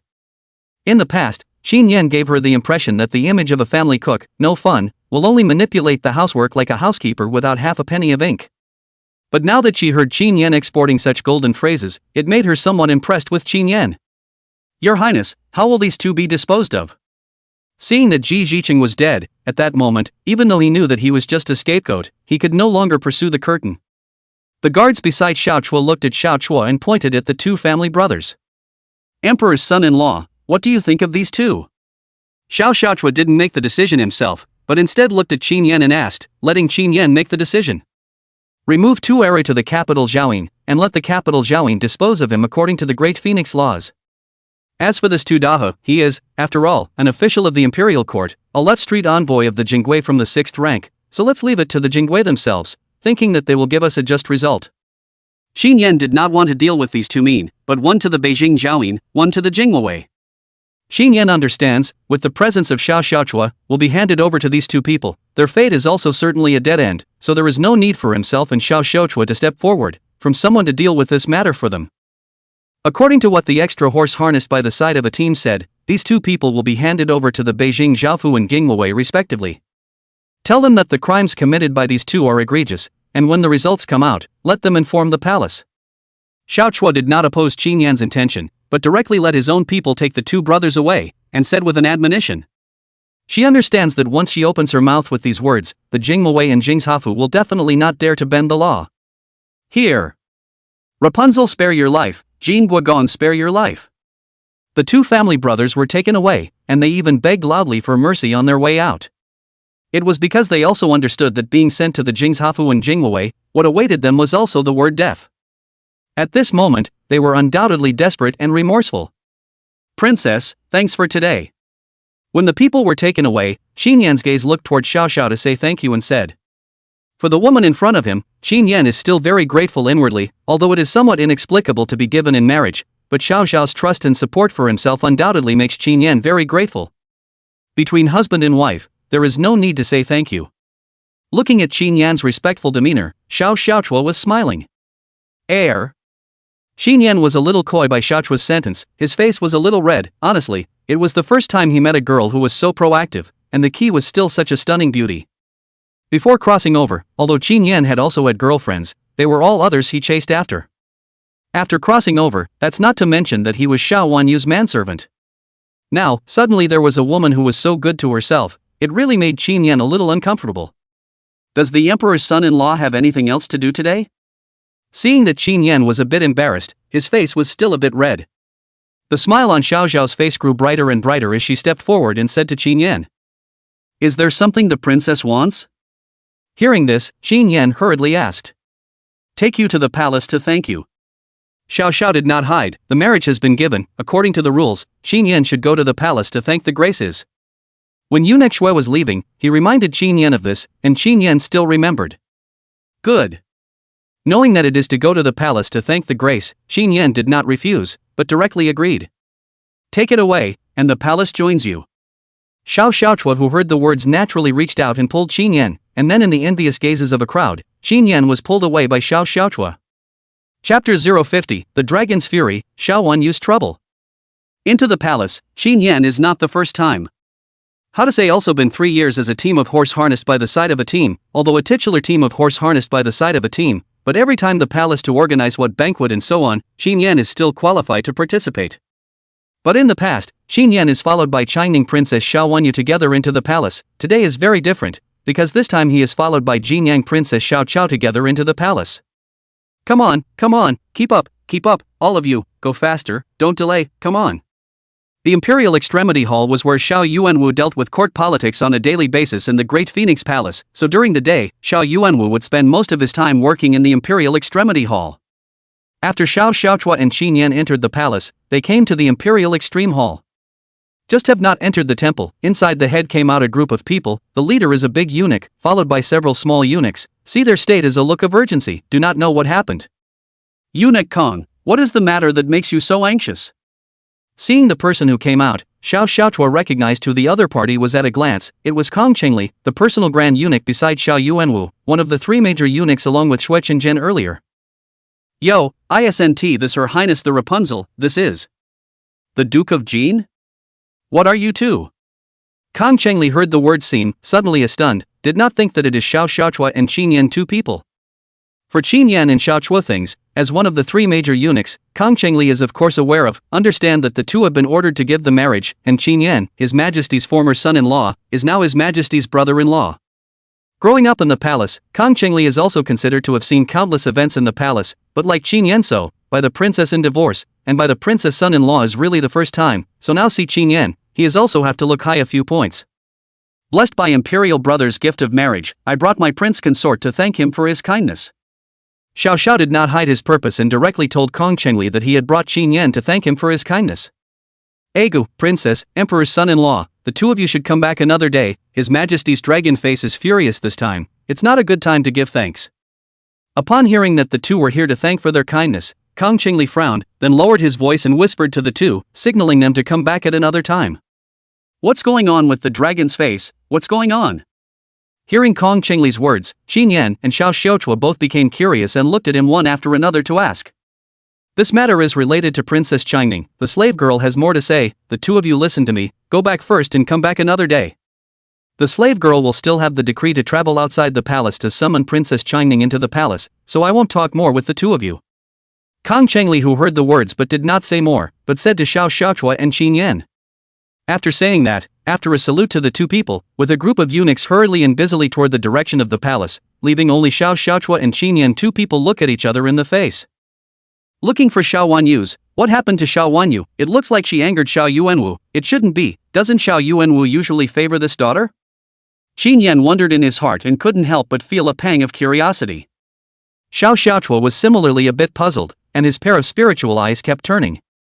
So, princess, are we still thankful for the grace?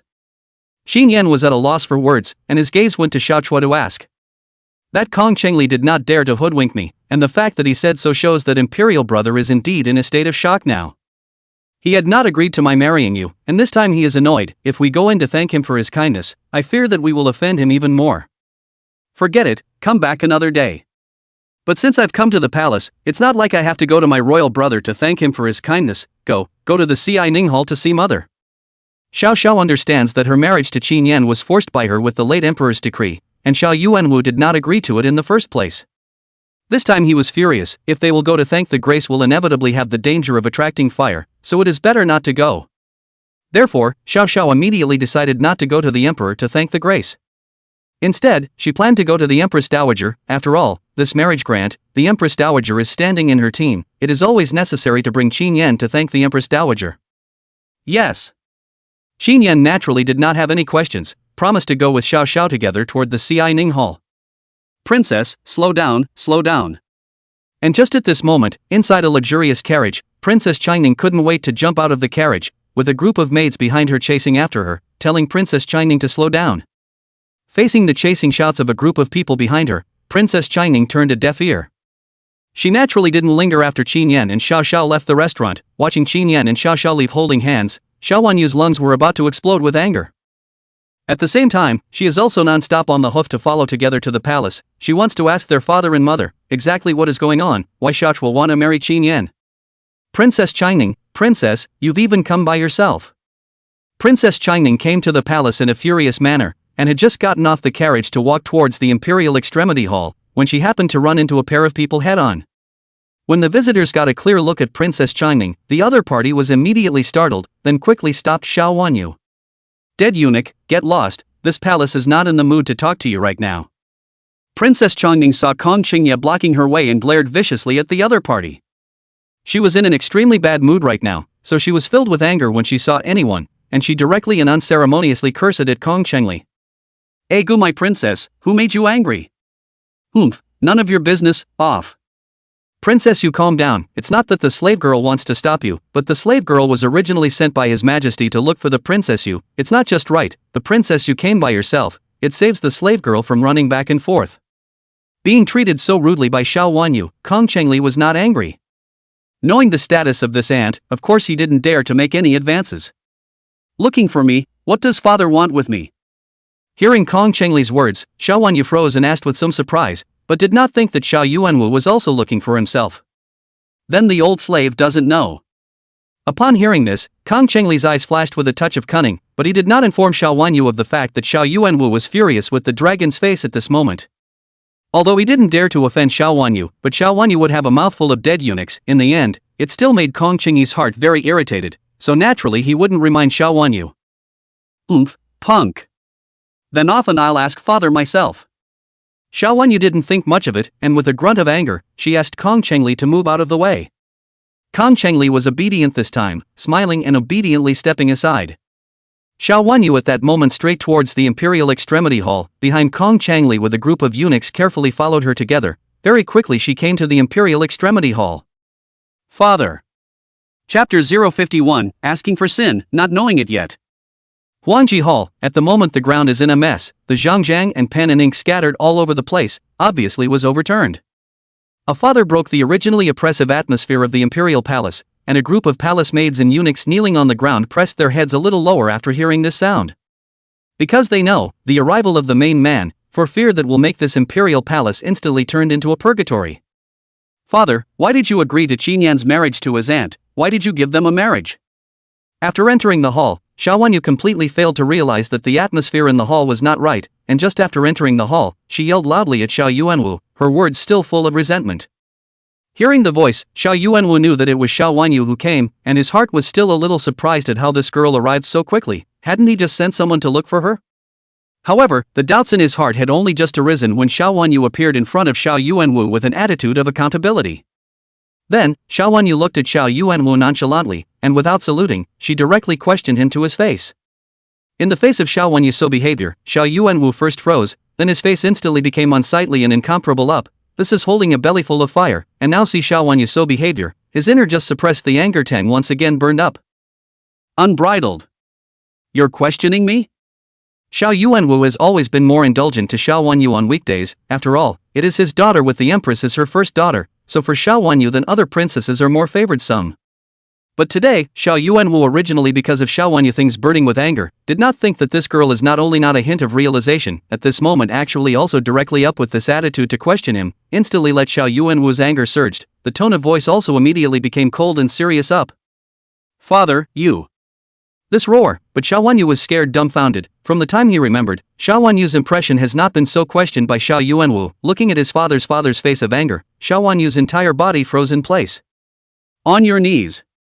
Xiao Yuanwu was not polite, directly reprimanded. Xiao Wanyu said, "See me, do not know salute greetings, as a princess so do not know the etiquette, from the elementary school of the palace rules and etiquette are fed to the dog?"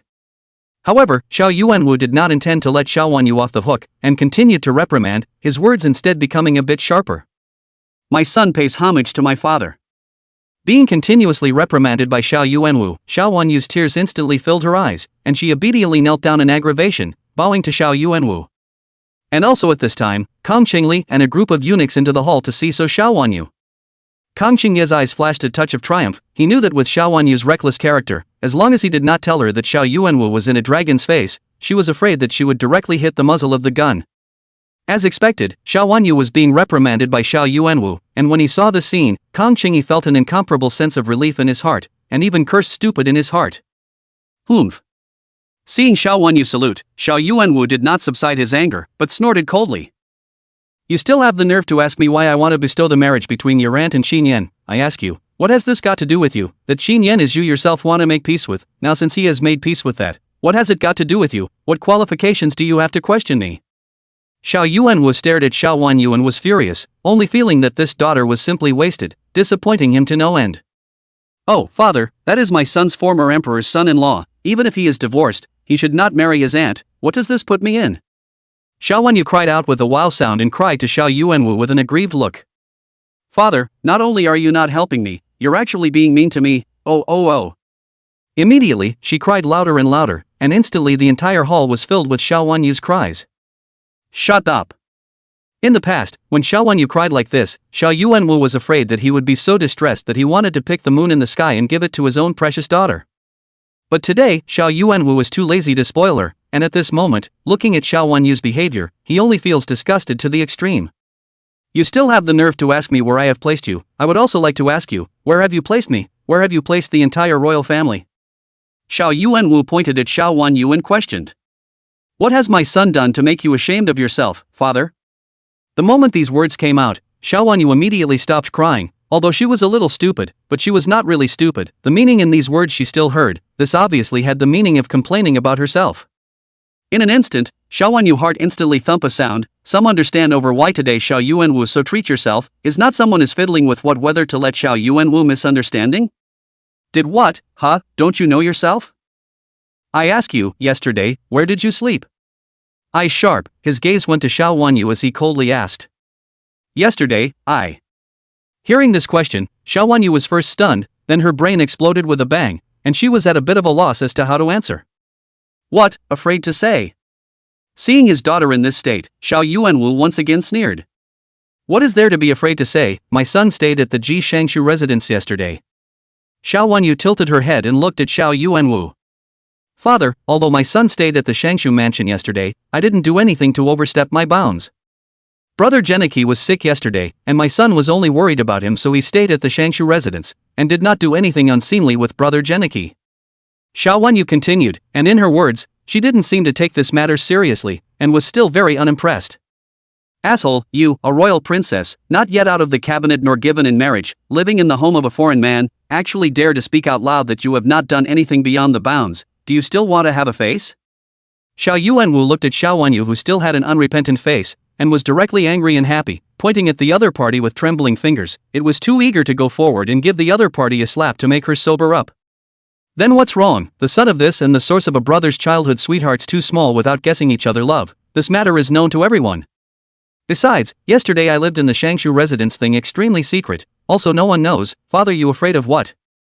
Xiao Wanyu skimmed her mouth and rushed at Xiao Yuanwu to continue, not treating this matter as a big deal at all. No one knows?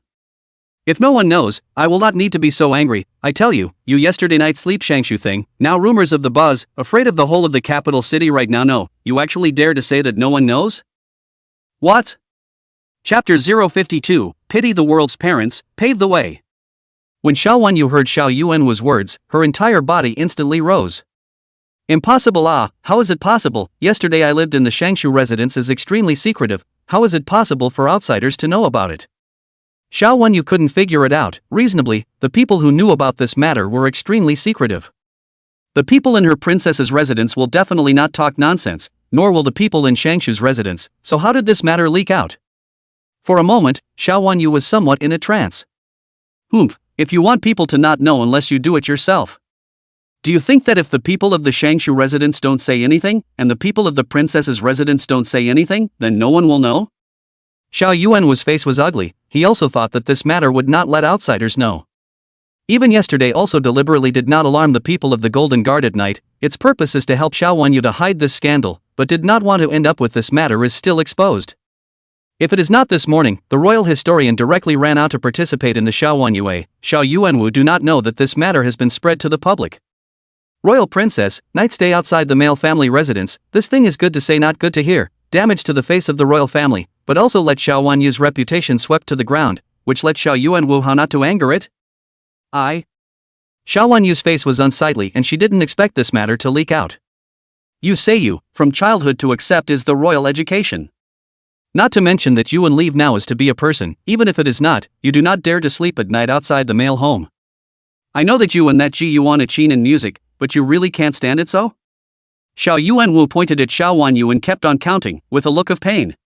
This old father of his is also considered to have given Xiao Wanyu his best, but never thought that this daughter of his was so unlucky. Who leaked the story? The palace had to pluck his skin. Upon hearing this, Xiao Wanyu, however, did not introspect, but looked up at Xiao Yuanwu and asked, a touch of resentment arising in her eyes. She wanted to know who had leaked this matter out, and if she knew who it was, she would have to let the other party die without a burial place. What do you care who leaked it? There are so many people within this upper capital that anyone could have leaked it, perhaps someone from your princess's residence, perhaps someone from Miss Shangshu's residence, or perhaps an outsider. Nowadays, shouldn't you think about how to quell this matter? Xiao Yuanwu was really speechless, but now, Xiao Wanyu was actually still thinking of finding the person who leaked the information. The source of this leak is so complex, who can say who is leaking? The key right now is not the time to pursue the source of this leak, think about how to calm this matter. Then, father, what is to be done about it? Xiao Wanyu would once again reveal a pathetic look towards Xiao Yuanwu, staring at her old father with a pleading gaze and asking, obviously, she would not know how to deal with this matter. Now you know you're afraid, humph, why didn't you think about what to do yesterday? Xiao Yuanwu grunted, although his mouth was still complaining, but in the end this was still his precious daughter, thus, he still eased his tone a little. For today's solution, the only way to put this matter to rest is to give you and Ji Yuan-yi a marriage. Xiao Yuanwu said helplessly. Originally, he was still thinking of letting Qin Yan continue to be a spare tire for Xiao Wanyu, wanting to let Xiao Wanyu see her heart clearly on her own. But unexpectedly, as an emperor cannot manipulate fate. First of all, half a step to kill a Xiao Chua to take the former emperor's decree to ask for marriage cut off the Qin Yan, and now Xiao Wanyu and their own not to compete to make such a drama. Now, even if he doesn't want to give the marriage, it's useless. The good thing is that Xiao Wanyu and Ji Yuan, one of the things originally on the capital of the city, on many people know, this time out of such a situation after the marriage is not too bad influence. Only, Xiao Yuanwu sighed inwardly, she was afraid that Xiao Wanyu would regret it afterwards. Bestow marriage. At those words, Xiao Wanyu froze. Hearing that Xiao Yuanwu was going to give himself and Ji Yuanyi the gift of marriage, her first reaction was actually dismay, not as much of a surprise as she had originally imagined, and even a sudden emptiness within her heart, as if someone had dug another spoonful with a spoon on her heart. Why, isn't that what you wanted? Seeing Xiao Wanyu's expression, Xiao Yuanwu frowned and asked. Yes, I do, thank you, father. Upon hearing Xiao Yuanwu say this, Xiao Wanyu immediately squeezed out a smile and then said, I must be crazy, or how else would I be in such a low mood? I do want to marry Geniki-san, only Geniki-san is the one I'm meant to be with. Xiao Wanyu said to her inner self as she forcefully suppressed the loss that arose within her, and then said to herself. However, the marriage bestowal also needs an opportunity. Let's do it this way. 2 days later will be the Peony Festival. At that time, Donglu Academy will organize the Peony Poetry Festival. That Ji Yuanyi also comes from Donglu Academy. He will surely go to participate in the Peony Poetry Festival, and with his talent, he will win the top prize at the Peony Poetry Festival. It will not be a problem. At that time, I will arrange for Xue Qingzhen to give you a marriage. He will win the Peony Poetry Festival and give you a marriage. In this way, the matter of you staying at the Shangshu mansion at night will also be diluted, and this marriage will also be able to become a false story. Xiao Yuanwu had already made arrangements and said his plan to Xiao Wanyu. Peony is the national flower of the Great Phoenix Dynasty, and peony is the most valuable flower in the Great Phoenix Dynasty. Therefore, every year on the 15th day of the 5th month, it is the Peony Festival of the Great Phoenix Dynasty, and many activities will be organized with the theme of peony in the whole of the Great Phoenix. Shanjing is the capital city of the Great Phoenix, that is even more so, which is especially the Peony Poetry Meeting in Donglu Academy is the most important. Donglu Academy is one of the top 2 academies in Great Phoenix, its students are all over the world, and its influence is huge. Ji Yuanyi also came out from Donglu Academy, and in the past, when Ji Yuanyi was in the capital, he would definitely participate in the Peony Poetry Festival, and he won the championship several times.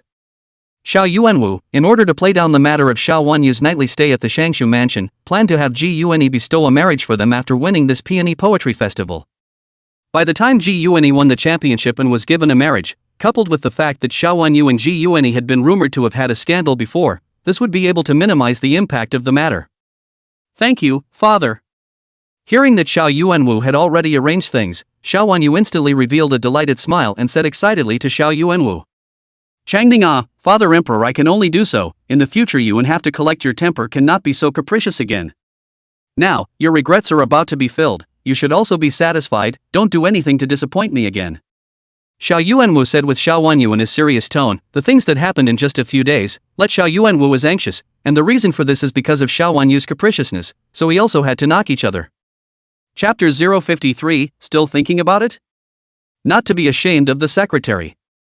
My son understands, thank you father for your grace. Xiao Wanyu would look at Xiao Yuanwu's tired face. In the end, she still felt sorry for her father, and obediently nodded her head at Xiao Yuanwu. But very quickly, Xiao Wanyu again seemed to have thought of something as she quickly looked at Xiao Yuanwu. Father, you haven't said it yet, why did Auntie marry Qinyan? Xiao Wanyu at this moment just thought that he came this time as not to be lectured, but are here to raise the offense. At this moment to Xiao Yuanwu asked. You ask me, where am I to know? He is your former emperor's son-in-law, and he spends time with you every day, yet you don't know that he's related to Jin Yang, and you're still asking me? Xiao Yuanwu was speechless, he didn't know about this matter either. Although Xiao gave the marriage, but until this moment Xiao Yuanwu also do not understand his sister. Why would want to marry Qin Yan? I don't know. Xiao Wanyu was equally uncertain. Then you ask me why, your aunt with the late emperor's decree to find me to give marriage, even if the emperor cannot refuse, and this matter there is the empress dowager to make the decision, I will be even more unable to stop. Xiao Yuanwu said without any good breath, for this matter, he is also helpless. He also tried to stop, but the other party has the previous emperor's holy decree, and the empress dowager as a backer, what can he do? Auntie must be crazy, actually inviting out the late emperor's holy decree for Qin Yan. Where on earth is Qin Yan good enough for her to be like this? Xiao Wanyu huffed. Changning, could it be that you still have Qin Yan on your mind? Otherwise, why are you so angry? You and Qin Yan have already made peace. Now single-mindedly pounced on Ji Yuanyi, should not have any more emotions for Qin Yan, but your current appearance. Xiao Yuanwu did not keep his words to himself, he actually wanted to say that at this moment, Xiao Wanyu had some gestures of a complaining woman. Father, how can I still miss him? You don't even know how cold this Qin Yan is to his daughter nowadays. I was really blind to let him be the emperor's son-in-law for 3 years, he's heartless and uncaring. I'm just resentful for my aunt, who has an average antennae and actually wants to marry an incompetent like Qin Yan. Hearing Xiao Yuanwu's words, Xiao Wanyu was furious, thinking of Qin Yan's attitude towards herself within the restaurant. The bar of anger within her at the moment grew all of a sudden. Heir. Hearing Xiao Wanyu's words, Xiao Yuanwu's face changed a bit. Although Xiao Wanyu was his own beloved daughter, honestly, Xiao Yuanwu more or less felt that Xiao Wanyu's words were a bit excessive. How Qin Yan had treated her in these 3 years, the onlookers had all seen it in their eyes, and even a blind man did not feel that Qin Yan had anything bad. But now Xiao Wanyu actually said that Qin Yan is heartless. Some people feel that the other side of the backward rake, even as a father, Xiao Yuanwu are embarrassed to support their own daughter, so say Qin Yan. Ahem. Changning, you should leave this matter alone. Now that you and Ji Yuanyi are also going to be bestowed with a big wedding, there will only be an aunt and niece relationship between you and Qin Yan in the future, so don't think about anything else. We'll have to meet again in the future without fail, don't make a fool of yourself, he's your aunt's fiancé now after all. Xiao Yuanwu was still a bit sensible, to Xiao Wanyu admonition said, now both sides each other have found their own home, then do not have any other involvement and entanglements. He thinks beautifully, to be my aunt, he's not worthy yet. Xiao Wanyu inwardly snorted coldly and indignantly thought in her mind. Alright, you go back, have someone tell Ji Yuanyi to prepare well for the Peony Poetry Festival in 2 days, don't let me down. Seeing that Xiao Wanyu did not say anything, Xiao Yuanwu thought that his girl had figured it out, so he immediately said to Xiao Wanyu, telling her to go back earlier. Yes, my son will leave. Xiao Wanyu nodded her head, a flash of excitement in her eyes, the thought that she would tell Ji Yuanyi about this matter. I'm afraid that Ji Yuanyi would be very happy as well. Peony Poetry Festival, giving marriage? Inside the Xianing Hall, Xiaochua and Qin Yan heard the Empress Dowager tell them that Emperor Xiao Yuanwu was planning to bestow a marriage between Ji Yuanyi and Xiao Wanyu at the Peony Poetry Festival, and only then did they realize what had happened. Not bad, that girl, simply too unintelligent, as a royal princess, without giving marriage, actually dared to run to the home of an outside man to spend the night, simply unseemly. The emperor also had no choice, so he planned to let that Ji Yuanyi give them a marriage after winning the Peony Poetry Conference at Donglu Academy, so that he could also plug the world's long mouth. The Empress Dowager nodded her head, and in her words, she was also quite dissatisfied and disdainful of this mess that Xiao Wanyu had done. So it is. Qin Yan and Xiao glanced at each other, and understood each other. No wonder Kong Chengli told them that Xiao Yuanwu was furious, but it turned out to be because the matter of Xiao Wanyu's night stay in the Shangshu mansion was leaked out, which affected the face of the royal family and Xiao Wanyu's reputation. It really is true love, doing anything for love. Xin Yan could not help but sigh in his heart, and had to recognize the weight of Ji Yuani within Xiao Wenyu's heart. They had been together for 3 years, but Xiao Wenyu had never done even one out of the ordinary thing for him. This Ji Yuani has only been back for a short time. Xiao Wenyu has given up everything for love. It is really sensational, at all costs. That's just it, let's not talk about them. Xin Yan, mourners know that you are a good man. Before it was Changning who didn't know how to cherish you, but Jin Yang is different. Mourners know that Jin Yang really likes you. Don't let down Jin Yang's sincerity towards you. I hope that you can treat Jin Yang like you treated Changning before, otherwise, the mourning family will not be able to spare you. The Empress Dowager's gaze softly looked at Qin Yan. Perhaps it was the relationship of love for the house, or perhaps Qin Yan's previous reputation was still good, so the Empress Dowager did not mind that Qin Yan was Xiao Wenyu's son-in-law before, but solemnly asked him to take good care of Jin Yang in the future. The king does not burden me or the princess, only wishing that the king's heart is like my heart. The Empress Dowager can rest assured that I will treat the princess well. Qin Yan faced the Empress Dowager, nodded with incomparable firmness and seriousness, and then looked at Xiaochua and Zhang Hongred. The king will not fail me, only wishing that the king's heart is like my heart. Good, good, I didn't realize that you have such a literary talent, Qin Yan. Hearing Qin Yan utter these 2 sentences, the Empress Dowager's eyes lit up, murmured in a low voice, and then looked at Qin Yan with a face of astonishment, but did not expect Qin Yan to casually say 2 sentences, so wonderful, which is beyond the Empress Dowager's surprise. Mother, what is this? You are afraid that you don't know, right, that the red mansion you are reading is actually from the hand of Qin Yan, and that Mr. Chao, the one whose heart yearns for you, is standing in front of you right now. Upon hearing this, Xiao Charming smiled and came to the Empress Dowager's side to hold her arm before looking at Qin Yan. What, Jin Yang, what did you say? Qin Yan is Mr. Chao who wrote The Red Mansion. Chapter 054, The vest is stripped, let's make a mistake. As a woman in the Deep Palace, even though you are the Empress Dowager in fact, there are not many recreational activities. So reading books has become one of the pleasures of many women in the Deep Palace, and the Empress Dowager is no exception. Dafeng has a strong literary culture, and the cultural output of all of you is brilliant and relatively open.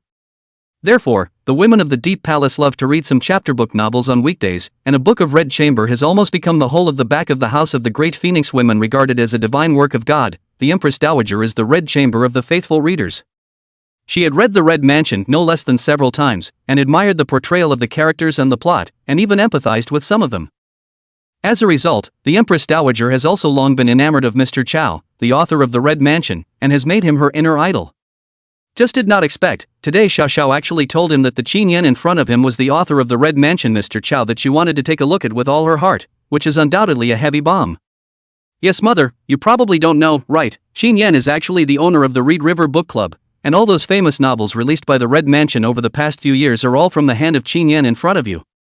Xiaochua's pair of eyes landed on Qin Yan, as if he had already seen through everything about him, and at this moment, he turned to the Empress Dowager, as if he was stripping Qin Yan of his clothes, piece by piece, stripping off the vest of Qin Yan's appearance. What, seriously, Qin Yan, are you the owner of the Reed River Book Club or the author of those novels? The Empress Dowager was really unsettled now, getting up and asking Qin Yan with a surprised look. How did she know?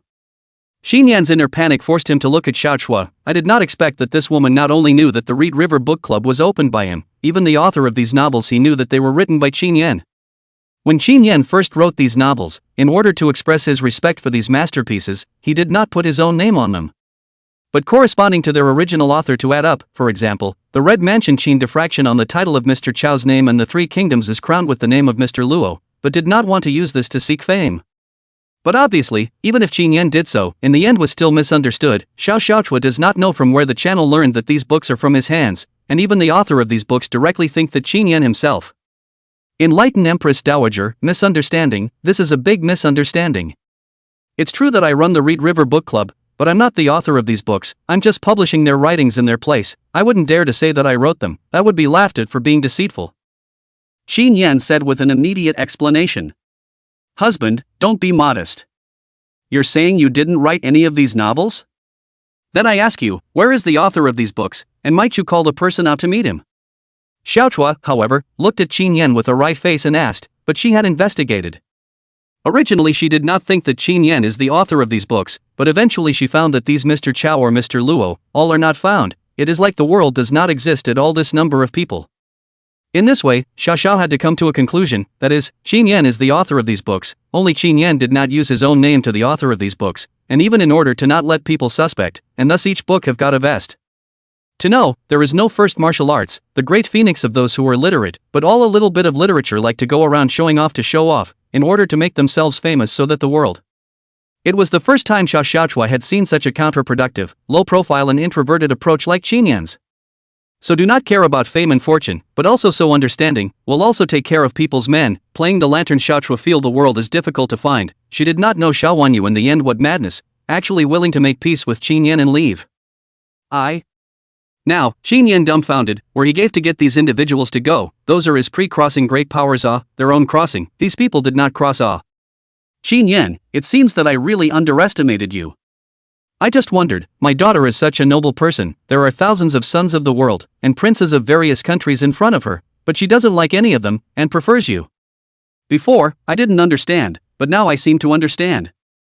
When the Empress Dowager saw Qin Yan's dumbfounded appearance and Xiaochua's determined expression, she instantly understood a few points as well. So it turned out that Qin Yan had been hiding his clumsiness all along. Underneath that kind exterior of his, there wasn't just kindness, there was also an uncommon ability. Just by being able to write a book like The Red Mansion, the Empress Dowager felt that Qin Yan's literary talent would not lose out to Ji Yuanyi. Hey! Qin Yan saw the Empress Dowager also said so, instantly understand all misunderstandings. The Empress Dowager also believed that those books are written by themselves. But right now, Qin Yan is also helpless, because he obviously cannot explain, much less find out those authors. The more he explains, the more mistakes and omissions. At the moment, Qin Yan is also lazy to explain, misunderstanding on misunderstanding. Well, Mortar understands that you are a low-profile child, which is good in this way. Mortar is more at ease with leaving Jin Yang in your hands. Come, Qin Yan, sit beside the mourner to come. The mourner has many for the Red Mansion book on some of the incomprehension. You give the mourner a detailed explanation of the explanation. Read the Red Chamber, although the Empress Dowager has read several times, but each time there are different feelings, the heart of the book for many of the obscure and confused. Now, the author is in front of their eyes, the Empress Dowager naturally want to solve the confusion in her heart, immediately greeted Qin Yan for her to answer questions and solve the confusion. Yes. Qin Yan didn't dare to refuse, since it was all a misunderstanding, then whatever. Moreover, if he could please this old lady, the Empress Dowager, Qin Yan felt that he was afraid that his life would be a little better in the future. Righteousness every more butcher's dogs, negative heart mostly readers humph. Who wrote this? It's simply outrageous. Inside a study, an old man in his 60s looked at the paper submitted by his disciples, on which just 2 sentences, but the readers were humiliated. In an instant, the old man looked at these 2 sentences, angry slap on the table, beard messy face is very ugly. Dean, this is what Qin Yan said. He is scolding all the readers in the world, going so far as to say that we are not as good as those who kill pigs and slaughter dogs. It is simply outrageous. The visitor looked at the old man and instantly reported who the person who said those 2 words was. Qin Yan? Could it be that Princess Changning's son-in-law? Kang Xianxiu, the dean of Donglu Academy, called by many students in Great Phoenix as the Great Phoenix Immortal Master, peaches and plums all over the world, known as the most studied person in Great Phoenix, highly prestigious. When hearing the name Qin Yan, Kang Xianxiu felt quite familiar. A careful thought, instantly remembered who this person was, and then revealed a touch of surprise asked. Chapter 055, Preconceived Notions, inviting him to the conference. Teacher, you live deep in the academy, you don't know that Princess Changning has already made peace with Qin Yan. Reconciled? Right, divorced. Teacher, you should also know about Princess Changning and senior brother Ji. The 2 of them were originally a match made in heaven, but it was just that the old and new parties fought back then to the point that the Ji family was exiled.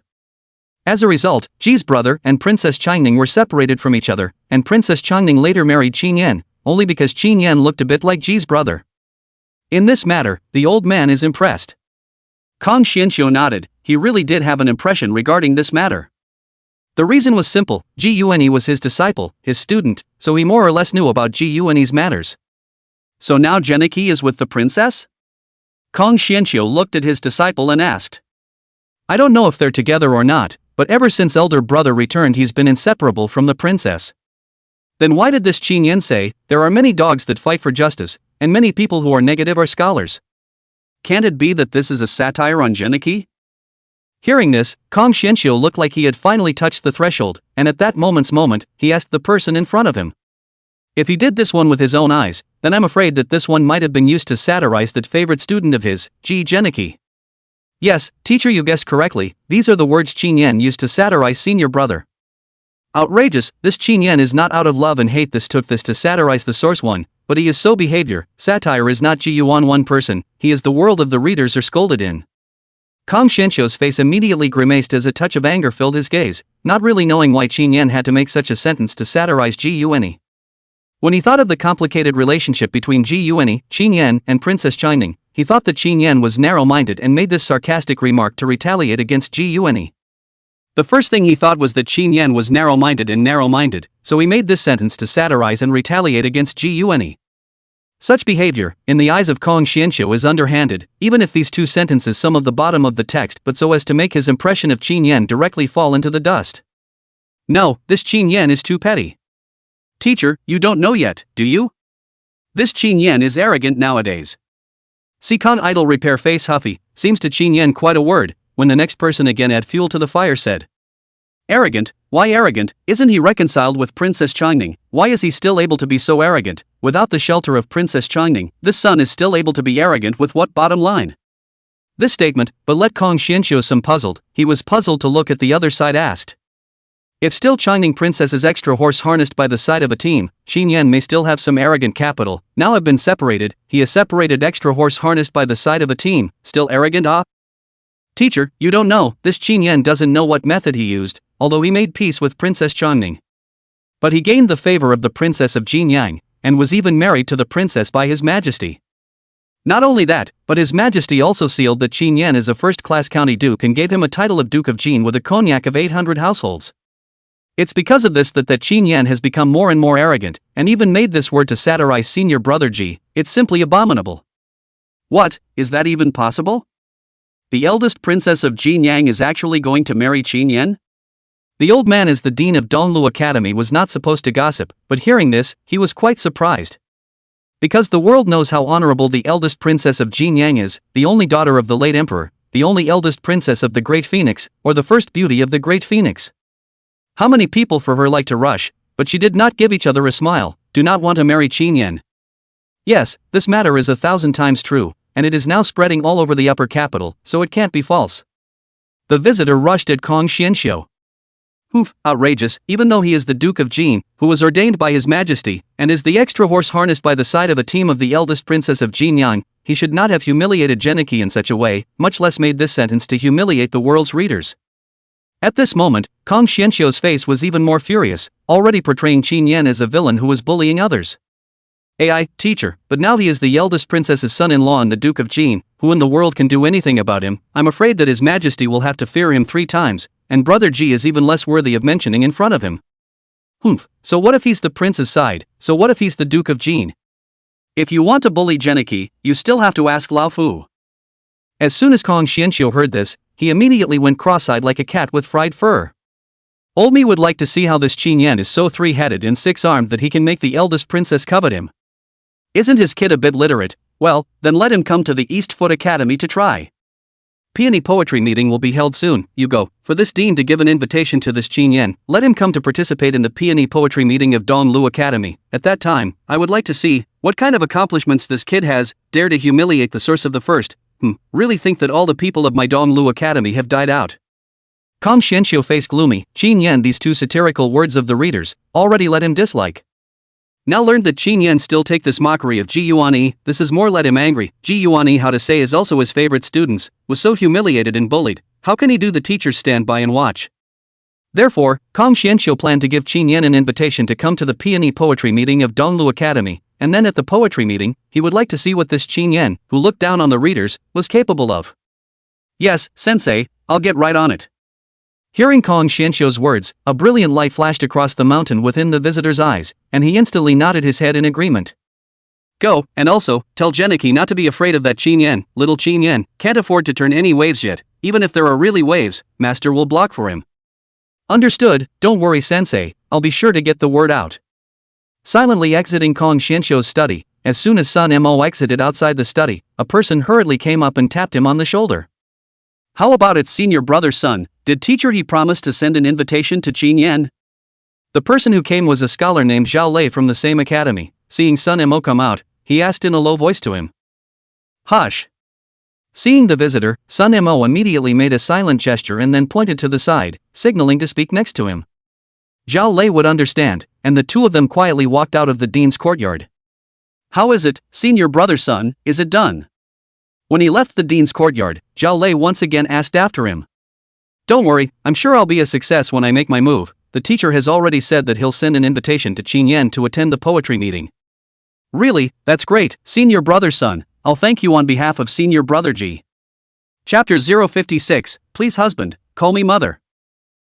What kind of words are these? Senior brother Ji is a member of the Eastern Foothills Academy along with you and I. Helping senior brother Ji is also helping ourselves, isn't it? Now, senior brother Ji is about to become Princess Qingning's son-in-law, and his father is the minister of households of the current dynasty, so he will have a great future in the future. I just hope that when senior brother Ji soars to great heights in the future, he won't forget today's events. Sun Mo said with a faint smile. What happened today was actually done on purpose. And the reason why it was done was all because of Ji Yuanyi's benefit. Not long ago, Xiao Wanyu had informed Ji Yuanyi of the news that the emperor was about to bestow a marriage upon them at the Peony Poetry Festival.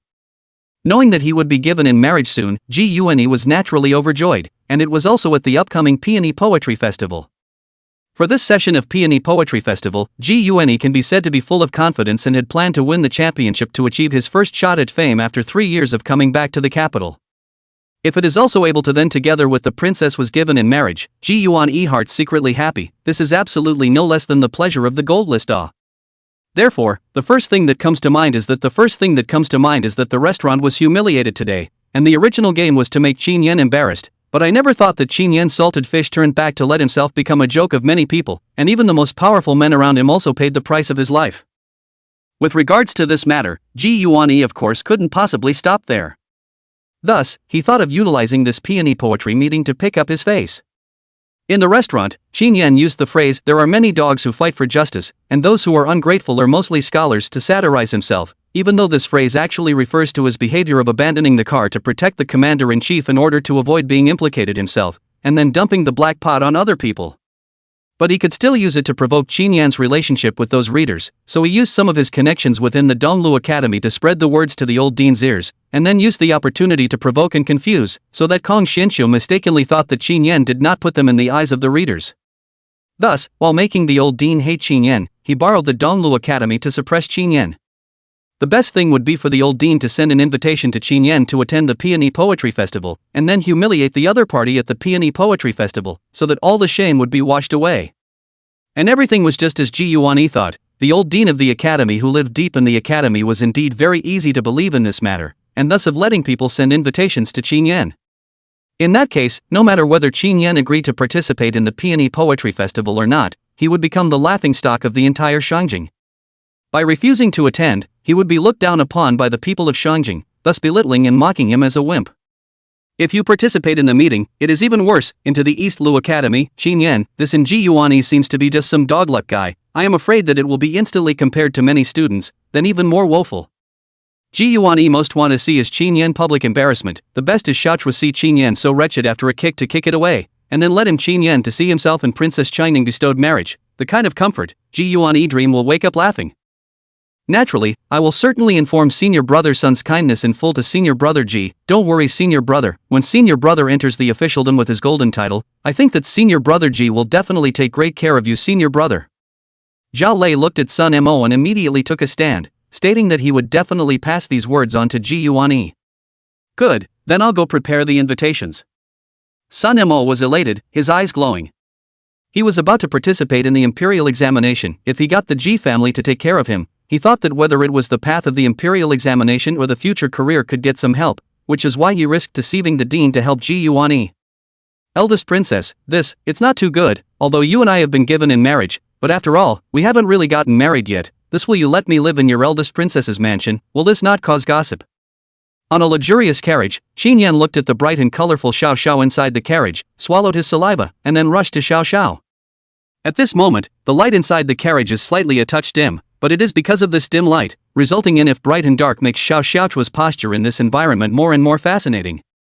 Qin Yan consciously is not a colorful person, but now also dare not look at Xiao Xiao.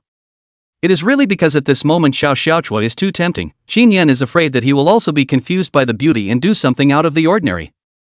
Husband, you still address me as princess, is that so out of the ordinary? However, Xiao Xiaochua looked at Qin Yan, who had sidestepped his face and did not dare to look directly at himself, but she smiled charmingly with a hint of teasing in her eyes, and she even deliberately moved closer towards Qin Yan, exhaling her breath at him as if she were asking. So, what should I call you then? Qin Yan sensed Xiao Zhao's proximity within the carriage, and at this moment, the faint fragrance of Xiao Zhao's body came to his nose, causing Qin Yan to shake a jolt. Oh my lady, I call you husband, you call me lady, it's more than appropriate, isn't it? Xiao Xiaochua, who had heard the words, snapped out of his mouth and said to Qin Yan, asking her to address him directly as his mother. Ah. It's not good. Qin Yan sniffed. And immediately said. This mother and husband's name is generally the direct address of the common people. Like Xiao Chua is the eldest princess of Great Phoenix, all need to be addressed according to the royal etiquette. The relationship between a prince and a princess is indeed that of husband and wife, but it is also that of ruler and minister. Therefore, in general, between a prince consort and a princess, they address each other as extra horse harnessed by the side of a team and princess rather than as wife and husband. This set of etiquette, Qin Yan had learned it all when he became Xiao Wanyu's extra horse harnessed by the side of a team.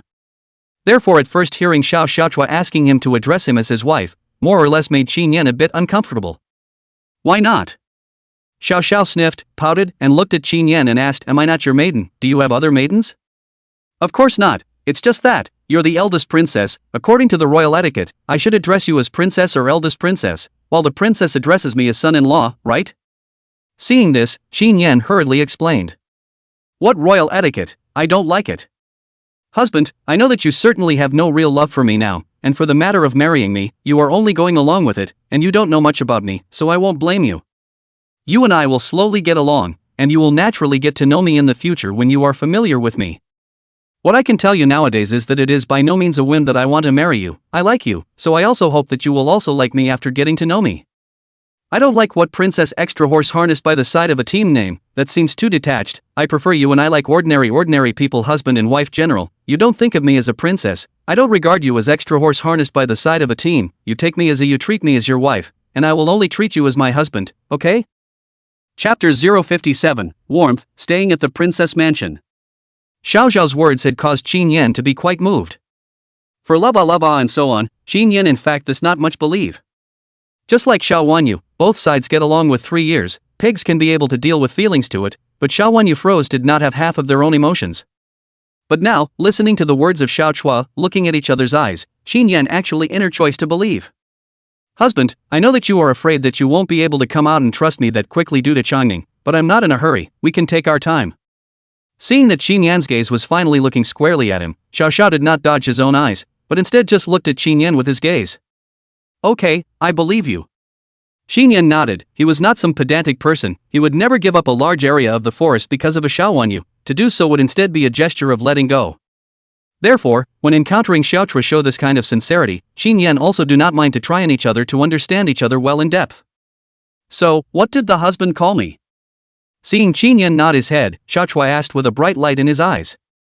At this moment, the lights were dim, Xiao Chua's eyes were shining as if there was a small star in them, making Qin Yan look a little mesmerized. Mother! Scream again. Mother! When Qin Yan called out one more time for his mother, Xiao Xiao suddenly brought his face to Qin Yan, and when Qin Yan was unprepared, he gave him a slapdash nod on his cheek. Immediately, Xiao Xiao immediately sat upright, and turned her head sideways not daring to look at Qin Yan. Qin Yan, also stupid, did not think that this ancient great phoenix actually have like Xiao Chua this bold woman. We must know, this is a feudal dynasty, the woman took the initiative to kiss the man, this is considered a groundbreaking thing, not to mention that the other side is still a country princess. My lady, I still think it's a bit inappropriate to live directly in your Rapunzel's mansion, it would be detrimental to your reputation. It was only after a while that Qin Yan came to his senses, and he immediately looked at Xiao Chua. You should know that Xiao Wanyu and Ji Yuanyi just had a previous experience, just because Xiao Wanyu stayed in the Shangshu mansion at night, causing her to be verbally abused by the imperial court. Now, Xiao Xiao asked him to stay in the eldest princess's residence, this is not inappropriate. What are you afraid of? The matter of you and I being given in marriage has long been spread throughout the entire Shangjing. Nowadays, in the eyes of the outside world, you and I are already one, it's reasonable for you to live in the eldest princess mansion, who would dare to talk nonsense? And... Xiao Xiaochua suddenly looked at Qin Yan. I don't want to be separated from you, I want you to truly love me before the big day, you and I live together so we can understand each other better. There's also the fact that I don't trust your safety. Now that you are my prince consort and have been appointed as the duke of the country, it will definitely attract some people's jealousy towards you, and the place where you are living now is too unsafe to be mixed with the 3 religions and 9 streams, and my Rapunzel's mansion has a lot of guards and is able to ensure your safety, so don't let me worry about you, okay? Xiao Xiaochua said in a gentle voice, looking at Qin Yan with a tight gaze. Qin Yan's heart touched once again as he heard pleading in Xiao Xiao's words. She was begging for her to stay in the eldest princess mansion. She was truly worried about herself. In an instant, Qin Yan's heart followed suit and softened. Okay, I'm staying. Qin Yan is not a person who does not know what to do, so good a woman so sincere to treat yourself. If you are failing each other, then he and Xiao Wanyu that stupid, and how different. This is the traveler. Qin Yan is no longer pretentious, girls do not care. He is a big man if he again resigned to look a little twisted. Really, great. Seeing Qin Yan agree, Xiao Xiao was filled with joy. This is the eldest princess Qin Yan's mansion, it's so big. When Qin Yan returned to the mansion along with Xiao Xiaochua and entered the eldest princess residence, in an instant, Qin Yan was shocked by the opulence of the eldest princess residence. The former Qin Yan lived in Xiao Wanyu's Princess Changning's residence, as Xiao Yuan's favorite daughter. Princess Changning's residence is already quite large, carved beams and picturesque scenery can be described as a mansion. But now, into the princess residence, Qin Yan was shocked again. The degree of luxury of the princess's residence is not worse than Princess Changning's residence, and even more luxurious. Early heard that Xiao Zhao's youngest daughter of the former emperor is extremely honored. Qin Yan previously did not have that concept. Now just look at this mansion. Qin Yan understand how this Xiao Xiao and the Yan favored, to know Xiao Zhao's fief is actually in Jinyang. Her real princess house is also in Jinyang. This on the capital city of the princess house is just her occasional return to the capital to live in the mansion, but even so are so luxurious. See Xiao Zhao's financial strength and favored degree how. Listen, from today onwards, my husband Qin Yan is the master of this princess residence. You need to treat him like me, without any neglect and contempt. If I know that you have any contempt, don't blame the palace for being unkind. Do you understand? After entering the mansion, Xiao Xiao directly summoned all the servants and subordinates of the entire elder princess mansion in the middle of the night, and then in front of hundreds of people, directly announced Qin Yan's status as the male master, and seriously instructed the crowd to regard Qin Yan as the male master. Here. Hearing Xiao Zhao's words, the crowd didn't dare to be slow, and they promised one after another. Seeing this, Qin Yan once again sighed inwardly. Married to Xiao Wanyu for 3 years, he had never had such treatment in Princess Changning's residence, and the people in Princess Changning's residence did respect him, but that was because Qin Yan had gained the recognition and respect of the people by virtue of his own hard work and dedication. Xiao Wanyu, however, had never recognized his status as a male master in front of the entire mansion's subordinates, as Xiao Chua had done. Instead of saying that Qin Yan was the male master in Xiao Wanyu's place, it would be more apt to say that he was a male butler. One night without words, Qin Yan stayed in the eldest princess's residence on this occasion. Xiao Xiao directly placed Qin Yan in the side hall of her chambers, which was only a wall away from the hall she lived in. The next day, Xiao Chua slowly woke up near noon. As soon as she woke up, a strong aroma came to her nose, causing her fingers to move, and her stomach unconsciously rumbled twice. Your Highness, you're awake. Seeing Xiao Chua waking up, a few personal palace maids rushed forward to serve. What's that smell, so fragrant? Xiao Chua asked as he got up and sniffed. It's the extra horse harnessed by the side of a team. The extra horse harnessed by the side of a team has made a table full of dishes, and is waiting for you, princess, to wake up to join us for dinner. Ha? Husband? Upon hearing these words, Xiao Xiao got up from the bed in a flash, with a look of surprise on his face, obviously not expecting Qin Yan to cook for himself. Your Highness, you haven't washed up yet. In the next second, the serving palace maid exclaimed, only because she learned that Qin Yan had made her a table of dishes waiting for her to eat. Xiao Chua even disregarded freshening up, and trotted straight toward the outside. Chapter 058, Washing Hands to Make Soup, So Sweet. Your Highness, your shoes, your Highness. The maids are dumbfounded, they have never seen Xiao Chua like this.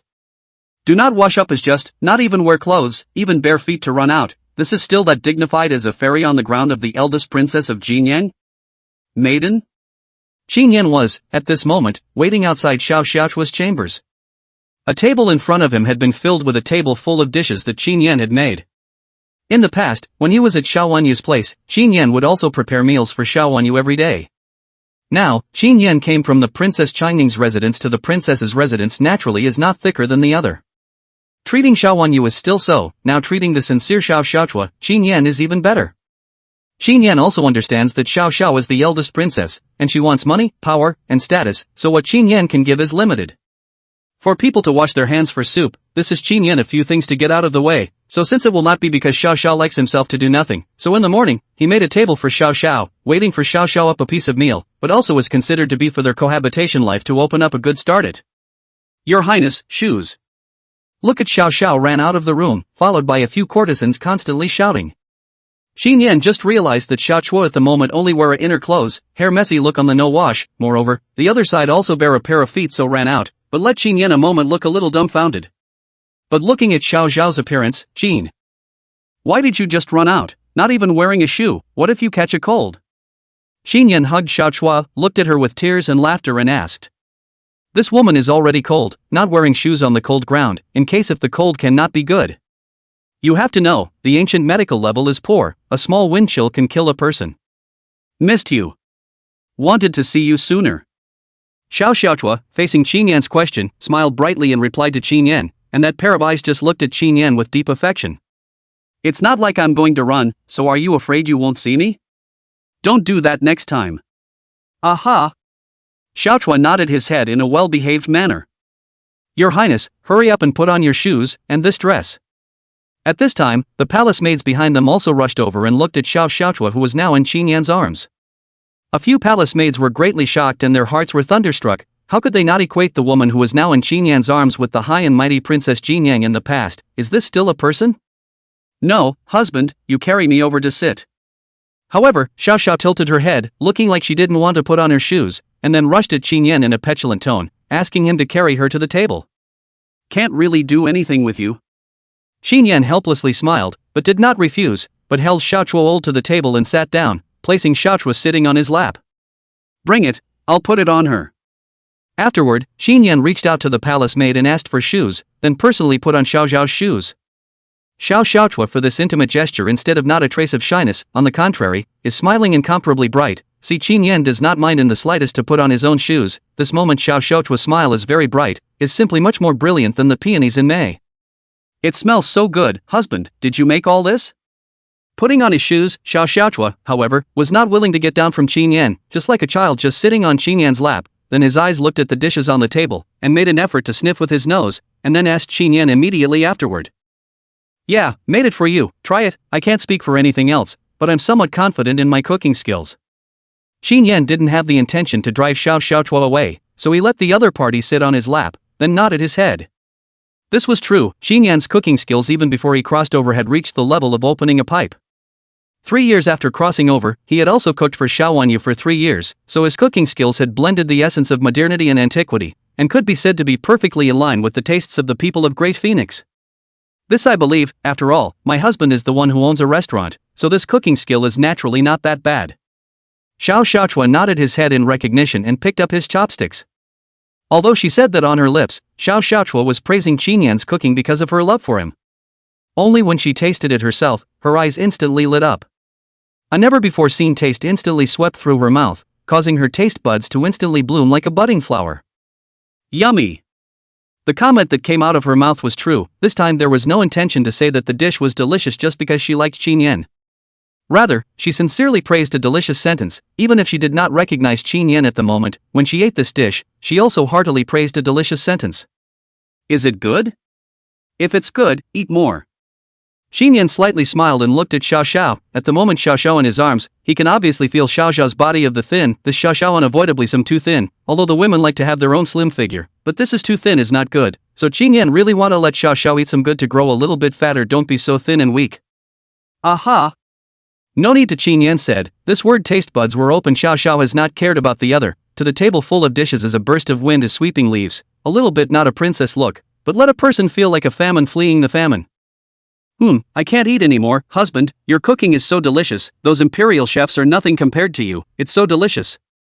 For a while, Xiao Chua finally stopped her dry rice movement. She could no longer remember when she had eaten so full, she only felt that she had eaten up to her throat at the moment. It's delicious and I'll make it for you every day from now on. Xin Yan smiled faintly, seeing Xiao Xiao enjoying his dishes so much was still very satisfying. Really? When Xiao Xiaochua heard this, he immediately looked at Xin Yan and looked at him with an expectant gaze. Of course it's true, As long as my lady is willing, my husband will contract your meals for the rest of your life. Husband is so nice. Xiao Xiaochua was instantly moved upon hearing this and wrapped his arms around Qin Yan's neck and said. The group of subordinates of the Rapunzel's mansion on the side were shy and couldn't help but want to look at it a few more times. They only felt that this scene was so sweet.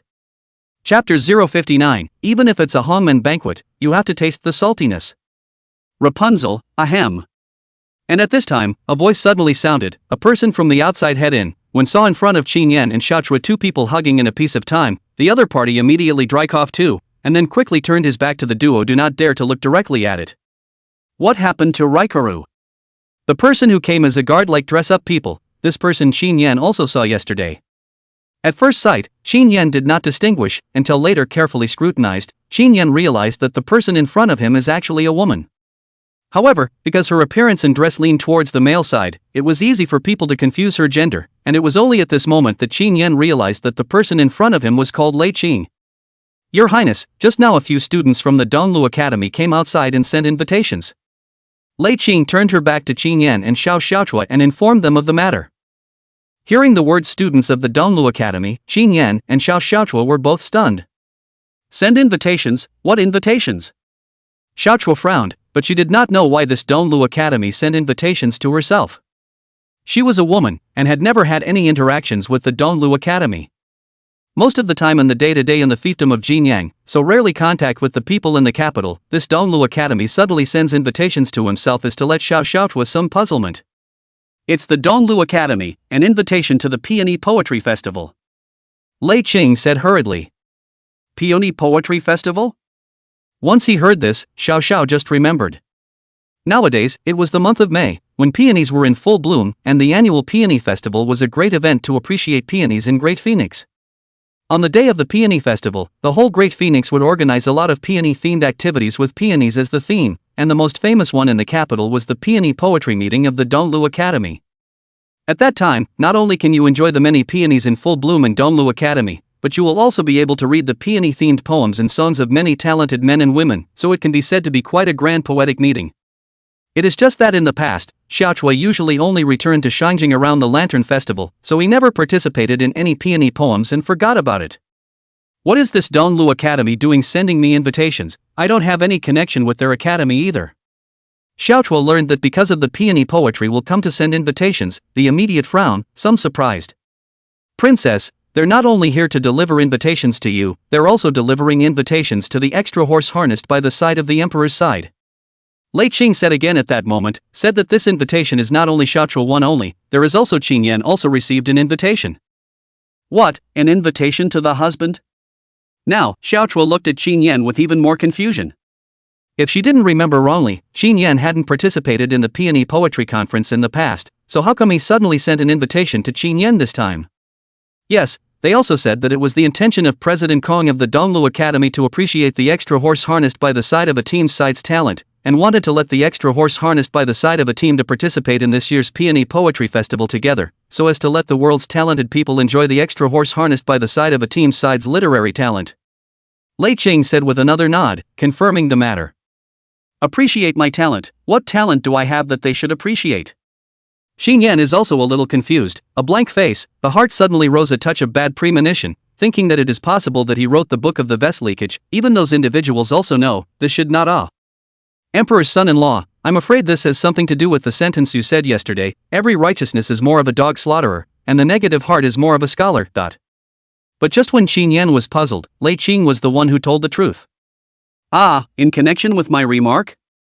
Qin Yan was once again confused, but he was really a bit puzzled. Yes, Emperor's son-in-law, I'm afraid you don't know that your words have now spread throughout the entire Shangjing, and many people feel that your words are meant to satirize the readers, and have thus become tremendously dissatisfied with you. This Donglu Academy suddenly gave you an invitation to invite you to the Peony Poetry Meeting by the side of the Emperor's son-in-law, and I'm afraid that it's also because of what you said. Lei Qing had some information in the end, and told Qin Yan about her guesses. Those rotten Confucians, one by one, the bullying can't see others good, also can't listen to half bad, just that one sentence offended them, when it's really petty. Husband, don't pay any attention to them, this is clearly a hangmen banquet, we just don't go, I think they can still tie us up to go. This will be Xiao Xiaochua also feel the flavor, listen to Lei Qing said. This peony poetry will be to Qin Yan set up a hongmen banquet. If the real Qin Yan went, I am afraid that these individuals will be a swarm of attacks on Qin Yan. Thinking of this, Xiao Xiao immediately said, letting Qin Yan not have to pay attention to it. Your Highness, the person who came to deliver the invitations also said that Donglu Academy has already spread the word that extra horse harnessed by the side of a team is going to the Peony Poetry Festival, and now all the readers in Shangjing know that extra horse harnessed by the side of a team is going to the Peony Poetry Festival. If the extra horse harnessed by the side of a team does not end up attending the meeting, I am afraid that he will be laughed at and criticized by the people of the world. Lei Qing heard, the immediate helpless Sai said, told Qin Yan and Xiaochua, the other side has blocked the road. Asshole, they are doing this as clearly targeting husband, this Donglu Academy, why would they dare to do this? Xiaochua heard instantly on fire, this is clearly aimed at Qin Yan. His own husband, actually being held to the fire, instantly made Xiaochua's face become very ugly. So what if we just don't go, what can they do, is the Donglu Academy great? However, Xiao Xiao was once again taking a stand, knowing that there was a pit, if they still went, wouldn't they look a bit foolish? Husband, ignore them, these individuals are a bunch of villains. After the wedding, we will go back to Jin Yang, there is no need to deal with them, and they won't dare to do anything to you. Xiao Xiao rushed at Qin Yan, unwilling for Qin Yan to go. Why ignore it? However, Qin Yan, who heard this, changed his gentle expression, and his face was instantly covered with a layer of frost. Since they want me to go, then I'll go. I, Qin Yan, am not really weak to be bullied. If a tiger doesn't give out, they really think I'm a kitten, daring to set me up so blatantly. I'd like to see just what they can do to set up this hongmen banquet. Qin Yan's impression in the past was that he was a wimp. After all, he had followed Xiao Wanyu around for 3 years and was driven by her. So it creates this kind of inherent impression. However, the reason why Qin Yan indulges Xiao Wanyu, that is because Xiao Wanyu, after all, he has a favor, he is so indulgent each other. Now, Qin Yan doesn't owe anyone, they actually dare to bully the door so much. Qin Yan, if he avoids fighting, that really is what makes people snicker. District a poem will only, Qin Yan what to be afraid of, at the moment really want to meet each other, see what the other side intends to do, even if it is a hongmen banquet, Qin Yan would like to taste the salty and savory. Husband. Seeing Qin Yan's expression at the moment, Xiao Xiao could not help but feel a little worried. Mother, don't be in a hurry, you're not forgetting that your husband, I'm not some chessless person. Chapter 060, May 15th, Peony Festival. May 15th, Peony Festival. Peony is the national flower of the Great Phoenix, so the whole Great Phoenix will be very lively on the day of Peony Festival, and the upper capital, as the capital city, will be especially grand. The upper capital on this day could be described as a real blossoming city. In the streets and alleys, from house to house, whether they are poor or rich, peonies are placed in front of their houses on this day to symbolize great wealth and prosperity without any illness. And also on this day, the capital went to cancel the curfew. This is one of the few days of the year to cancel the curfew. The market will be opened, all kinds of temple activities are endless. Early in the morning, the street is already a sea of people shoulder to shoulder, all the crow's feet. At this moment, on the street leading to the eastern side of Shangjing City, a luxurious carriage was slowly traveling towards the east. Carriage guards on both sides of the road, accompanied by a number of slaves and courtesans, just like a large family carriage. And see this kind of carriage, pedestrians although more, but also will consciously avoid, after all, no one would like to be in such a festive holiday and the bad luck to offend some of the people cannot afford to be offended. Husband, the annual Peony Poetry Festival of the Donglu Academy will not only gather a large number of talented and beautiful people, but also quite a few dignitaries will be there. Quite a few officials in my Great Phoenix were all students of the Donglu Academy before the imperial examinations, so they go to the Peony Poetry Festival every year. This time, they mainly invited you, and they definitely don't have good intentions, so husband must not be careful. Of course, there's no need to be afraid of them, no one would dare make a move with me around. The carriage was not another family's, it was the carriage of Xiao Xiao, the eldest princess of Jinyang. Inside the carriage, at the moment, Qin Yan and Xiao Xiao are sitting inside. Both of them were dressed up for traveling today. Xiao Chua was dressed in a palace dress, with a peony flower inlay on her forehead, even the clothes on her body were also embroidered with peony flowers. At the same time, the palace fan in her hand was also embroidered with peony flowers.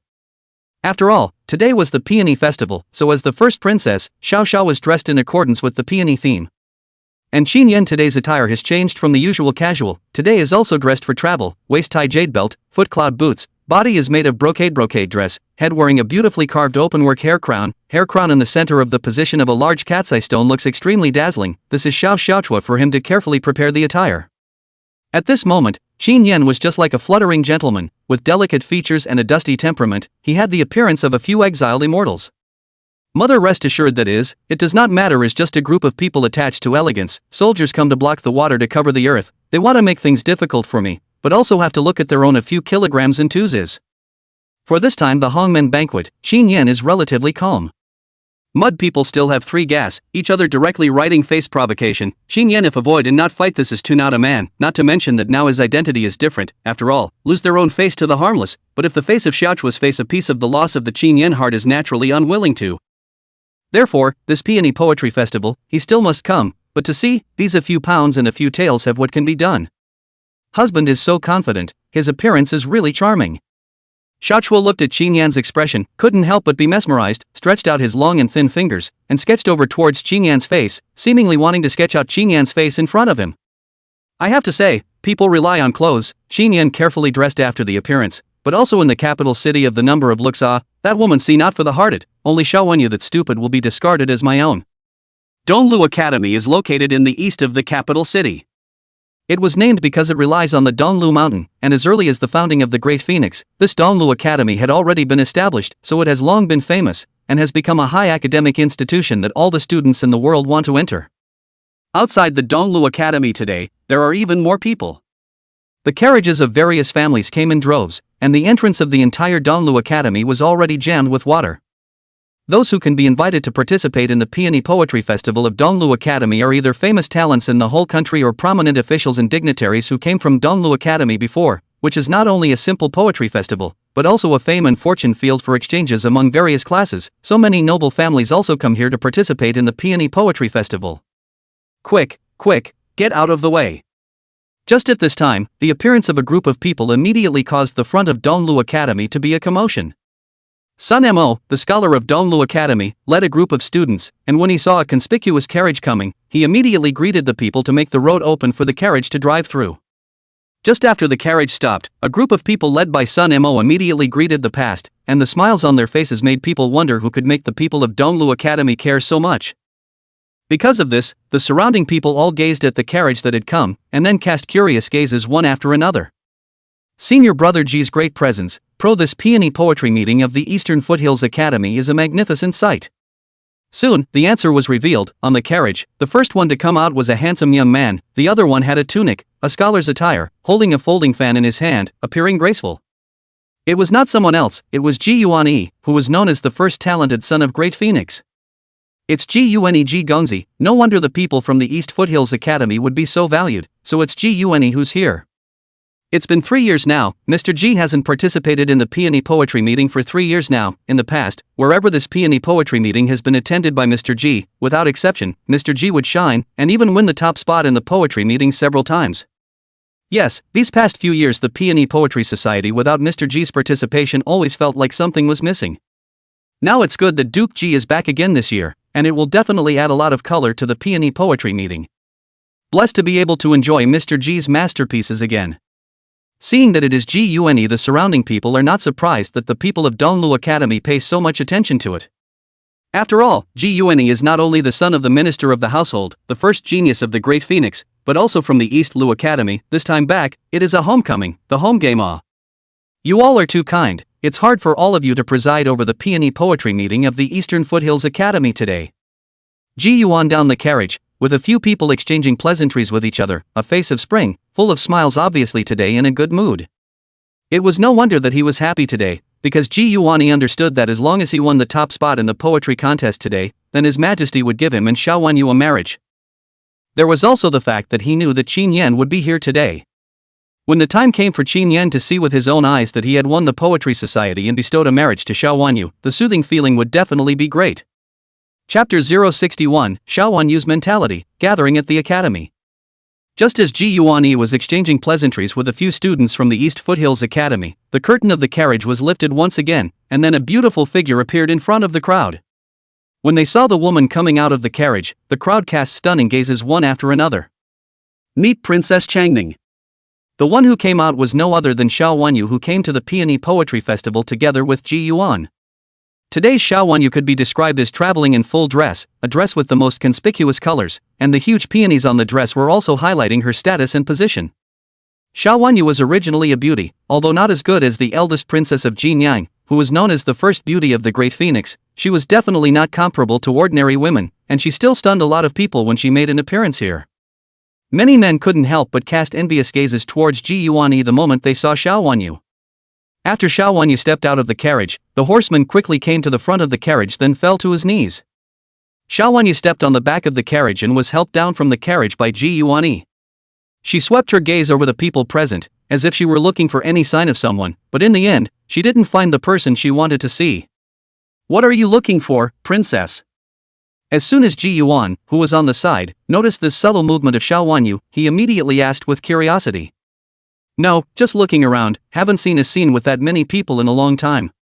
When Xiao Wanyu heard this, she quickly narrowed her gaze before revealing a smile as she spoke with Ji Yuanyi. In fact, she was lying, she just scanned the circle because she wanted to find that familiar figure in the crowd, that is, Qin Yan. Seriously, Xiao Wanyu, these few people have become much thinner and thinner, and their faces have become very unattractive. Not for any other reason, but simply because she had eaten very poorly these past few days. Since Qin Yan had left the princess residence, she hadn't noticed any major changes in the other changes, but the only thing that had affected her was her diet, which could be described as huge. After Qin Yan left the princess residence, she had changed no less than a dozen cooks before and after, but none of these cooks' cooking skills she was satisfied with, and none of them were able to find the flavor that Qin Yan had when he cooked and ate for her. This resulted in her eating only simple food for several days. If not for a few trips to Qin Yan Sea Fish, Xiao Wanyu would have fainted from hunger. Nowadays, the only food that can still whet her appetite to eat more is the fish from the seafood prescribed by Qin Yan. And every day when she woke up, Xiao Wanyu would subconsciously call out Qin Yan's name. As a result, when she saw a group of her own maids coming over after she shouted out, Xiao Wanyu would have a slight sense of loss, as if she was empty inside.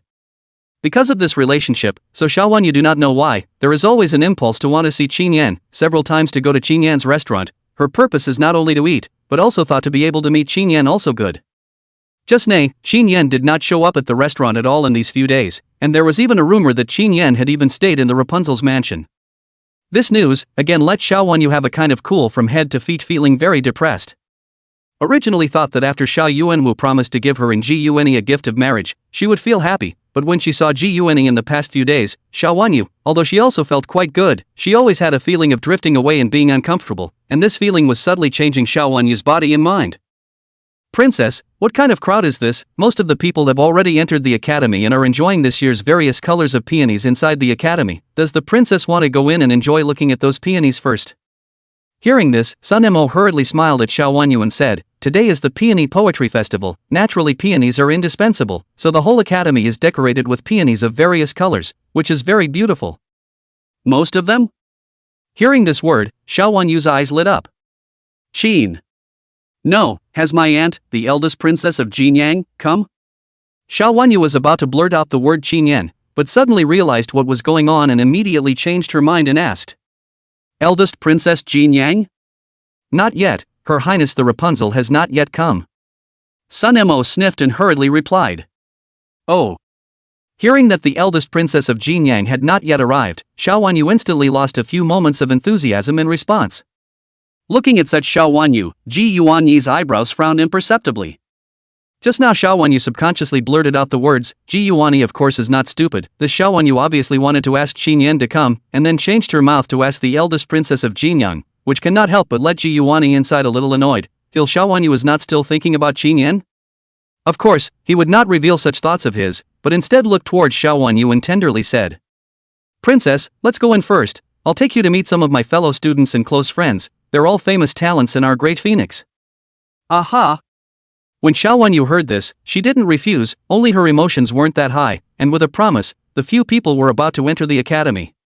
And right at this moment, a sudden commotion came from not far away, immediately drawing the attention of the surrounding people and even Xiao Wanyu's group. "Oh, whose carriage is this? It's so luxurious. What's the status of this visitor?"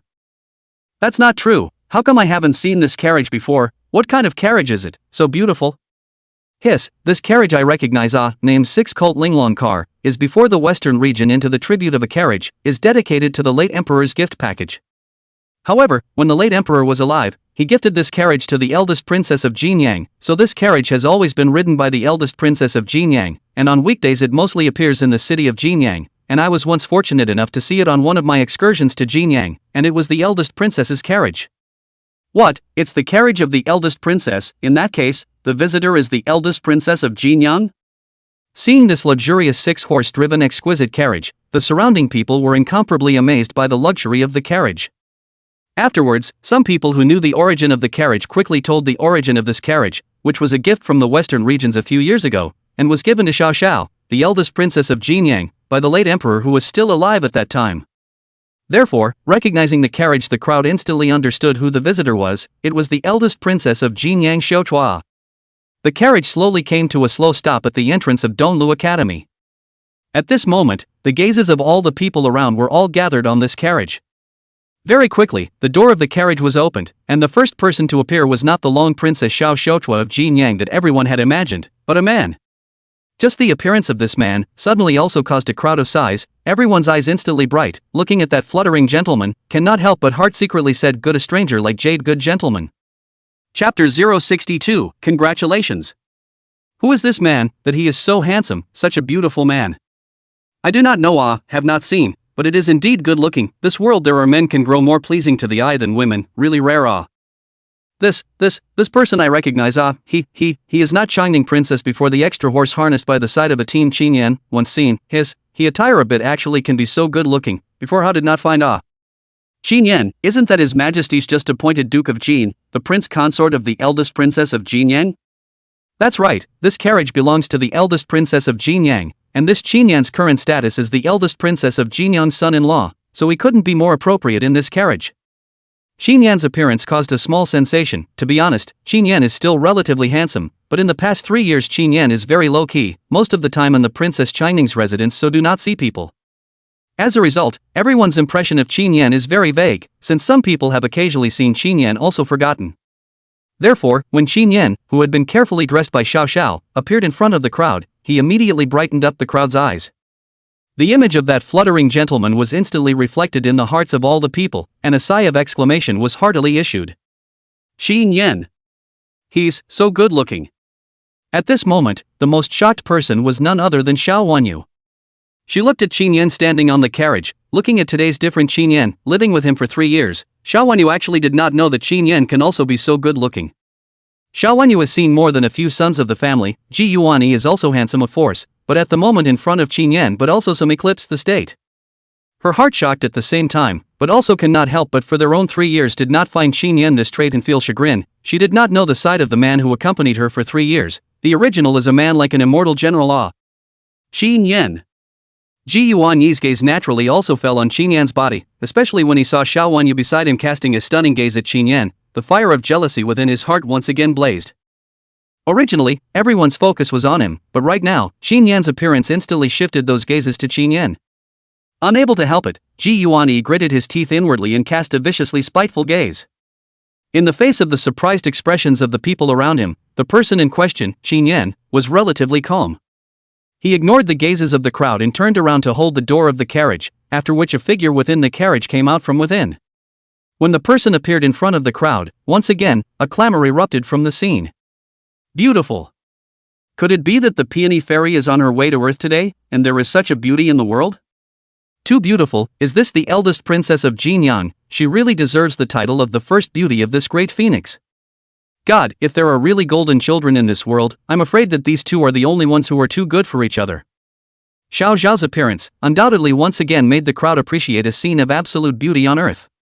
If the appearance of the previous Qin diffractive is to let the crowd light upwards, then Xiao Zhao's appearance is tantamount to once again add flowers to the icing on the cake.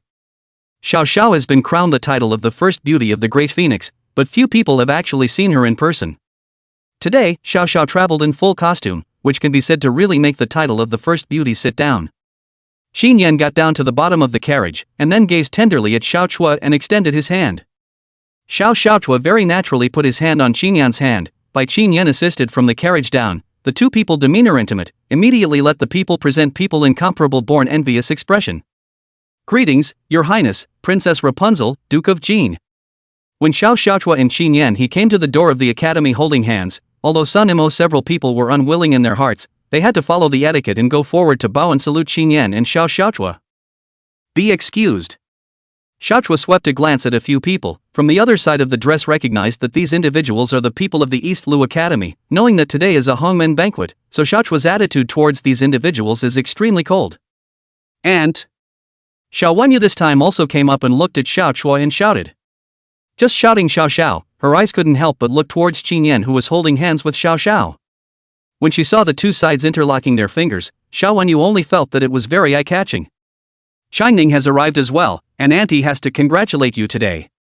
Xiaochua of course noticed Xiao Wenyu's eye movements, and immediately, a smile appeared on Xiaochua's face as he rushed towards Xiao Wenyu and said, expressing his congratulations.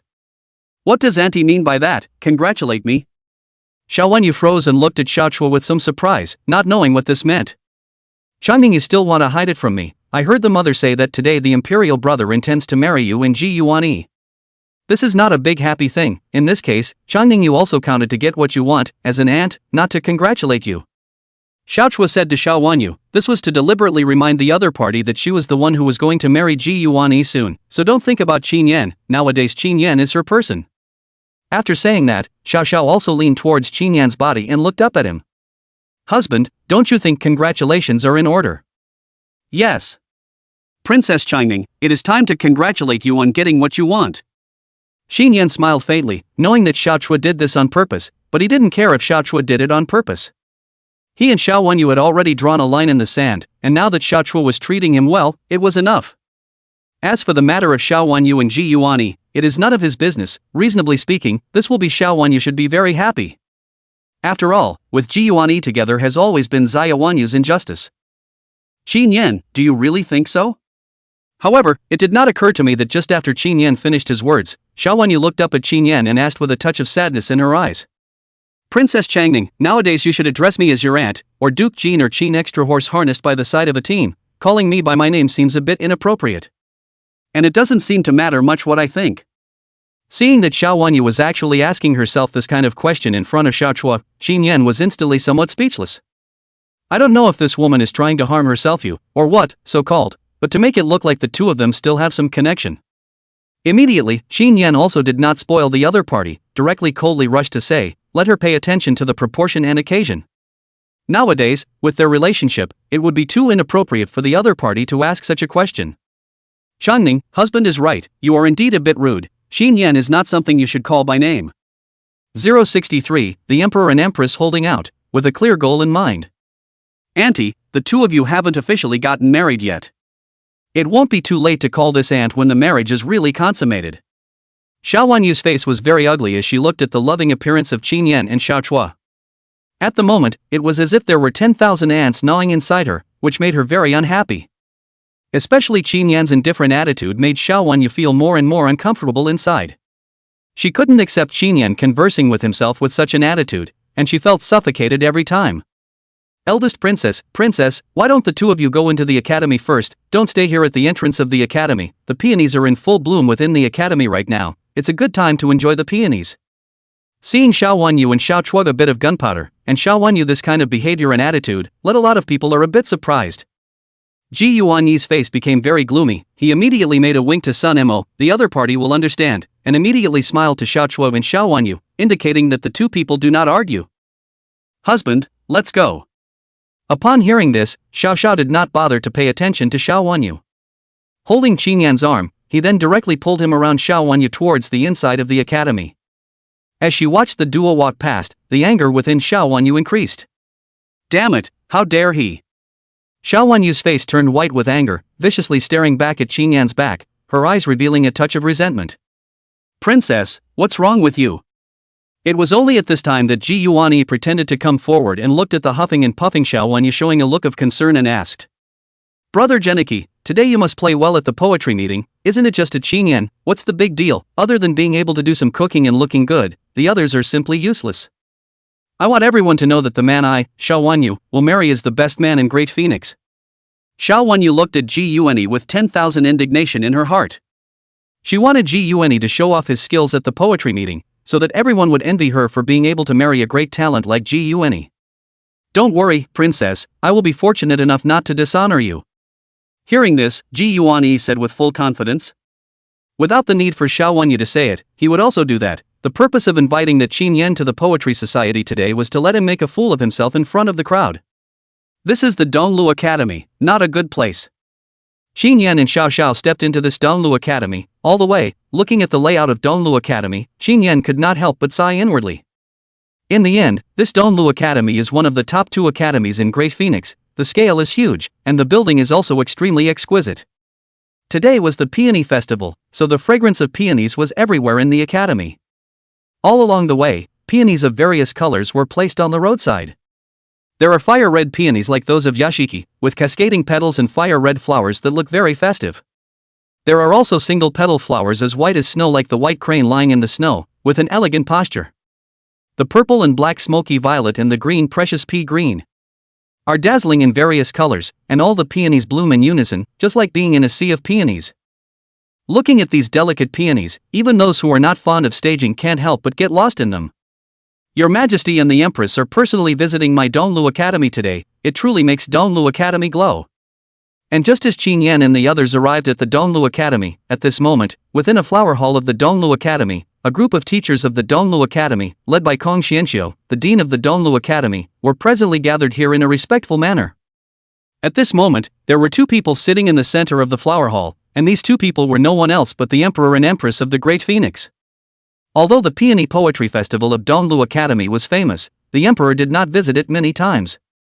The current Emperor, Xiao Yuanwu, has not participated in the Peony Poetry Festival since he ascended the throne, because Xiao Yuanwu himself is a more martial emperor and does not like to play with elegance, so he seldom participates in this kind of cultural activities. Today, his personal visit to the Donglu Academy also made the group of people from the Donglu Academy to be flattered. Surprised at the arrival of Xiao Yuanwu, but also inwardly delighted that the emperor is finally willing to visit. In this way, the position of Donglu Academy in the imperial court will be solid. President Kong and all the gentlemen do not need to be so formal. I am here today, I simply want to enjoy peony and poetry with you all. There is no other intention, so there is no need to be nervous. Xiao Yuanwu took a sip of tea, then smiled at the crowd.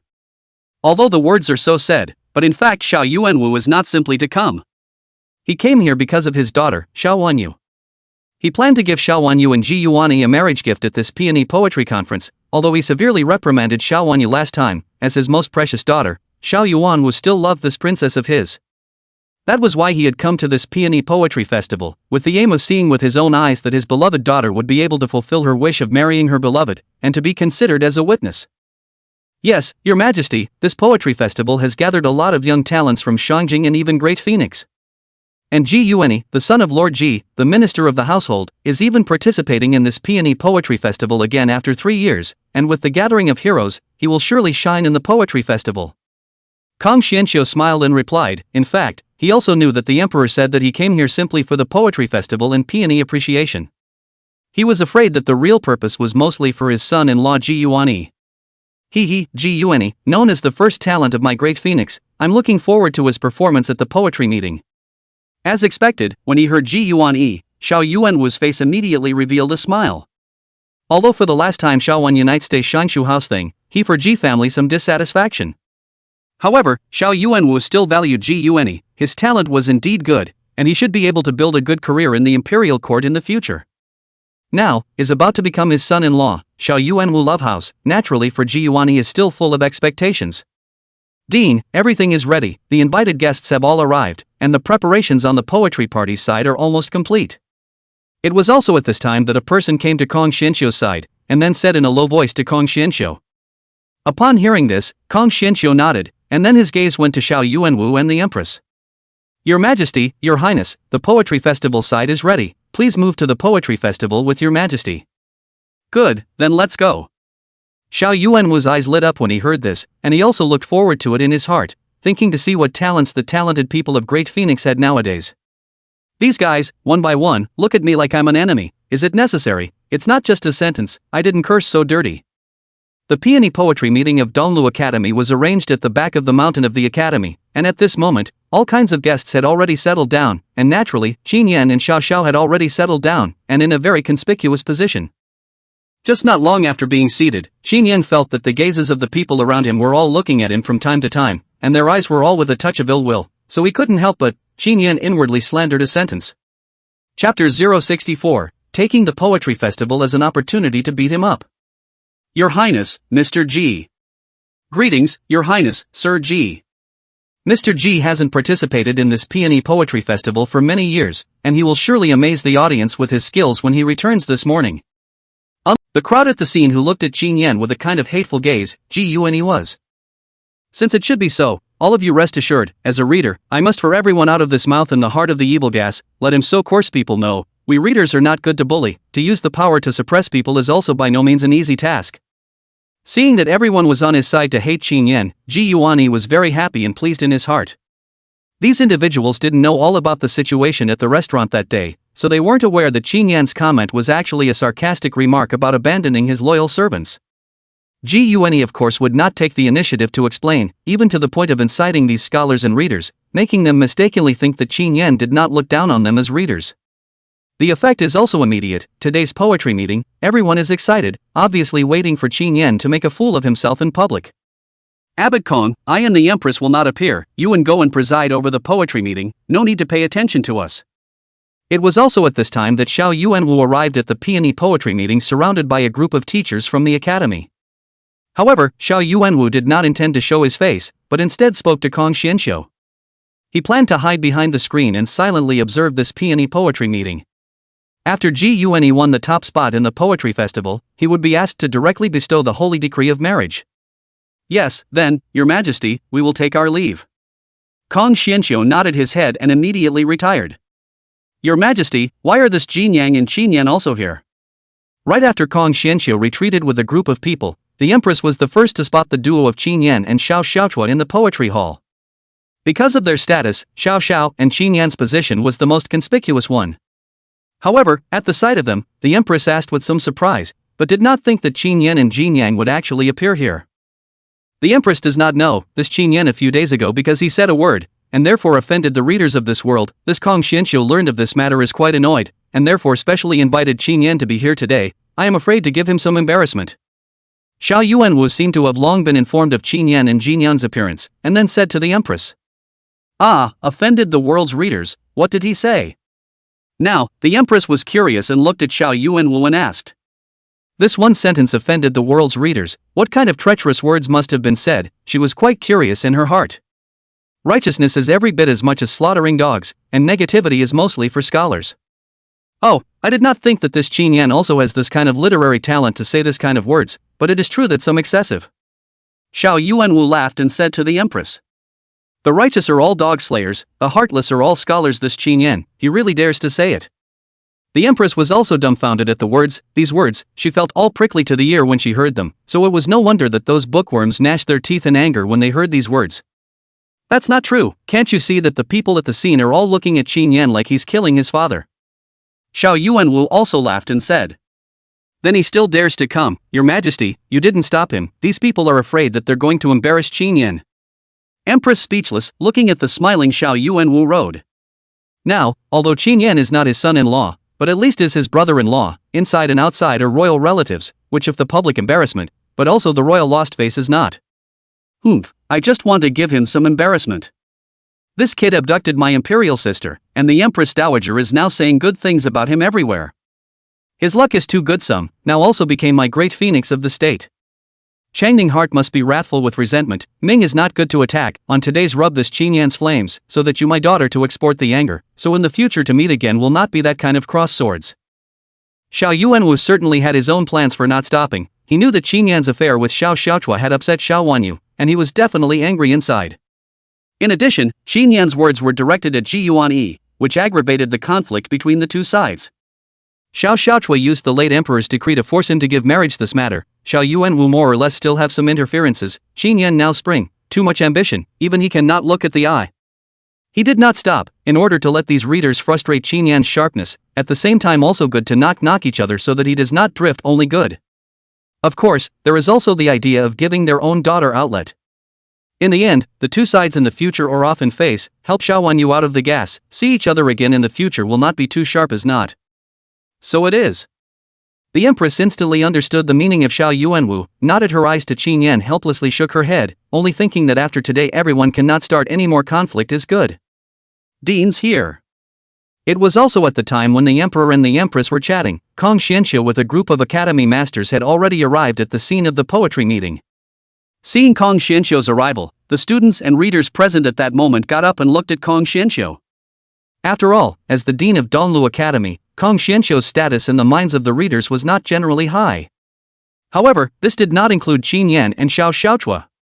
The two of them, however, were sitting in their seats as steady as Mount Taishan, only their gazes flickering over to Kong Xianqiu and the others unmoved. Kong Xianqiu faced the crowd, and a smile floated across his face. Being able to be respected and loved by so many scholars, whether it was genuine or not, the face did make him very flattered. Husband, this person is Kong Xianqiu. The Kong family has been great scholars for generations and is honored as a model for the world, and his ancestor was even called the sage of Confucianism. No matter how many times the dynasties have changed, yet the status of the Kong family has never wavered. This Kong Xianqiu is the 78th generation of the Kong family, and possesses a revered position in the hearts of the readers throughout Great Phoenix. The key is that this Kong Xianqiu is Ji Yuanyi's teacher, and Ji Yuanyi entered the Donglu Academy at a very young age, and was accepted by Kong Xianqiu as a disciple. I'm afraid that the reason why I invited you here today is that this Kong idol Xiu wants to give his disciple back his face. Seeing Kong Xianqiu, everyone else had a flattering expression. On the contrary, Xiao Xiaochua, after sweeping the other party's glance, his gaze went to Qin Yan and said with him in a low voice. The Kong family, this is somewhat close to the history before I traveled, also a family of great scholars for generations. Qin Yan cannot help but think in his heart, in the world before he traveled, there is also a Confucius family that is generations of great scholars, has a very high social and historical status. However, you don't have to be afraid of him either. The Kong family has passed on to the present day, and although its status is still high in the minds of the readers, the truth is that its status in the minds of the people has long since ceased to be as prestigious as it was back in the days of the Kong family's forefathers. Especially since my imperial brother is more martial, so the status of the readers in this dynasty is even far worse than at other times. Even though this Kong idol Xiu has the name of a great scholar, it's not that easy to bully you and me. Seeing Qin Yan looking at Kong Xianqiu did not say, Xiao Xiao thought Qin Yan was worried, and then revealed a smile to appease Qin Yan, said Kong Xianqiu did not look so intimidating, just a paper tiger. Why the lowering of status and prestige in the eyes of the people? Qin Yan sniffed and asked curiously. That's because for the sake of their own status, every time the Kong family changed dynasties, they were the first family to jump out and show their loyalty to the new regime, thus losing their temperament and therefore being criticized and disgraced. Xiao Xiao saw Qin Yan curious, but did not hide, but immediately said with him. Oh. Got it, Seisha descending table. Hearing Xiaochua say that, at that moment, Qin Yan was enlightened, and then he was immediately happy. He did not think that he had traveled for 3 years, finally in this world to find a little bit of similarity with their own pre-crossing things. Just did not expect, the same and familiar, actually will be a family, this is really some lazy people attributes in the head. Duke of Jin, you are so rude, it's just that you don't come forward to greet Elder Dean Kong when you see him, why are you laughing, what's? This series of operations had made Wu Gui very disdainful and contemptuous of Qin Yan. In addition, Qin Yan's one sentence, mocking the world's readers of the matter spread, it is more and more so that the imperial historian of the Imperial Historical Bureau of the Wu imperial historian of the Qin Yan's impression of the score is very poor. This is ultimately witnessed with their own eyes, see Qin Yan see Kong Xianqiu sitting in the position of ripples not to say, but also issued a laugh. The thought of Qin Yan would have looked down on the suspicion of the readers, which had once ignited to the other side of the anger, looked at Qin Yan questioned. Oh, that's none of your business. Qin Yan heard the words, but did not care in the slightest, but lightly looked at the other party said, a look of what does this have to do with you? The Royal Historical Office is an organization that monitors all the officials, and has the authority to hear and report on matters. Because of this attribute, so don't look at the Royal Historian's official grade as not high, but officials at all levels to see the Royal Historian's office more or less will show a few points of goodwill and politeness, so as not to be given by this group of people to the small shoes for no reason to participate in a book. As a result, it also nurtured the unruly character of the imperial court officials, with a posture of the sky and the air without fear of.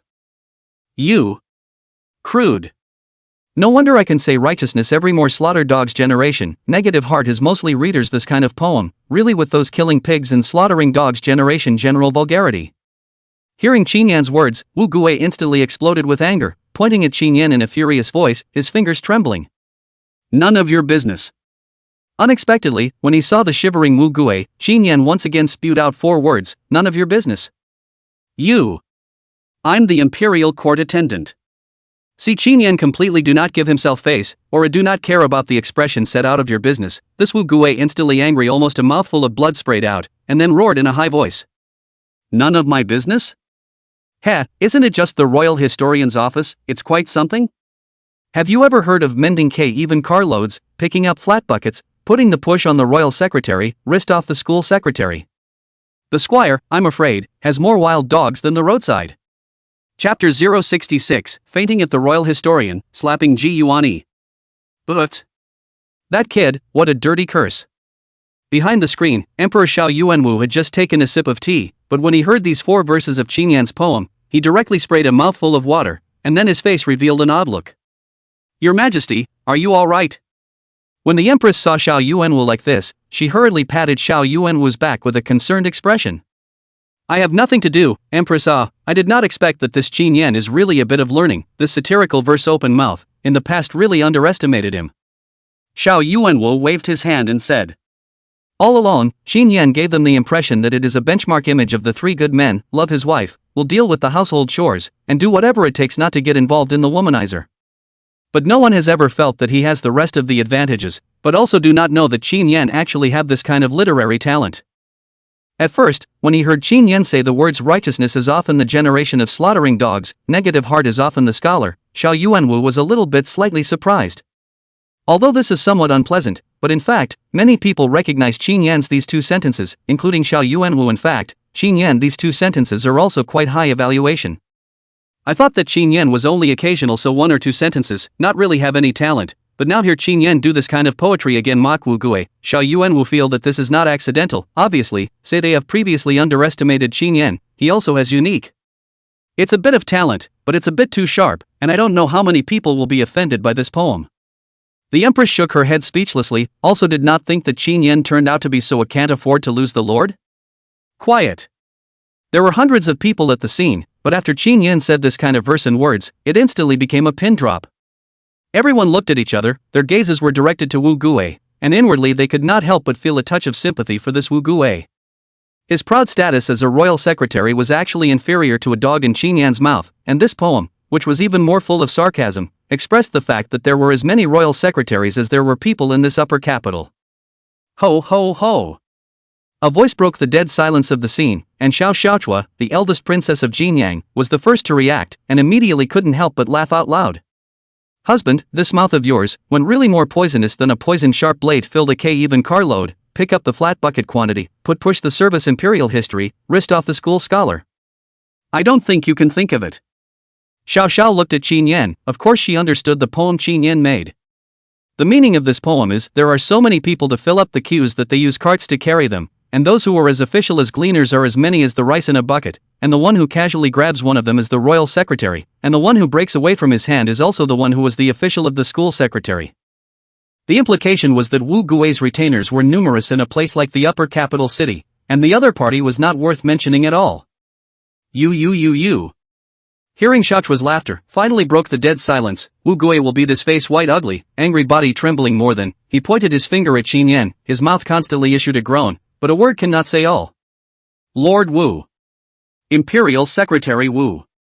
The next second, this Wu Gui breath did not come up, directly rolled his eyes and fell over.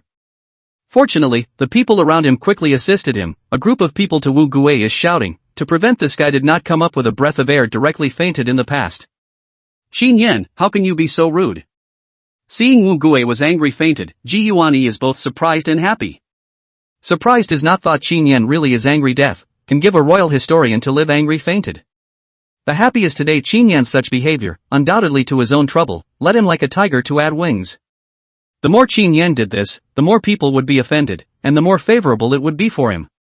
At that moment, Ji Yuani stepped forward and drank at Qin Yan, so as to leave a good impression on the crowd. Lei Qing, slap your mouth. However, as soon as Ji Yuani's words fell, before Qin Yan could do anything, Xiao Xiaochua's face instantly sank. Xiao Xiaochua quickly rushed to Lei Qing who was beside him, an eloquent look to Ji Yuani. Yes. Lei Qing promised and quickly stepped forward to Ji Yuani's face. Under the stunned gazes of the crowd, Lei Qing didn't hesitate to directly reach out her hand and slap Ji Yuani's face. Don't look at Lei Qing as a woman, but to be able to become Xiao Zhao's sideguard, even if she was a woman that was by no means comparable to Un.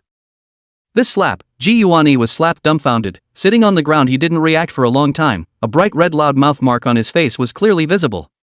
It wasn't until several breaths later that he reacted. Ah! Ah! Ah! Ah!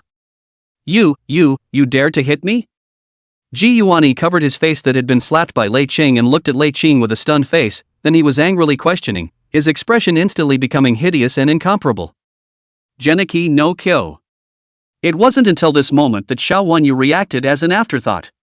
Seeing Ji Yuani, who was sitting on the ground after being beaten, she immediately crouched down and shouted.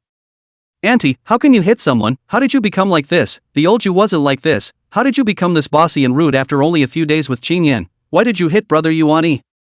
Xiao Wanyu's angry gaze immediately looked towards Qin Yan and Xiao Xiaochua, shouting loudly at Xiao Xiaochua. She is difficult to understand Xiao Xiao's behavior. The memory of their own aunt has always been with the world and good. But now, Xiao Xiao has become so domineering, and even let his guards beat Ji Yuani, which makes Xiao Wanyu very incomprehensible. Lei Qing's slap did not only dumbfound Ji Yuani and Xiao Wanyu.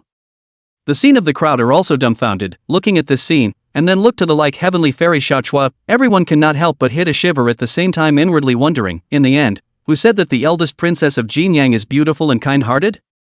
This is a beautiful person is not false, this good heart may not really Ji Yuan the son of the house of Shangshu, Hanlin Academy of the Readers, said to beat, half without hesitation. What, the palace can't fight? This palace is beating him. Ji Yuan a small Hanlin Academy reading from the 6th grade officials, dare to this dynasty's 1st grade county duke called his name, so wanton, but also said he is a scholar, half a bit of etiquette is not there, why cannot this palace beat? At those words, Xiao Xiao said with disbelief. The last time in the restaurant has already reminded each other to pay attention to the proportion and address this time in front of so many faces. Ji Yuan actually dared to call Qin Yan's name in public.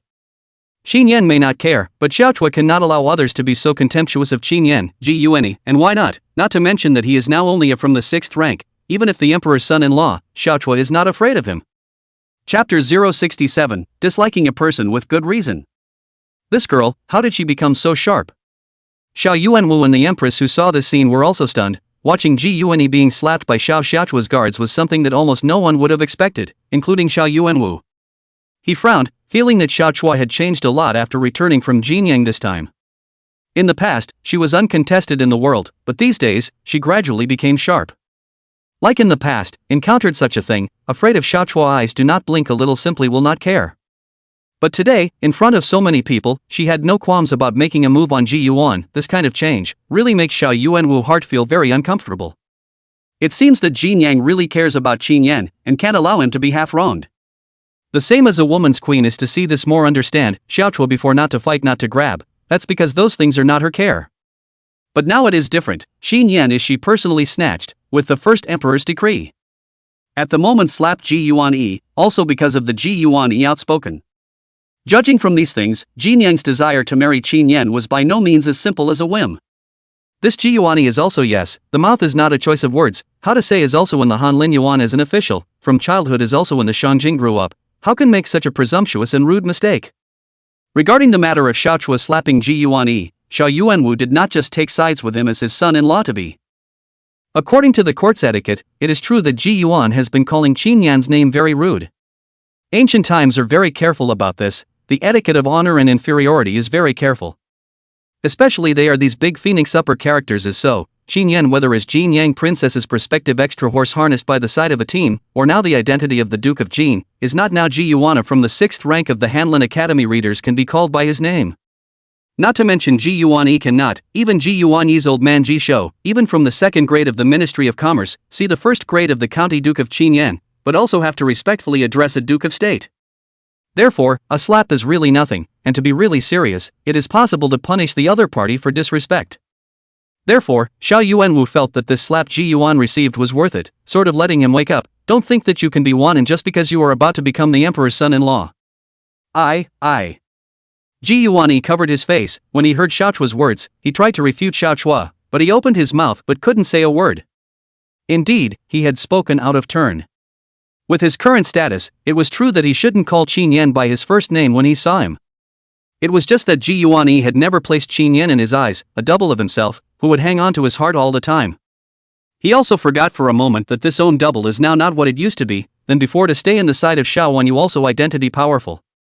Not only did not lose the identity of the extra horse harnessed by the side of a team, but also because of the will of the late emperor more than one hereditary 3 generations of the identity of the state duke, has been completely his current stage of the straight face cannot afford to mess with the characters. So, getting slapped in the face was not really technically wrong for him. Just not to mention whether it was wrongful or not, how could he not swallow this breath? At this moment, his heart was so depressed that he felt like there was something blocking his throat. Auntie, even if Geniki's brother made a slip of the tongue, you shouldn't be causing people to beat him, you're going too far. However, Xiao Wanyu did not recognize Xiao Xiaochua's words. Getting up and looking at Xiaochua with an angry face, he said to express his displeasure. A slip of the tongue? A slip of the tongue and you can pretend nothing happened, Xiangning, aren't you a bit too simple? You're saying I'm overdoing it? According to the laws of our dynasty, disrespect to the emperor is regarded as a great disrespect crime, one of the 10 evils, and according to the law can be beheaded and the serious can be put to death by 9 clans. And disrespect to the princes and dukes, regarded as disrespect crime, although not to the point of beheading and copying the family, but according to the law can also be exiled for 3,000 li. Xiangning, as a princess of our dynasty, you wouldn't even be unaware of this. In that case, do you still think that this palace has gone too far? Now, this palace is just a delightful slap to him, it's considered cheap, if not for the fact that he's one of yours, how could this palace be so polite? Xiaochua, don't look like a woman, but the organization is incomparably clear, in the face of Xiao Wanyu, this Xiao Yuanwu's favorite daughter is also not the slightest bit humble. Directly facing each other, calmly and self-confidently said. Some words, said with reason, so that the crowd present even if they are all Jiayuani's friends and family, at this moment is also dumb do not know how to defend. Indeed, according to Xiao Zhao's words, Ji Yuan this kind of behavior, if it really counts, to cure him of a disrespectful crime, but also enough to drink a pot of him. However, this kind of charge, serious or not, depends on the mood of the person being disrespected. Xiao Wanyu was not going to be able to get away with a few words from Xiao Xiaochua. She grew up where someone dared to be stubborn with her, this is the first time to meet with her to fight with people. The key to this person is still her aunt, status and position is not lost to her. This is disliked instantly, some speechless, do not know how to talk back. Ahem. Just as the atmosphere would rot awkwardly, and the people at the scene were made somewhat at a loss for words, a cough rang out, and Kong Xianxiu slowly stepped in front of the crowd, his gaze looking towards Qin Yan and Xiao Xiao. At this moment, Kong Xianxiu was also very speechless, originally looking for Qin Yan to come in order to give him some color to see. Unexpectedly, I did not want to give him a horse's strength, but I was overwhelmed by the other party's aura. Speechlessly glancing at Ji Yuan, Kong Xianxiu was quite dissatisfied with this student in his heart, so reckless to be caught in the act, simply stupid. I, Kong Xianxiu, have met the eldest princess of Jinyang and the Duke of Jin. Kong Xianxiu came up to the front, looking at the Xiao Xiao and Qin Yan in front of him, inwardly had to admit that these two people really look quite good together, whether it is the appearance of the temperament is very good. Xiao Chui is not to mention, long renowned. What he did not expect is that Qin Yan, the rumored soft rice-standing man, actually has this kind of posture. The key to look at Qin Yan's appearance, it seems to be a bit of learning in the body, not to mention, at the moment standing next to Xiao Xiao, the temperament is not lost to Xiao Xiao. It was quite different from what he had imagined, a crude fellow was. Eldest Princess, Duke of Jin, today all of you to the day, are my Donglu Academy guests, are to participate in the Peony Poetry Society and come, do not a little small matter on the quarrel, not if you sell the old man a face, this end, to see how? Kong Xianxiu in the end is the host, but also Ji Yuan's teacher, saw that things are not good, and immediately stepped in to round off the situation, said, want to make peace. Whoa, old man, you gonna stand up for him? Chapter 068, Suffered? You have to kowtow and apologize. Unexpectedly, just after Kong Xianxiu's sentence was finished, Qin Yan looked at him, then flooded the other party with a touch of cunning as he asked. Old man? Hearing Qin Yan's name for Kong Xianxiu, the crowd was first stunned, and then all of them instantly became incomparably ugly, glaring angrily at Qin Yan. Lord Jin, you are also too rude, how can you call Dean Kong an old man? Not bad, you are certainly a noble duke and emperor's son-in-law, but you can't be so unselfish as to call the dean an old man. The world is going down, it's just vulgar. Unexpectedly, Qin Yan's sentence of addressing the old man instantly galvanized this group of people. Each and every one of them looked at Qin Yan with righteous indignation, thinking that Qin Yan was simply arrogant and unselfish. However, in the face of the crowd's accusations, Qin Yan was calm and collected and didn't take it seriously at all. Joking, today this poem will be a hongmen banquet. In front of the Kong Xianxiu said that the good sound of the visitor is a guest, but the real invitation to their own purpose, afraid that only a few of them in their own heart is the most clear. Qin Yan had never been a person who repaid grudges with kindness, on the contrary, his was a person who would repay kindness with kindness and revenge with revenge. When Xiao Wanyu helped himself, he was willing to take care of her by her side for 3 whole years of hard work. Similarly, but anyone who wants to target himself, how can Qin Yan be polite to each other? To come here, the beginning of the understanding is a Hongmen banquet. The Kong Xianxiu in front of him, said on his lips, but in reality it is just to come to relieve Ji Yuanyi. Qin Yan is not a little cute. How is it possible to not understand? Both so, then this Kong Xianxiu, Qin Yan will not be polite to him. Old man, in Qin Yan's opinion is already a very good name, he did not call old thing is already very give each other face. Kong Xianxiu also did not expect, Qin Yan this guy is so sharp, even a little face project are not willing to do. He is at least the dean of the Donglu Academy, the peach and plum all over the world, respected. Although there is no merit in the body, but even the princes and nobles to see their own also have to politely address a dean or sir. Unexpectedly, Qin Yan was so unforgiving as to address him as an old man. Harpies, young and sharp, don't know how to collect coffins at all, humph, not enough. Cold snort in his heart, Kong Xianxiu had already evaluated Qin Yan inwardly, thinking that Qin Yan was nothing more than that, and thought that he had some ability to engage in half a day of such indolence. No harm done. In the face of the accusations from the people around him, Kong Xianxiu held out his hand to indicate that everyone should not care, but instead smiled and looked at Qin Yan with a generous and indifferent look. Jin Guogong, out of the head cannot be counted, just Ji Yuanyi is my Donglu Academy students, or my disciple, this matter, and out of my Donglu Academy, how the old man should be out of the way is it? Looking at Qin Yan, Kong Xianxiu replied.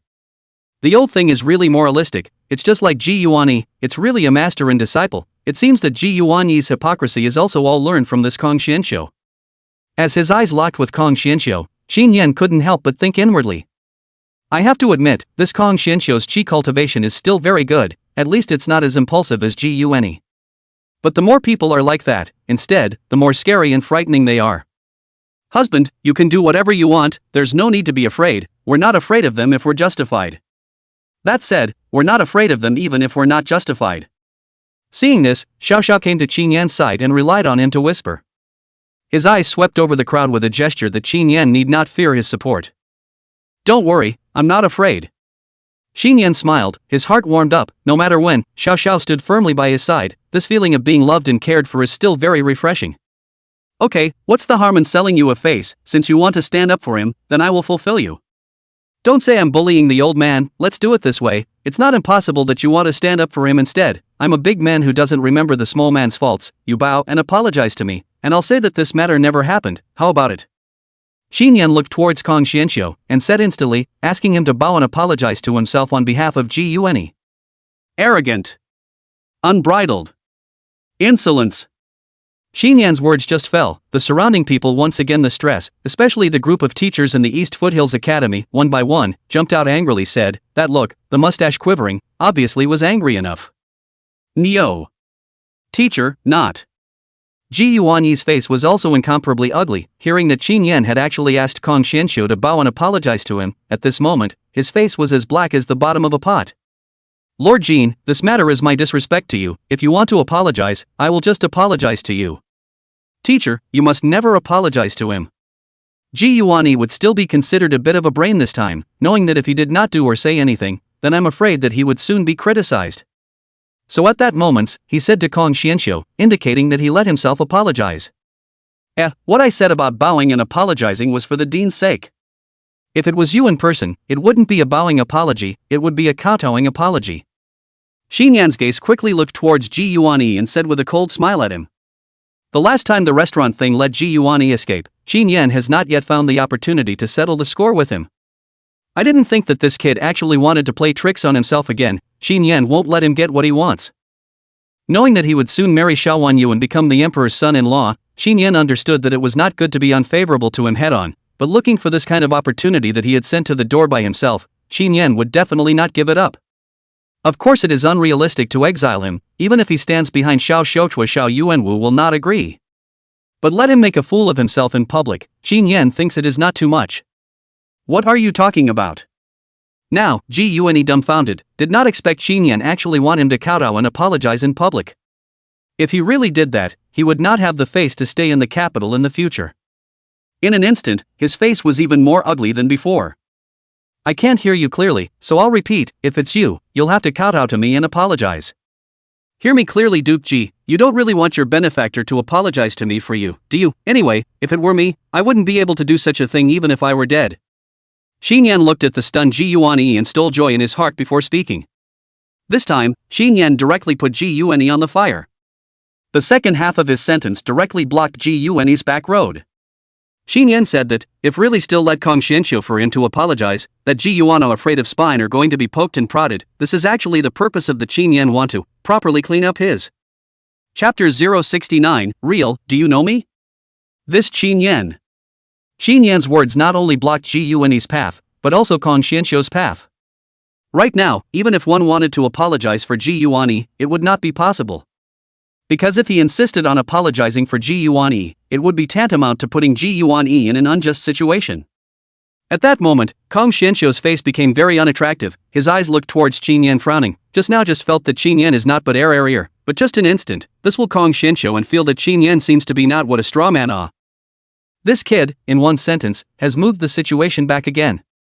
When Xiao Yuanwu behind the screen saw this, he could not help but sigh inwardly.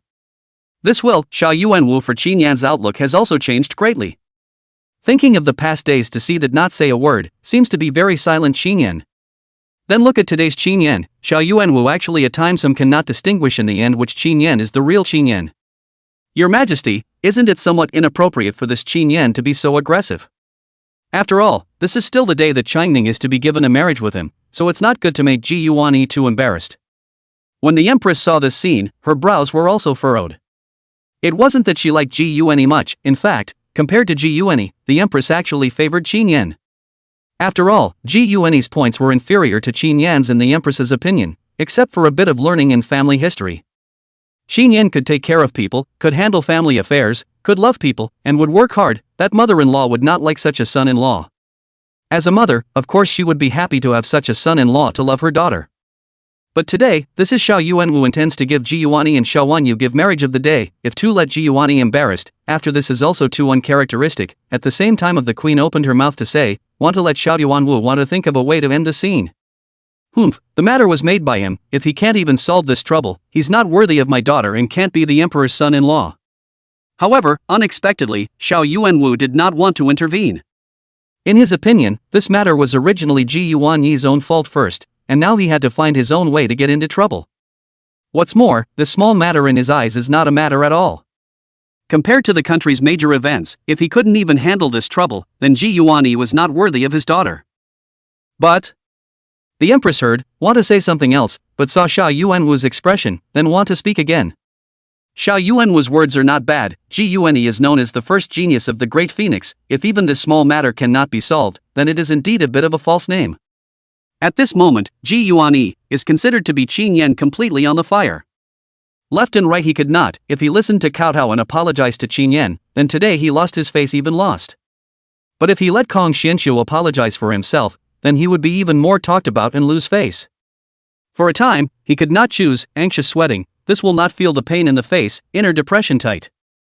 Eyes cast to Xiao Wanyu. At this moment, Ji Yuanyi's only straw left to save his life was Xiao Wanyu, only hoping that Xiao Wanyu would be able to step in and help himself. Xinyan, don't go too far. Brother Geniki has already received a slap, isn't that enough? You weren't that unreasonable in the past. Receiving Ji Yuanyi's gaze, Xiao Wanyu looked at Xinyan and said, pleading on behalf of Ji Yuanyi, only that tone where there is half a bit of begging, but instead, it is rather more like accusation. Does the princess think that I am the one who was being unreasonable? Hearing Xiao Wanyu's words, Xinyan was inwardly speechless as he looked at Xiao Wanyu and asked. Isn't it? Ever since you had your aunt to back you up, you've become more and more bossy. The old you wasn't like this at all. You're too much of a disappointment to me. Xiao Wanyu nodded her head, then said as her gaze looked at Xinyan, a look of disappointment in her eyes. Ha! Princess, have you ever thought of, before my eyes is the real me, just that I have no one to rely on, empty a harnessed by the side of a team of horse harnessed by the side of a team of the title, but live as a princess of the house of the subordinate general, so only to be able to be careful and cautious, afraid of incurring some right and wrong to annoy you. And to the princess your mouth, but feel that I should have been the kind of no desire to be bullied by people do not say anything, now feel that it is I have changed. Disappointed, it's time to be disappointed, but it's not the princess who's disappointed in me, it's me who's disappointed in you, princess. A cold smile appeared on Xinyan's face, then he looked at Xiao Wanyu and slowly opened his mouth, his words carrying a touch of self-deprecation. What did you say? Hearing Qin Yan's words, Xiao Wanyu instantly froze, her gaze looking towards Qin Yan, not expecting Qin Yan to say so. She indeed did not really understand how Qin Yan is a person, the impression of Qin Yan, just that 3 years he was careful, meticulous care of his kind of image. Regardless of what she was angry, what she said, it seems that the impression of Qin Yan is the appearance of a rebellious and submissive. She felt that Qin Yan had such a personality, and it was not her own reasons that caused Qin Yan to be that way. But now hearing Qin Yan's words, for her, the touch was great. For a time, let Xiao Wanyu somewhat staggered in place, not knowing what to do. Changning, don't you understand? You don't understand Qin Yan at all. Maybe he's just a conversation piece in your eyes. Why do you have to be here to eloquently judge him and say things that you think you know him so well? Ask yourself, Qin Yan has been with you for 3 years, have you really treated him well? Xiao Xiaochuo looked at Qin Yan like this, and was heartbroken inside.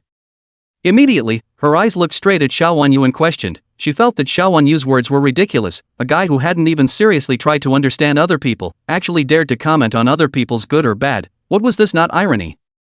Xiao Wanyu was speechless, not knowing how to answer at all. At this moment, her expression was constantly changing, her gaze staring blankly at Qin Yan. She was actually a bit lost in thought.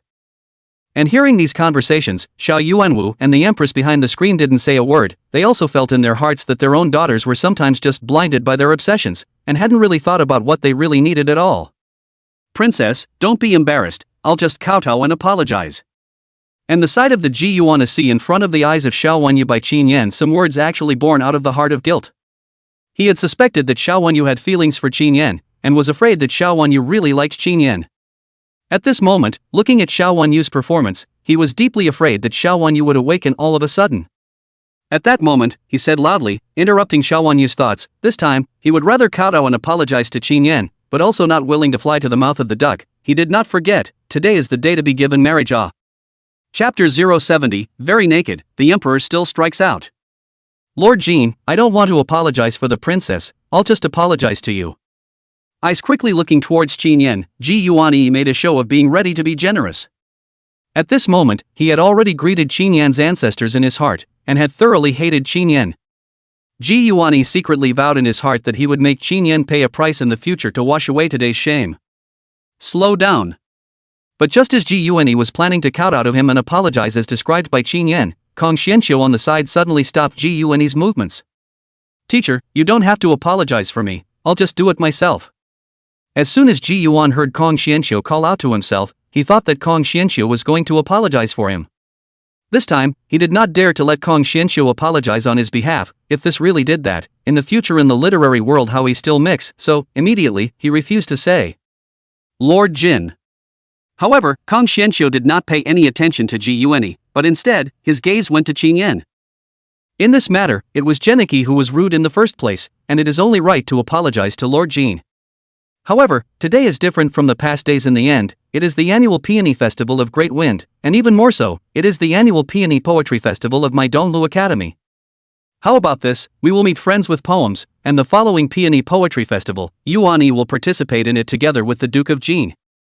If Ji Yuan is lucky enough to win the Peony Poetry Festival, then I would like to ask the Duke of Jin to put this matter aside, and consider it as an honorarium for the Poetry Festival's leader. I wonder what the Duke of Jin thinks. Kong Xianqiu gazed at Qin Yan before making a direct comment. That is, Qin Yan and Ji Yuan will compete again at the Peony Poetry Festival, and if Ji Yuan is able to win this competition, then he will be exempted from apologizing, and the rude behavior of the party will be put to rest. When Kong Xianqiu put forward this opinion, the people present all lit up, and then they all looked at Kong Xianqiu with admiration, and in their hearts, they said worthy of being the dean. This method was indeed good, and was considered to have found a clear path for Ji Yuan. It must be known that with Ji Yuan's talent, winning the Peony Poetry Festival should not be a big problem. In that case, wouldn't he be able to avoid the punishment of kowtowing and apologizing? This Kong Xianqiu is quite in love with Ji Yuan, and has thought of a good method for him.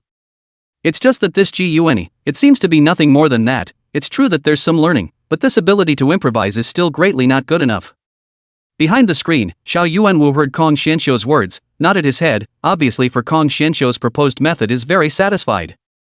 However, this method is Kong Xianqiu for Ji Yuan to find out, this Ji Yuan since so far, our elm brain a little adaptability or not, let Xiao Yuanwu cannot help but some disappointment. Why should I promise you?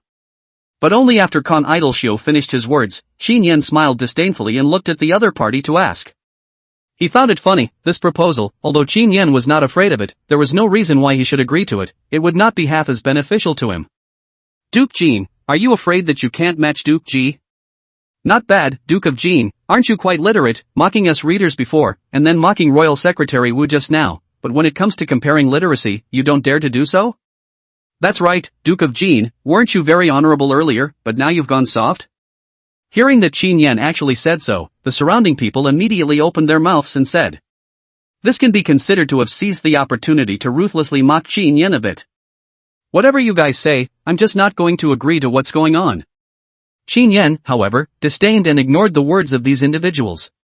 He could have won the battle and made Ji Yuani kowtow and apologize to himself, so why bother, unless Qin Yan's head was caught in the door, he would never agree. Duke of Jin, you are at least the Duke of a country, could it be that you don't even have that kind of temperament? Now, Kong Xianxiu was also dumbfounded as he looked at Qin Yan, never expecting Qin Yan to refuse so much. What's wrong with the Duke of State? They say that the Prime Minister's belly can support the ship, but the fact is that there are several Prime Ministers who can really ride the ship in their stomachs, not to mention that I am not a Prime Minister, so why should I? Xiao Yuanwu instantly cried and laughed when he heard Qin Yan's words. This was again vastly different from the Qin Yan he remembered from before, was not expecting Qin Yan to be so honorable and pressurized. Your Majesty. Seeing this, the Empress became a bit anxious and looked at Xiao Yuanwu to charge him again. Sun Un. Seeing that the Empress was in a hurry, Xiao Yuanwu had no choice but to shout to Xue Qinzhen who was at the side. The slave girl is in. You go, tell Qin Yan to promise Dean Kong as a favor to me. Here, slave girl, I'm on my way. Xue Qinzhen, who had received the order, did not dare to be slow, and quickly bypassed the screen to quickly head towards Qin Yan. Just when the scene had once again fallen into silence and the situation was somewhat awkward, Xue Qinzhen had already appeared in front of Qin Yan. Eunuch Xue? Sun Un Su? Seeing Xue Chang'an's appearance, Qin Yan, Xiao Wanyu and Xiao Chua all recognized this Xue Chang'an, one of the three major eunuchs beside the emperor, at a glance, and were just all a little surprised at the other party's appearance. Slave girl has met Her Highness, the princess, and the Duke of State. Xue Qinzhen smiled and hurriedly saluted towards the three. Why are you here? See Xue Qinzhen, Xiao Chua eyes flashed, suddenly the eyes looked at a screen, that is just Xue Qinzhen out of the place. Just now she has already noticed, still feels strange, this good environment how suddenly appeared so a screen, but now seems to understand a little over, at the moment the eyes also changed a little. Back to the eldest princess, I'm bringing a message to the Duke of Jin. Xue Qinzhen smiled and replied to Xiao Chua. Give me the word, what word? Qin Yan froze and looked at this Xue Chang'an Dao in confusion, not understanding what he meant. The Duke of Jin. Xue Chang'an didn't say anything, and came directly to Qin Yan's side, then whispered a few words in Qin Yan's ear. When he heard Xue Chang'an's words, Qin Yan's expression also instantly turned odd, his gaze similarly looking behind that screen. He also guessed that there might be someone else behind this screen, and the other party was obviously Emperor Xiao Yuanwu. Nice guy, giving his future son-in-law a head start. Chapter 071, Zhang Liang's plan to cross the wall and ladder, red sleeves, and fragrance. What Xue Qinzhen said to Qin Yan was naturally for Qin Yan to promise Kong Xianxiu's matter. This also showed that it was indeed Xiao Yuanwu behind that screen. Just what Qin Yan did not expect was that Xiao Yuanwu would let him promise Kong Xianxiu, which was clearly a relief for Self-Gune. Inwardly, he spat, but Qin Yan was not in a good position to refuse. After all, this is the evil feudal society, disobedience to the imperial order. This kind of thing will only let Qin Yan die very ugly. Moreover, nowadays they can support the prong up, is also relying on the imperial power, so in the end or to give the emperor a few points of face. However, Qin Yan's eyes turned and his gaze went to Xue Qinzhen. Eunuch Xue, His Majesty only asked me to promise Kong Xianxiu, did he ask for anything else? In reply to His Excellency's words, the other majesties have not given any instructions. Xue Chang'an also immediately replied. When Qin Yan heard this, the corners of his mouth couldn't help but arc up, and he immediately nodded his head. Good, I'd appreciate it if the eunuch would pass the word. No thanks, then the slave girl will go back first to resume her orders. Xue Qinzhen smiled and said goodbye to Qin Yan, then quickly returned behind the screen after saluting the eldest princess of Jinyang and Princess Changning. This little episode made quite a few people look at it in their eyes. However, most of the people present were still people who didn't recognize Xue Qinzhen, and thus didn't know what Xue Qinzhen was like. Husband, what did Shui Changnan say to you? Was it something that Imperial Brother wanted you to do? Husband, if you don't want to, you don't have to pay any attention to your royal brother, and I'll take the blame for you if anything goes wrong.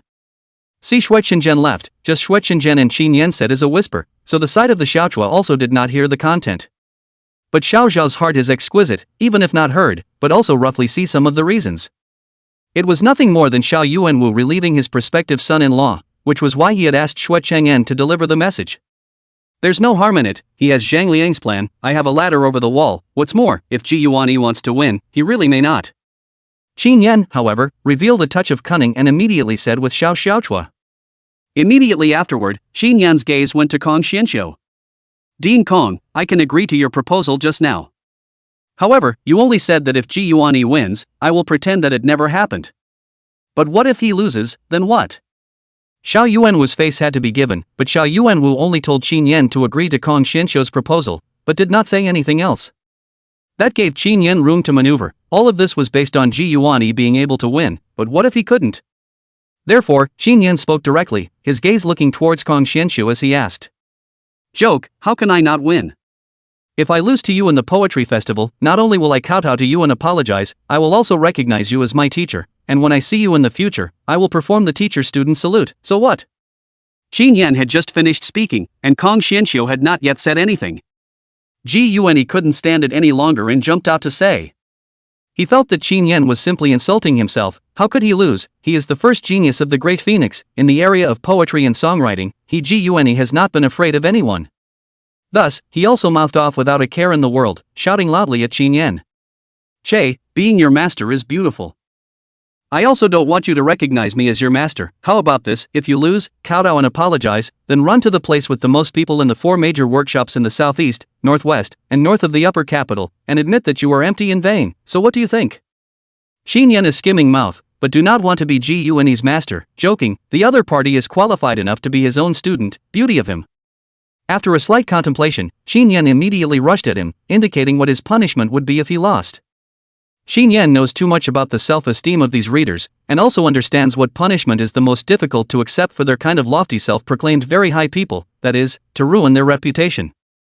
Letting Ji Yuanyi say in public that he was vain and empty, this was simply more ruthless than killing Ji Yuanyi, and it was estimated that if this was lost, Ji Yuanyi would feel 10,000 times worse than if he died. Yes, I promise. In the face of Qin Yan's request, Ji Yuanyi almost did not even think before agreeing. He will be again pronged up, eyes looking at Qin Yan's eyes with a touch of confidence, think Qin Yan will lose awe. It was as if this would be a sure win for him, and he would win the poem.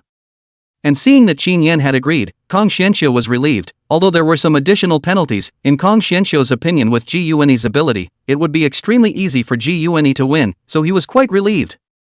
Good, since both sides agree, then this matter is settled. In that case, let's begin the peony poetry meeting of my Donglu Academy. Kong Xianqiu said aloud at the crowd. The Peony Poetry Festival, as the name suggests, is a poetry festival with the theme of peonies. Please take a look at the peonies blooming around us. This is the national flower of our great phoenix. It is graceful and elegant. Then please write a poem for each of you, and then we will judge it together, and the one with the highest final evaluation will be the winner of this Donglu Academy Peony Poetry meeting.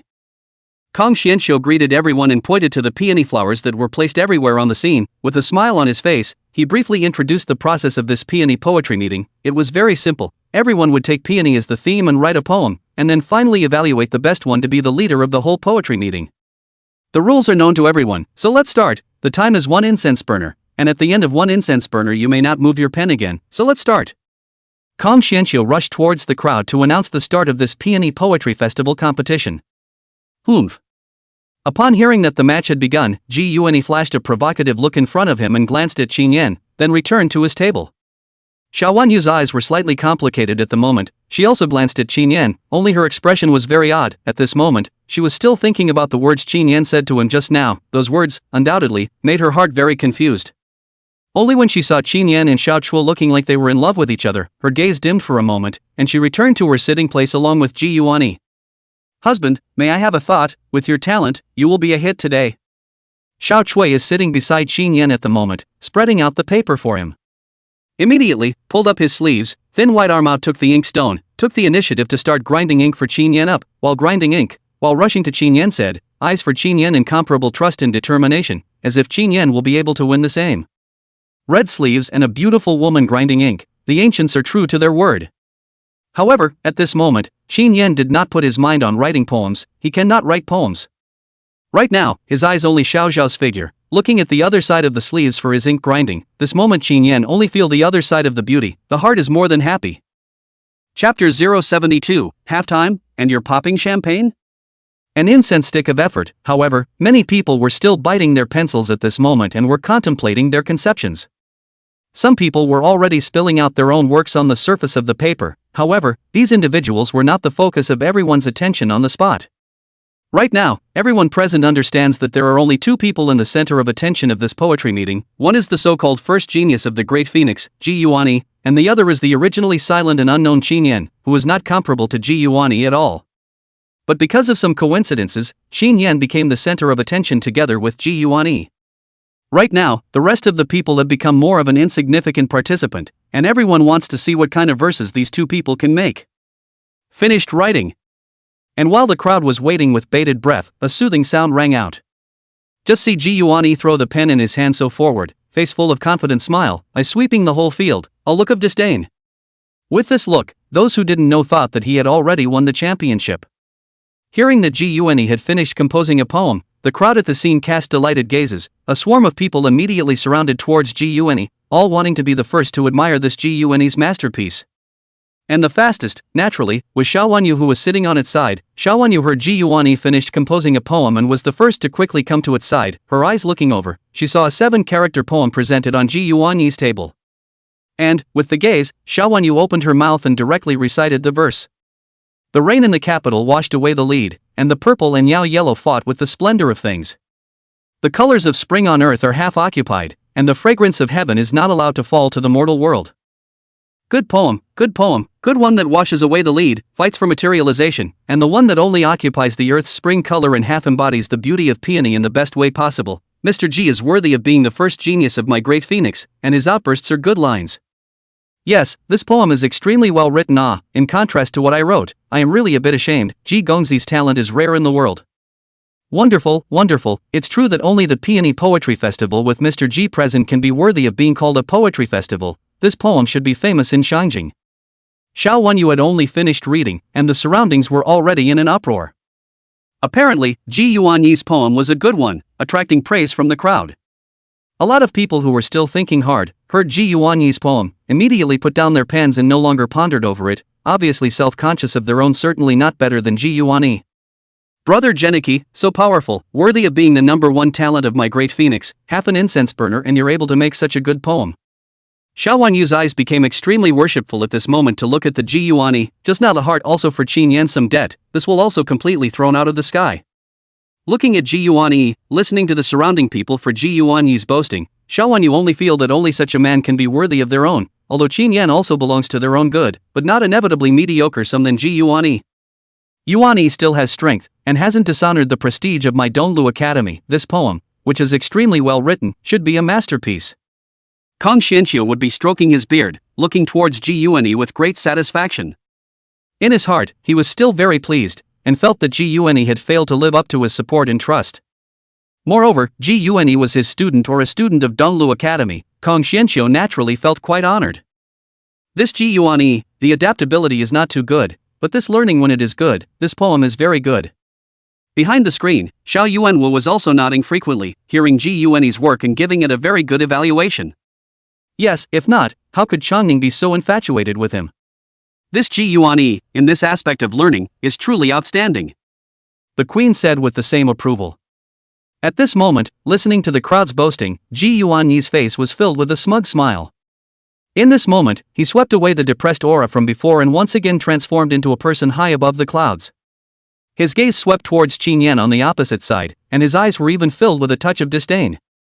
Other than that, he did not dare to compare, but in terms of learning, he boasted that he could dump Qin Yan 18 streets.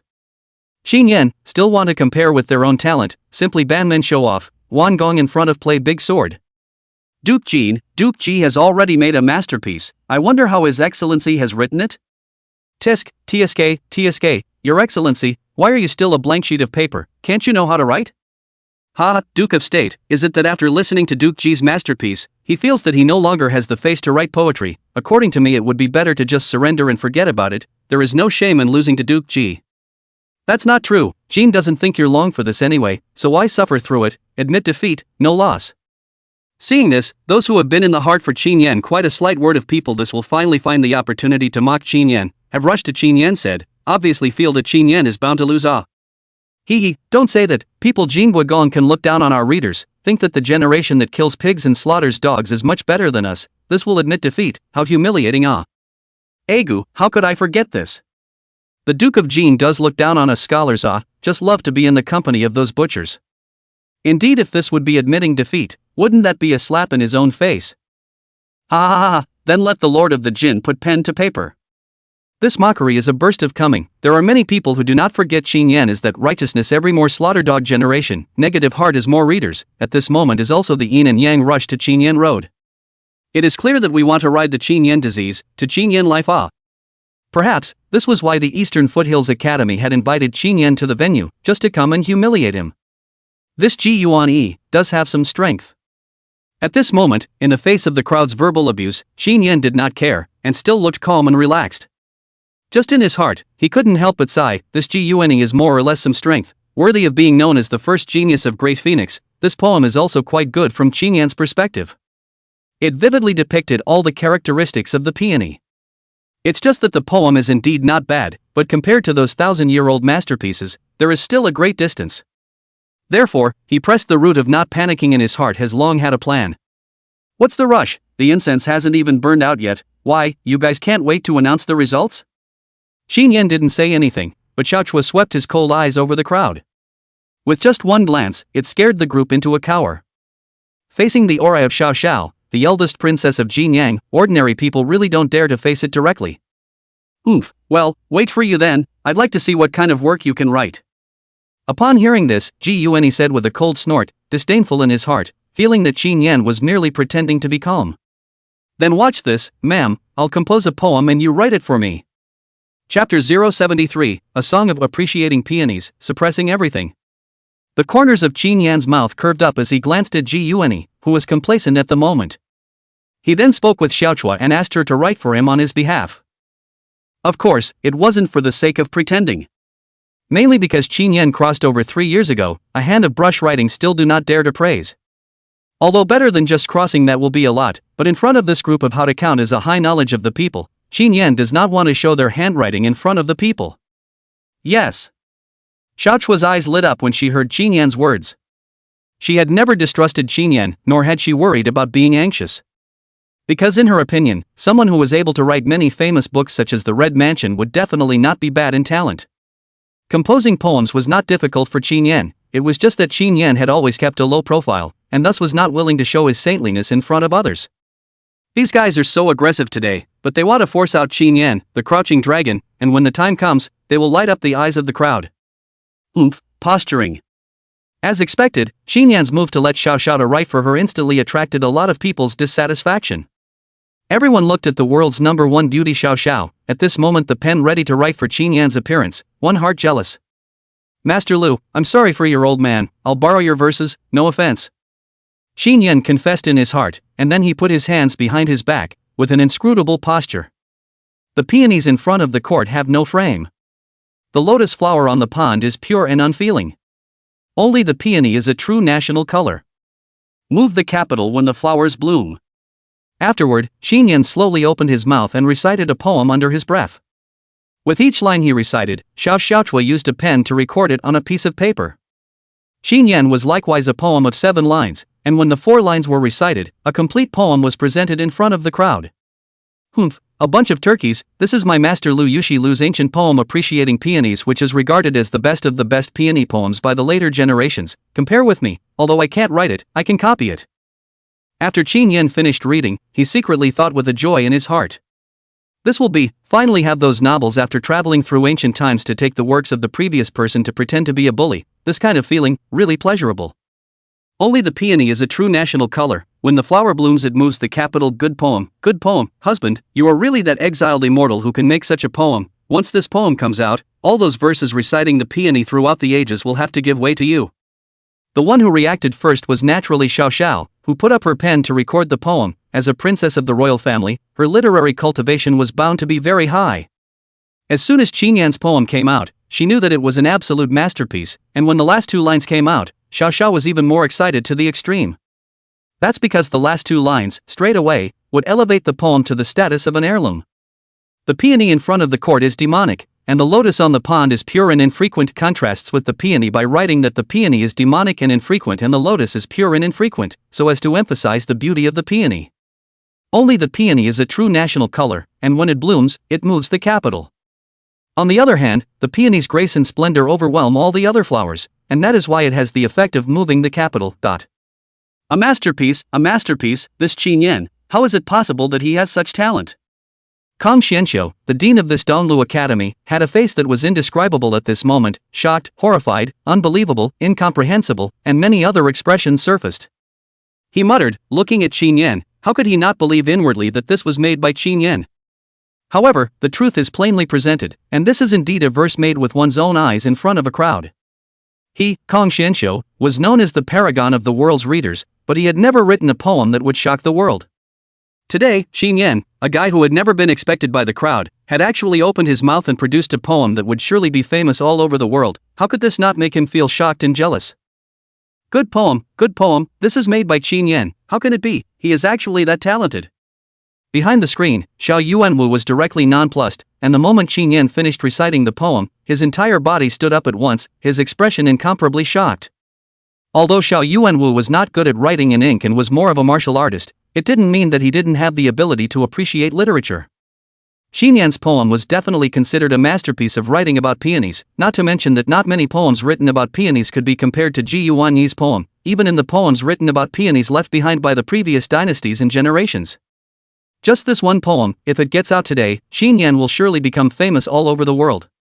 How could Xiao Yuanwu not believe that this was written by that former son-in-law of his, that man he thought would only wash his hands in soup? This was too shocking. At this moment on the scene, many of the scholars were dumbfounded. Their hearts are still repeatedly murmuring the poem made by Qin Yan. The more they think about it, the more they read it, the more the horror on their faces will become deeper and deeper. Because they were shocked to realize that the poem was simply too well written and too good. And crucially, it fit the theme of today's Peony Festival. The peony was originally the national flower of the Great Phoenix and was known as the best flower. And the last two lines of Qin Yan's poem completely embodied this word best to the fullest. Especially in the third game of the true national color, 3 words is simply a stroke of genius, so that people read it is difficult to calm down for a long time. This is a poem composed by Qin Yan? This time, Xiao Wanyu also had a stunned expression. Earlier, she was still feeling extremely happy because of Ji Yuanyi's poem, thinking that Ji Yuanyi's name was true. But now, when Qin Yan's poem came out, in an instant, Xiao Wanyu felt that Ji Yuanyi's poem was completely compared to the peony and lotus flower in Qin Yan's poem. Although Ji Yuanyi's poem is good, but compared to Qin Yan's is simply not the same. This will really make people realize the true meaning of the saying no comparison, no harm. However, what was even more unacceptable to Xiao Wanyu was that this poem actually came from Qin Yan's hand. Looking at the spirited man at this moment, Xiao Wanyu was a little confused. The appearance was so familiar. However, in addition to the appearance, the Qin Yan at this moment gave her a feeling that was completely different from her own impression. She hadn't thought that a guy she thought was a stand-in, who could only handle the day-to-day, had such a side to him, and his talent was evident in this poem. Suddenly, she remembered the words of Qin Yan and Xiao Chua. She really have to seriously understand him. A moment of Xiao Wanyu internal mixed feelings, feel instantly people are about to break. She actually feels some of this world is not real. Impossible, how is this possible? This is absolutely impossible. However, just as everyone was still immersed in this poem of Qin Yan's, a hysterical voice rang out, and at this moment, Ji Yuanyi completely broke his defenses, and he looked at Qin Yan with a fierce face, roaring loudly, behaving like a mad dog. Chapter 074, he, for sure, copied it. Ji Yuanyi was completely crazy. As a generation of talents, the appreciation ability Ji Yuanyi could still be. Therefore, when he heard the poem made by Qin Yan, his whole person is exploded. Because he understands, he has been defeated, he proudly made the poem. At the moment in front of the face is simply a defeat. Although he himself made this poem, by many people touting praise, but with Qin Yan's song then, that is simply a difference between the mud. This self-awareness he still knows. What does that mean? It means he lost. He lost to Qin Yan in the Peony Poetry Festival. This result was undoubtedly something he could not accept at all. To know what he could be proud of in front of Qin Yan nowadays was only this advantage in learning, but right now, even his proudest thing had lost to someone else, so he had really lost completely and utterly.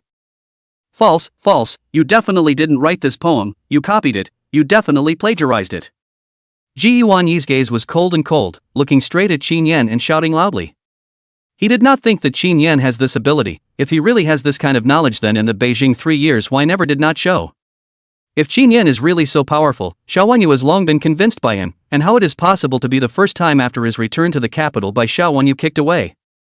Therefore, he did not believe that the poem was written with his own eyes. Copied?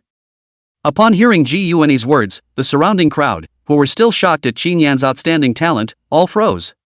The expressions on their faces changed instantly before they subconsciously agreed with Ji Yuanyi's words, thinking that Qin Yan indeed did not have the ability to be able to produce such verses. So it is copied, I said. How can he make such a great masterpiece? Must be copied other people's verses to show off here. Hiss, but whose verse is this copied from? Someone who can make such verses is surely not a nameless person, right? Besides, this poem has never been heard of before. Who knows, there's a sky beyond the sky, there's a man beyond the man. Since Mr. G said he copied it, he must have had his reasons and wouldn't make empty promises. It makes sense. Duke Ji couldn't help but recognize the person who wrote this one, so the first thing he noticed was that the poem was copied. Originally, this group of people were biased against Qin Yan. At this moment, Ji Yuan said that Qin Yan's verses were copied one by one, and at that moment, all of them believed his words, thinking that Qin Yan was the one who copied others. Copied? Xiao Yuanwu behind the screen also frowned at the moment, hearing Ji Yuanyi say that Qin Yan's poem was copied. He couldn't help but feel skeptical as well. After all, Qin Yan had never shown any talent before, and now that he had suddenly produced such a world-renowned masterpiece, he could not help but arouse suspicion. Geniki, are you saying that Jin is copying this poem? Kong Xianqiu also frowned at Ji Yuanyi and asked in surprise. To know, the literary world is the most taboo as plagiarism. If Qin Yan this poem is really plagiarized, then Qin Yan such practices, I am afraid to cause an uproar, leading to the world of readers of the mouth and pen slamming. This is many times more serious than Qin Yan's statement. There are many dogs who fight for justice, and many people who are negative about their hearts are scholars. Brother Geniki, you said that this poem of Qin Yan's was plagiarized, is that true? Xiao Wanyu was also the first to look at Ji Yuanyi and ask. She also had doubts within her heart at the moment. After all, she had been with Qin Yan for 3 years. Qin Yan had never displayed such means. Suddenly, she had to tell her that Qin Yan was actually a better person than Ji Yuanyi's talent, which really made her unable to believe. Princess, you've been with him for 3 years, has he ever shown the slightest hint of literary literacy? Suddenly, he was able to make such an heirloom masterpiece. You think it's possible? He must have just copied it. Ji Yuanyi sniffed and immediately rushed at Xiao Wanyu. When Xiao Wanyu heard this, she actually nodded her head, feeling that Ji Yuanyi had a point. At that moment's moment, her gaze went to Qin Yan. Qin Yan, is this poem really copied by you? You do this is also too underhanded. No one will blame you for not being able to make a poem. After all, you were not long for this, but you plagiarized someone else. This is a bit too bad. This is for the sake of winning, by any means necessary. You hasten to apologize to everyone, and seeing as you are not a member of the literary world, I think that all those present will not make things difficult for you. Xiao Wanyu actually said directly to Qin Yan, obviously already believed that Qin Yan is a copy. Copied, I really copied. But then, to say that you know who I copied, blowing awesome at, Lu Dede is not something you can recognize, but also want to poke me to copy. Hearing the words of Xiao Wanyu and Ji Yuanyi, Qin Yan sneered in his heart not at all vainly. Copy. He had indeed copied. But this copy is a copy of the qua sub qua. He copied the literary world of the world before he crossed over, not the literary world of this world. To say that this world can be able to sit on the fact that he plagiarized, that is simply a mirage, so Qin Yan is not at all with false. Technically, he's not copying either, he's a trans-dimensional cultural purveyor. Ridiculous, you believe him when he says I copied it. Princess, you said I copied, so may I ask, where is the proof, who did I copy? In the face of the crowd's skepticism, Qin Yan was blandly self-effacing as he asked back. Not bad, you guys said that Qin Yan copied, then may I ask, who did he copy? Xiao Xiaochua also asked to the crowd at this time, standing firmly by Qin Yan's side looking at the crowd. Brother Geniki, you said that Qin Yan copied it, so you must know who the original author of this poem is, right, so speak up and tell them. Xiao Wanyu heard this and turned her head to look at Ji Yuanyi and asked. Now, the turn of Ji Yuanyi dumbfounded. How does he know who Qin Yan copied? This is all just his guess. Really want him to say an ugly and categorize to, he simply asked 3 Not bad, Genicky. If you know who he copied from, you may as well boldly say so, without fear of his status as the Duke of State and the Rapunzel's extra horse harnessed by the side of a team. If he really copied it, even if he is sued to the imperial court, he will be punished. Kong Xianqiu said the same. Let Ji Yuanyi, if you know what, boldly say out without fear of Qin Yan and the power of the princess. He is aware of, right now the Emperor Xiao Yuanwu can also be present, if it is true that Qin Yan plagiarized others, that today Qin Yan will never have any good end. However, Ji Yuanyi, who heard the words, said 3 words in a row, and then was unable to hold in a single fart, his face reddening with anxiety. Why, Duke Ji, you can't be guessing blindly, right? Just now, you called the current Duke of State by his name in an impolite manner. Now, could it be that you're still slandering the Duke of State? That would be a big offense. Chapter 075, Plagiarism? Telling right and wrong. Seeing Ji Yuan a look of stammering, Xiaochua sneered and said at him. And see Ji Yuani a twisted look. Clear-eyed people this will seem to see a little bit of clues. The eyes are a little strange to look at Ji Yuani. Brother Genicky, tell me, didn't you say that Qin Yan's poem was copied? Then you must know who the original was, so hurry up and tell me. Seeing Ji Yuani's constipated expression, Xiao Wanyu became anxious again. She had just questioned Qin Yan and trusted Ji Yuani so much. If Ji Yuani couldn't say a thing or two, wouldn't she become the biggest clown? Therefore, this time Xiao Wanyu was as anxious as an ant on a hot pan, constantly urging Ji Yuani to tell the truth. In the face of Xiao Wanyu and the crowd's expectant gaze, Ji Yuani this time really some panic, where he knows Qin Yan is copied who. If he knew, he would have already said it. Why wait until now? But to say that Qin Yan copied who, then how he should respond to the crowd, this will be Ji Yuani finally some sober up, inwardly for his own mouth to choose words and feel a burst of regret. But the wood has become a boat, the arrow has been shot out. If at this moment to say that he is making things up, then to meet him can be a raging storm. Therefore, Ji Yuani understand, today even if the death is not able to admit that he is making things up. Inside constantly thinking, suddenly, Ji Yuani thought of a thing. At the moment, his eyes bright finally thought of a way. Gentlemen, Qin Yan's poem is definitely not his, but I'm not sure if it was copied or not. Because the author of this poem is Mr. Chow, who wrote The Red Mansion, and this poem, too, was written by Mr. Chow. Ji Yuani said aloud to the same crowd at the scene, pushing the author of the poem to Mr. Chow, who wrote The Red Mansion.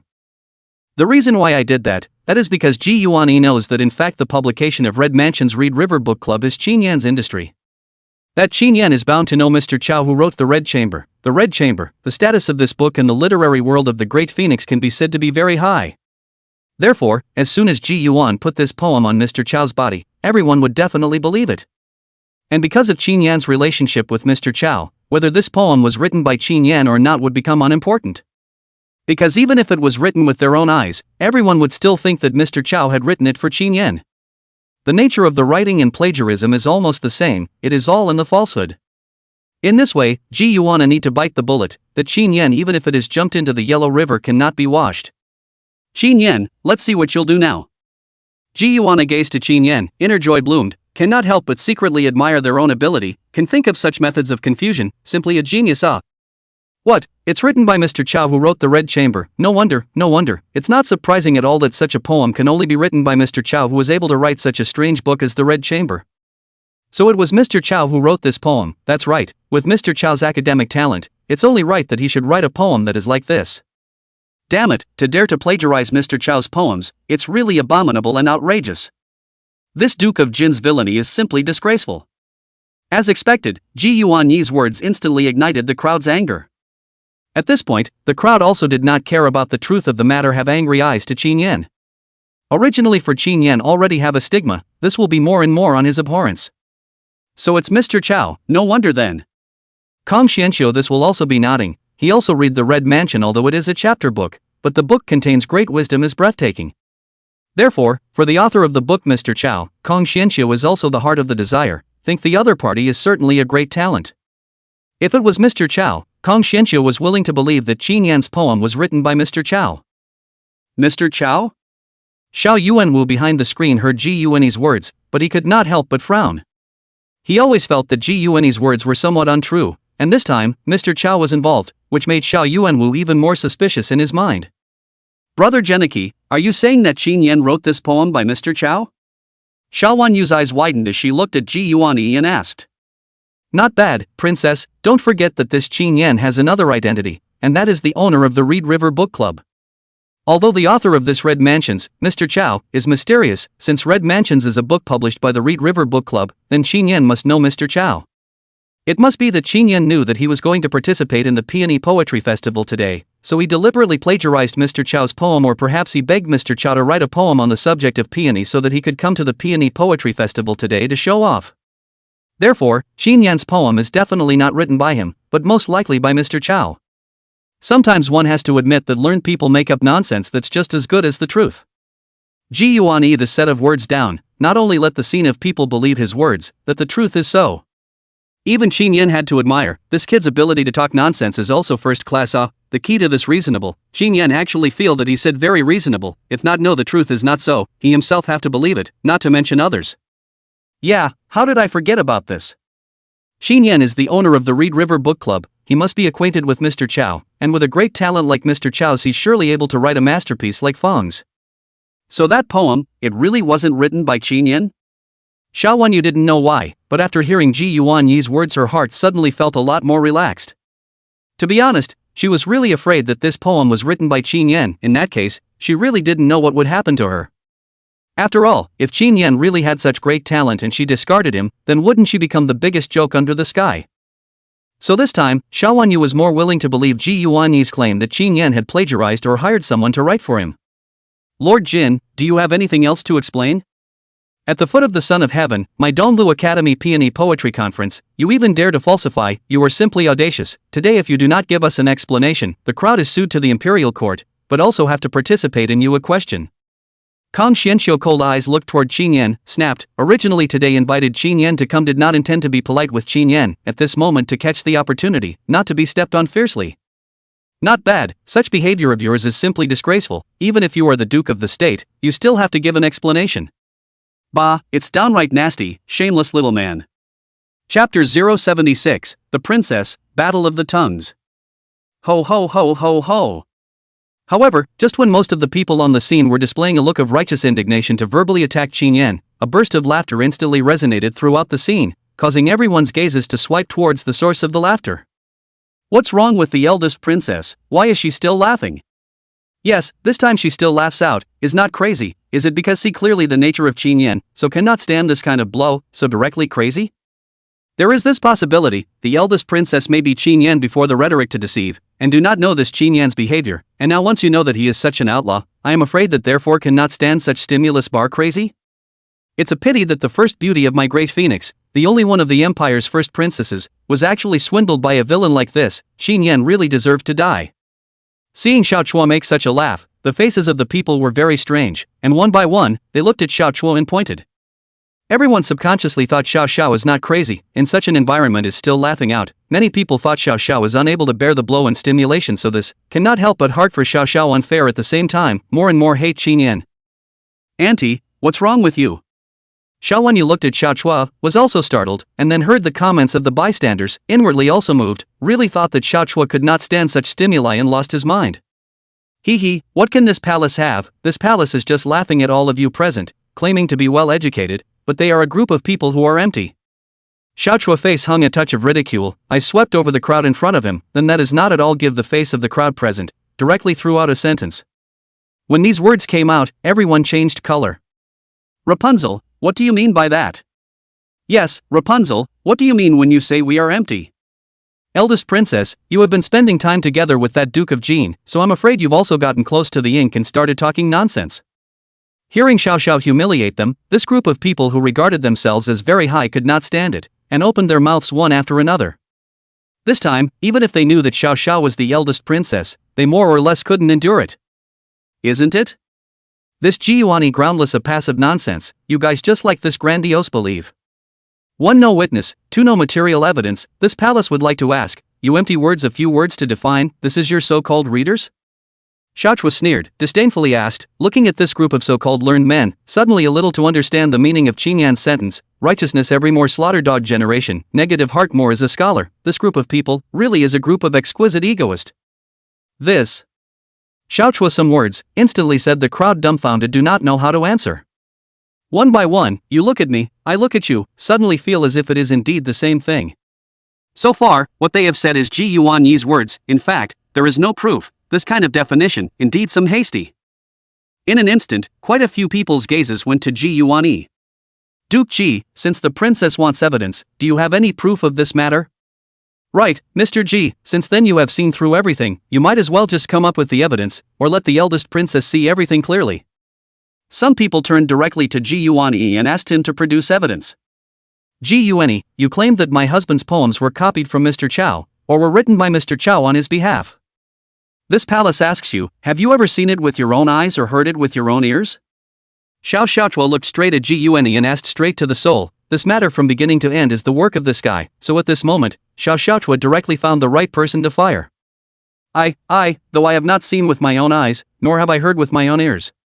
But this matter is not difficult to guess. If the Duke of Jin he really has such talent, why for more than 3 years, there has not been heard of, and even the Princess of Changning with whom he spends his time has not been informed, which in itself is doubtful. Ji Yuan Yi certainly did not have substantial evidence, but he did not need substantial evidence either, he just needed to bite the bullet on this matter. So it's all speculation with no evidence? Gentlemen, you heard it, he has no evidence, it's all in his imagination. Then isn't it fair to say then that there is also a possibility that Ji Yuan Yi deliberately planted evidence to frame my husband? Xiao Xiaochua smiled disdainfully at his words and then looked at the crowd and exclaimed. After hearing both sides of the conversation, many people snapped out of it, indeed so, this Ji Yuan one just said is just random speculation without substantial evidence. What the eldest princess said is not unreasonable without evidence, how can you randomly guess the next person, this is not too good. No, if that's true, then the Lord of the Jinn might really be slandered, too. But what Duke Ji said is not unreasonable, if Duke Jin is really talented, why don't he show his talent? Now, the crowd was confused, and for a while, everyone actually felt that both sides had some truth in what they were saying. Eldest princess, that being said, the Duke of Jin can't prove that his poem didn't come from someone else, right? Ji Yuan's guess is not unreasonable, after all, as the owner of the Reed River Book Club, it's not impossible for Ji Yuan to want Mr. Chow to ghostwrite a poem for him. Seeing that the situation was brought back by Xiao Xiaochua in a few words, Kong Xianxiu suddenly opened his mouth and said to Xiao Xiaochua. Not bad, although I have no proof, he has no way to prove himself no. Ji Yuan saw that Kong Xianxiu had spoken for himself, and immediately rushed to concur. Humph, a joke, do you know the reasoning behind the suspicion of guilt from innocence? Since there is no evidence, how can you slander at will? You say that my husband is unable to prove himself, I dare to ask, Mr. Ji, how can you prove that the verses you made just now were made by yourself? Xiaochua Gas laughed, looking at this group of people, really is to see the power of these readers, a mouth upside down black and white, that is really able to say I. Xiaochua asked this question, immediately Ji Yuan will not be whole, did not expect her to ask herself back, in an instant, he was also dumbfounded. According to your reasoning, my husband is the owner of the book club and Mr. Chow, therefore Mr. Chow may have written for my husband. Then you are the senior disciple of Dean Kong, and your relationship is equally close, so is it not possible for others to suspect that the articles you used to write, and the poems you wrote, were written by Dean Kong as a ghostwriter as well? Xiao Xiaochua continued to ask, an eloquent mouth that said Ji Yuan's face went white. Ridiculous, what is the Rapunzel's intention with such and such crooked reasoning? Joke, your is the truth, to us it becomes crooked, President Kong, in the end whose heart can be put to death? Chapter 077, Exposing Yourself, Mr. Chow. Awesome. My wife, I didn't expect to have this eloquence, it's really a snake wrapped around a lotus flower. In ancient times, there was Zhuge Liang's tongue fighting with the group of scholars, today there is my wife's power to distinguish the group of scholars. Xiaochua words, Xinyan's eyes are bright at the moment. Never thought that his daughter-in-law actually mouthed so eloquent, a word of reason, directly these so-called Great Confucian whole autistic. As expected, Kong Xianxiu was also dumbfounded, not expecting Xiao Xiaochua, a woman, to be so eloquent that he left them speechless. This imperial sister can not only looks, Qin in chess, calligraphy and painting, astronomy and geography, horseback riding and archery, my sister is all proficient, if not how the father can be so favored her. If it is not she is a daughter body, afraid today this throne is who is sitting is still unknown it. Behind the screen, Xiao Yuanwu saw Xiao Xiaochua alone said that the people in the room were speechless, and he was immediately happy. He for his own this sister but know very well, do not look at the identity of being crowned as the first beauty of the great wind, as if it is a vase. But in reality, Xiao Xiao is talented, not losing to men, is to suffer in the gender, otherwise the world may be her. What's going on with this Ji Yuan? After all that talk and no proof, what is he going to do? Empress frowned at the moment. She and the emperor is still considered reasonable people. Xiaochua and Jiayuani's conversation they also listen to listen carefully down, also think Jiayuani this kind of words are too abrupt, no proof under that other people are plagiarized and write on behalf of, this is indeed some excessive. Let's see how he proceeds. If he is not able to justify himself today, this gift of marriage will be out of the question. Xiao Yuanwu, of course, also heard as the emperor for the art of power and strategy more understanding, vaguely already feel the wrong Ji Yuani, so the bottom of the eye for this prospective son-in-law also more than a few points of disgust. What, can't Dean Kong answer? If you won't say anything, then the palace will continue. Xiao Xiaochua saw that Kong Xianxia was momentarily speechless, so he didn't intend to give him a chance to catch his breath at that moment, but continued. Ji Yuani, you claim that my husband's poetry originated from Mr. Chao, so let me ask you, do you know Mr. Chao, have you ever met him? Xiao Xiaochua's gaze turned as he continued to address Ji Yuani's question. Mr. Chao, of course I have never seen such a high person, not to mention me, how many people under the sky want to get to see his face have never seen? Ji Yuani was honest this time. Since the appearance of the book The Red Mansion, Mr. Chao's great name had spread throughout the entire Great Phoenix. From princes and nobles to ordinary people, many people are fans of Mr. Chao, and there are countless people who want to meet him. However, his identity and origin was a mystery, and countless people tried their best to not be able to meet him, as if in the world of Great Phoenix, Mr. Chao was not found. Having neither seen nor known each other, one dares to speculate about Mr. Chao's affairs, it's really laughable. Xiao Xiaochua sneered upon hearing this. But then, this day, in order to let you people with no eyes to see the truth clearly, this palace is going to be cheap and tell you a message. As a matter of fact, Mr. Chao himself is on top of this poetry meeting today. Xiao Xiaochua swept his gaze across the room before addressing the crowd. What, Mr. Chao just showed up at the poetry meeting, how is this possible? Who is Mr. Chao? Mr. Chao is actually at the poetry meeting site, where is he? Ah, Rapunzel, you are telling the truth, Mr. Chao was really there, where is he and who is Mr. Chao? Mr. Chao can be at the scene, if it is here still hope to come out to see, the student is your faithful readers, respect for you as a torrent of water. All of you in the crowd who is surnamed Chao, Mr. Chao, where the hell are you, but also please come out to see. A stone stirred up 1,000 waves. Xiaochua's sentence instantly made the people at the scene nonchalant, one by one they were dumbfounded and looked around trying to find traces of the so-called Mr. Chao. For the rumored Mr. Chao, many people in the audience had long admired him and wanted to make friends. When they learned that he was at the scene, how could they let people calm down? Rapunzel, what do you mean, Mr. Chao is present today? Kong Xianxia would be shocked at this, looking to Xiao Xiao and asking, his eyes looking around, trying to spot the rumored Mr. Chao from the many people.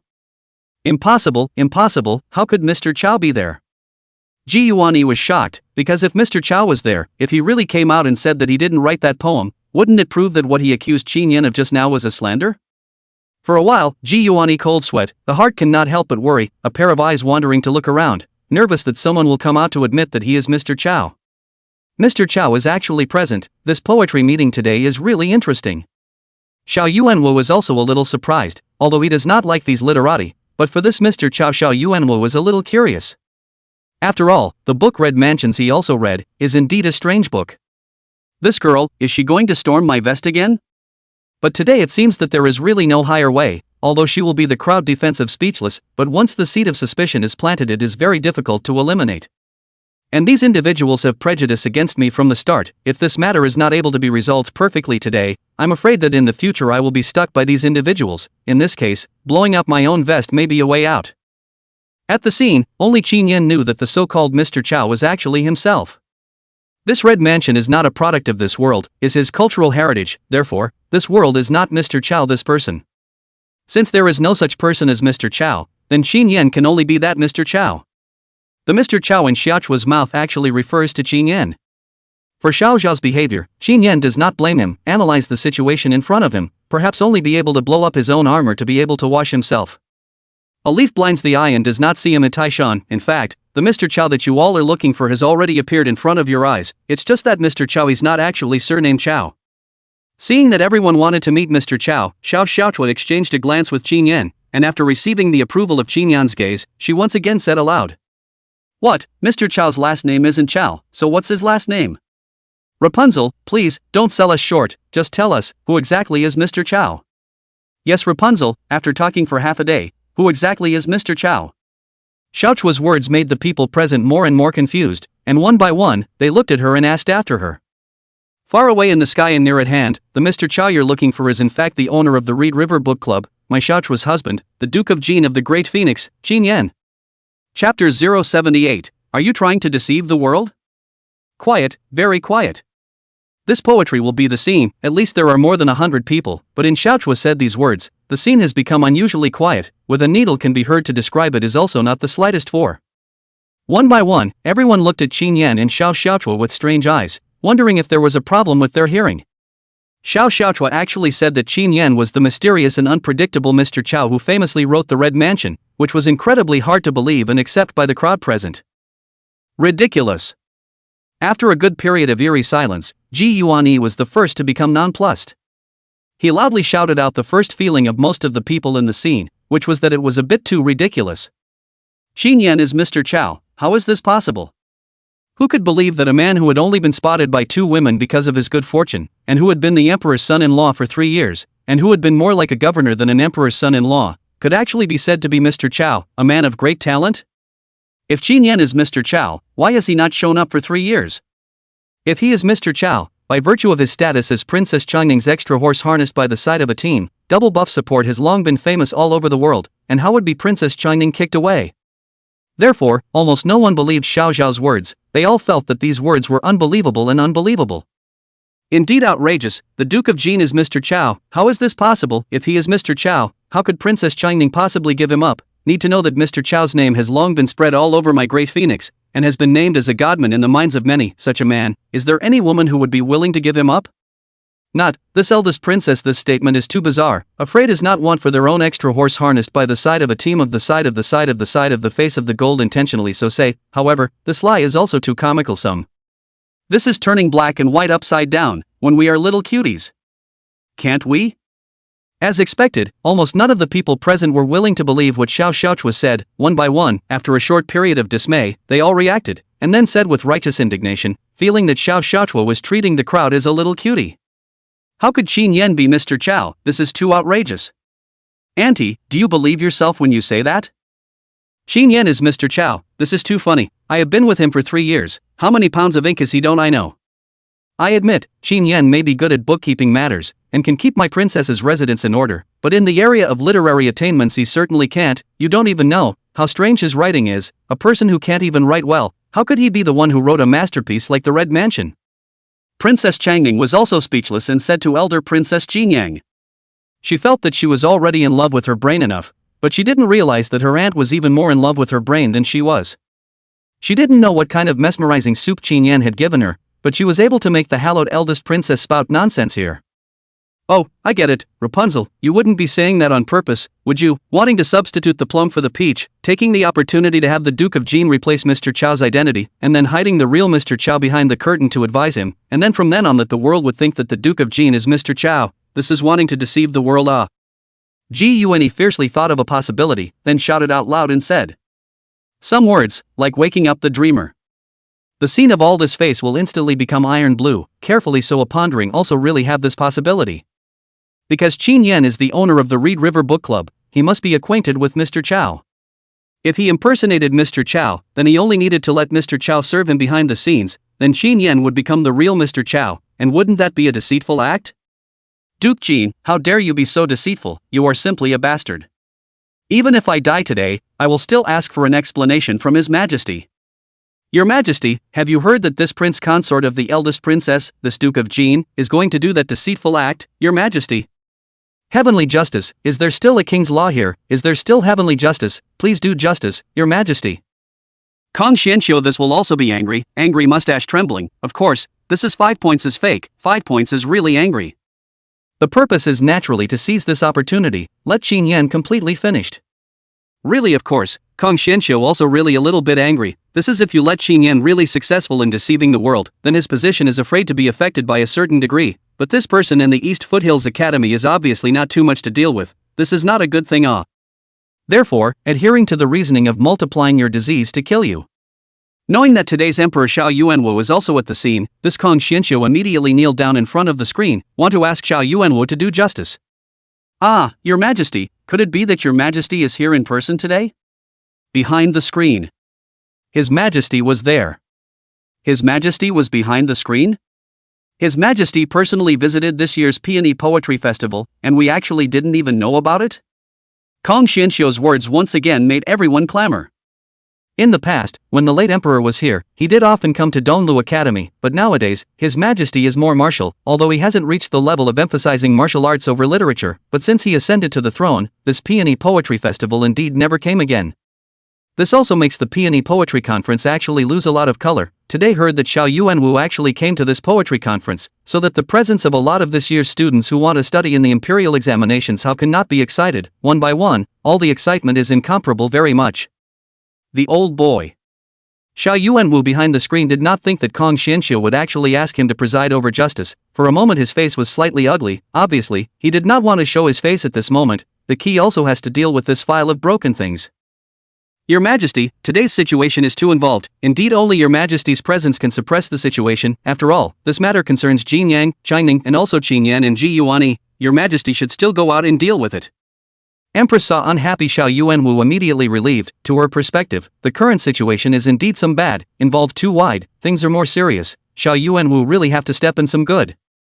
That's just it, a good poetry meeting to bestow on marriage. I didn't expect that it would actually turn into today's situation. Qin Yan is Mr. Chao. This is an interesting matter. I would also like to know if Qin Yan is that rumored Mr. Chao or not. Xiao Yuanwu, who heard the word, sighed. Also know that there is no way to hide, the moment of promise said. Immediately, Xiao Yuanwu got up and held the Empress's hand, then slowly came around from behind the screen with a group of guards and eunuchs. Greetings, Your Majesty, long live the Emperor. See the Empress. Chapter 079, please, Your Majesty, do justice. When the crowd saw the Emperor and Empress come out from behind the screen, instantly the people on the scene immediately paid homage to this pair of Emperor and Empress. Many people were seeing the Emperor and Empress for the first time, their eyes were excited, their bodies were involuntarily trembling. You know, the Emperor and the Empress is the heaven and earth of this great phoenix. The average person is difficult to see once in a lifetime, have the opportunity to see really belongs to the 3 lifetimes of luck. As for Qin Yan and Xiao Chua, they were not surprised to see this pair of empresses. After all, when they saw Shui Chang'an come out just now, they had already guessed a general idea. From the Empress Dowager, I learned that Xiao Yuanwu was planning to marry Princess Changning and Ji Yuanyi today, so it made sense for the Emperor to be present. In the face of Xiao Yuanwu's appearance, Qin Yan and Xiao Xiaochua didn't have any big feelings. After all, they had seen many emperors. Furthermore, they have a clear conscience in their hearts, so naturally they don't need to be afraid of anyone. Father, mother. On the contrary, Changning Princess Xiao Wanyu, to see their own father and mother, appeared very happy. Xiao Wanyu in fact also guessed that today Xiao Yuanwu and the Empress was present. Now see the two relatives, this Xiao Wanyu inner self is happy, but also feel the bottom and rely on it. As soon as Ji Yuan saw Xiao Yuanwu, his heart was mixed. Joyous to know that today to give himself a marriage, the Emperor personally came, see the importance of him. Worried about today's poetry he lost to Qin Yan, and now the situation is even more so. If not able to sit Qin Yan's behavior of deception, then their own today's extra horse harnessed by the side of a team is afraid to do not say, but also to be punished by not small. Qin Yan, damn you, it's all because of you. Thinking of this, Ji Yuanyi's resentful gaze looked at Qin Yan. Blaming everything on Qin Yan, he hated this man. Previously accompanying his favorite woman for 3 years with his elevated status, he had robbed him of the status that should have belonged to him for 3 years. Now that he was again salted and pressed down on him, he was jealous and abhorred. All rise. Xiao Yuanwu's gaze swept over the scene, revealing a warm and cordial expression as he motioned for the crowd to rise without salute. Thank you, Your Majesty. The crowd answered the call and rose. Your Majesty, I think you should already know the matter. Your Majesty, this Jin Guogong relying on the princess to support him, now more and more domineering and arrogant, and even to deceive the world, this kind of behavior is simply disgraceful, but also please Your Majesty to do justice. Kong Xianxiu saw Xiao Yuanwu out, immediately with Xiao Yuanwu said. This is determined to engage Qin Yan, never let Qin Yan turn over. Not bad, Your Majesty, this Duke of Jin is simply too much, impostor of others, even want to be a deceiver, such behavior, simply degrading to the royal family, people like him, not worthy of the eldest princess, will only tarnish the eldest princess's reputation. I hope that Your Majesty will think twice. Ji Yuanyi also followed his teacher, immediately of the same Xiao Yuanwu Dao. Father, this Qin Yan has indeed gone a bit too far this time, but he should also be self-conscious that he is not good enough for my aunt, and that is why he has come up with such a deceitful method. Why don't you withdraw his marriage to my aunt, strip him of his title of Duke of State, and then relegate him to the rank of official slave and send him to my residence to continue to work for my son, okay? Compared to Kong Xianqiu and Ji Yuanyi, who couldn't wait for Qin Yan to die, Xiao Wanyu was even more heartless. She is not willing to let Qin Yan die, but also do not want to let Qin Yan and Xiao Chuo in a piece of still so enjoy the honor. She wanted to let Qin Yan continue to stay by his side to work for him, so she begged Xia Yuanwu to cancel the marriage contract between Qin Yan and Xiao Xiaochua, and then sent him to the princess house as a lifelong slave. This was simply more vicious than directly killing Qin Yan, because this was trying to make Qin Yan's life worse than death. But right now, Xiao Wanyu didn't feel that her behavior was disgusting and cruel at all. Instead, she felt that she was the one who genuinely cared about Qin Yan, because she didn't want Qin Yan's life. That stupid woman, so vicious. Qin Yan coldly shivered when he heard Xiao Wanyu's words. Looking at the gaze that Xiao Wanyu was casting at the moment, Qin Yan only felt that this woman was crazy, and felt that she had gradually become perverted. If he were to really fall into her hands again, I'm afraid that life would be worse than death from now on. Don't be ridiculous. Compared to these few people, Xiao Yuanwu was still a good person. Listening to these 3 words, 2 of them were eager to pull Qin Yan's tendons and skin, and 1 of them wanted to make Qin Yan a slave. Xiao Yuanwu only felt a burst of speechless awe. This is not even a coffin, has not yet been finalized it. These of you already cannot sit still. Want a Qin Yan 5 horse split into corpses? Father, how can this be nonsense? When Xiao Wanyu heard this, she was not happy at that moment and asked at Xiao Yuanwu in a somewhat petulant tone. This matter, I am behind the screen, is also heard clearly. So far, several of your accusations against Qin Yan's remarks are only based on speculation, and there is no substantial evidence to prove that Qin Yan deceived the world as not Mr. Chao, isn't it? And that poem, you can't prove that Qin Yan is a plagiarist or a ghostwriter, right? So, how can you be so arbitrarily convicted to? However, your skepticism is within the realm of normal reasonableness. Jin Yang, you just said that Qin Yan is Mr. Chao who wrote The Red Chamber, is this true? After Xiao Yuanwu refuted Xiao Wanyu and the others, his words turned to Xiao Xiao, looking at Xiao Xiao and asking. Naturally, it's true. Xiao Chua nodded. Qin Yan, are you really Mr. Chao? Xiao Yuanwu asked again, his eyes eloquently staring at Qin Yan at the moment, trying to discern something. Seriously. Chapter 080, Prove Your Innocence, we'll know once we test you. At this moment, Qin Yan did not avoid the topic and the question. Xiao Chua has stood out for him to do this kind of part. Now if Qin Yan still cover up, that still count what man? It is not just self-disclosure of armor, it does not matter. Anyway, with the status of Qin Yan today, the general public really cannot move him. Self-disclosure of 1 or 2 armor is no big deal. Hearing Xiao Chua's decisive answer, Xiao Yuanwu's eyes flashed with some surprise. Didn't expect Qin Yan to admit it so decisively. In his memory, this former son-in-law always gave a sense of cautious silence, as if after making peace with his daughter, Qin Yan changed a lot. However, this is not the point. The point is that Xiao Yuanwu did not expect that Qin Yan, who has always been unnoticed by himself, actually hides so deeply. Mr. Chao is Qin Yan, and Qin Yan is Mr. Chao, which is indeed a bit unbelievable. If you say so, where's the proof? Your Majesty, the words of the Duke of Jin cannot be trusted personally. This Duke of Jin is the boss behind the Reed River Book Club, and is bound to have a close relationship with that Mr. Chao, and it's not impossible for Li to replace the peach. Kong Xianqiu of course would not let Qin Yan go so easily. If he let Qin Yan go today, it would be like making a big enemy for himself and Ji Yuanyi, so he had to make Qin Yan finished. Not bad, Your Majesty, this matter is too absurd to be easily believed. Ji Yuanyi also immediately echoed his teacher. Father, my son and Qin Yan also did 3 years of husband and wife, although the feelings of some thin, but consciously with Qin Yan with 3 years, my son does not feel that Qin Yan has that ability to be that rumored Mr. Chao, but also hope that you, father, be careful. Xiao Wanyu will still be on the side of Ji Yuanyi. For one thing, she can't see Qin Yan and Xiao Chua, which makes it very difficult for her. Secondly, she does not believe that Qin Yan can be the Mr. Chao who wrote The Red Mansion. This matter is too ridiculous. Please be careful, Your Majesty. Seeing that these 3 are so said, the rest of the people present also have to agree and said, after all, this time is in the East Foothills Academy, can be considered to be Kong Xianqiu and Jia Yuanyi's home field, to help them naturally not a few people.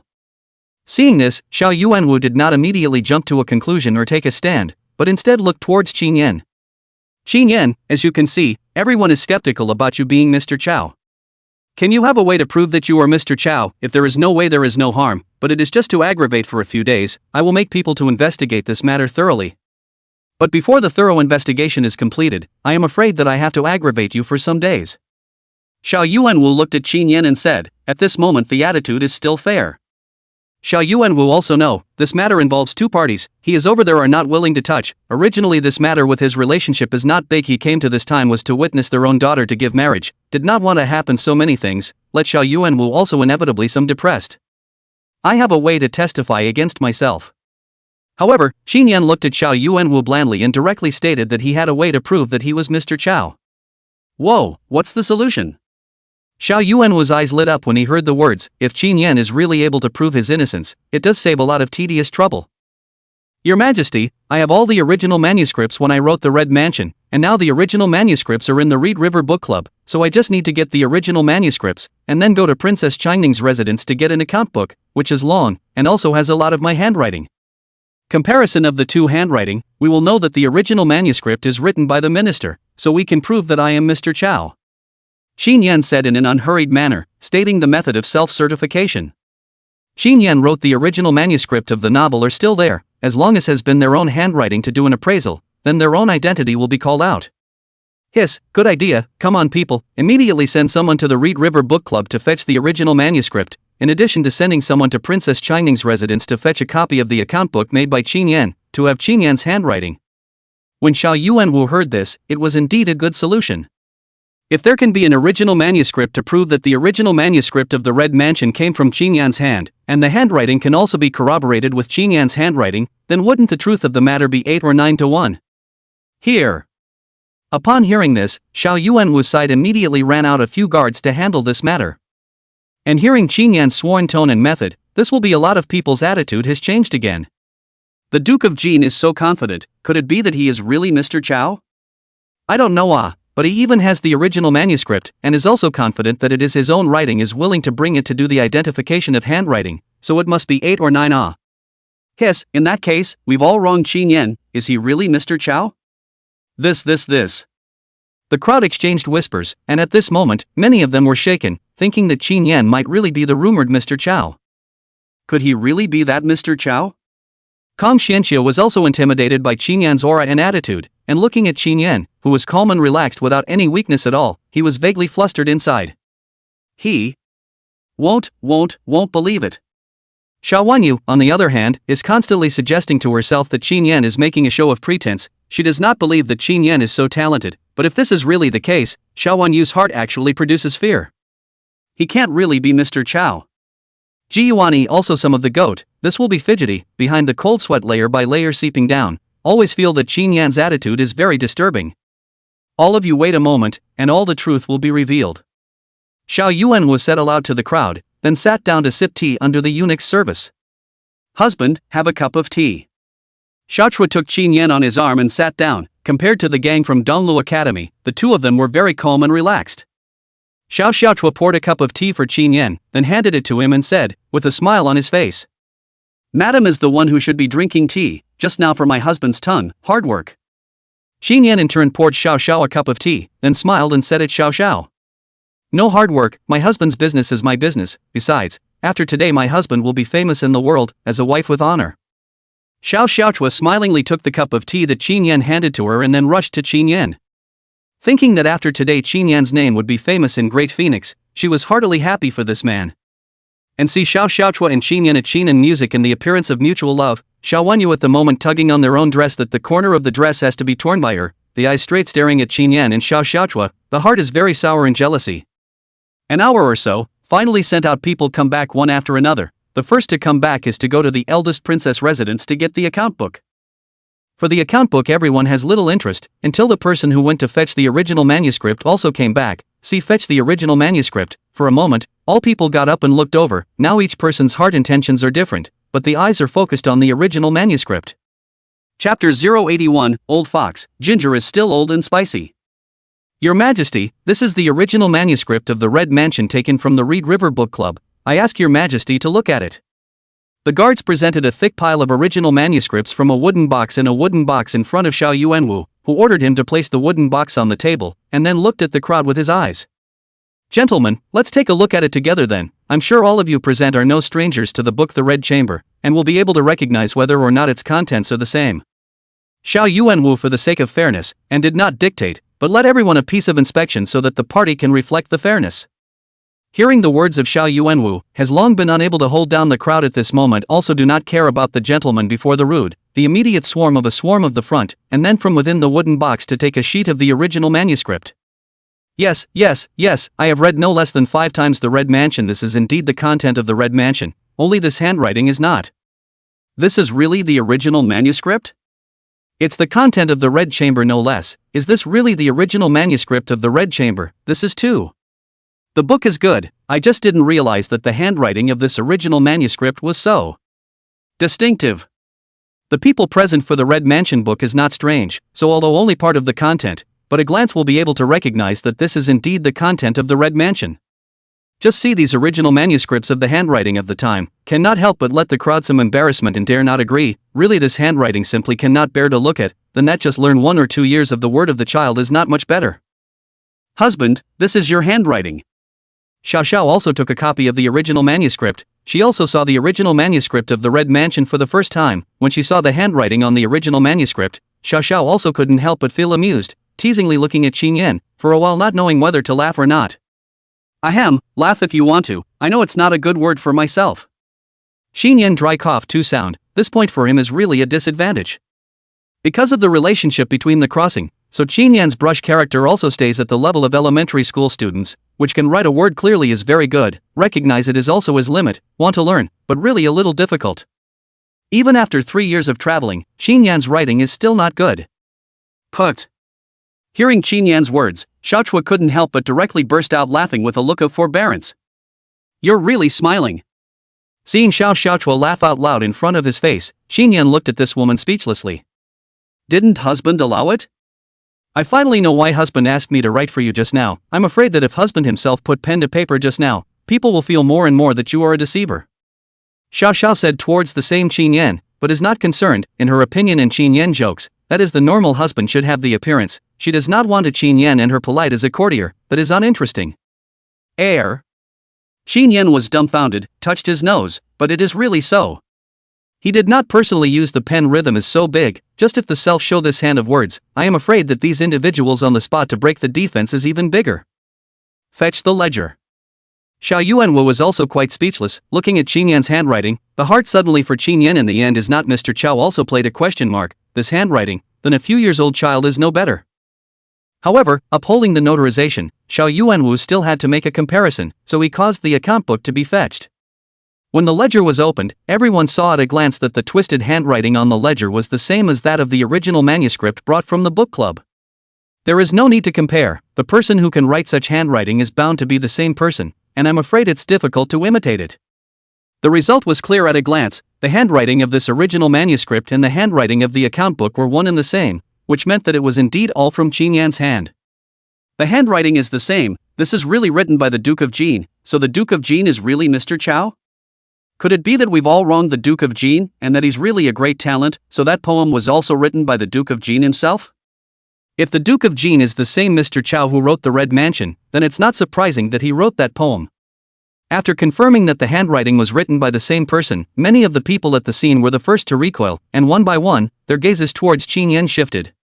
If Qin Yan is really Mr. Chow, then their suspicions were all wrong. Qin Yan is really a great talent. For a while, the crowd exchanged whispers and frantic discussions.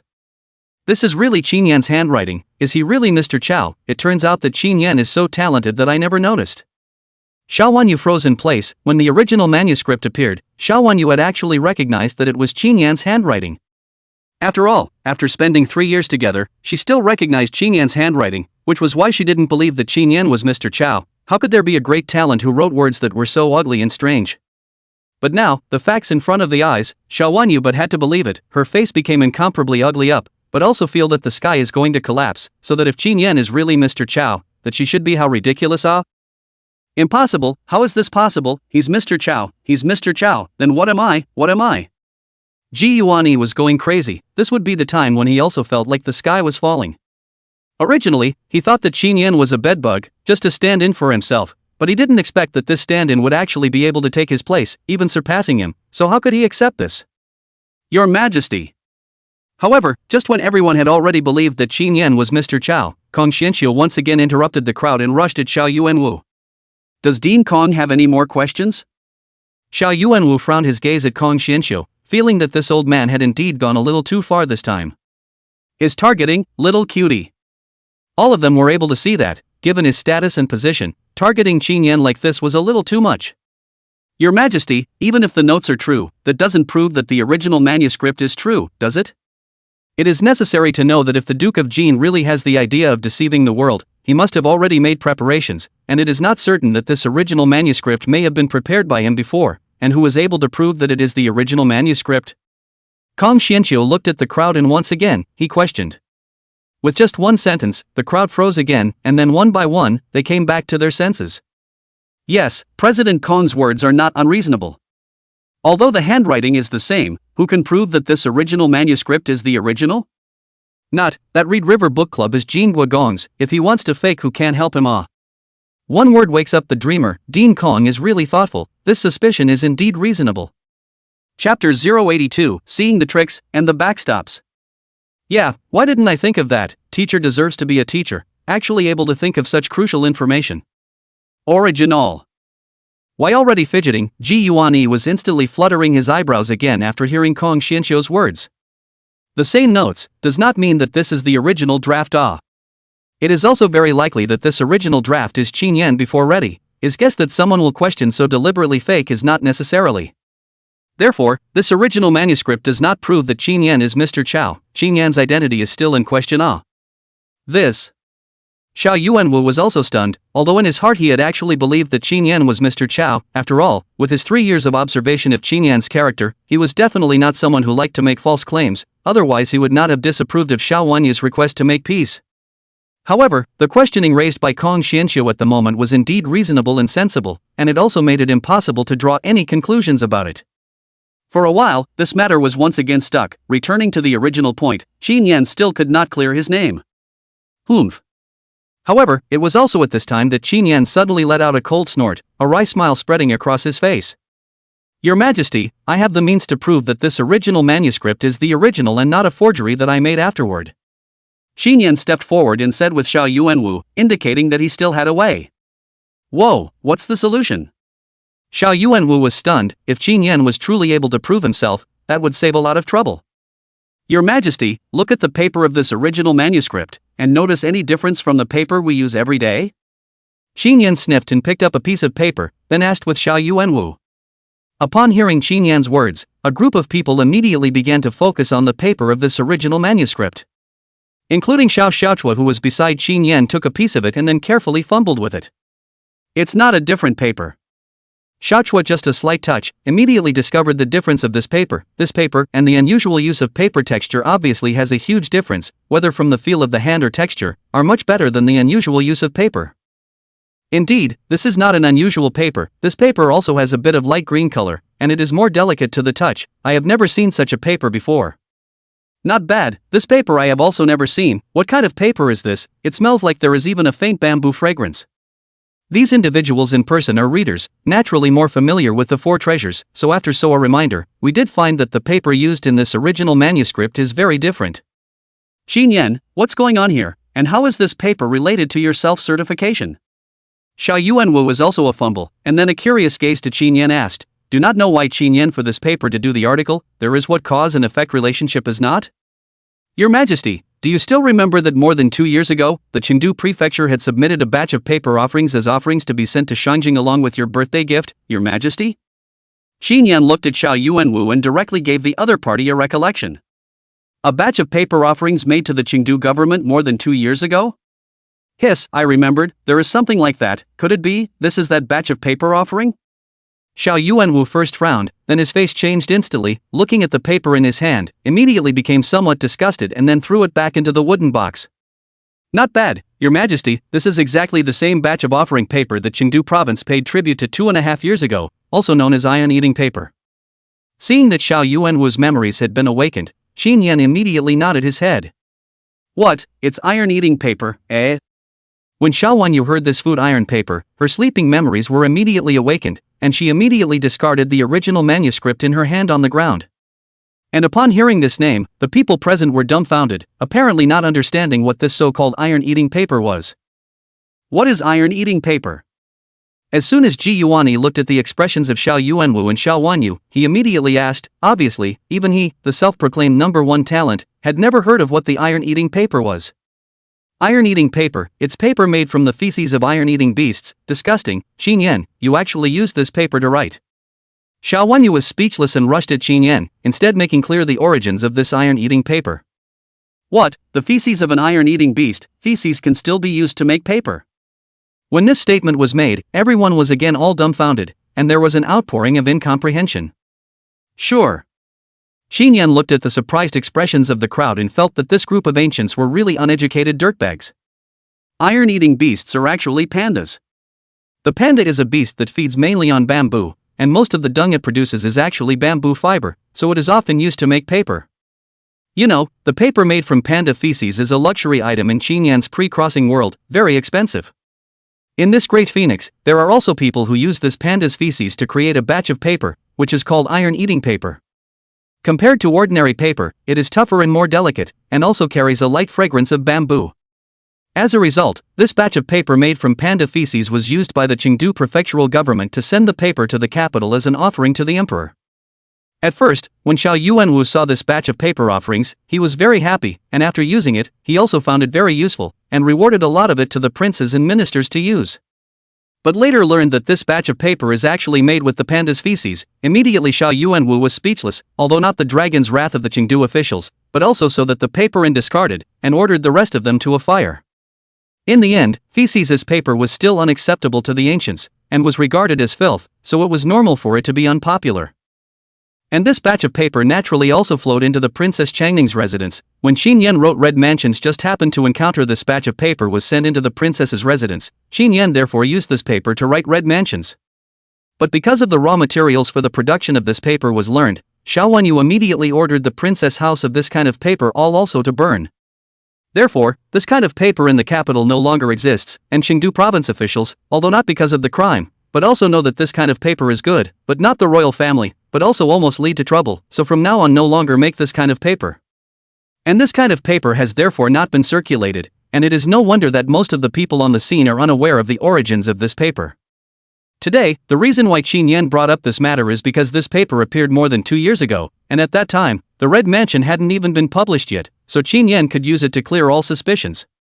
Chapter 083, Turning the Tables, the situation has changed. Your Majesty, this kind of paper was sent to the palace as an offering more than 2 years ago, and also completely disappeared without making it to the market for various reasons, and only members of the royal family from more than 2 years ago have this kind of paper. And more than 2 years ago, when this kind of paper circulated in the royal family, the Red Chamber was not yet a book yet, and at that time, the original manuscript written on this kind of paper was used by the minister. In that case, is it possible to prove that the minister is Mr. Chao? Qin Yan's gaze looked toward Xiao Yuanwu. This time, he directly took the blame and saw what the other party could still question. Hearing these words from Qin Yan, Xiao Yuanwu nodded his head in recognition.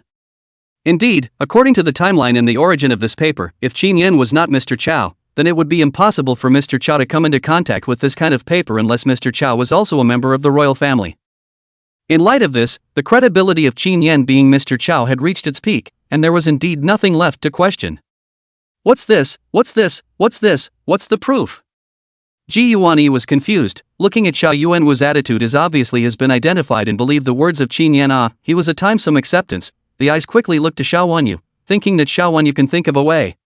However, Xiao Wanyu faced Ji Yuanyi's question. She was completely confused, because she had already been convinced of one thing from the clue of what paper the original manuscripts were, and that was that these original manuscripts of Qin Yan were bound to be used more than 2 years ago, because this kind of paper had not appeared after that, and had only briefly been used more than 2 years ago. And at that time, the Red Mansion did not appear yet, Qin Yan and how to fake. Therefore, there is only one possibility, that is, the original manuscript is true, Qin Yan is really Mr. Chao. You haven't gotten it yet, just with this mind of yours, I don't know how you've been praised as the #1 talent of my great phoenix. This kind of paper used by my husband is more than 2 years ago the supply paper, only the royal family members have. Afterwards, due to various reasons, this kind of paper is no longer used, so the original manuscript you see is the original manuscript of more than 2 years ago, and more than 2 years ago the book The Red Mansion hasn't even appeared yet. Therefore, this original manuscript is the original manuscript of The Red Mansion, and my husband is Mr. Chao who wrote The Red Mansion. But Xiao Xiaochua saw Ji Yuanyi still there with a look of ignorance, and did not care if he was really stupid or pretending to be stupid, directly pointing out the key points here. Not bad, that's exactly what the royal sister said. So it seems that Qin Yan did not lie, and this original manuscript did come from Qin Yan's hand, which means that Qin Yan is indeed Mr. Chow who wrote the Red Mansion, so there is no such thing as deceiving the world and stealing the world's name, and this poem made today, even more so, there is no such thing as a ghostwriter or plagiarism, Qin Yan is innocent. Xiao Yuan Wu instantly under the definition of the farce to this should also end, they are indeed wrong Qin Yan.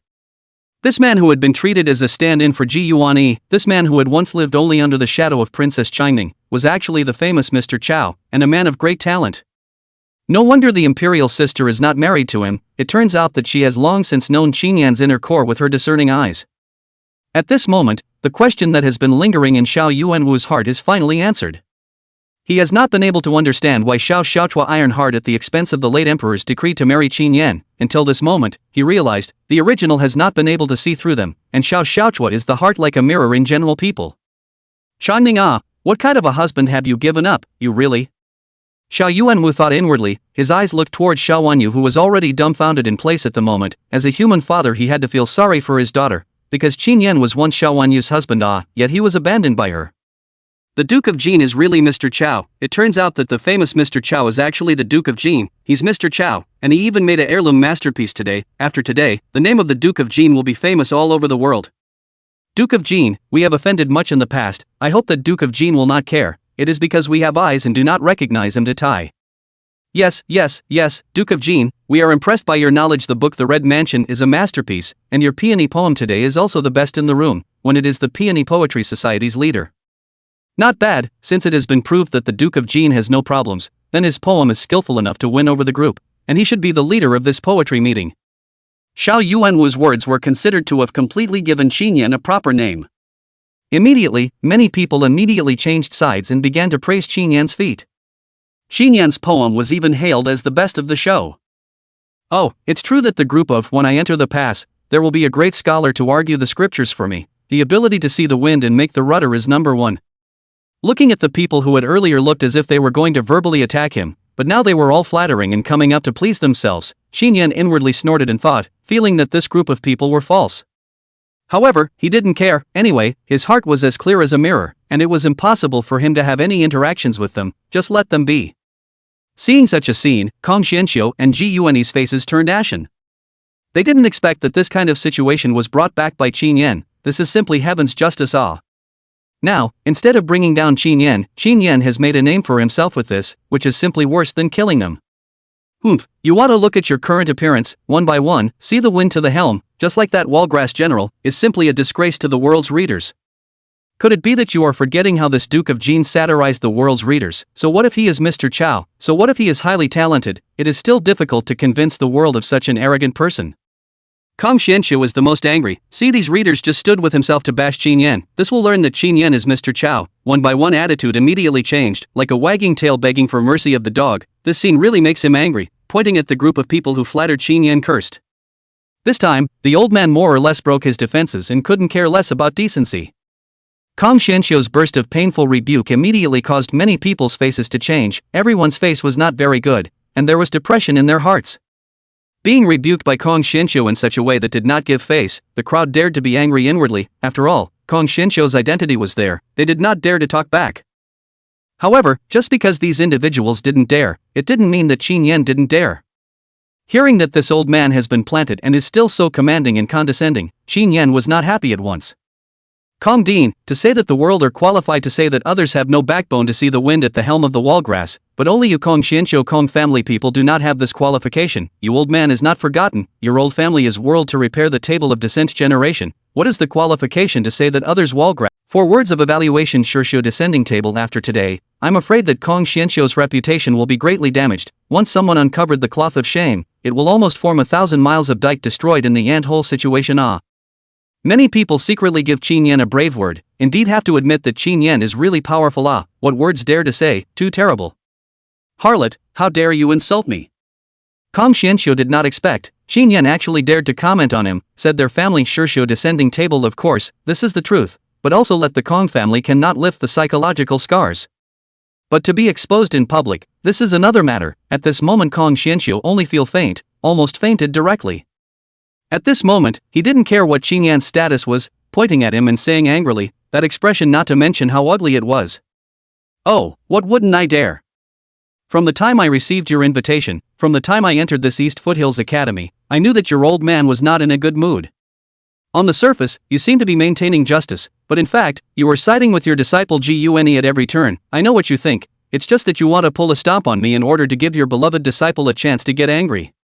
Say what I said, a righteousness every more slaughter dog generation, negative heart is mostly readers is to look down on the world's readers. Hot joke, do you know what is the background when I said this? That day, I was slandered at the restaurant and nearly suffered an unjust injustice, and the originator was the G family. Afterwards, a steward of the G family stepped forward to resist all, in order to preserve the innocence of the main family, so he killed himself and died. When I said that just now, I didn't mean to target the world's readers, I just had a feeling. And you, grasping this sentence, constantly enlarging this matter, thus making the world misunderstand that I look down on the readers, I want to ask today, what is the reasoning for this? Looking at Kong Xianxiu's appearance, Qin Yan did not give the other side any face, since tearing his face simply tear to the end. Directly while Qin Yan said that the words were deliberately amplified, things also said out, and face-to-face questioned Kong Xianxiu. Qin Yan so said, the scene is really a lot of people are deceived, for Qin Yan's hostility is really because of the reason for that sentence. Now know the original inside there is a hidden message. It seems that Qin Yan is not deliberately satirizing the world of readers. At the moment everyone's face once again changed. So there's a hidden agenda here. Why didn't I know? Are we being used and hoodwinked? It looks as if it does seem to be that way, as if we're being used as a gun barrel, so that's a deliberate statement to stir up our dissatisfaction with the Duke of Jin. Who on earth is deliberately spreading such news, which is playing with us? I don't think the Duke of Jin is that rude. And how can someone who can write a book on the Red Mansion be that narrow-minded? It turns out that there is really a misunderstanding in this. Whispering, after everyone learned the truth, the face is not still good, after all, the scene of the people are not a little cute. Qin Yan, this word out let a lot of people see clearly the doorway here. When they learn that they and others are being used as a gun, the face of the crowd cannot help but spread a touch of anger. And the first thing that came to their mind was Gun, and all of a sudden, many people's gazes went to Gun, their eyes gradually becoming unkind. This, what do you mean by that? There's even a reason for it. Qin Yan's words had caused Kong Xianxiu to be somewhat dumbfounded, and he had in fact learned that he had heard this phrase from his own students. Therefore, he didn't know the allusion to Qin Yan's words, and only after hearing Qin Yan's words did he come to his senses, and his gaze couldn't help but look towards Sun Mo, who had mentioned this matter to him that day. As expected, Sun Mo did not dare to meet Kong Xianxiu's eyes at all at the moment, but instead hung his head low and did not dare to look directly at Kong Xianxiu. After all, that day, he did intentionally conceal the matter of the restaurant and did not tell Kong Xianxiu the truth as much as he should have, because if he told the truth, he was afraid that Kong Xianxiu would not target Qin Yan because of it. See Sun Mo this kind of expression, Kong Xianxiu heart more thump. His eyes then, but also looked to the party Gun, the same found, at this moment Gun is fidgeting full of vain expression standing there anxious sweating. Right away, Kong Xianxiu realized that he had also been used as a gun today. And seeing Kong Xianxiu's expression like this, Qin Yan seemed to have seen something in the doorway. Why, Dean Kong, it seems that you are not only a wallflower of the iron bone clang clang persuade people to be faithful, Shishou descending table Kong Yen Yuan Gong, but you are also a downright muddle-headed person Without even knowing the cause of the matter, you are carrying the gun for someone, Dean Kong, you are being sold out by your own people. You, what did you say, you? Poof. A mouthful of old blood sprayed out. This whole Dean at this moment by Qin Yan so mocking a sentence, finally cannot stand. A mouthful of old blood sprayed out. Under the double blow of being cheated by his own disciple and Qin Yan's humiliation, it was obvious that Kong Xianxiu's old heart couldn't take it anymore. Dean, are you okay? Dean. Seeing this, a few disciples of Donglu Academy rushed forward to assist Kong Xianxiu, fearing that this old Dean will not come up directly, hiccups in one breath. Harpies, dare. Kong Xianxiu was being assisted, but this time he actually still had the strength to get angry with Qin Yan, trembling and pointing at him, his eyes full of resentment. Iron bones and bones clank and clang to persuade people to be loyal, the world to repair the table Kong Yuan Gong. What a poison mouth, this Qin Yan, really can't be messed with Chapter 085, is this the best you can do? Carry away. This sentence of Qin Yan's once again allowed the crowd on the scene to appreciate Qin Yan's terror. Qin Yan is not the kind of direct violence type players, up to give you a knife. Rather, he is the kind of player who will kill you with his anger, and the 4-word comment Shirshio descending table is already enough to kill people. Now, Qin Yan actually also made 2 lines of poetry iron bone clanking to persuade people to be loyal, Shirshio descending table Kong Yuan Gong. This is simply more powerful than killing, this is killing in heart awe. Interesting. While seeing Qin Yan utter these 2 sentences, Xiao Yuanwu's expression was very bizarre. Seeing Kong Xianxiu being half dead from anger, Xiao Yuanwu didn't have the intention of giving him a head start, instead his gaze fell on Qin Yan's body. Other than that, this sharp mouth makes Xiao Yuanwu impressed with Qin Yan once again. To be able to dislike a great scholar like Kong Xianxiu to spit out blood and not be able to refute a sentence, it can be seen that Qin Yan in the end how ruthless. Kong Xianxiu was angry spitting blood. This Qin Yan is not enough actually added 2 sentences. These 2 sentences can be more than righteousness every more slaughter dog generation. More negative is the reader kills more than the heart. Directly angry Kong Xianxiu opened his mouth not only but cannot send a sentence. Dean Kong, don't you Finally send you a sentence dead reading. Reading poetry is useless. Governance first learn virtue. Don't lose the face of your ancestors again. 10,000 volumes of poetry and books are useless. Better to return to learn plowing. Seeing that Kong Xianxiu had already been exasperated by himself and lost his fighting strength, Qin Yan was counted as happy inside. What Hongmen banquet, simply not an equal level. These ancient people's psychological quality is not too good, by their own a few words to the angry into this. If this is put aside in their own pre-crossing world, that network of spammers that combat strength is not 10,000 times stronger than their own. But Qin Yan said this just finished, Kong Xianxiu finally can no longer hold out, another mouthful of old blood sprayed out, and then 2 eyes rolled directly fainted. Dean. Seeing Dean Kong fainted in anger, the people of Donglu Academy were dumbfounded and hurriedly carried Kong Xianxiu down to rest. Obviously, Kong Xianxiu was really pissed off.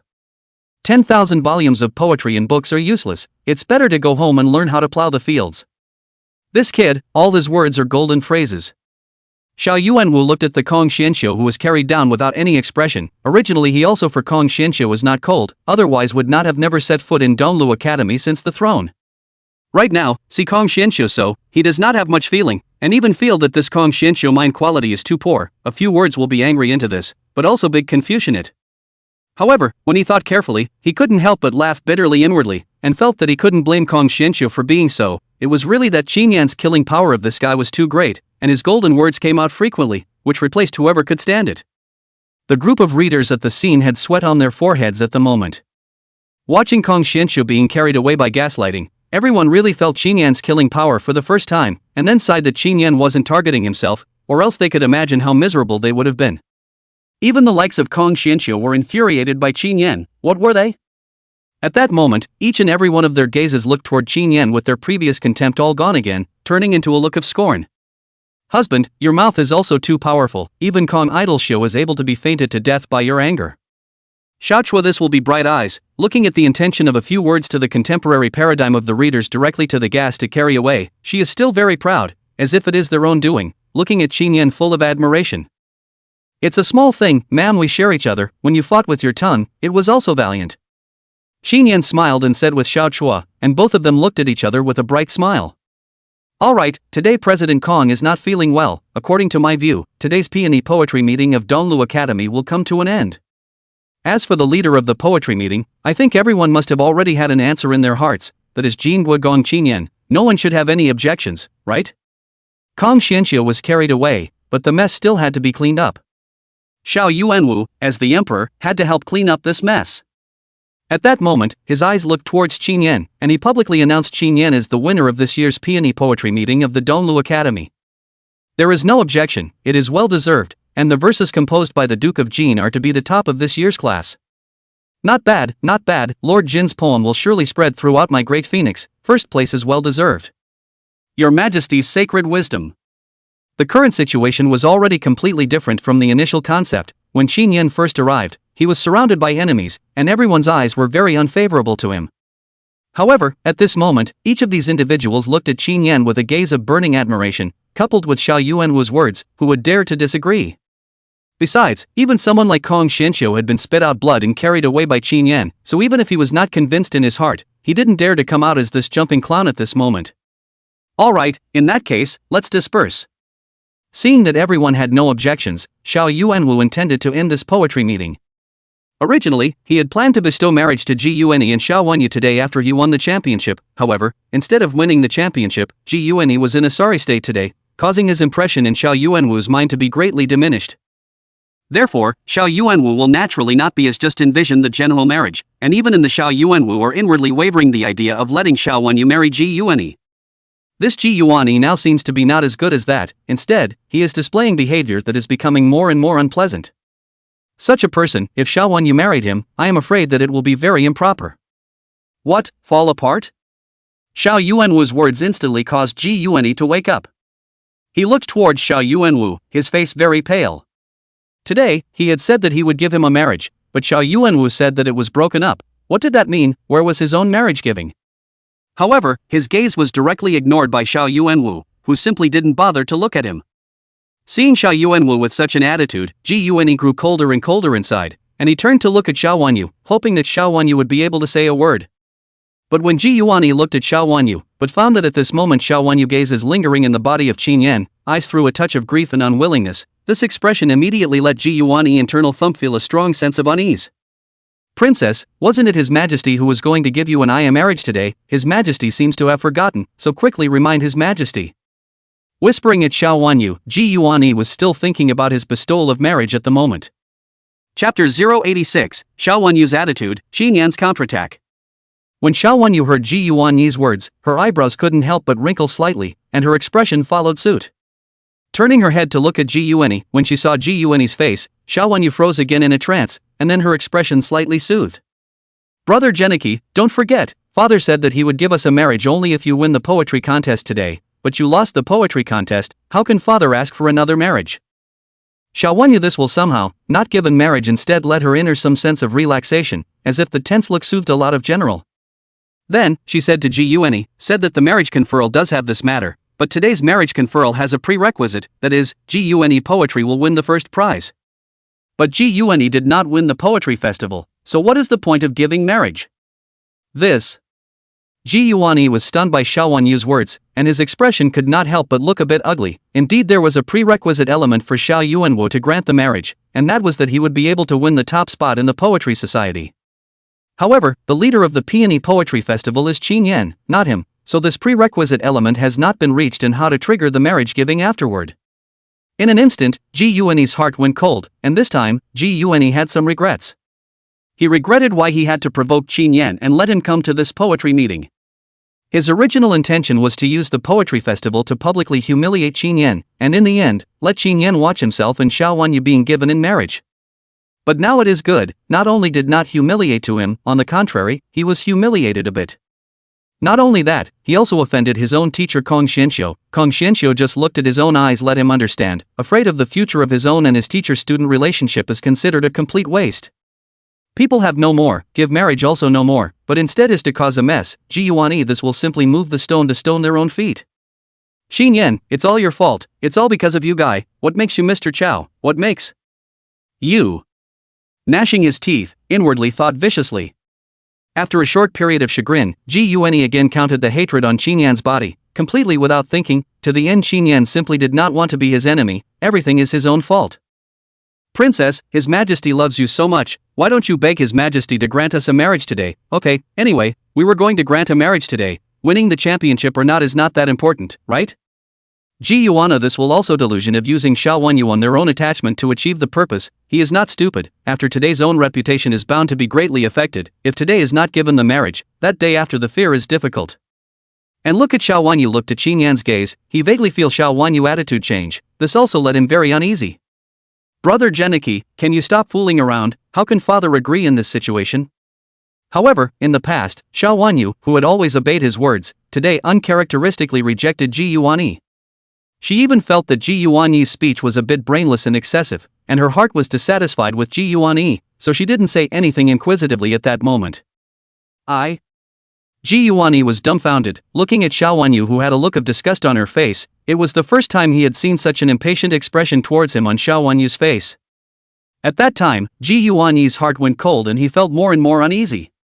Princess, isn't it also for your and my good, don't you want to marry me? Ji Yuanyi was still undeterred, and once again spoke to Xiao Wanyu, trying to arouse Xiao Wanyu's attachment to her. It's not that, it's just that this is something that can't be rushed, and it also depends on the timing. Look at the situation right now as the right opportunity. Do you still think that today's disgrace is not enough? As she watched Ji Yuanyi pursuing her, Xiao Wanyu's inner antipathy towards Ji Yuanyi grew stronger. She had never felt that Ji Yuanyi's request was so unreasonable before, and this was not the right time to bestow a marriage. Ji Yuanyi has lost a lot of people today, and he is still thinking of giving a marriage. It is simply a fantasy. Once again was rejected by Xiao Wanyu, Ji Yuanyi's expression instantly became a little stiff. Inside is like the appearance of a beast in the roar, eyes have become fierce. Your Majesty, I am still again asking Your Majesty to make a decision. However, just as Xiao Yuanwu was planning to adjourn the meeting and return to the palace, Qin Yan opened his mouth and stopped Xiao Yuanwu. Qin Yan, what else do you have to do? Hearing Qin Yan's words, Xiao Yuanwu's eyes looked towards Qin Yan, not knowing what Qin Yan was going to do again. Today, he had truly learned Qin Yan's ability. For the past impression of that little white rabbit in front of him, he was very vigilant, and did not want to end up with Kong Xianxiu. Your Majesty, this Hanlin Academy readers Ji Yuanyi Ji adults, just repeatedly slandered me, saying that I am a generation of deception, such grievances, so I really feel aggrieved, but I also hope that Your Majesty will do justice for me.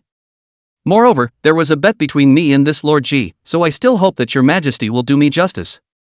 Qin Yan's gaze looked toward Ji Yuanyi. Of course he would not forget Ji Yuanyi, this little man.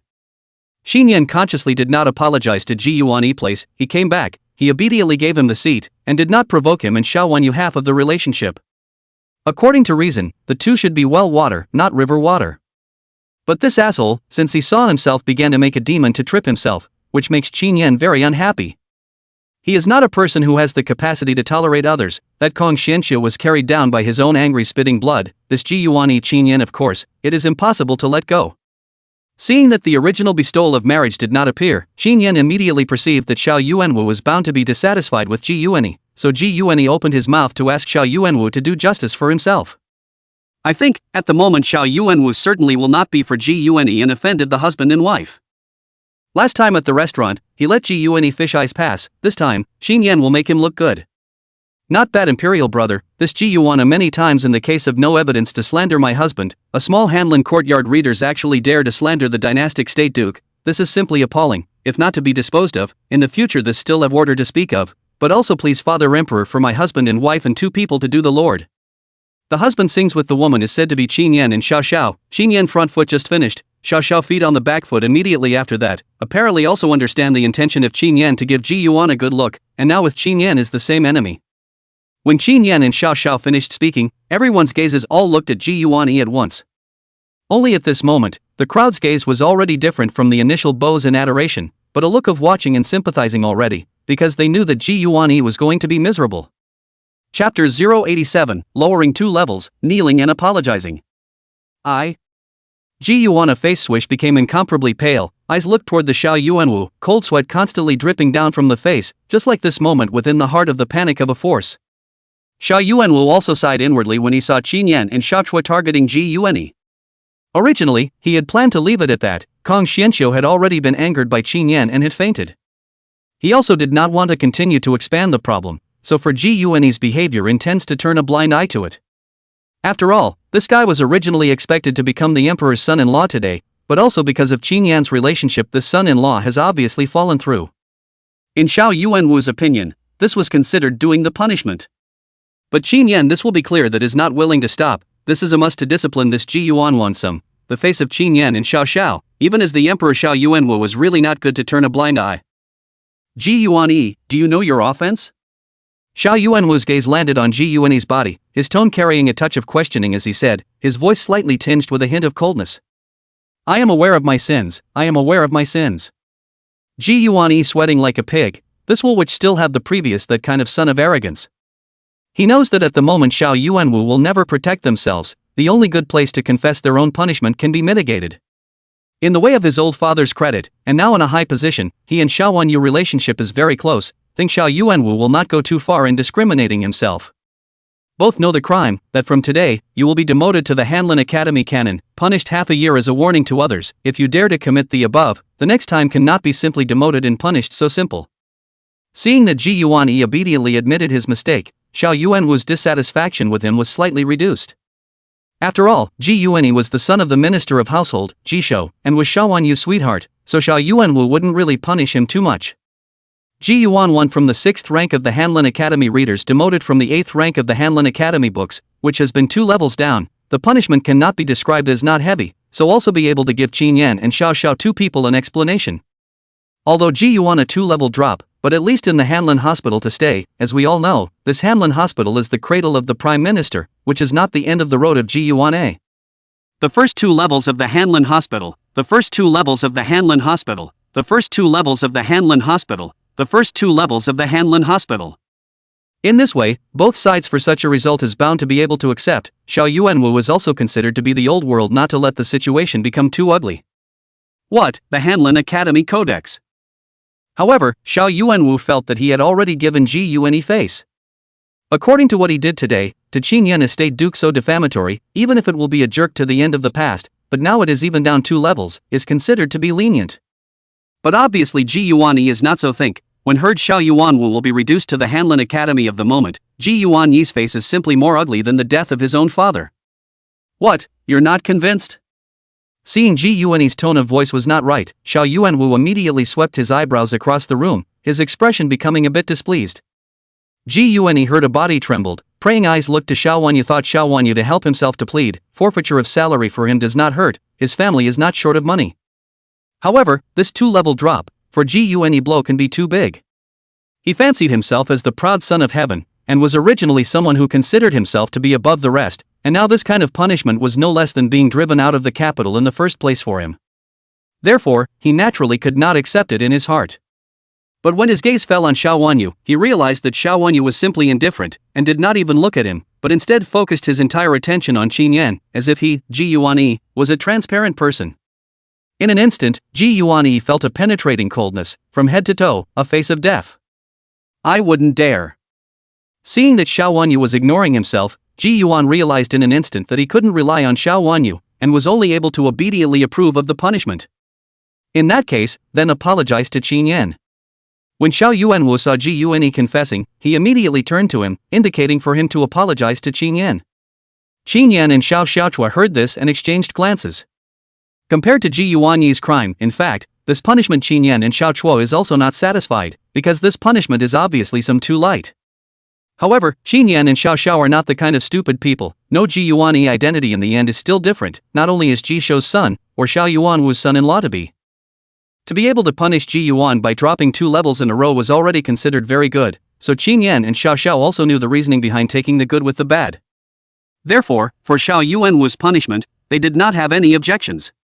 Moreover, Xiao Yuanwu did not ask them if they were satisfied with the punishment, which also showed that Xiao Yuanwu did not want to see them do this.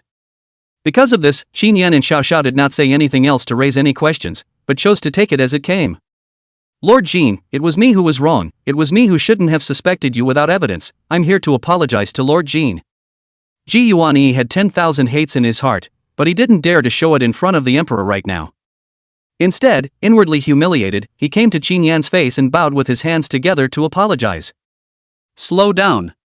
But when he saw Ji Yuan's movements, Xiao Xiao immediately stopped the other party.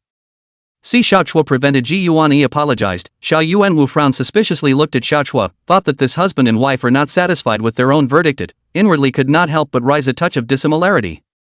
Mr. Ji didn't forget that you promised to kowtow and admit your mistake just now, so you're not going to deny it now, are you? However, very quickly, Xiao Chuo dispelled Xiao Yuanwu's doubts. Xiao Chuo did not question Xiao Yuanwu's verdict in any way, but rather questioned Ji Yuan's way of apologizing. After all, just now, but the two sides said clearly, if Ji Yuan not be able to win in the poetry, then, that is to Qin Yan kowtow to apologize, not only so, but also to go to the people of the city in front of the public admitted that they have a false name and empty appearance. Regarding this matter, Xiao Xiao and Qin Yan had not forgotten. The surrounding people also instantly remembered this matter after hearing Xiao Chuo's words, and in an instant, everyone's expressions towards Ji Yuan became more and more odd. After all, Ji Yuan was recognized as the first talent of Great Phoenix before this, but this first talent has to suffer such treatment today, it is really saddening. But then again, there was no one else to blame for this, after all, this was what Ji Yuan himself had agreed to, and this was paying for his own ego and arrogance, wasn't it? Chapter 088, The End, What do you want, Xiao Wanyu? Hearing Xiao Xiao's words, Ji Yuan's face grew paler and paler. He turned back and subconsciously looked at Xiao Yuanwu, and saw that Xiao Yuanwu didn't say anything, obviously acquiescing to Xiao Chua's words. Subsequently, he looked at Xiao Wanyu again, hoping that this will Xiao Wanyu to help himself to plead for mercy and say something. But still, he found that the once infatuated with their own Xiao Wanyu, now completely like a new person, now full of heart full of eyes, or Qin Yan, simply did not take care of themselves. This made Ji Yuani completely die inside. He understood that this strange shame was something he had to bear today. Ji Yuani, Xiao Chua, and Xiao Wanyu, you stinking woman, all of you remember, sooner or later, one day, today's shame will be returned 100-fold. Inside his eyes flashed a touch of venom. Ji Yuani inwardly this will have completely remembered to hate on Qin Yan several people. Along with Xiao Wanyu he also hated together, only because at the moment Xiao Wanyu for his own encounter can be said to be unheard of, do not care at all, which makes him obviously simply cannot accept. Put. In front of everyone, Ji Yuani fell to his knees in front of Qin Yan.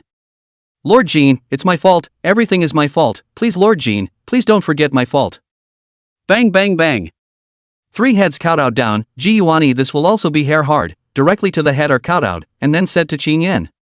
AI, it seems that my number one enemy has already appeared since I crossed over, so helpless. In this situation, Qin Yan understands that Ji Yuani is definitely not sincere in his apology, but is only in the way of form. With Ji Yuani's heart, this guy has been humiliated so much today that he will definitely not let it go, and will only treat himself as a mortal enemy afterward. To be honest, Qin Yan actually do not want to make enemies with people. But why this Ji Yuan one is on the pole with their own against Qin Yan also understand, like his people, even if they are weak show good, the other side will not appreciate, so that, this beam is considered a complete knot.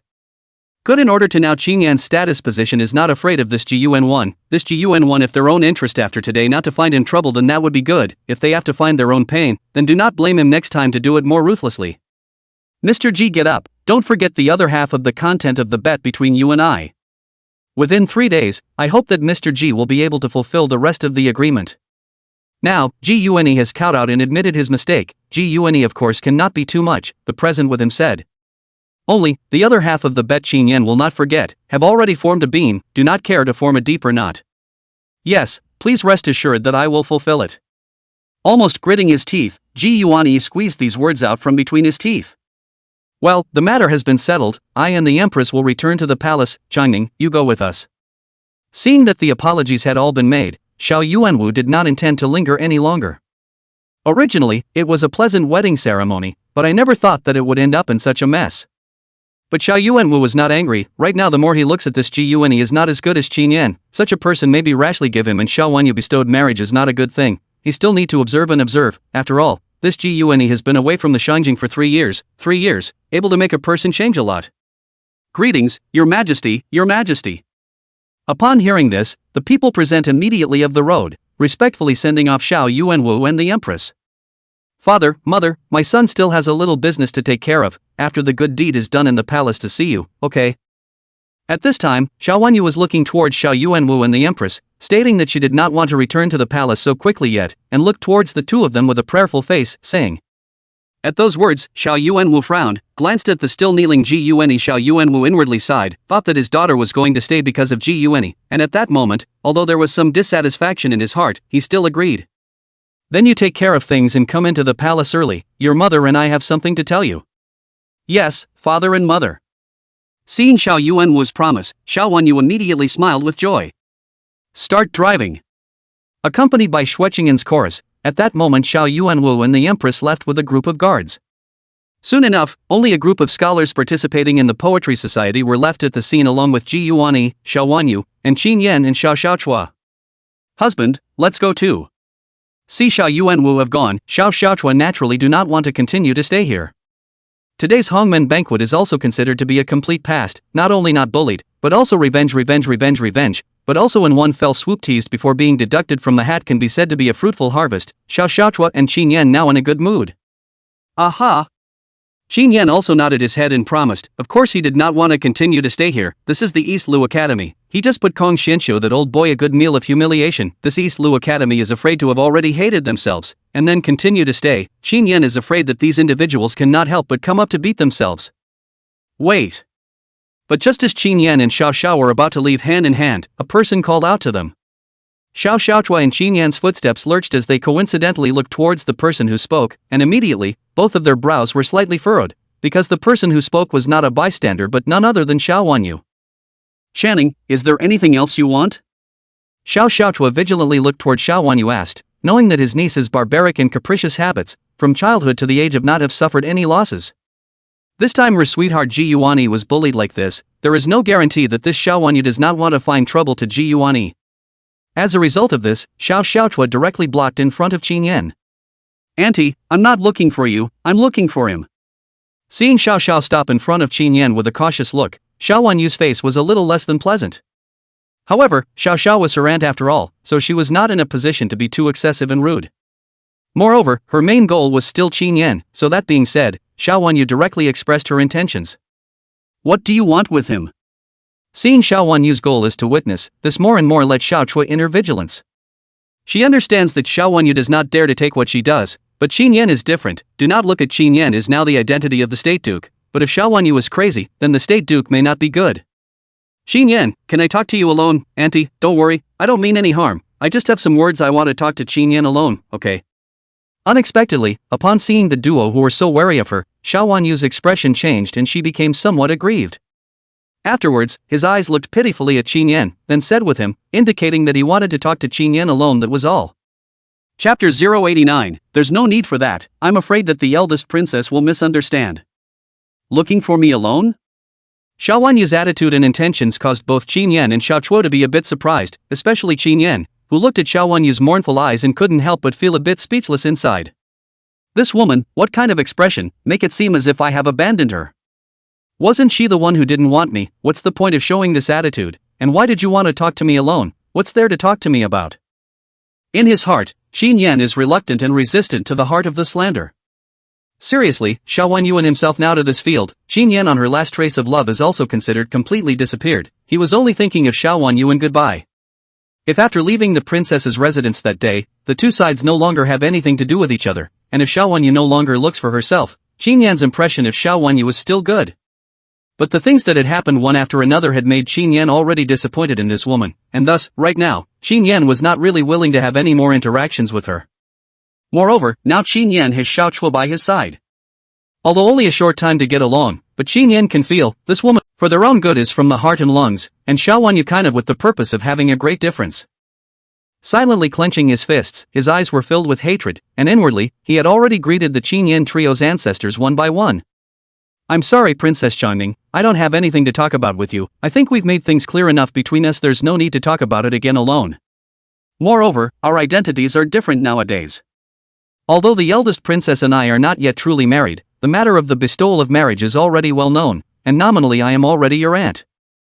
Therefore, it is not logical or ethical for the two of us to talk alone, so I hope that the princess will not give me a hard time. Most importantly, I don't want the Rapunzel to misunderstand the relationship between you and me, nor do I want anyone else to misunderstand it, which would cause her distress. Qin Yan directly rejected Xiao Wanyu's request, he didn't want to have anything more to do with Xiao Wanyu. Just kidding, what's there to talk about alone, there's no relationship between them anymore, talk about a hammer. Qin Yan is not the kind of lotus root and twisted central air conditioning, since he has already drawn a clear line with Xiao Wanyu, he is not likely to have anything with her. At this moment, Qin Yan only wants to have a good time with Xiao Chua, as for other women, it will not be accompanied. Husband. Hearing Qin Yan's words, Xiao Zhao's eyes lit up like stars. She hadn't thought that Qin Yan would directly reject Xiao Wanyu, and the most important reason was because of herself. This made Xiao Chua feel touched in her heart, feeling that she had not chosen the wrong person, the man in front of her was really the best person in the world. No, it's not like that, Qin Yan, it's not like that. But when she heard Qin Yan say so, Xiao Chua was happy, but Xiao Wanyu crumbled. When she heard Qin Yan say such decisive words, it was hard for her to feel inside, as if someone had directly torn her heart apart, making her ache to the core. Not how, Princess Changning, don't you think you're strange? I don't have any relationship with you anymore, and it seems like there's no need to explain so clearly between you and me. Now that your beloved is by your side, it is enough for you to live a good life with him, so why do you need to make any more complications? I think you'll have to get one thing straight once again, I'm the eldest princess's person now, so I'd also like to ask Princess Changning to refrain from pestering me so much. Qin Yan's speechless attitude is very cold with Xiao Wanyu said. Even feel that this woman is not a nerve disease, what ailments attack this will be rushing to their own, simply inexplicable. Not bad, Changning, my husband has made it very clear with you. There's nothing you two need to explain anything else. Now, he's my husband and your aunt, so I hope you'll respect yourself. As for you, you've gotten what you wanted, why are you still pestering? Aren't you afraid that Mr. G will misunderstand?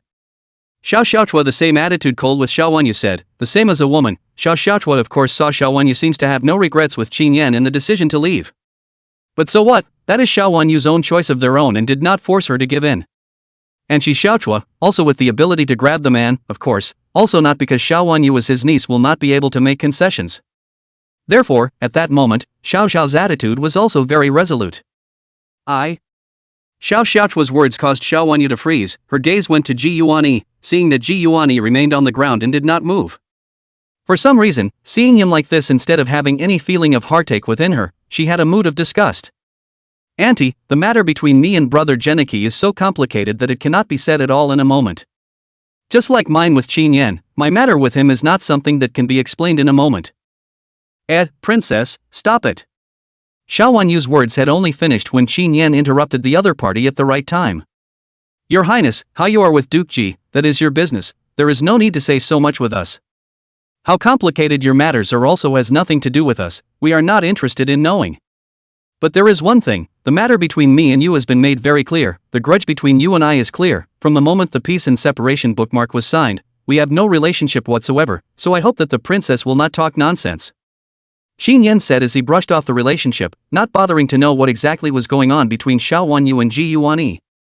Anyway, he didn't want to get involved and was too lazy to hear about it. Qin Yan, you've really changed, how could you do this to me?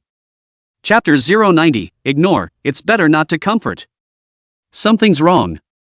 Seeing Xiao Wanyu say such words again, Qin Yan would not even have the heart to take care of it. Seeing a group of people around him eating melons, Qin Yan did not want to cause trouble, nor did he want to continue the entanglement with Xiao Wanyu. Let's go. Qin Yan took Xiaochua's hand, then pulled her and walked out, not even bothering to look at Xiao Wanyu again. This attitude is already expressed very clearly. Aha! Seeing this, Xiao Xiao did not say anything more, but obediently allowed Qin Yan to hold her hand and head out. And seeing that Qin Yan didn't even respond to himself, Xiao Wanyu directly broke her defense. Stop, don't go, Qin Yan, you come back to me. Shouting hysterically at Qin Yan, Xiao Wanyu tried to make Qin Yan turn his head. Lei Qing, stop her.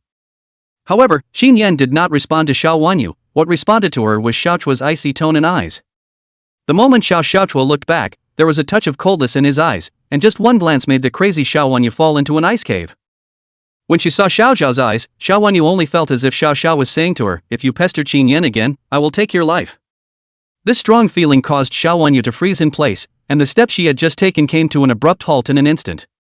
Moreover, even if she didn't stop, it would be useless because Xiao Xiaochua's guard, Lei Qing, had already stood in front of Xiao Wanyu blocking her way.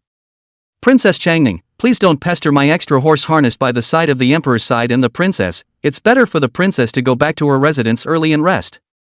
Icy cold tone without any emotion. This Lei Qing looked at the other party like a machine and said that he didn't care even if the other party was Princess Changning. Qin Yan, I won't just let it go, trying to leave me, lying to me and still trying to leave me, it's not that easy. Seeing Qin Yan and Xiaochua's silhouettes leaving her line of sight, Xiao Wanyu's hands kept ravaging the corners of her coat, her expression was one of a huffing and puffing aggrieved by the heavens. She would never let it go because she felt that Qin Yan had deceived himself. Obviously, he was such a talented person, yet he had never shown his abilities in this area in the 3 years he had been with himself. What was this not cheating? If she had known earlier that Qin Yan was actually so different, perhaps their end would not have been like this. And once Qin Yan's identity is exposed, the world is afraid that everyone will think that she Xiao Wanyu is short-sighted and does not know the pearl. How can she Xiao Wanyu endure? No, I have to go into the palace and beg father and mother. Thinking that the next public opinion would be very unfavorable to herself, Xiao Wanyu could no longer hold back and planned to go to the palace. Princess, what about Mr. G? Seeing that Xiao Wanyu was about to leave, immediately the person beside him looked at Ji Yuanyi and asked. At this moment, Ji Yuanyi still maintained that kowtowing posture, and he had been maintaining this posture since just now. Obviously, his heart has been broken, and he has completely lost his heart. Brother Yuanyi, don't be like this, Qin Yan is Mr. Chao, he is the one who wrote that masterpiece, The Red Chamber, besides, the verses he made today do beat you by a lot, it's not unfair for you to lose, I still believe in Brother Yuanyi's talent. Right now, I'm going to enter the palace to meet father and mother will not be here to accompany you, you first go back to the house, as for the original matter of granting the marriage, let's put it on hold for a while, and wait for the coming day to say. Being reminded that there was still a GUNE present, Xiao Wanyu then took a few glances at the GUNE at this moment. I don't know why, looking at this moment's GUNE's ghostly appearance, GUNE, who used to carry a halo in Xiao Wanyu's heart, now also lost his original color like a falling god. For no reason at all, Xiao Wanyu felt that the GUNE at this moment was more or less unbearable to look at, and even felt a bit humiliated. However, given the past feelings, Xiao Wanyu still comforted a few words. Just these few words, say might as well not say. At the time Xiao Wanyu opened her mouth, she did not find Guyuana originally clenched fists that is more and more clenched tighter, and even the nails embedded in the fleshy did not feel the pain, because at this moment the Guyuana heart than the rest of the wound more deeply. You guys, send him back. Xiao Wanyu finished these words, but also did not continue to comfort Guyuani too much, but said immediately led people to leave the academy towards the palace. After today, I'm afraid that the name of the first genius of the Great Wind will change hands. This Duke of Jin is actually Mr. Chao, and he even won the Peony Poetry Festival today, so the first genius is not his. Yes, the Duke of Jin is well deserved. Originally I still doubt why the world's first beauty Jinyang princess will want a deserted husband as the side horse harnessed by the side of a team. Now it seems to be that the princess has already been wise to recognize the pearl. Not bad, the newly promoted world's #1 talent paired with the world's #1 beauty, that's simply a match made in heaven. It looks like it'll be enshrined as a good match. Let's go, let's all disperse. Surrounding people look at the poetry will have been dispersed, the dean was angry spit blood, and Ji Yuan is even more a defeat, now everyone has no interest to continue to stay here, and then dispersed on this. Brother Ji, are you alright? It wasn't until the people around them had almost dispersed that a few people came to Ji Yuan. The leader of the group was Zhao Lei, the scholar from Donglu Academy who had met Ji Yuan at the restaurant that day. Ji Yuan had also contacted Sun Mo through him, and then flirted with Kong Xianxiu. Xin Yan, Xiao Chua, and Xiao Wanyu, if I, Ji Yuan, don't wash away today's shame, I vow not to be a human being. Especially Xiao Wanyu, you, water sex, you wait for me, sooner or later I will make you beg for life and beg for death. Slowly raising his head, the Ji Yuan at this moment could not be more appropriately described as having a repulsive face. Because of the kowtowing, the forehead of Ji Yuan has been broken, and the blood mixed with the dust on the ground makes his whole face become very scary. Coupled with the fact that because of the pain and distortion in his heart, at this moment, his face was also very hideous, just like the bloodthirsty Shura that frightened people. Zhao Lei and others see this kind of Ji Yuan, cannot help but are a few steps back, afraid that this Ji Yuan open mouth will several people directly eat alive in general. Brother Ji, a great man can bend and stretch until the next day, so we don't need to make a judgment on a moment's gain or loss. After a while, Zhao Lei swallowed and rushed at Ji Yuan, slightly comforted. Humph, well said, 30 years east of the river 30 years west of the river, how the future who can say accurate. Today He Qin Yan is the state duke is extra horse harnessed by the side of a team, and the next day he may also be reduced to a prisoner. Ji Yuan is not dead yet, everything is possible. Chapter 091, Stirring Up Trouble and Not Self-Reflection. Father, mother, father, mother. Xiao Wanyu entered the palace, immediately screamed to see Xiao Yuanwu husband and wife, those eunuchs and palace maid froze to stop cannot stop, can only let Xiao Wanyu barged into the temple. It's unseemly to be staggering. And hearing Xiao Wanyu's words, Xiao Yuanwu and the empress walked out. Seeing Xiao Wanyu yelling in the palace without any royal decency at all, the one who was the father finally could not help but reprimand. Your Majesty, we really can't stop His Highness. When Kong Chengli and the other group of eunuchs and palace maids saw Xiao Yuanwu come out, they immediately knelt down and admitted their mistakes, their faces filled with. The empress said to Xiao Wanyu, and her attitude was not as tense as it was earlier, but instead gestured for her to get up first and said, I won't get up, unless father and mother promise to break off the marriage between Qin Yan and auntie. Xiao Wanyu rushed at the duo with a terse neck, making a request that made the empress quite speechless. At the mention of this request, Xiao Yuanwu's face instantly darkened. Nonsense, do you think my decree is something that can be changed at will? The imperial decree granting marriage to the two of them has already been made known to the world, and now the whole of the Great Phoenix knows that Qin Yan is going to marry the eldest princess, so if you ask me to withdraw my decree, wouldn't you be asking me to slap myself in? The empress also looked at Xiao Wanyu rather helplessly and said, indicating that Qin Yan had nothing to do with him anymore and that she should mind her own business. What has nothing to do with, if it is not he cheated me, how would I be with him in divorce? This divorce, I don't recognize, father, as long as you take back my divorce letter with Qin Yan, then he is still my emperor's son-in-law, and, even if she has the previous emperor's holy decree, she always can't rob me of my emperor's son-in-law. Xiao Wanyu heard all this, but pressed to listen to it, but instead as a direct refutation of the road to express disapproval and divorce, she backtracked. What? Hearing Xiao Wanyu's words, Xiao Yuanwu and the Empress were directly dumbfounded, looking at their daughter with a great headache. Asshole, you win this and leave is a joke, you want to leave and leave, you do not want to be able to nullify the day, but you are not begging for the divorce, I have repeatedly let you think twice. Now and away from the book has long been effective. The Qin Yan has been famous from the genealogy, you said at this moment to back out, you are in the same with me not joke? Xiao Yuanwu's face darkened, which would be more and more dissatisfied with Xiao Wanyu's capriciousness. A moment to withdraw the marriage between Qin Yan and Xiao Xiaochua, a moment to withdraw the Book of Peace, is simply a mess. Chining, what exactly do you mean? Don't you dislike Qin Yan? Why did you withdraw the peace treaty? The Empress was also speechless. Looking at this daughter of hers, she only felt a headache. I just don't like that mediocre Qin Yan. But Qin Yan, he's not mediocre at all. If it wasn't for the fact that he intentionally hid his talents, how could I possibly make peace with him? Xiao Wanyu said at that moment, feeling that it was still Qin Yan's fault. Hee, ridiculous, you have been with him for 3 years, he takes care of your living and living day and night, and you, being a wife, didn't even notice the slightest trace? Although it was his own daughter-in-law, Xiao Yuanwu would really be a little angry and laugh, looking at his own daughter and asking. He's such a cunning person, with the intention to hide it, his daughter will know it herself. So it's all Qin Yan's fault, why did he hide himself? Xiao Wanyu had an exasperated expression, but didn't feel that it was her own fault, that it was all Qin Yan's fault. What about your aunt? Your aunt didn't even spend 3 years with Qin Yan, how could she have found this diamond in the rough, and rushed back to let me bestow the marriage the first time you made peace with him? Xiao Wanyu only finished, Xiao Yuanwu but immediately asked back. To this day, Xiao Wanyu still think it is the reason for the side, which even if the parents in favor, but all sensible will not be brainless to stand their own daughters. Yes, you claimed that you were deceived with your own eyes. But you've been living with Qin Yan for 3 years, but if you had the presence of mind to put 1/10 of the mind you put on Gune on Qin Yan, you're afraid that you would have already discovered Qin Yan's difference. That aunt of yours is far away in Jinyang, she was able to discover Qin Yan's goodness, why didn't you? The Empress also asked rhetorically, looking at her woman helplessly. Father, mother, are you my father and mother or not? How do you speak to outsiders?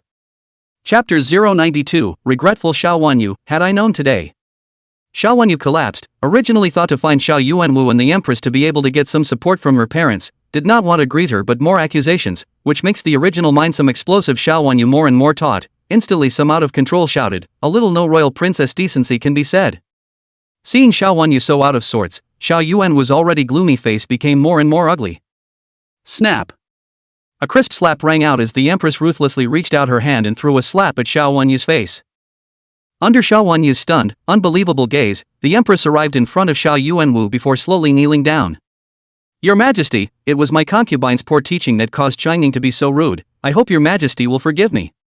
At this moment, the Empress was very helpless and deplorable in her heart. The way Xiao Wanyu was acting right now was completely unlike what a royal princess should look like.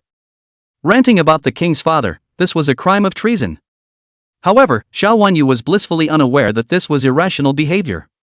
In order to prevent Xiao Wanyu from continuing to make mistakes, the Empress was only able to endure the pain of giving the other party a slap on the face, and then took the initiative to apologize to Xiao Yuanwu in an attempt to wake up her own daughter so that she would stop fooling around. Mother, you.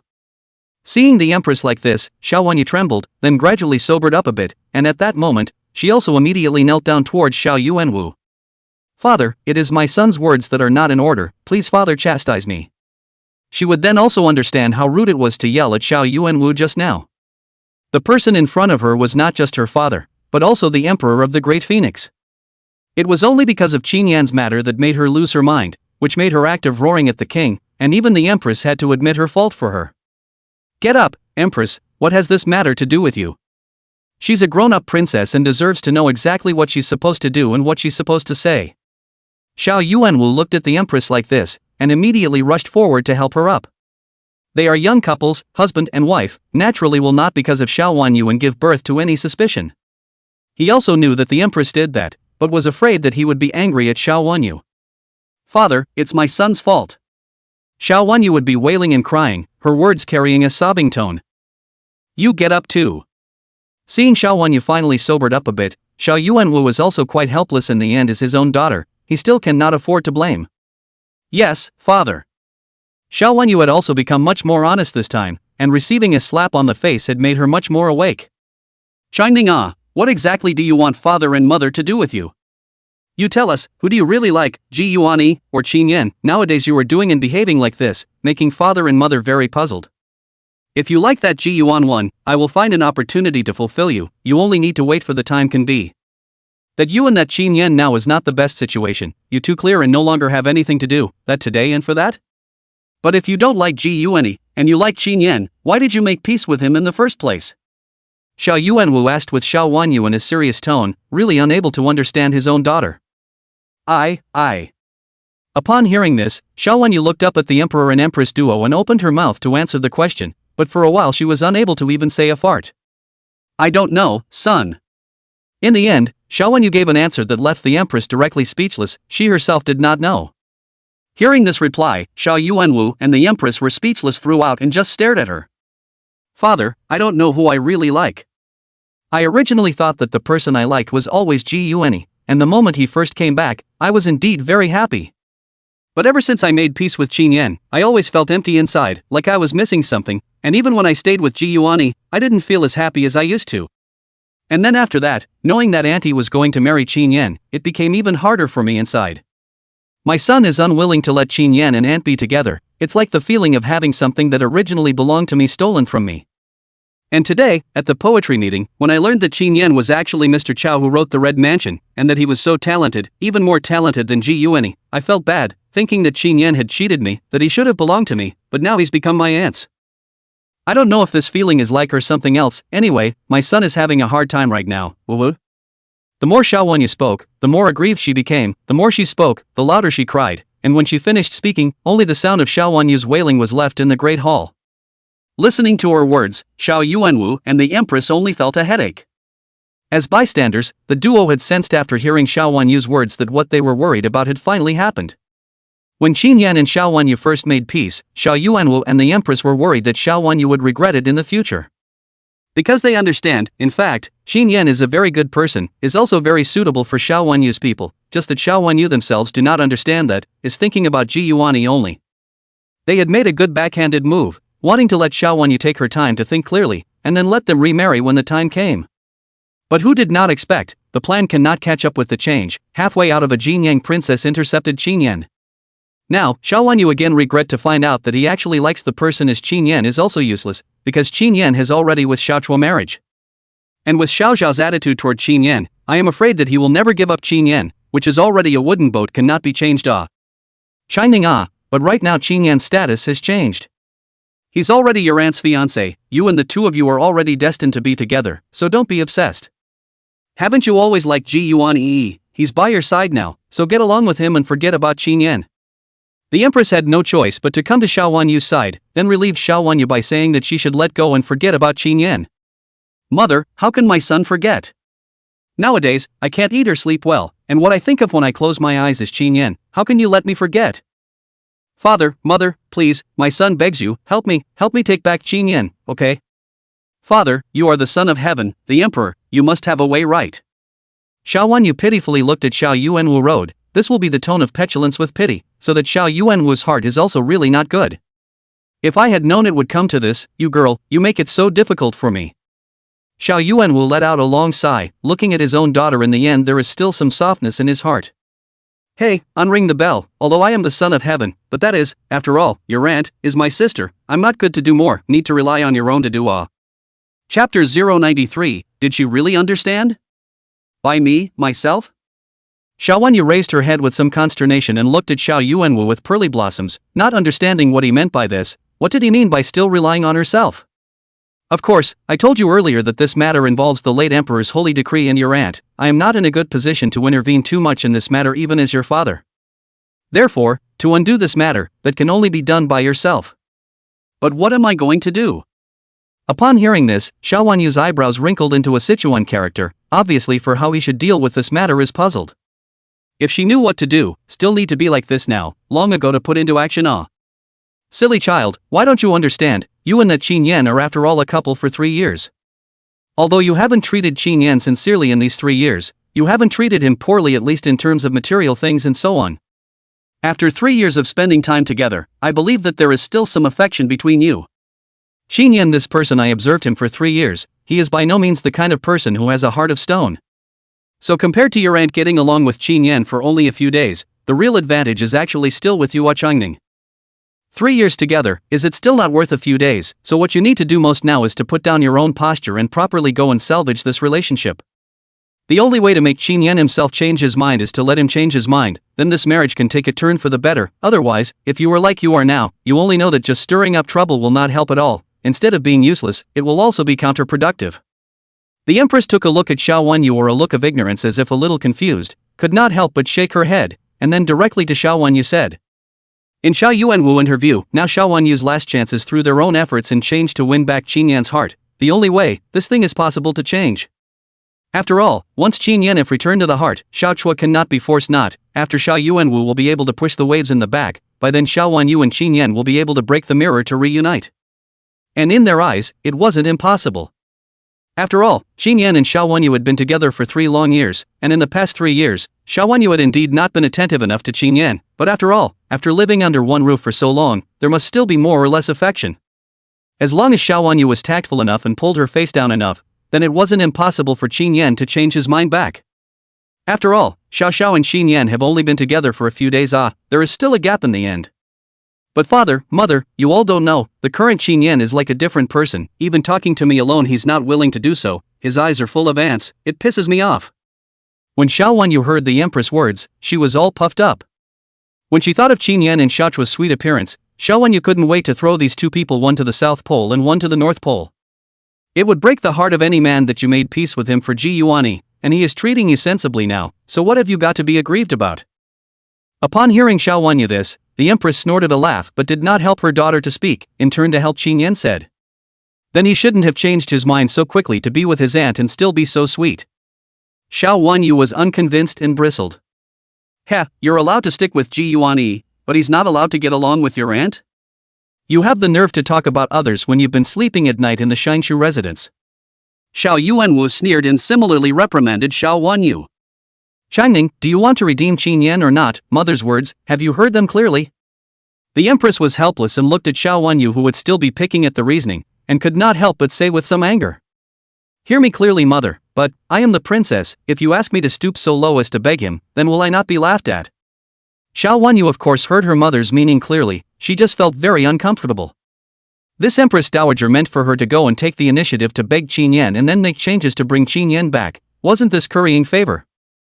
How she, Xiao Wanyu, is also the favorite daughter of the current emperor, to take the initiative to show a man, which more or less let her mentality is still a little past this hurdle. It seems that you don't care too much about Qin Yan either. Since that's the case, that's just it, don't bother Qin Yan and your aunt in the future. Hearing this, Xiao Wanyu actually still for their own face, Xiao Yuanwu really want to be angry and laugh, the moment of said. No, I will never let Qin Yan go to my aunt. But as soon as she heard Xiao Yuanwu's words, Xiao Wanyu was immediately agitated and immediately took a stand. Looking at such Xiao Wanyu, the Empress and Empress were both very helpless. Changning, to win back a man is not a mouth to say on the line, if you really do not down Qin Yan, on a good sincere to win back, rather than for the sake of the mood. If you are just for the sake of a moment of anger, you cannot be difficult for their own difficult Qin Yan. A good get together and goodbye is the right way. The Empress once again said in a serious tone, letting Xiao Wanyu think clearly. Mother, my son understands what you mean, isn't it just a lowly begging for his forgiveness? I'll just go. Father, mother, please don't worry, I know what to do. However, Xiao Wanyu listened to this with an impatient look. Father, mother, my son excuses himself. Seeing that continue to stay obviously not help, Xiao Wanyu at the same time with Xiao Yuanwu and the Empress said. She really understands this, why do I see that she doesn't get it at all? Looking at the back of Xiao Wanyu's departure, Xiao Yuanwu said with a speechless face, obviously from Xiao Wanyu's attitude and tone of voice did not see that she understands the appearance, but on the contrary, it is to feel that she is getting more and more confused and lost. Your Majesty, we have said what we can do and say to her, and it is up to her to decide what to do next. The Empress of course also saw that Xiao Wanyu simply didn't understand the meaning of what they were saying, shaking her head, she didn't want to say anything more about this matter. Perhaps, only when they go to really face and experience, people can really learn to grow. She felt that in the past, she and the Emperor had protected Xiao Wanyu too well, which had turned her into what she was today. Perhaps, taking this opportunity to let Xiao Wanyu experience something was also a kind of growth and honing for her.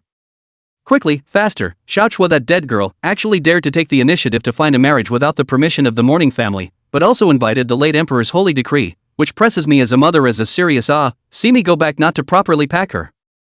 On the official highway, a group of people sped towards Shangjing, and in the convoy, inside a luxurious carriage, a woman's voice kept coming out, her words filled with dissatisfaction for someone or something.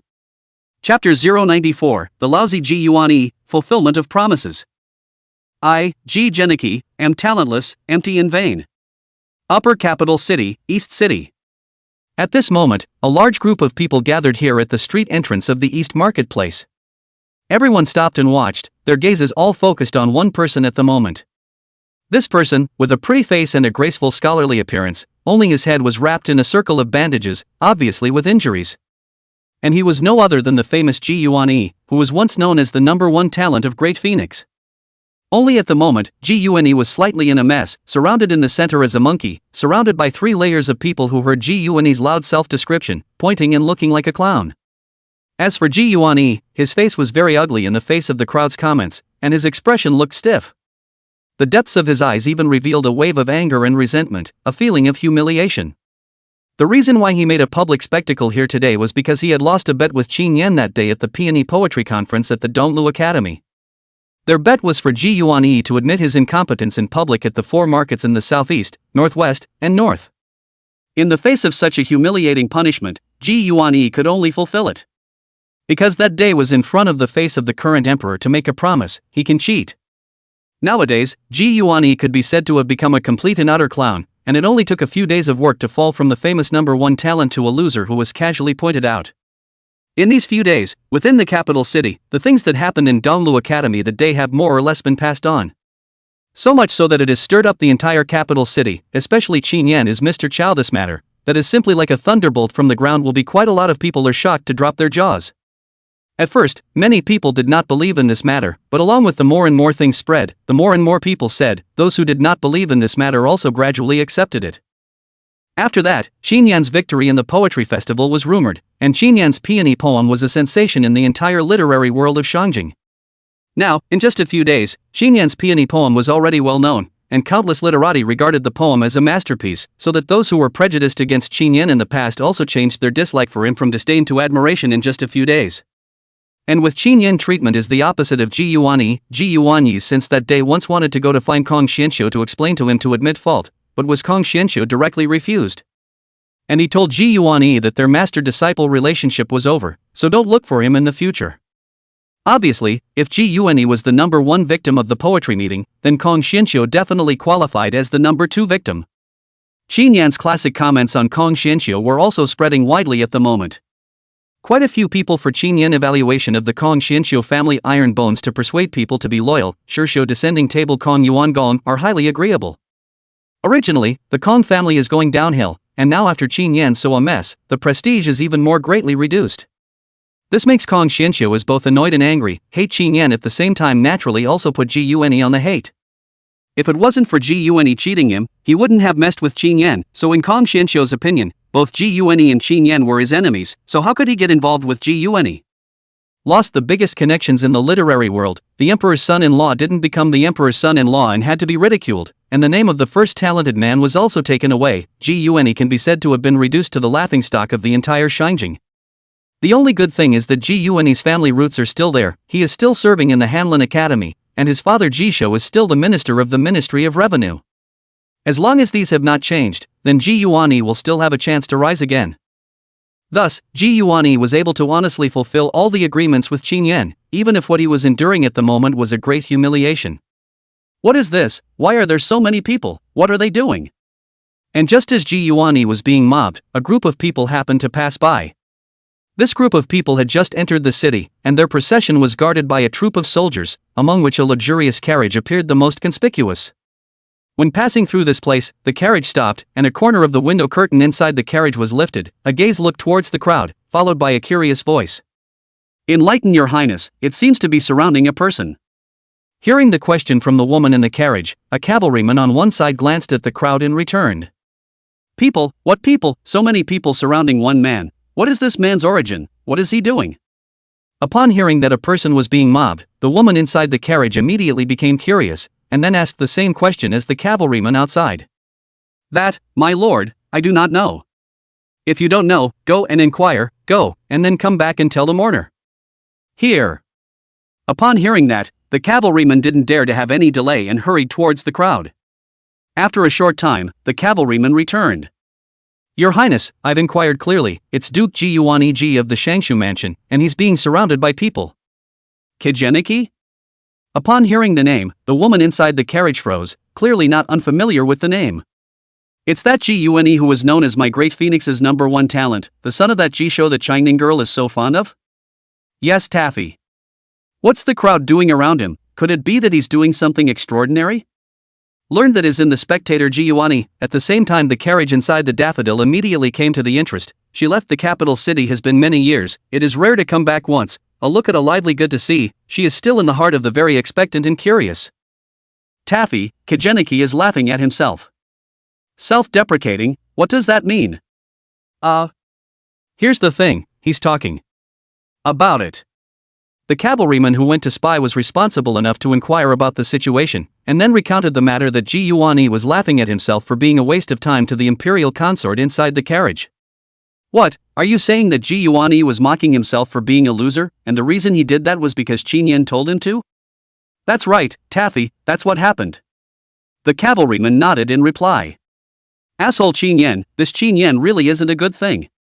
To actually dare to humiliate the prince of the Shangshu house like this in public, he must have borrowed Jin Yang's power. He did this, is not letting the Jin Yang Rapunzel house and the Shangshu house feud. Jin Yang that girl is also, how can let Qin Yan so fox and tiger, is really by that Qin Yan to confuse not. No, mourning family must hurry back to find Jin Yang that dead girl, let her hurry to cancel the marriage contract with Qin Yan. How can such an abandoned and so mischievous villain be worthy of my precious daughter? The crown princess completely exploded upon hearing this, her tone becoming quite angry and sharp, and at this moment, within the carriage, one of her faces was also gloomy and ugly, frightening the small group of palace maids serving her who didn't dare to gasp loudly. Chapter 095, Xiao Zhao's birth mother, the crown princess of Liang. Princess, look, that. And just as Ji would be laughing at himself in public, the side of a restaurant close to the street inside the box. Xiao Wanyu side of a palace maid as if found something in general, reached out and pointed in a direction, immediately with Xiao Wanyu said. The reason why Xiao Wanyu was here was naturally for Ji Yuanyi. When she saw Ji Yuanyi's behavior like this today, as well as the whispered comments of the people around her. The way Xiao Wanyu looked at Ji Yuanyi was already very different from previous days. In the past, Xiao Wanyu looked at Ji Yuanyi with a touch of admiration since childhood, although in terms of identity, Xiao Wanyu far exceeded Ji Yuanyi. However, in addition to identity, all other aspects of Ji Yuanyi crushed Xiao Wanyu. Therefore, Xiao Wanyu since childhood is very adore Ji Yuanyi, will be regarded as the heart of the person in this life feeling not married to him. This feeling, as if Ji Yuanyi inherently with a layer of halo, so that Xiao Wanyu cannot move eyes. But at the moment, for some reason, Xiao Wanyu looked at Ji Yuanyi's aura has obviously receded a lot. Although at this moment, looking at Ji Yuanyi so publicly being discussed, she's still more or less inside some difficult heartache Ji Yuanyi, but it is far from the initial that kind of strong. And also when the palace maid beside her reminded her to look to the side, Xiao Wanyu's gaze quickly moved away from Ji Yuanyi's body and turned to the direction that the palace maid had pointed to. That's Ryo? Liang Wangtai consort, it's Liang Wangtai consort's carriage, it's Aunt Jinyang's birth mother, the late emperor's noble consort, Liang Wangtai consort, she's back. Xiao Wanyu shot her eyes towards that and was instantly attracted by a group of people. Simply because it was hard for this group of people not to draw attention to themselves, and with the protection of soldiers and luxurious carriages, at a glance, the owner was not an ordinary person. At the same time, Xiao Wanyu also saw that this group of people contained flags, and the flag surface is embroidered with a huge Liang word. When she saw this Liang word, Xiao Wanyu first froze for a moment, and then immediately thought of something, and couldn't help but say excitedly. Tai Fei, that is the title that the concubines of the previous emperor would be given when the emperor was old, is the same as the Empress Dowager. However, Empress Dowager was granted only after the death of her husband and there was only one Empress Dowager, while the rest of the concubines would be named Dowager Consort. If these Dowager Consorts had sons, they would be sent to live with their sons and their sons' fiefs, and usually the Dowager Consort's title would follow her son's royal title. For example, the King of Qin, whose mother was a Dowager Consort, would be named the King of Qin's Dowager Consort, and similarly, the mother of Jin Yang, who was not a Dowager Empress, would be named the King of Jin's Dowager Consort. As for the person inside the car in front of her, through this carriage and that word Liang, Xiao Wanyu instantly recognized that it was the carriage of the Crown Princess Liang. The Great Phoenix of the consort is not quite a lot, at least there are 7 or 8 as many. But the Cool King consort is different, can be said to be second only to the Empress Dowager, the queen after the most honored woman, is also the first of the consort. Just because this Liang Wang Taifei history is not simple, she is the first emperor's favorite, the first emperor in the world when the Liang Wang Taifei will be sealed as a noble consort. The status of its harem is second only to the empress at that time. And unlike the empress who had no heir in her life, the Crown Princess Liang had 2 sons and a daughter. And the daughter is also the late emperor's only daughter, that is, Jinyang Princess Xiao Xiaochua. Therefore, the cool Wang Daifei in the late emperor alive that is the favor of the 6 palace is located, the status cannot be said is not high. After the death of the late emperor, the Liang Wang Taifei chose to live with her second son, Liang Wang Xiaoyuan Qing, and thus was named the Liang Wang Taifei. The reason why Xiao Wanyu was so excited to see the carriage of the Liang Wang Daifei, it was because she knew that its relationship with Xiao Xiaochua's biological mother was extraordinary. Right now, Xiao Wanyu was bent on breaking up Qin Yan and Xiao Xiaochua, so that Qin Yan would return to her side. And the return of the Liang Wang Tai consort allowed Xiao Wanyu to see a glimmer of opportunity. As a member of the royal family, Xiao Wanyu knew the temperament of this Liang Wang Daffy. With a status like hers, it would definitely be difficult to accept Qin Yan. After all, Qin Yan had once been his husband, and with just this one point of being married, as the birth mother, the Liang Wang Tai consort would definitely not be happy to have her precious daughter marry Qin Yan. If she was able to use the influence of the Liang King's dowager consort to get Xiao Xiao and Qin Yan to withdraw from their marriage, then she wouldn't have to make any effort. As soon as she thought of this, Xiao Wanyu immediately got up in a frenzy of excitement. Quickly, follow the palace. Xiao Wanyu is going to find the Liang Wang Taifei. She feels that this is a gift from the heavens to herself. If she will not even seize the opportunity this time, then it is a waste to waste. What man? But just as the carriage was about to start, a sudden bellow came from outside. Obviously someone was approaching their carriage. May I ask if it is the cool king's dowager consort inside the carriage? Soon, outside came a woman's voice. Hearing this voice, inside the carriage of the cool king's dowager princess froze, think the voice is somewhat familiar, and a moment to recognize their own carriage, know their own identity, but also let the cool king's dowager princess understand, the owner of this voice is not simple. It's the grieving family. Who are you now? Inside the carriage, the voice of the cool king's dowager consort traveled out. At this moment, Xiao Wanyu outside the carriage heard the other party acknowledge her identity, and at that moment, her eyes lit up revealing a smile. Grandmother, I'm Changning, I'm your granddaughter Changning. Xiao Wanyu was the granddaughter of the Liang Wang Tai consort according to her seniority, so she had to address the Liang Wang Tai consort as her grandmother. Therefore, Xiao Wanyu immediately shouted at the Liang Wang Tai consort inside the carriage, directly reporting her identity. Changning? Upon hearing that it was Princess Changning Xiao Wanyu, the Liang Wang Tai consort did not expect it to be her either. But soon, a smile appeared on her face, because she knew that Qin Yan had been Xiao Wanyu's extra horse harnessed by the emperor's side, so Xiao Wanyu must have understood some of the causes and consequences of the incident, and at the moment, she was full of doubts, not knowing how her own daughter had blindly fallen in love with Qin Yan, and thus Xiao Wanyu's appearance was just able to give her answers to her questions and doubts. Changning quickly get on the carriage and come, let grandmother take a good look. Chapter 096, Xiao Wanyu's joy, help comes? Granddaughter Changning pays her respects to her grandmother. Xiao Wanyu entered the carriage and saw the familiar person inside the carriage, and at that moment, she revealed a look of good behavior and understanding, and respectfully greeted the Liang Wang Tai consort inside the carriage. It's really Changning, it's been years since I've seen you, come, sit next to your grandmother. When the crown princess of Liang saw that it was Xiao Wanyu who had entered the carriage, a benevolent smile immediately appeared on her face. In the past, when the late emperor was still alive, Xiao Wanyu also often entered the palace. Therefore, the cool king consort can be said to be looking at Xiao Wanyu grew up. For this granddaughter, the cool king consort is also genuinely more like, after all, this is their own juniors, and Xiao Wanyu Long is also quite beautiful. For the beautiful things are people, everyone's tolerance is generally quite large. Well, grandmother, it's been years since I've seen you, and Changning misses her grandmother. Xiao Wanyu smiled and sat down next to the Liang Wang Daifei. When looking at the Liang Wang Daifei in front of her, Xiao Wanyu was inwardly melancholy, silently wondering how the first emperor liked this Liang Wang Daifei, which was fat and almost became a pig. That's right. The cold king's dowager is a fat paper. The Liang Wang Taifei in front of her was not very well built, and could be described as bladder and waist not too much. Great Phoenix did not have the aesthetic of fat as beauty, most of the aesthetic was still very normal with thin as beauty. Like in front of the Liang Wang Daifei, such a chubby appearance, not to mention it's in the palace consort linked to a piece, even if it is a big family's wife is rarely into her like this appearance. The most crucial thing was that this Liang Wang Daifei did not become like this after the late emperor's death, in fact, she had always been like this before.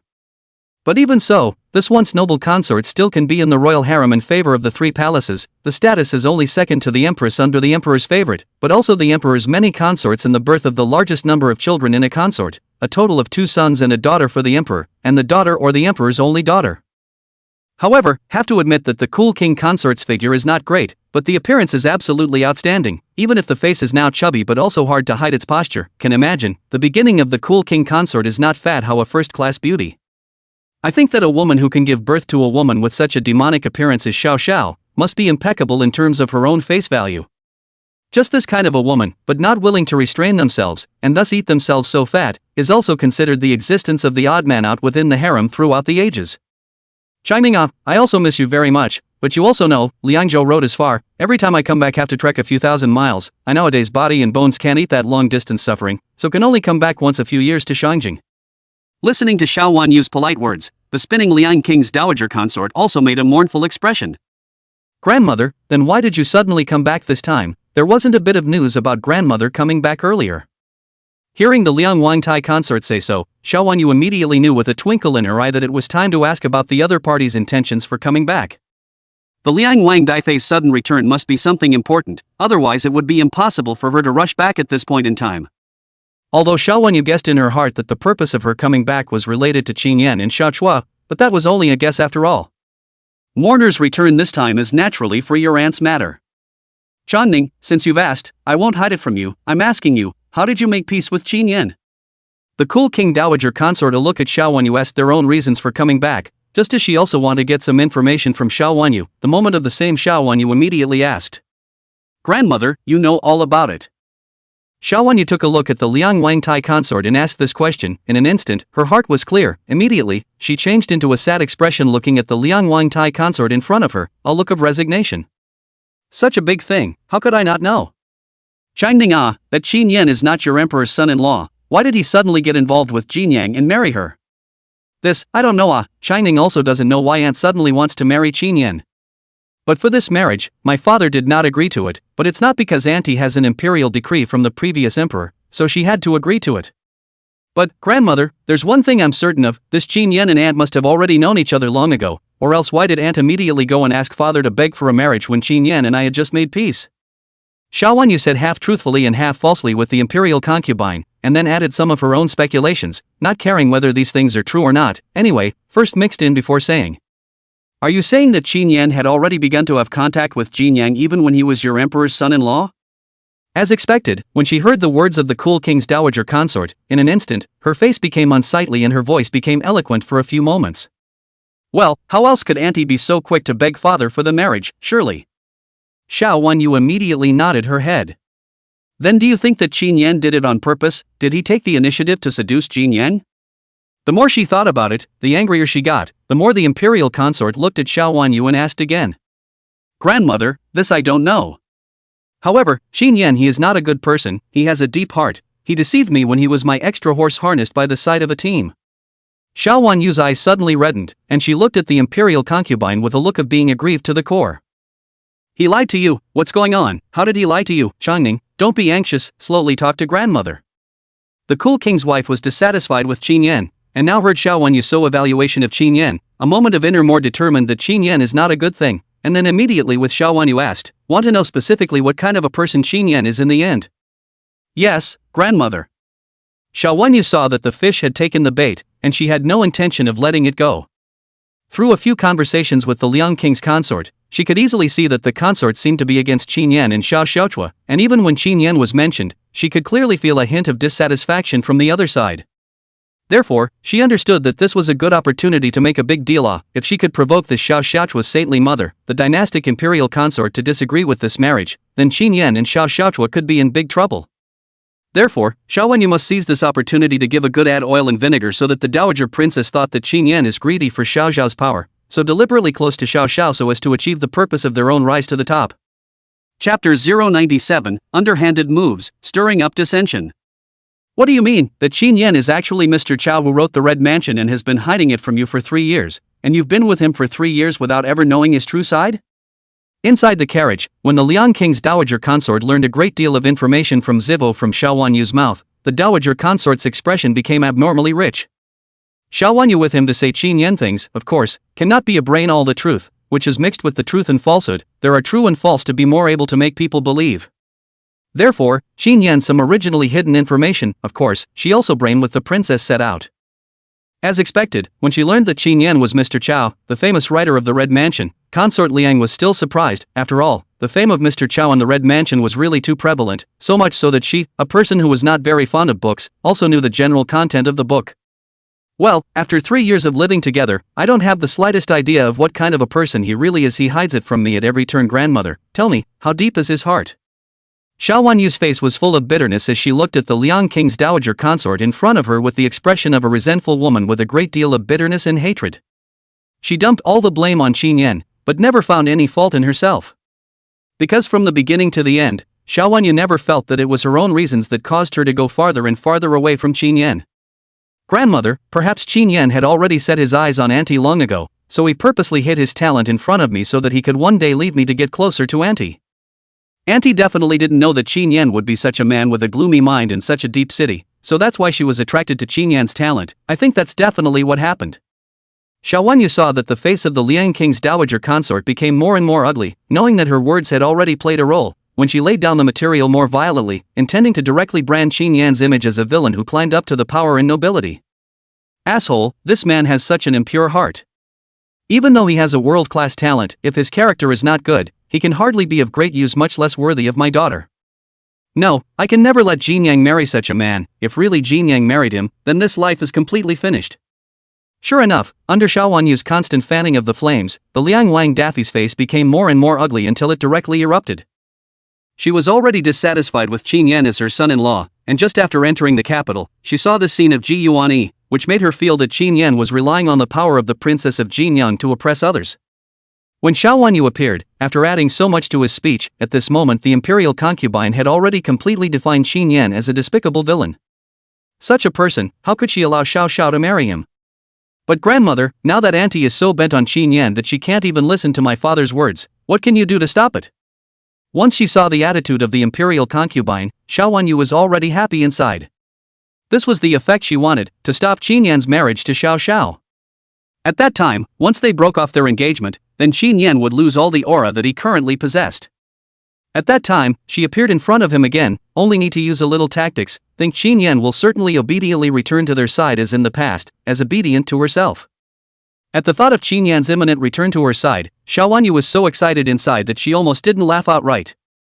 However, right now she had to add more fuel to the fire, so that this dowager princess would be sure to make things right. Humph, she was born to me, I'm her mother. If she dares to disobey me, I'll cry and hang myself. I'll see if she dissolves this marriage or not. As soon as the Liang Lang Tai consort heard this, she immediately took a stand and said.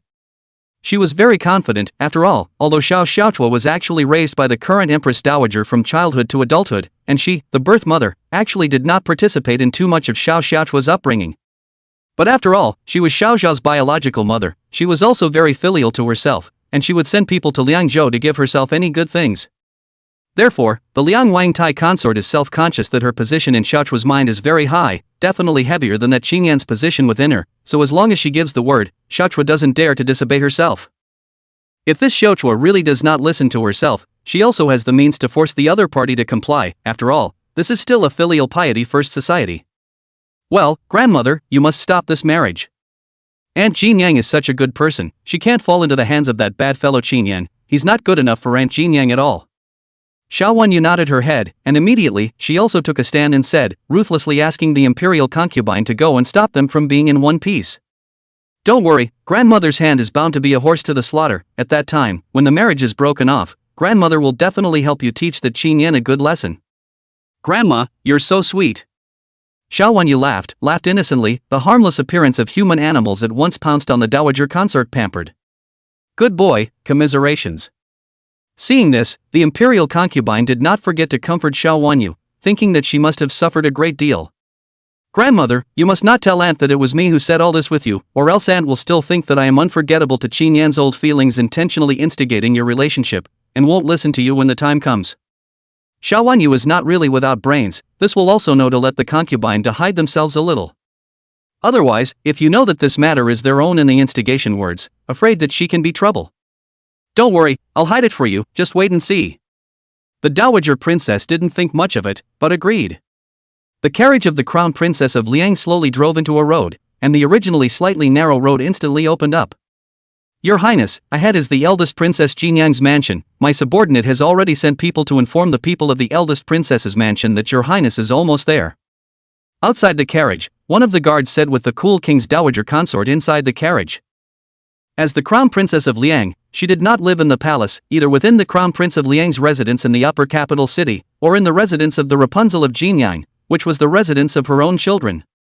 And of course, the Liang King's dowager consort would not go to live in the Liang King's mansion, and there was no one she was looking for there, so she chose her residence after returning to the capital as the eldest princess's mansion. Greetings to the Dowager Princess. When the carriage arrived at the entrance of the Princess Jinyang's residence, no less than 100 people had already gathered at the entrance, all of whom were servants of the princess's residence, such as the sisters and sisters of the palace. They got the news that the cool king's dowager consort was about to arrive at the Rapunzel's mansion, so they came to the door to greet it the first time, and when they saw the cool king's dowager consort coming down from the carriage, all of them fell down on their knees and rushed to greet and salute. Where is Jinyang? Where is your master? Why don't you see her come to greet the mourning family? Chapter 098, the dowager consort returns to the mansion, and things start to go wrong? Liang Wang Taifei looked at the battlefield in front of her. A group of people from the princess's residence were all there, but only her precious daughter Xiaochua was missing. At that moment, she asked the crowd with a somewhat unhappy expression. Obviously, as Xiaochua's mother, if Xiaochua is in the house at this moment, she should be the same as the group of people in front of her to come out to greet herself. Your Highness, the eldest princess, she is not in the mansion, she went out early in the morning. A steward-like person from the Rapunzel's residence sniffed and immediately replied. Out, where to? Hearing really not in, Liang Wang Fei's eyebrows slightly wrinkled, immediately asked, want to know Xiao Nick early in the morning to go out, this is where to go. To her understanding of her own daughter, Xiaochua usually do not like to walk around, this how to go out so early. Back to your Imperial Highness, the eldest princess has gone on a tour of her own imperial estate on the outskirts of the city. Patrolling the royal estate? Hearing that she was going on a tour of the imperial estate, the dowager consort's expression eased slightly. Eldest Princess Jinyang's fief was in Jinyang, but that didn't mean that she didn't have her own properties in Shangjing.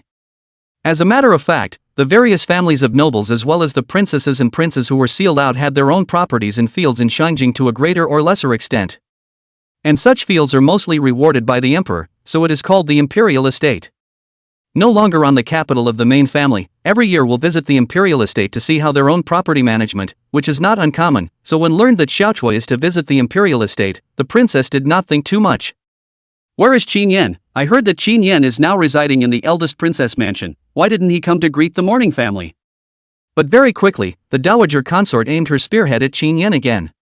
From Xiao Wanyu's mouth, she learned that although Qin Yan had not yet married Xiao Xiao, he had already moved into the eldest princess's residence in a dignified manner. Learned about this matter of the imperial consort is also very dissatisfied with this, think unseemly, the two have not yet married to live together, which spreads out for Xiaochua's reputation is obviously not good, so she thought it must be Qin Yan to rely on the princess house, for Qin Yan's impression once again reduced by a lot of points. At this moment, the cool king's dowager consort was eager to meet this rumored Qin Yan and then clean up this brat, which was why she was the first to look for Qin Yan at this moment. Your Highness, the extra horse harnessed by the side of the emperor's team is going together with the eldest princess. What emperor's son-in-law? They haven't even gotten married yet, who told you to call him emperor's son-in-law? In one sentence, the face of the imperial concubine changed. Hearing that the people of the princess residence had actually called Qin Yan as an extra horse harnessed by the side of a team made the concubine Tai's ears ring. Her mother had not agreed to the marriage, so how did Qin Yan become the emperor's son-in-law? The dowager consort's sudden outburst of anger immediately made the group of people in the eldest princess mansion startled. Everyone hung their heads low and didn't dare to look at the Liang Wang dowager consort, obviously seeing that this dowager consort seemed to have some anger. Good, this Qin Yan actually followed Jin Yang to the imperial villa as well, this kid wouldn't be thinking about Jin Yang's properties. Asshole, this Qin Yan really isn't a good thing, she's here for the power and riches of Jin Yang.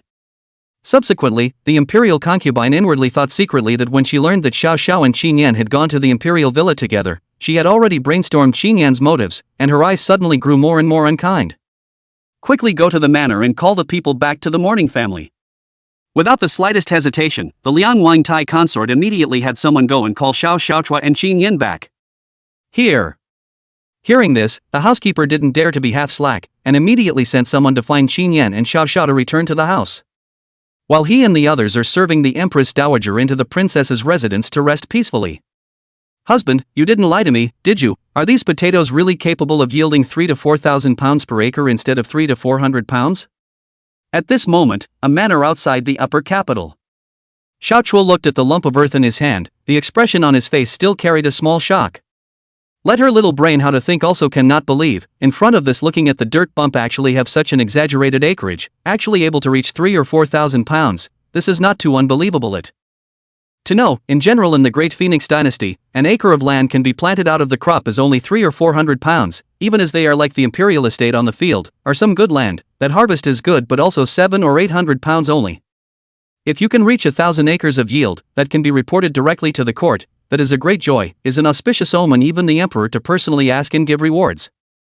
And right now, Qin Yan actually told her that this dirt lump called potato in his hands actually possessed the ability to produce 3 to 4,000 pounds per acre. How could this not make Xiao Chua feel shocked?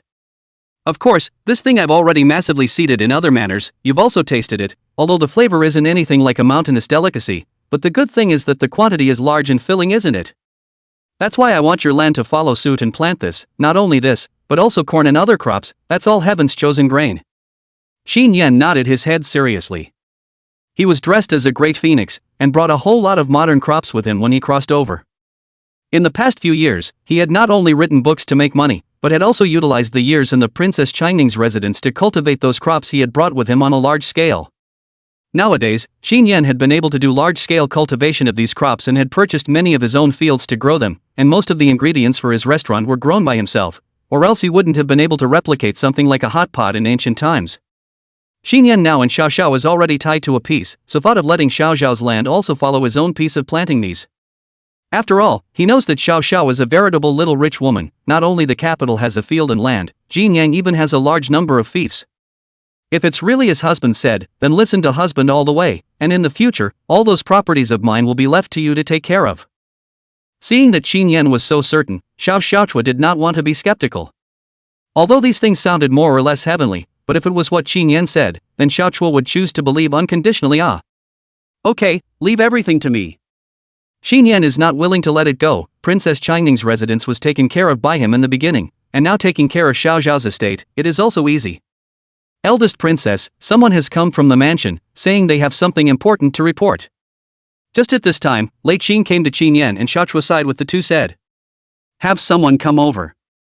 When Xiao Chua heard this, she was a bit puzzled and didn't know what had happened in the mansion to make people run here to find themselves, but she also understood that it must be something important. Greetings to the eldest princess, prince son-in-law. Eldest princess, emperor's son-in-law, the imperial concubine has returned to Shangjing, and has now entered the eldest princess's residence, and I have been ordered to come here to ask the eldest princess and the emperor's son-in-law to return to the residence. What, mother consort has returned to the upper capital? Chapter 099, this is, the real mother-in-law.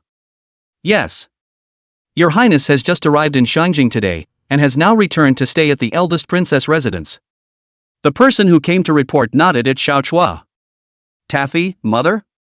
Could it be Xiao Chua's real mother, the crown princess of Liang? When Qin Yan heard this, he instantly understood who these two were talking about with an inner movement. Xiao Xiao's biological mother was not the current Empress Dowager, the Empress Dowager was only her first mother. Xiao Xiao's biological mother was the first emperor's consort, after the death of the first emperor was appointed as the Liangwang Fei Fei, and then went to the Liangzhou fiefdom with his second son, the Liangwang Xiaoyuan Qing. Therefore, strictly speaking, this Liang Wang Daffy was Qin Yan's real mother-in-law, while the Empress Dowager inside the palace was actually the fake mother-in-law. For the Liang Wang Daifei, Qin Yan knows very little. Although he had been the emperor's son-in-law for 3 years, but Qin Yan was a man of few words and Xiaowan didn't pay attention to him, so he couldn't touch the core of the royal family at all. And this dowager princess has not returned to the capital for many years, so Qin Yan even more do not understand her, and has not even seen her. People go tea cold, has lost her husband's dowager consort. Of course, in the Shangjing within the topic degree will not be too high, so Qin Yan also cannot from other channels to understand this real mother-in-law's information. Right now for this mother-in-law, he is two eyes, one black. Why did mother consort suddenly come back without saying hello beforehand? Hearing his own mother back, Xiaochua's face reveals the joy as some surprise and wonder. Obviously, for his mother suddenly back to this matter, she was not received a bit of news beforehand, which is considered to have caught her off guard. The dowager consort should have returned for the sake of your and my marriage, my lady. You wouldn't have failed to discuss the matter of the bestowal of the marriage with the dowager consort, would you?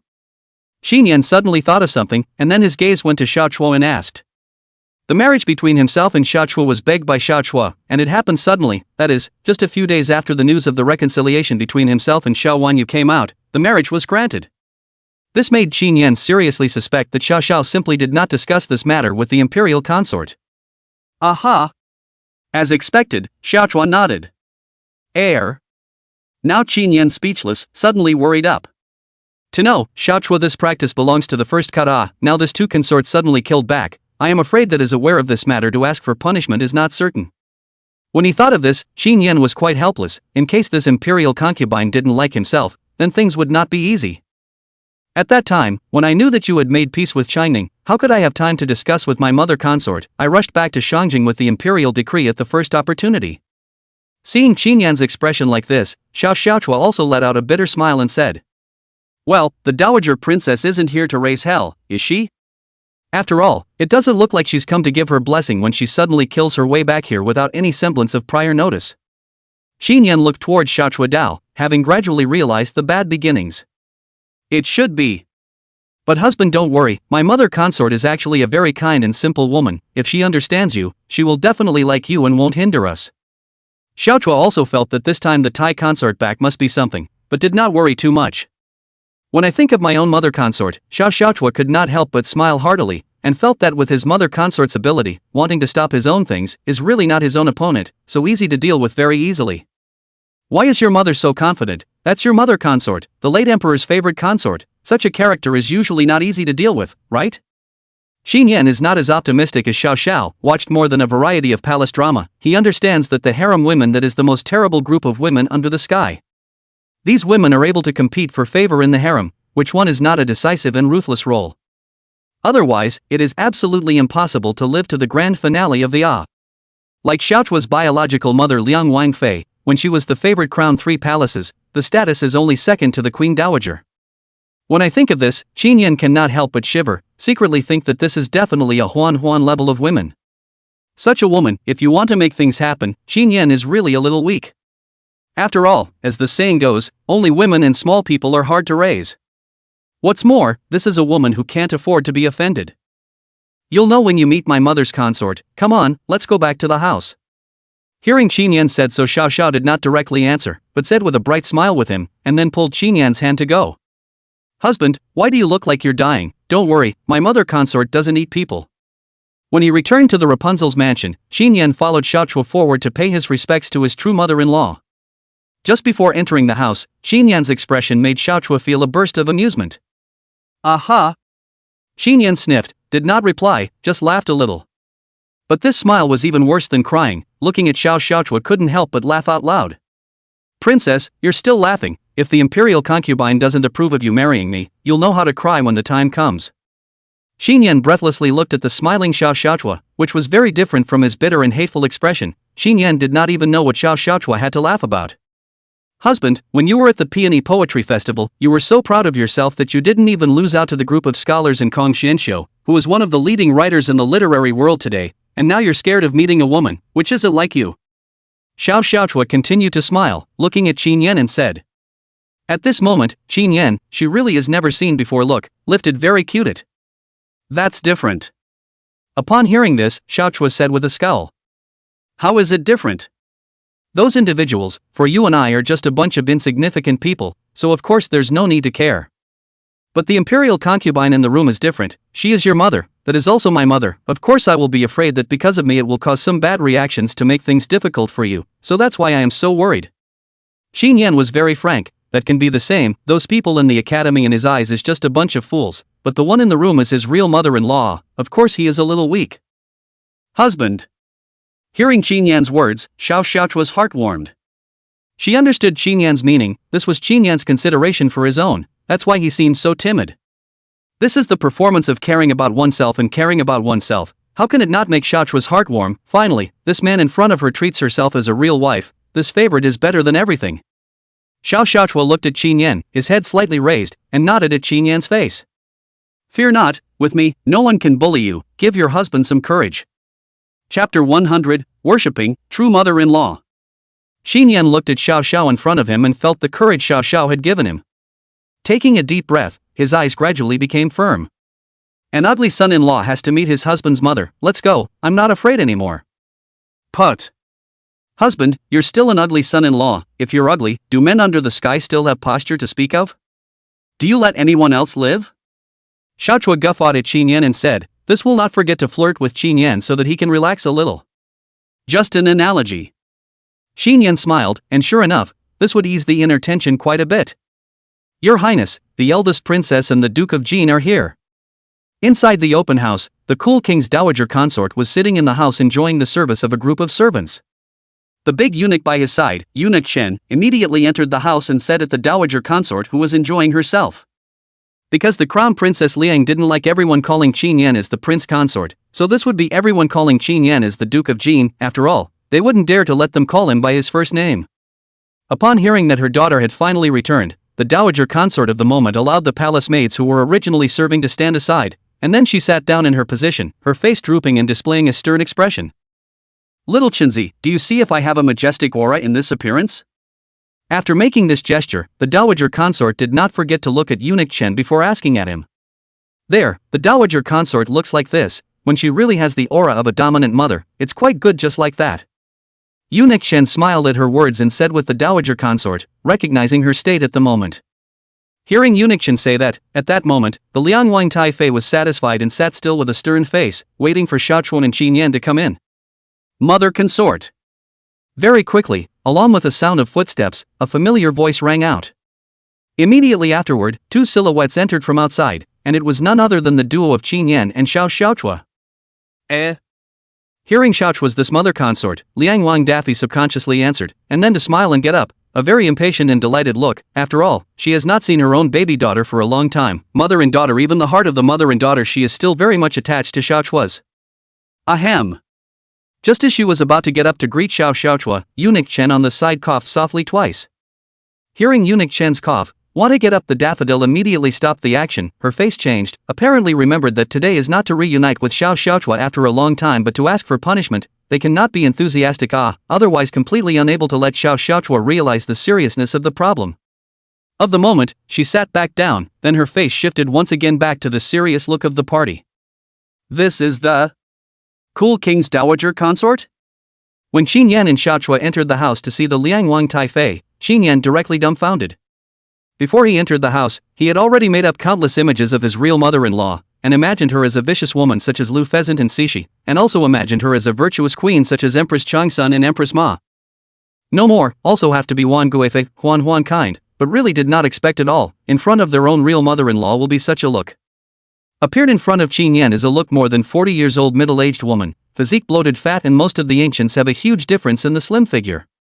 A gorgeous dress, but it is also difficult to cover its body fat. This kind of image, it is difficult to let Qin Yan will be in front of the fat woman and rumors of favor in the harem of the noble consort to link to a piece. Therefore, upon seeing this true mother-in-law of his, Qin Yan was directly dumbfounded in frozen place in dismay. That handsome? At the same time that Qin Yan was stunned and greatly shocked, the Liangwang daffodil also saw Qin Yan. When she saw Qin Yan's first glance, Liangwang Daifei couldn't help but exclaim inwardly, and her eyes couldn't help but light up a bit. She hadn't seen Qin Yan, after all, she hadn't been back to Shangjing since she left it after the late emperor's death, so she had only heard about Qin Yan. However, she imagined that Qin Yan's appearance should be the image of a cunning and sinister villain, at most some scholarly appearance, but never thought that Qin Yan would be so handsome and good-looking. At this moment, Qin Yan is a Shu Jin manufacturing brocade clothes, waist-high jade belt, feet on cloud boots, face like crown jade, fair skin, features are clear and exquisite, so that people cannot find half a flaw, when there is really a relegated to the immortal's grace, and she imagined the image can be described as a world of difference. It was no wonder that she couldn't help but exclaim inwardly upon seeing Qin Yan, this was indeed handsome beyond belief. No, he should be that handsome. Otherwise how can he confuse my daughter? My family Jin Yang is the #1 beauty of Great Phoenix, only a man with this kind of appearance can match my daughter. It's not right, this kid's talent should be very good, or else he can't write a book like The Red Chamber. That's a wunderkind, yes, a wunderkind, seducing my daughter with beauty. Upon seeing Qin Yan's appearance, the inner activities of the Liang Wangtai consort could not be described as anything less than abundant. She constantly thought within herself, and finally felt. My humble servant, Qin Yan, pays his respects to the cool king's dowager consort. Chapter 101, The Dowager Consort, Not Too Smart Look. Humph, you're Qin Yan? Seeing Xiao Xiao and Qin Yan salute themselves, the imperial concubine finally came to her senses from the shock of Qin Yan's face. Immediately, her gaze went to Qin Yan, her words carrying a touch of ill will. Exactly. Qin Yan heard the tone of the Liang Wangtai Fei, heart secretly said bad seems to be from the other side of the words on the attitude is not difficult to see, this mother-in-law seems to their attitude is not very friendly Daring Qin Yan, do you know your offense? Sure enough, without waiting for Qin Yan to carefully ponder this matter inwardly, the next second, the imperial concubine snapped at him. No. The crime? Qin Yan's heart wondered, this know the sin from where this mother-in-law is not on their own have any misunderstanding why say that he is guilty? Mother consort, what are you doing? What is my husband's crime that you still want to condemn him? Xiao Chua also cried and laughed as she looked at her own mother, somewhat speechless.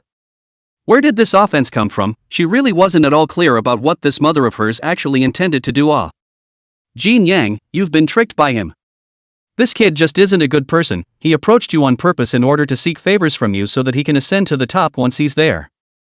Si Xiao Xiao spoke for Qin Yan, originally also thought of the first end of the frame to scare Qin Yan's daffodil that is a second to break, immediately looked to Xiao Xiao, and then anxious with her, wanting to let Xiao Xiao see clearly the essence of things, Qin Yan is a big liar.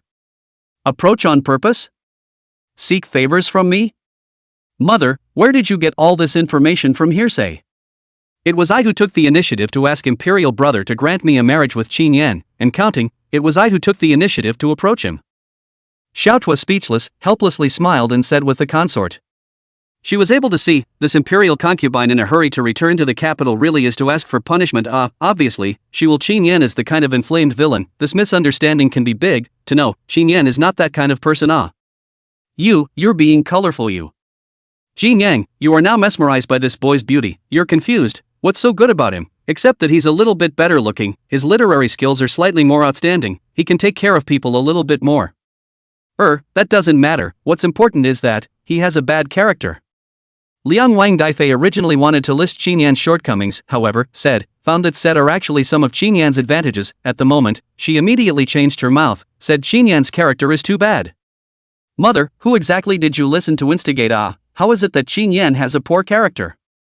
Xiao Xiaochua looked at the imperial consort and asked immediately. He's just bad character. Moreover, he was originally Changning's son-in-law, so how can you marry your niece's previous husband, it's unseemly. In short, the marriage between the two of you, the mourning family does not agree, you can't marry him. You immediately go with me to the palace to face the saint, I will beg his majesty to lift the marriage between the two of you, if you really want to marry someone, then you have to look for a person of noble character and talent from those noble sons of the world, what is this Qin Yan, he is not worthy of you. Tai Fei didn't answer Xiao Xiao's question positively, but just decided that Qin Yan's character was not good. Afterwards, she said a bunch of things, and finally want Xiao Xiaochua to go to the palace with her to cancel the marriage. Mother consort, forgive my daughter for not being able to comply with your request. My marriage with my husband is already the nail in the coffin, and the marriage-granting decree has been made known to the world, and now everyone knows that Qin Yan and I are about to get married, and this decree can't be retracted in a million ways. Moreover, even if Imperial Brother can withdraw his order, then I am not willing to revoke the marriage. My daughter likes Qin Yan, adores him, and is only willing to marry him in this life, as for other men, they are nothing but floating clouds in my eyes.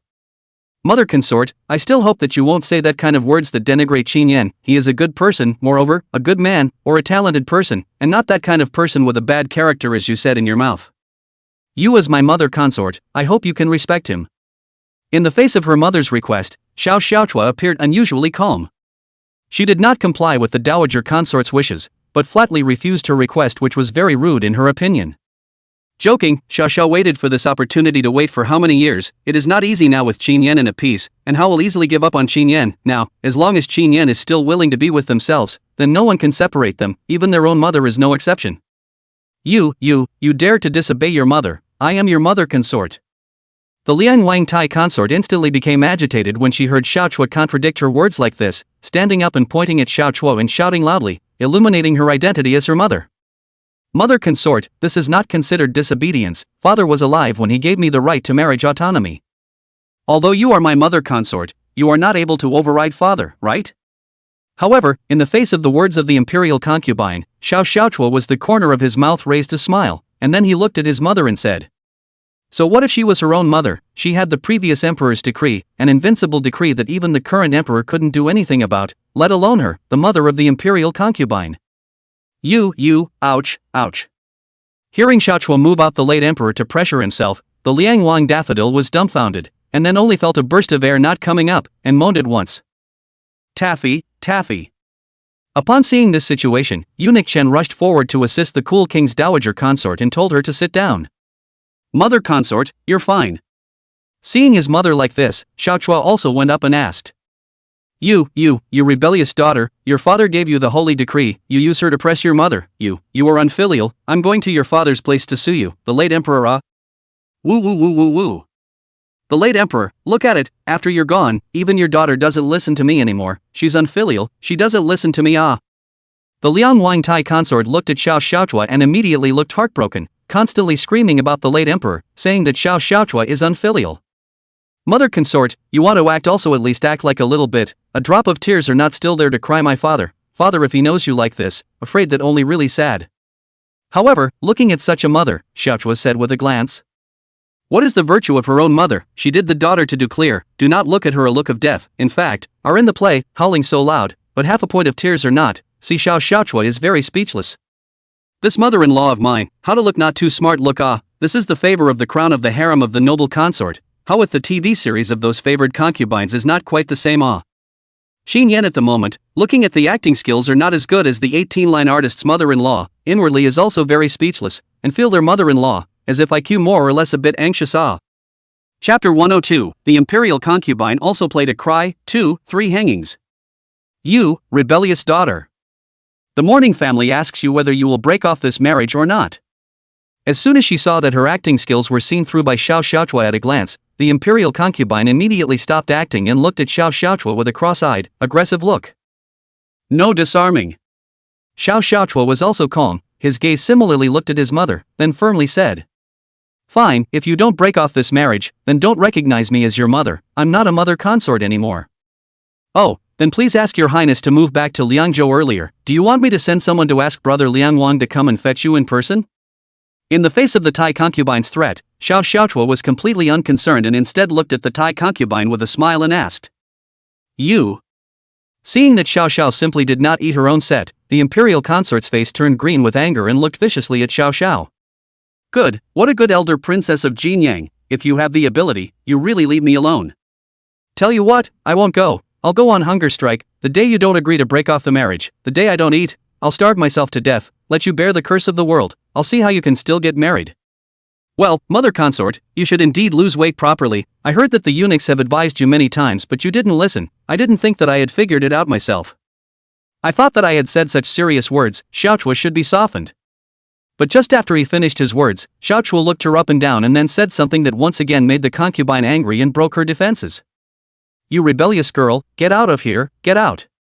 Now, the cool king's dowager consort was really angry and shouted at Xiao Xiaochua. Watch me starve to death if you can, I'll do what I say. Well then, mother consort, we will leave first.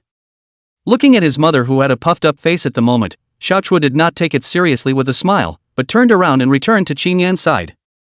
Husband, let's go. This. Qin Yan stupid, did not expect the first time to see his real mother-in-law will be such a situation.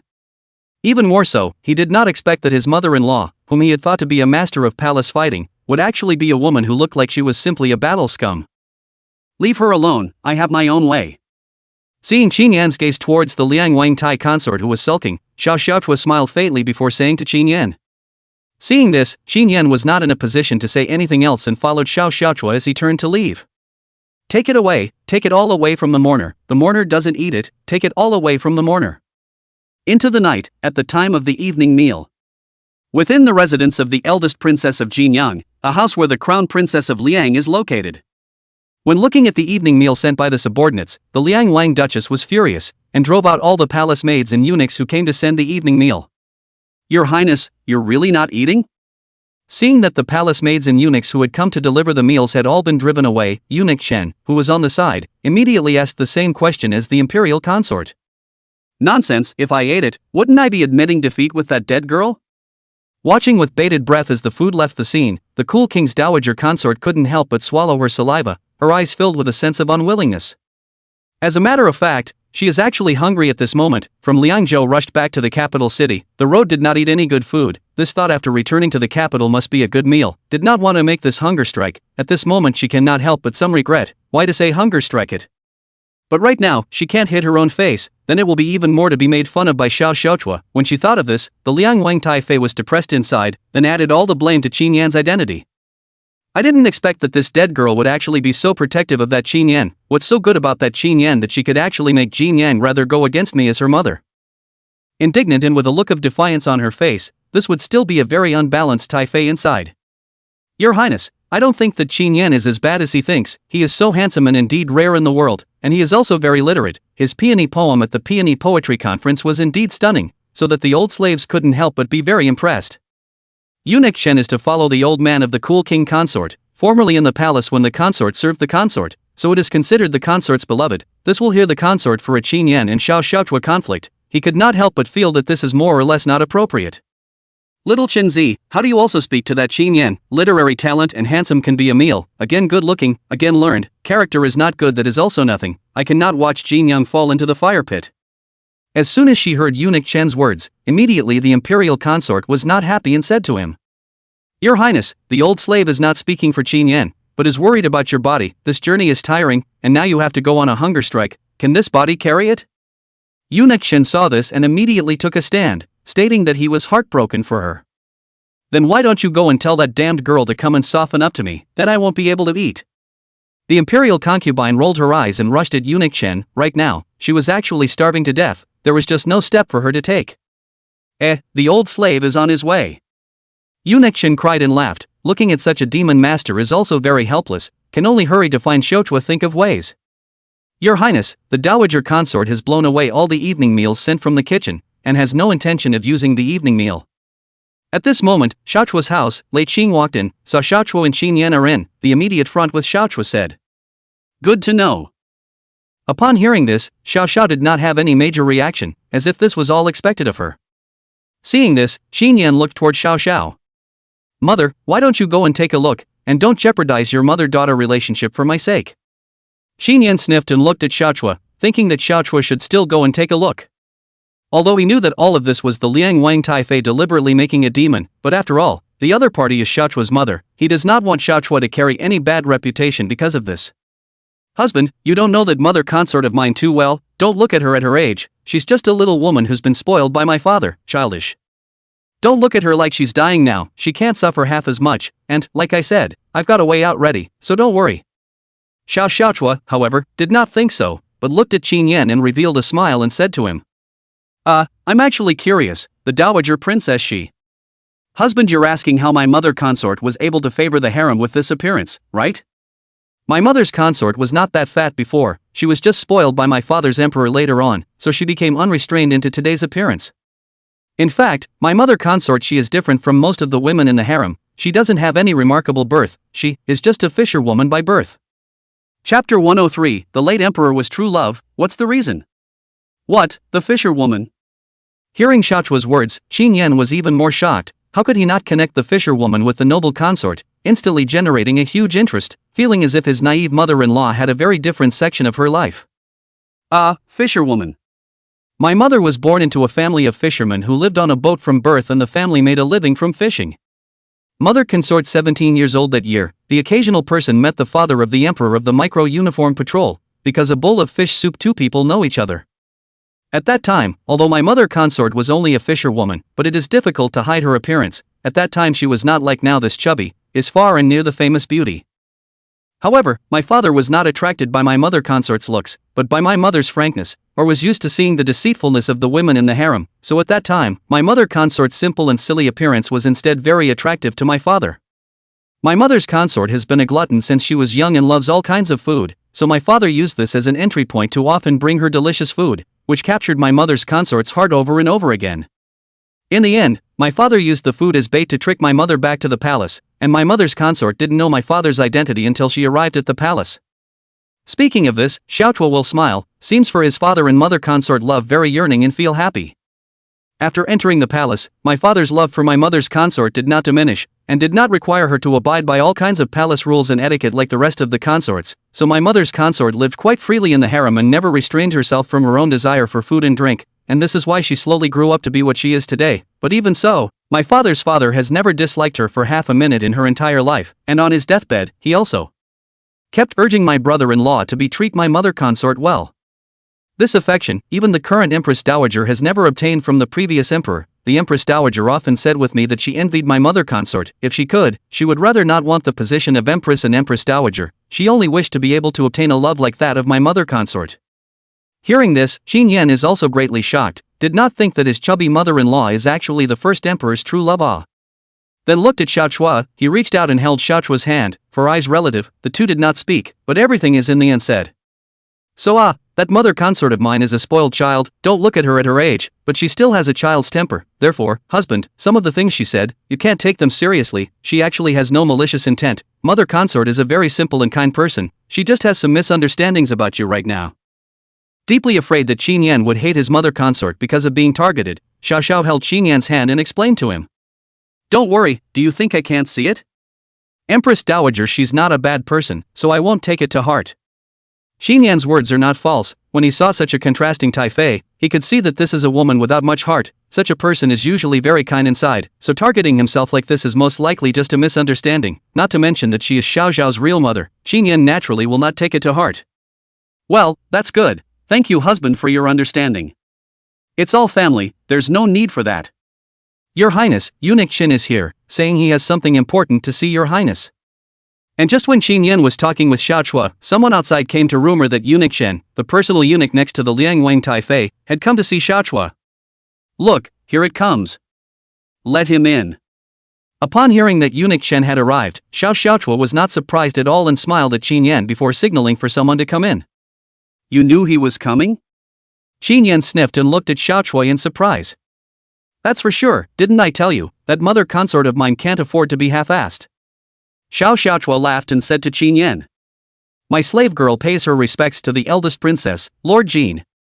Eunuch Qin entered, saw Xiaochuo and Qin Yan are in, immediately rushed to Xiaochuo and Qin Yan salute. In front of the face of the consort, he did not dare to call Qin Yan so, but now the consort is not, he naturally have to be polite to Qin Yan. There's no need to be so courteous. I wonder why Eunuch Qin is here. Seeing Eunuch Qin, Xiaochuo actually knew that he was sent by her mother, but of course she would not directly say it, but pretended to be deaf and dumb and asked. Ega my Rapunzel, don't you know why the old slave came? Your Highness, the old slave begged you just give the imperial concubine a soft. She rushed all the way back to Shangjing. She didn't eat well or sleep well along the way, and now that she's finally back in Shangjing, she's not willing to eat, and if she continues like this, how can her body carry her? Eunuch Qin did not have a false head with Xiaochuo, but came up directly to the card, a bitter look at Xiaochuo, almost directly crying out. Eunuch Qin, let me ask you, why exactly did mother consort come?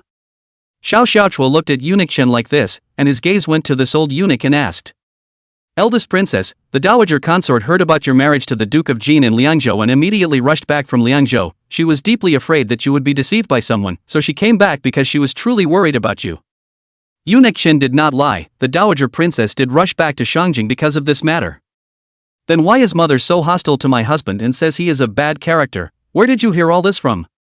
Xiaochuo heard continued to follow up the question, this time the reason for the capital is the same as her guess, then she was curious, reasonably this Taifei and Qin Yan did not deal with before, also do not know, she is far away from the Liangzhou, why is it determined that Qin Yan's character is not good? There must be a reason. This. Upon hearing this question, Eunuch Qin's face immediately changed and he looked embarrassed. Seeing this expression of Eunuch Qin, Qin Yan and Xiaochuo looked at each other and immediately saw, really this is someone in the instigation. Eunuch Qin, I hope you can tell me the truth, or else I'm afraid that the misunderstanding between me and my mother consort will be very difficult to clear up, and you don't want my mother consort to suffer, right? Xiao Xiao knows that Eunuch Chen's loyalty to his own mother consort is very high. When Eunuch Chen was almost killed because of something, if not for the dowager consort's hand, the grass on his grave did not know how many stubble, so Xiao Xiao had to explain the power of it, so that he would tell the truth. As expected, upon hearing Xiao Xiaochua's words, Eunuch Chen looked at Qin Yan and Xiao Xiaochua after a brief moment of agonizing. Your Highness, this matter should have been kept a secret because the dowager consort promised the other party not to speak of it, but now, the old slave is forced to speak as well. In fact, although the dowager consort had prejudices against the Duke of Jin at the beginning, they were not as deep as they are now, and the reason why she is so disgusted with the Duke of Jin today and feels that his character is corrupted, it is all because of Princess Changning's relationship. What, Channing? Chapter 104, Mother and Daughter in a Battle of Wits and Courage. That's how it is, Your Highness. The Dowager Empress is also because she is worried about Your Highness. She is afraid that Your Highness has met someone who is not a good person and that's why she is like this. You mustn't hold a grudge against the Dowager Empress for this. The Dowager Empress is in such a hurry to come back all because of the worry about the princess. Please, don't be annoyed with the Dowager Empress. Eunuch Shen ended up stating everything, telling the whole story of the series of things about how the imperial concubine came back from Liangzhou, then how she met Xiao Wanyu after entering the capital, and how Xiao Wanyu evaluated Qin Yan. After saying that, Eunuch Shen looked at Xiao Chua, only thinking that this mother and daughter duo should not continue to make trouble. This Xiao Wanyu, what is she up to, slandering her husband like this? After hearing everything, Xiao Zhao's expression at the moment was very unpleasant. According to Eunuch Shen's meaning, although her mother consort was biased and skeptical about Qin Yan from the very beginning, she didn't directly characterize Qin Yan. The biggest culprit that caused the concubine to question Qin Yan's character was Xiao Wanyu. If not for Xiao Wanyu fanning the flames, it was obvious that the concubine would not have been able to judge Qin Yan in such a way right from the start. Xiao Chua, who learned of all this, was very dissatisfied with Xiao Wanyu's behavior at the moment. It was obvious that this Xiao Wanyu was intentionally trying to discredit Qin Yan, intentionally trying to make her own mother consort hate Qin Yan. I'm afraid that she's doing this because she completely hates me because of what happened to Ji Geniki. Qin Yan is also very helpless. Never thought that there is still Xiao Wanyu's matter in this. However, Qin Yan did not feel surprised that Xiao Wanyu hated herself so much. After all, the original peony poetry meeting was her marriage to Ji Yuani, but he stirred it up, and she hated herself because of Ji Yuani, as if it was not strange. Because of Kigeniki, isn't it? However, Xiao Xiao felt that this was not the case. As a woman, she understood women better. Qin Yan's speculation had some truth. But Xiao Chua felt that Xiao Wanyu was not doing this because of Ji Yuan. She definitely had other reasons. Thinking about the end of that day's poetry meeting, Xiao Wanyu looked at Qin Yan's gaze, in which there was no hatred at all, but instead there was a hint of love.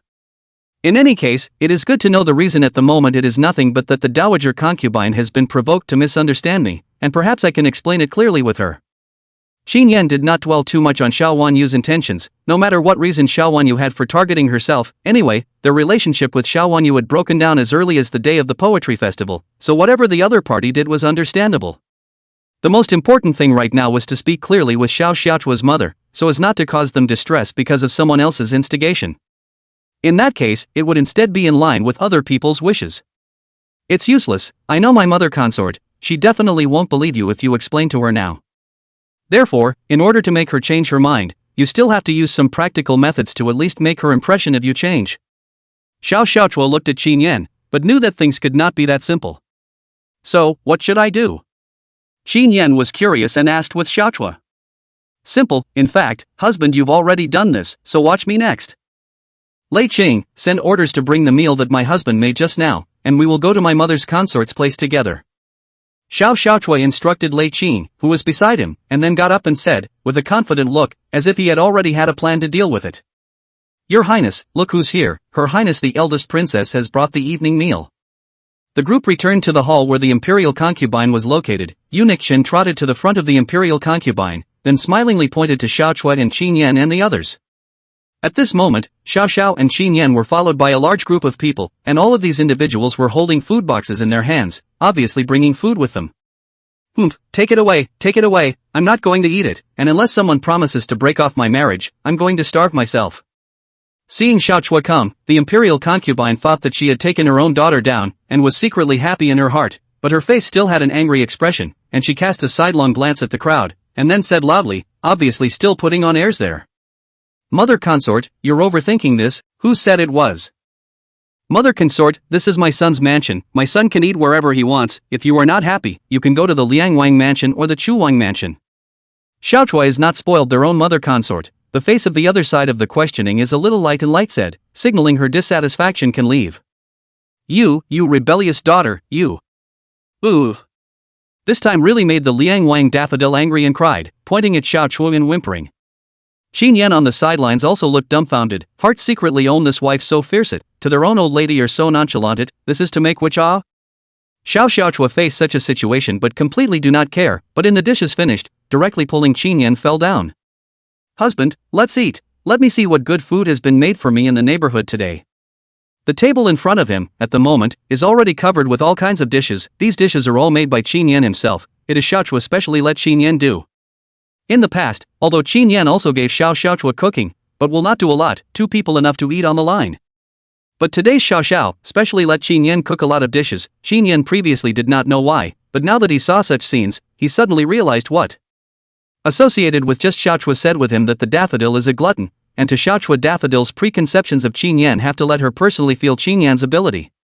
When he looked at Xiao, he saw Xiao holding his chopsticks but not moving the food on the table, instead he was gesturing towards him with a wink. Qin Yan instantly came to an epiphany. My lady, there are many dishes today, all of which you love to eat, including duck with 8 treasures gourd, beef brisket with roasted potatoes, sea bass with scallions, and diced chicken with sauce. Will be aware of Qin Yan immediately loud and echoed Xiaochua, the table one by one the name of the dishes reported out. Along with the names of these dishes from Qin Yan's mouth to say, just now still crying Liang Wang Daifei gradually stopped sobbing, turned to follow the names of the dishes gradually ears erected, eyes also slowly become clear. Chapter 105, Couples' Efforts to Fish for Bucktails. Well, husband, your cooking skills are truly one of the best in the world, those famous chefs in the capital, and even the imperial chefs are not your match. This potato roasted beef brisket is also too delicious. I didn't realize that the potato looks like a lump of dirt and tastes so delicious. I'm also too happy to be able to eat such a delicious dish. I'm afraid that even my royal brother doesn't have this good fortune to eat such a delicious food. The voice intentionally pulled up a few points. Xiaochua pretended to be impressed by Qin Yan food. Chopsticks picked up a chopstick potato but did not put it into the mouth, while the rest of the light secretly glanced at his mother. Oomph, is it that good? I don't believe it. It can be better than the imperial chef.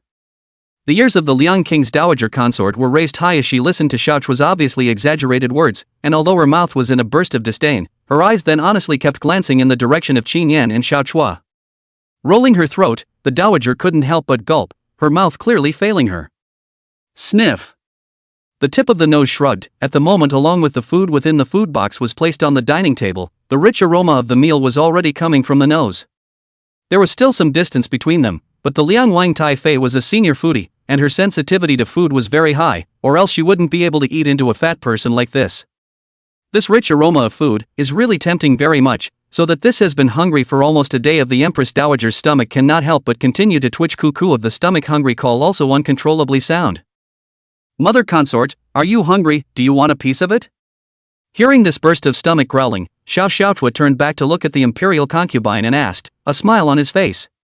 Qin Yan looked at this scene, cannot help but want to sneer, feel their daughter-in-law is also too damaged some. For Xiao's intentions, Qin Yan is now considered to understand, to get half a day to get a large table of dishes originally not Xiao wants to eat, but in order to fish their mother-in-law this mouth of the warped.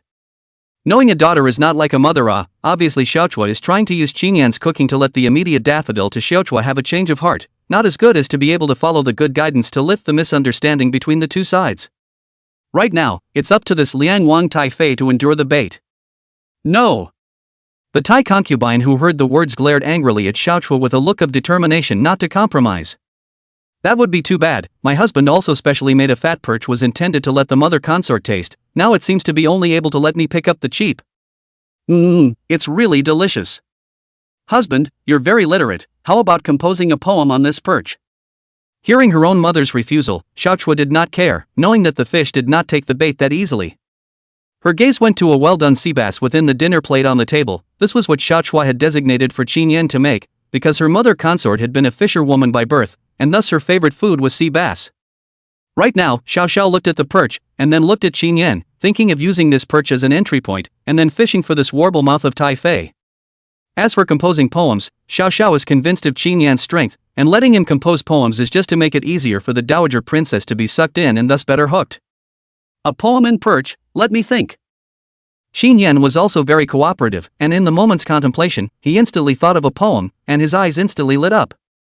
There you have it, ma'am, listen up. People on the river. I love the beauty of sea base alone. Look at the boat. Out of the storm. Qin Yan slowly opened his mouth and read out a poem that came to his mind. The reason why he thought of this poem was because he felt that it was too fitting for his own mother-in-law. This poem was mainly about fishermen working hard, and his mother-in-law used to be just a fisherwoman. In this situation, when he read out this poem, I'm afraid that it would instantly give his mother-in-law a feeling of dreaming back to her youth when she was a fisherman's daughter. Husband, you. Xiao Xiao was dumbfounded, looking at Qin Yan in front of her. She just wanted to let Qin Yan casually use the sea base to compose a poem, did not expect Qin Yan to come up to open a big trick. This is not about the perch is clearly in the story of her mother experience. What? Qin Yan looked at Xiao Xiao's appearance and couldn't help but ask. Husband, hey, forget it, it's better to let you compose fewer poems in the future, you are simply. Xiao Chua helpless, do not know what to say. Qin Yan, not that Qin Yan made not work, but too strong, this poem, is spread out. I am afraid that Qin Yan will be a good burst of touting again, those fishermen are afraid that Hai will be this poem as a divine work. The people on the river love the beauty of the perch alone. Sure enough, that end, originally still want to maintain a reserve of the cool Wang Dai Fei. After hearing Qin Yan's poem, instantly felt a huge impact, now weeping tears thought of their own once as a fisherwoman family generations of fishermen, in an instant, the heart sentimental wow a cry. Whoa! Seeing the dowager consort cry, this time it was Qin Yan's turn to be dumbfounded. I did not expect that I casually thought of a poem, actually put their mother-in-law whole will not, actually cried on the spot. The consort cried that called a pair with rain, at the moment because Qin Yan's poem thought of a lot of people who have passed away, this is not pretend, but really some sad. Ega my lady Tai Fei, don't cry, it hurts your body. Chen Gonggang look at this as really crying, not pretending, and then rushed to comfort. Just the more he consoled, the more sad this dowager princess cried, making this old eunuch as anxious to scratch his ears. Qin Yan was a bit speechless this time, and his innocent expression looked at Xiao Chua not knowing what to do. Seeing this, Xiao Xiao gave Qin Yan a reassuring look before picking up the plate of sea base on the table, then heading towards the imperial consort. A piece of perch meat on the chopsticks was sent to the dowager consort's face. Xiao Chua at the moment was just holding a plate and holding a pair of chopsticks looking at his own mother.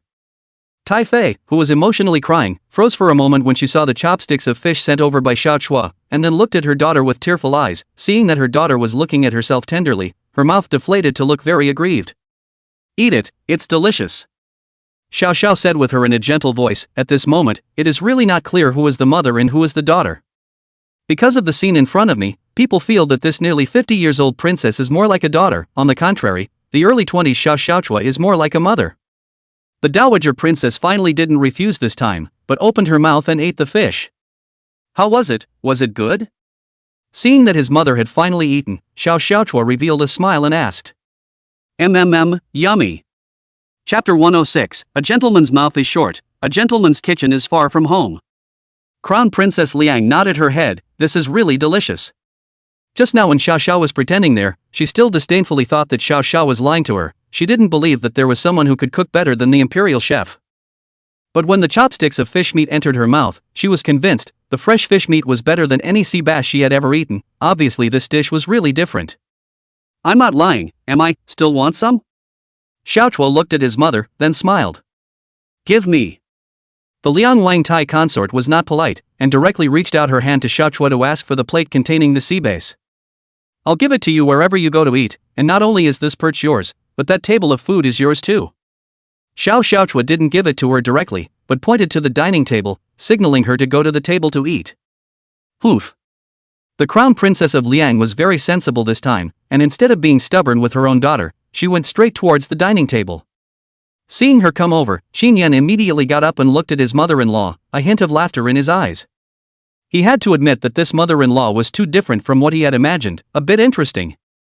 The crown princess of Liang would ignore Qin Yan this time, and instead of denigrating him again, she settled straight down on the table. When seated and looked at the table full of food at that moment, the cool king's wife had already left the rest of the things behind, her attention at the moment all focused on this table of food. The rich aroma of the meal will seduce her fingers. In the next second, she unimaginatively picked up the chopsticks on the side, and then made a windfall of the various dishes in front of her. Yummy, what is this? Warm Noro's mourners have never eaten it before. And this duck is delicious too, much better than the duck made by those imperial chefs. It's all so delicious. The daffodil this began, instantly can't stop, the side to eat and also constantly side comment, that look and starve a dozen did not eat the starving people have a spell, where there is what a country daffodil looks like. Seeing that the cool king's dowager consort was eating so vigorously, Qin Yan and Xiao Xiao did not disturb, but just quietly watched each other eat. Ah! Delicious, mourners have not so freely eaten so delicious meal in a long time. After a long time, there was only a mess left on the table. The consort alone swept a table of dishes clean. At the moment on the face is still a look of contentment, obviously this meal indeed let her eat cool. My lady, quiet hands. Eunuch Chen had been serving at the side, and seeing that the dowager consort had finally finished eating, he immediately had a basin of water brought in for the dowager consort to wash her hands. Tai Fei, this will be very obedient, there is no beginning of the demon, obediently wash their hands, after which their eyes will look to the side of the Qin Yan. Did you do all this cooking? Eat people mouth short, although not immediately put down the guard, but the consort now for Qin Yan's attitude obviously eased a lot of this meal is very good, very meet her heart. However, she is still very skeptical if Qin Yan's cooking skills are really so excellent? Yes. Qin Yan nodded and smiled as he replied, being able to feel that the attitude of the dowager consort in front of him had obviously eased quite a bit towards himself, which showed that Xiao Xiaochua's method had indeed been used correctly. You readers, is not often said, gentlemen far from kitchen, you actually will also cook. Heard that when you are Changning's extra horse harnessed by the side of a team, Changning's food and living are also your responsibility. Are you accustomed to use this trick to confuse the girls? However, when she saw Qin Yan nod his head, the imperial concubine's expression immediately became serious again. She stared at Qin Yan, looking him up and down. From Xiao Wanyu, she had heard about Qin Yan's previous behavior in Princess Changning's residence, and now that he was serving Qin Yan in such a manner, she couldn't help but feel that Qin Yan was using this tactic with intent. After all, on the Qin Yan that talent should be the type of bullying talent, right? A rich scholar but willing to wash his hands as soup, which is obviously different from the concepts practiced by most of the literati. She understood the readers, not to mention let them go to the kitchen, let them work in the ground are like to kill them. And Qin Yan, able to write Red Mansion this kind of masterpiece, but also able to write Peony that kind of poem, Fankaya Perch actually also able to casually write down a let her emotionally touching verse, how she did not think Qin Yan need to master the skills of the kitchen, that Qin Yan cooking is still so good, is not it is used to curry favor with the woman's means. Mother consort, how do you? Seeing her mother just finished eating and started to interrogate Qin Yan, still looking like she didn't trust him, she was really speechless and just wanted to say something, but was stopped by Qin Yan. Your Highness, you seem to have a misunderstanding of the phrase a gentleman is far from a cook. Qin Yan didn't let Xiaochua continue to stand up for himself in the front, but took the initiative to climb up with this mother-in-law. After all, if you want to make a change in the other party's mind, you still need to make a move yourself. Misunderstanding, what do you mean? As expected, upon hearing Qin Yan's words, the imperial concubine froze and asked in confusion. The phrase a gentleman is far from the kitchen does not mean that a scholar should stay away from the kitchen and cooking. Rather, it means that a gentleman with a benevolent heart cannot bear to see the flesh of slain oxen and sheep, which is why he will not go to the kitchen. A warning to the gentleman that he should harbor a benevolent heart and remain clean and refined, and if he is able to log into the imperial court one day, he should continue to harbor this heart as well, in order to be able to benefit the people. Qin Yan said to the consort, apparently the consort does not read much, so simply speak gentleman far from the kitchen for a literal understanding, but in fact, the meaning of this sentence is not to let the readers do not go to the kitchen. Yes, is that right? The imperial concubine froze, no one had really explained the meaning of the words to her, so she was a bit confused for a moment. Eunuch Chen blinked and looked at the imperial concubine looking at herself, and couldn't help but smile bitterly. Your Highness, the old slave hasn't read a few books either, but Jin Guogong's words sound very reasonable. Mother consort, husband's insight in these words is correct, and this is the original meaning of the words. It's just that there are many scum in the reading public nowadays, so they often misinterpret the true meaning of such words. In order to escape certain things, that is why they twist the meaning of these words to forget the original intent. The original meaning of this sentence was never meant to allow the readers to be able to get out of the kitchen, they are just deliberately misinterpreting it in order to avoid certain responsibilities and obligations, what my husband said is the right way. Xiao Chua immediately stood in line. Qin Yan rode. I don't read much, so whatever you guys say. Alright, you guys go down, the mourning family is tired and doesn't want to say anything more today. Although the mouth of the Thai concubine who heard the words was still in an unforgiving tone, her tone was obviously different from the initial one. At this moment, she was more or less embarrassed. Facing Qin Yan and Xiao Chua, it appeared that she was somewhat illiterate. At that moment, she made an excuse for the two to leave first. Chapter 107, Sisterhood, the Dowager Consort meets the Empress Dowager. Princess, you have risen, the Emperor's son-in-law has already prepared breakfast for you, is waiting for you to dine together. On the following day, when Xiao Chua woke up from his bed, the palace maid serving by his side immediately greeted him and served him. Where is my mother consort? Is my mother consort awake? And Xiao Chua get up after the first thing to ask is their mother Liang Wang Daffodil. Yesterday when leaving, although the Daffodil attitude slightly eased, but in the end still did not recognize that Qin Yan, and Qin Yan completely lift the misunderstanding. Therefore, Xiao Chua is still a little worried that his mother is too simple, easy to think too much. The dowager concubine went to the palace early in the morning. Just now the prince consort was going to have the finished breakfast sent to the dowager concubine, but the dowager concubine had already gone to the palace. Went to the palace? What's she doing at the palace? Xiao Chua froze, but did not think that his mother consort would go to the palace early in the morning. A moment of her heart is still a little surprised. I heard the palace maid beside the dowager consort say that the dowager consort had gone to find the empress dowager. Looking for mother? When learning that his mother consort is to find the empress dowager, Xiao Zhao's heart only slightly settled down. The empress dowager is Xiao Chua's first mother. Liang Wangfei gave birth to Xiao Chua. After Xiao Chua was sent to the empress dowager to raise, so the empress dowager Xiao Chua's feelings are not worse than that of her biological mother, and even more than ever. His own mother went to the empress dowager, although he didn't know what her motives and intentions were, but no matter what, the empress dowager would definitely be on his side. Xiao Chua was most afraid that his own mother consort would go to the emperor and beg for the annulment of the marriage contract without any consideration. That would be a real headache. If she just went to the empress dowager's place, with the empress dowager there, her own fussy mother wouldn't be able to pull any tricks, and maybe even the empress dowager would be able to help change her mother's impression of Qin Yan. Inside the Ci Ning Hall, it was breakfast time at the moment. Only to see the cool king's dowager consort holding a bowl, she drank the bowl of porridge in 3 or 2 gulps, and then contentedly revealed a smile. Empress Dowager, this morning meal in your palace is still the same flavor as before, it's just better than the one made by the imperial chef beside me. I haven't eaten it for years, and I'm satisfied this time. Finished eating, kanji of the consort's eyes looked toward the old lady on the main seat of the Ci Ning Hall. Many years have not seen. When she saw her, the consort more or less still looked a little nervous and afraid. For no other reason than that this is the former empress, the master of the harem, although now has been promoted to the empress dowager, has no matter what the matter of the harem, but just in that momentum, it is enough to let the consort remember the past. Of course, it's not that the empress dowager used to be so bad to her. On the contrary, from the beginning of the empress dowager's entry into the palace, this empress dowager in front of her has been very good to her, teaching her the rules of the palace, arranging for her to learn how to recognize words, and even if she has made some mistakes, she will also help her to correct them. And when someone tried to harm her and bullied her, it's the one in front of her that stepped in to set everything right for her.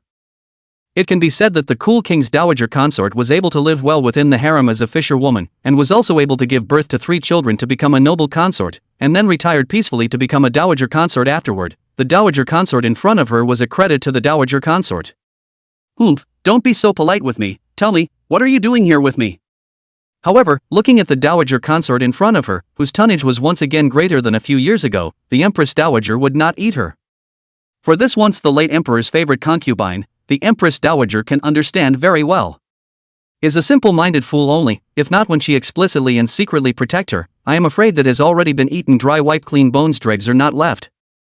But it is also because of her simplicity and goodness that the empress dowager will be so protective of her. In fact, the empress dowager will be in front of the cool king dowager as her own sister, just the mouth can never spare her, show her always a look of dislike and harsh appearance. For the cool king consort into the capital this matter, the empress dowager in fact knew yesterday. Early this morning she ran to ask for peace with herself, the result of a morning meal were she a person to eat a clean. Look at her more and more bloated body, the empress dowager is speechless, can be predicted is, in Liangzhou, she is simply no moderation, otherwise how could it be fat into this? The empress dowager has been clear, this Liang Wang Daifei has no heart, has always been she is afraid of their own, now take the initiative early in the morning to find their own, I'm afraid it is not for a bite to eat so simple. Lazy with her nonsense, with her to engage in mind for fear will drive it crazy, so the Empress Dowager is straightforward to point out things.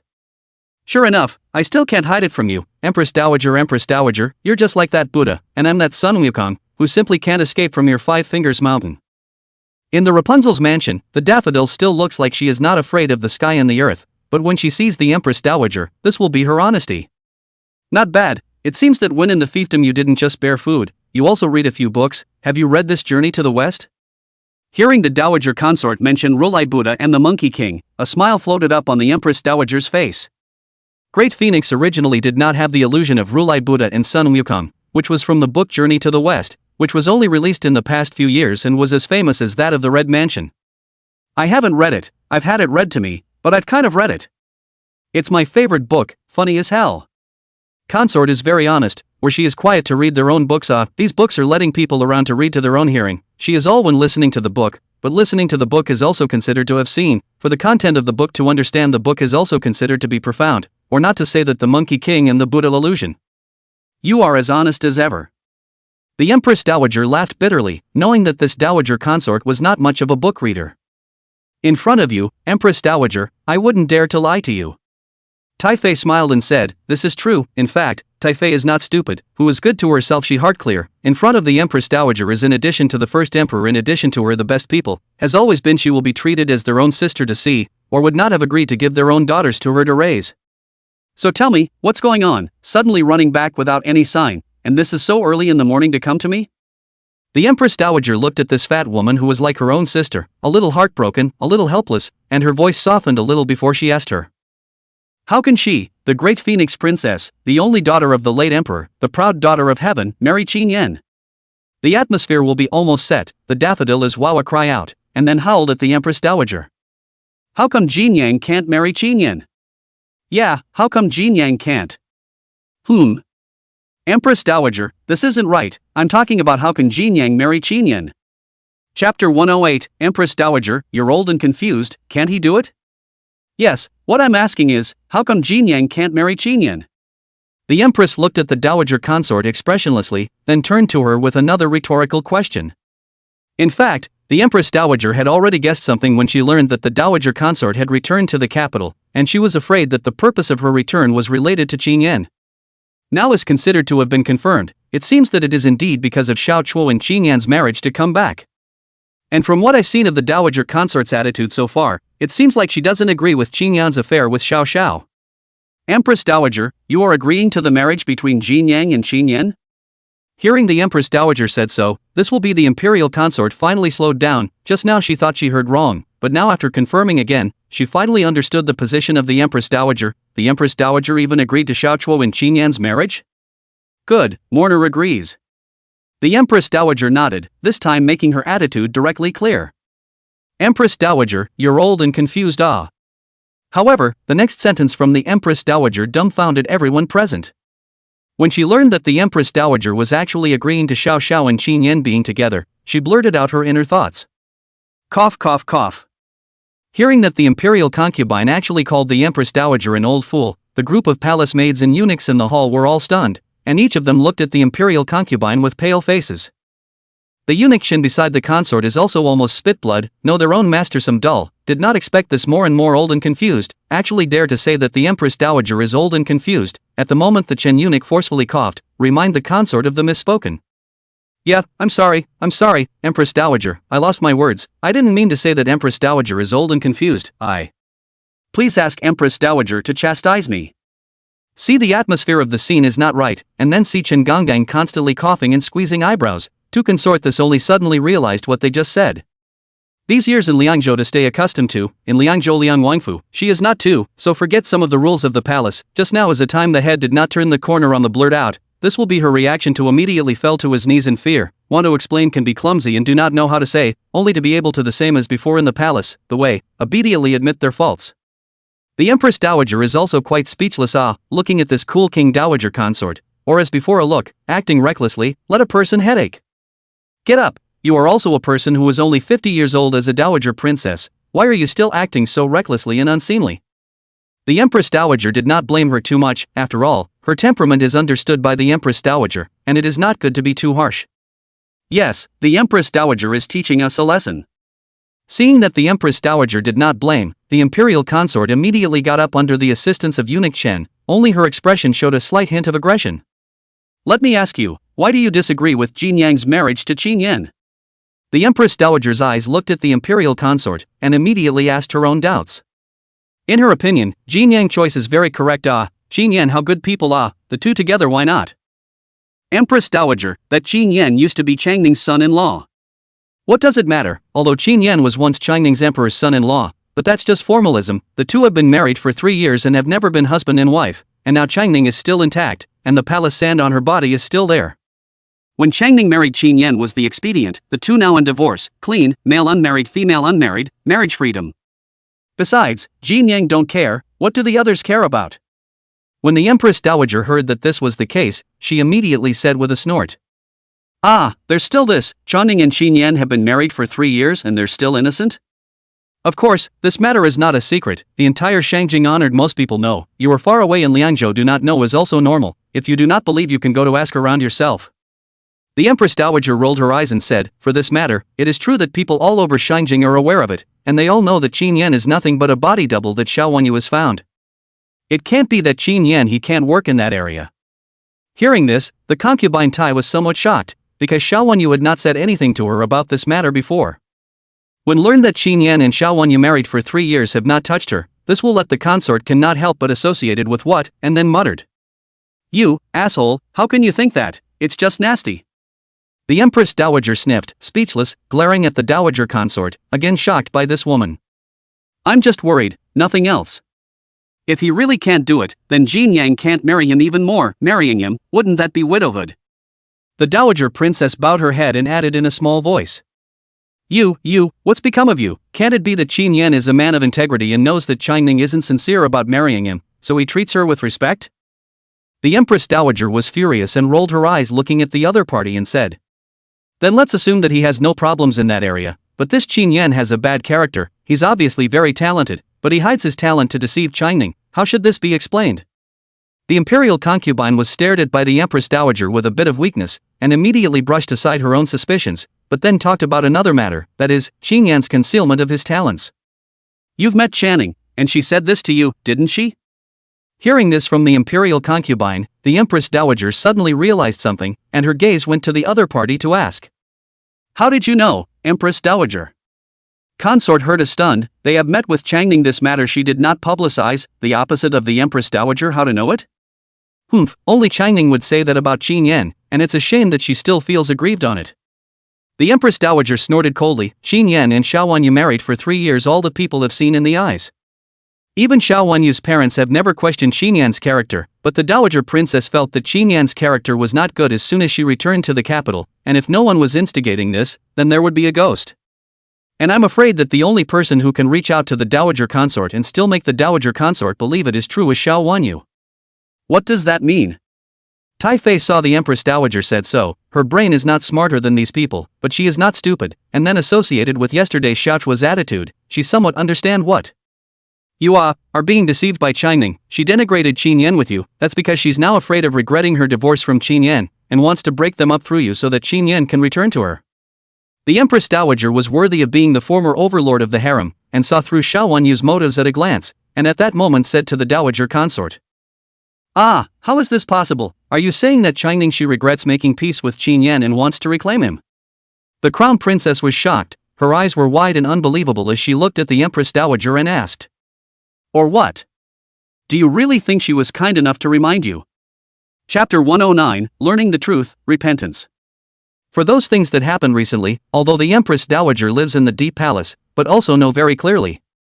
It was no surprise that Xiao Wanyu would eventually regret it. In fact, even the Emperor and Empress had already foreseen it in the beginning, let alone her. Since the Peony Poetry Festival, I have heard that Xiao Wanyu has intentionally avoided Ji Yuani, and this attitude is obviously that Xiao Wanyu has some regrets about leaving Qin Yan. With Xiao Wanyu's personality, once she realized the importance of Qin Yan, she was afraid that she would never give up and watch Qin Yan and Xiao Xiaochua make peace. Therefore, it was not unexpected that Xiao Wanyu would make a move. Only what was not expected was that what Xiao Wanyu found was actually the cool king's Dowager Consort. But think about looking for the princess seems to be a good choice. She is Xiao Zhao's birth mother, is considered one of the most important people in Xiao Zhao's life.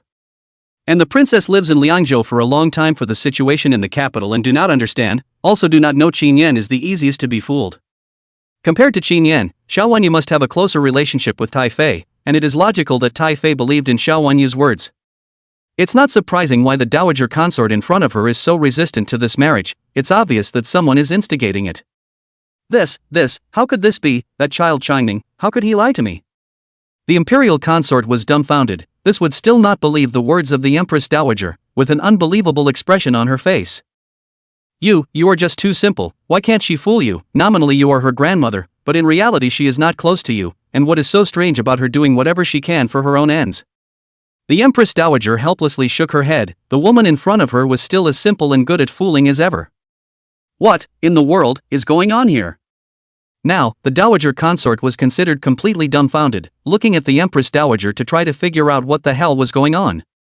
The Empress Dowager looked at the dowager consort with a confused face, and then described the love-hate relationship between Qin Yan and Xiao Wanyu from 3 years ago with the dowager consort in front of her. This talk is a whole noon have passed. The expression under the eyes of the daffodil is completely a look of a melon crowd, listening to the eyebrows. I see, so Changning didn't become a real couple with Qin Yan because she treated him as a stand-in for Gune from the beginning, and after Gune returned to the capital, the first thing she did was to make peace with him? Yes, so it is not at all that Qin Yan intends to hide anything from Changning. Those who have a heart don't need to be reminded at all. It's actually very easy to get along for 3 years to understand a person's true side. Changning, if she really had intentions towards Qin Yan, how could she have not discovered Qin Yan's talents for 3 years? Furthermore, it's been 3 years since Qin Yan was known how he treated Changning, but anyone with a bit of a heart wouldn't be so cold. Now she's turning black and white upside down, saying that Qin Yan deliberately tried to deceive her is simply ridiculous. The Empress Dowager snorted coldly, although Xiao Wanyu was also her granddaughter, but this way of doing things made her very dissatisfied. And Qin Yan her? Learning the truth, the dowager concubine could not help but feel a little embarrassed. She indeed did not expect that the original beginning and end of the matter was not at all what she had thought. Your daughter is the real great wisdom. She has long been found Qin Yan extraordinary, to her is also secretly in love, but at that time Qin Yan's identity she cannot do anything. Fortunately, the heavens are open to let Qin Yang wait until Qin Yan and Changning in divorce, which allows Qin Yang to seize the opportunity to beg for the will to bestow marriage. At first, His Majesty was reluctant, wanting to keep Qin Yan to give Changning a chance to regret. If not for Qin Yang's decree from the previous emperor, your son-in-law would not have begged to come. Now you're good. Instead of feeling sorry for your daughter's silent stoicism all these years, you're actually thinking of breaking them up, you say. Aren't you going overboard? The Empress Dowager cast a sidelong glance at the dowager consort, said helplessly, thinking of Qin Yang all these years of stoicism and love, she felt heartbroken. Well, in the eyes of the reign is over, do not want to see all this finally be destroyed again to go. The imperial concubine sniffed and opened her mouth to say something, but knew that she was indeed a bit reckless this time. Thinking of yesterday, she also cried and tossed them. At this moment, the dowager consort could not help but feel some remorse. Alright, Qin Yang is a big-bellied person, she won't blame you. After all, it's normal that you don't understand the details in Liangzhou far from Shangjing. You will have less contact with Changning in the future. This girl has been raised badly by her father and mother, her heart is not right, she actually hit her idea on you, it's simply ridiculous. The Empress Dowager looked at the self-condemnation of the consort, but also did not have too much censure. She is too clear about her sister's character temperament. The reason why she can favor the palace is also because of her simple temperament nature, so that the late emperor saw her and the harem women's different, so it will be so loved. Right now, there is obviously no need to ask her to change this kind of character, all half of the body into the ground people, she love how to do it. Qin Yan is a good person, believe me, although Qin Yang was born to you, she was raised by me, I treat her as my own daughter, would never harm her. Qin Yan character noble, is not an ungrateful person, and treat people sincerely and carefully. When Changning is just help him a hand, he will be able to endure Changning 3 years. 3 years is one day. No matter how Changning treats him, he has no regrets. Such a respect for women's men rare in the world. Not to mention that he's not an incompetent person. Might as well tell you that the journey to the west you just mentioned was actually written by him as well.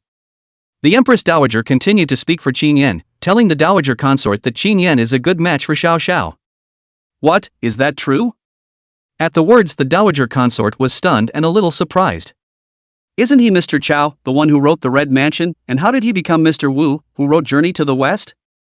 The imperial concubine did know that Qin Yan was rich in learning and was very good at studying literature, and was the one who wrote The Red Mansion, but how did he become Mr. Wu who wrote Journey to the West?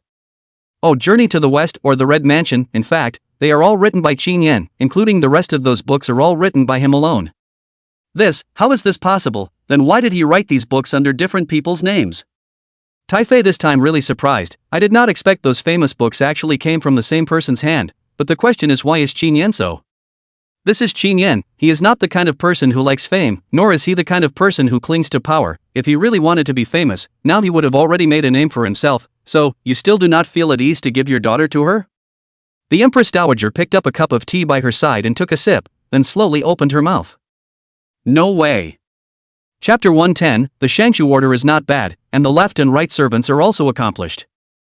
But not yet?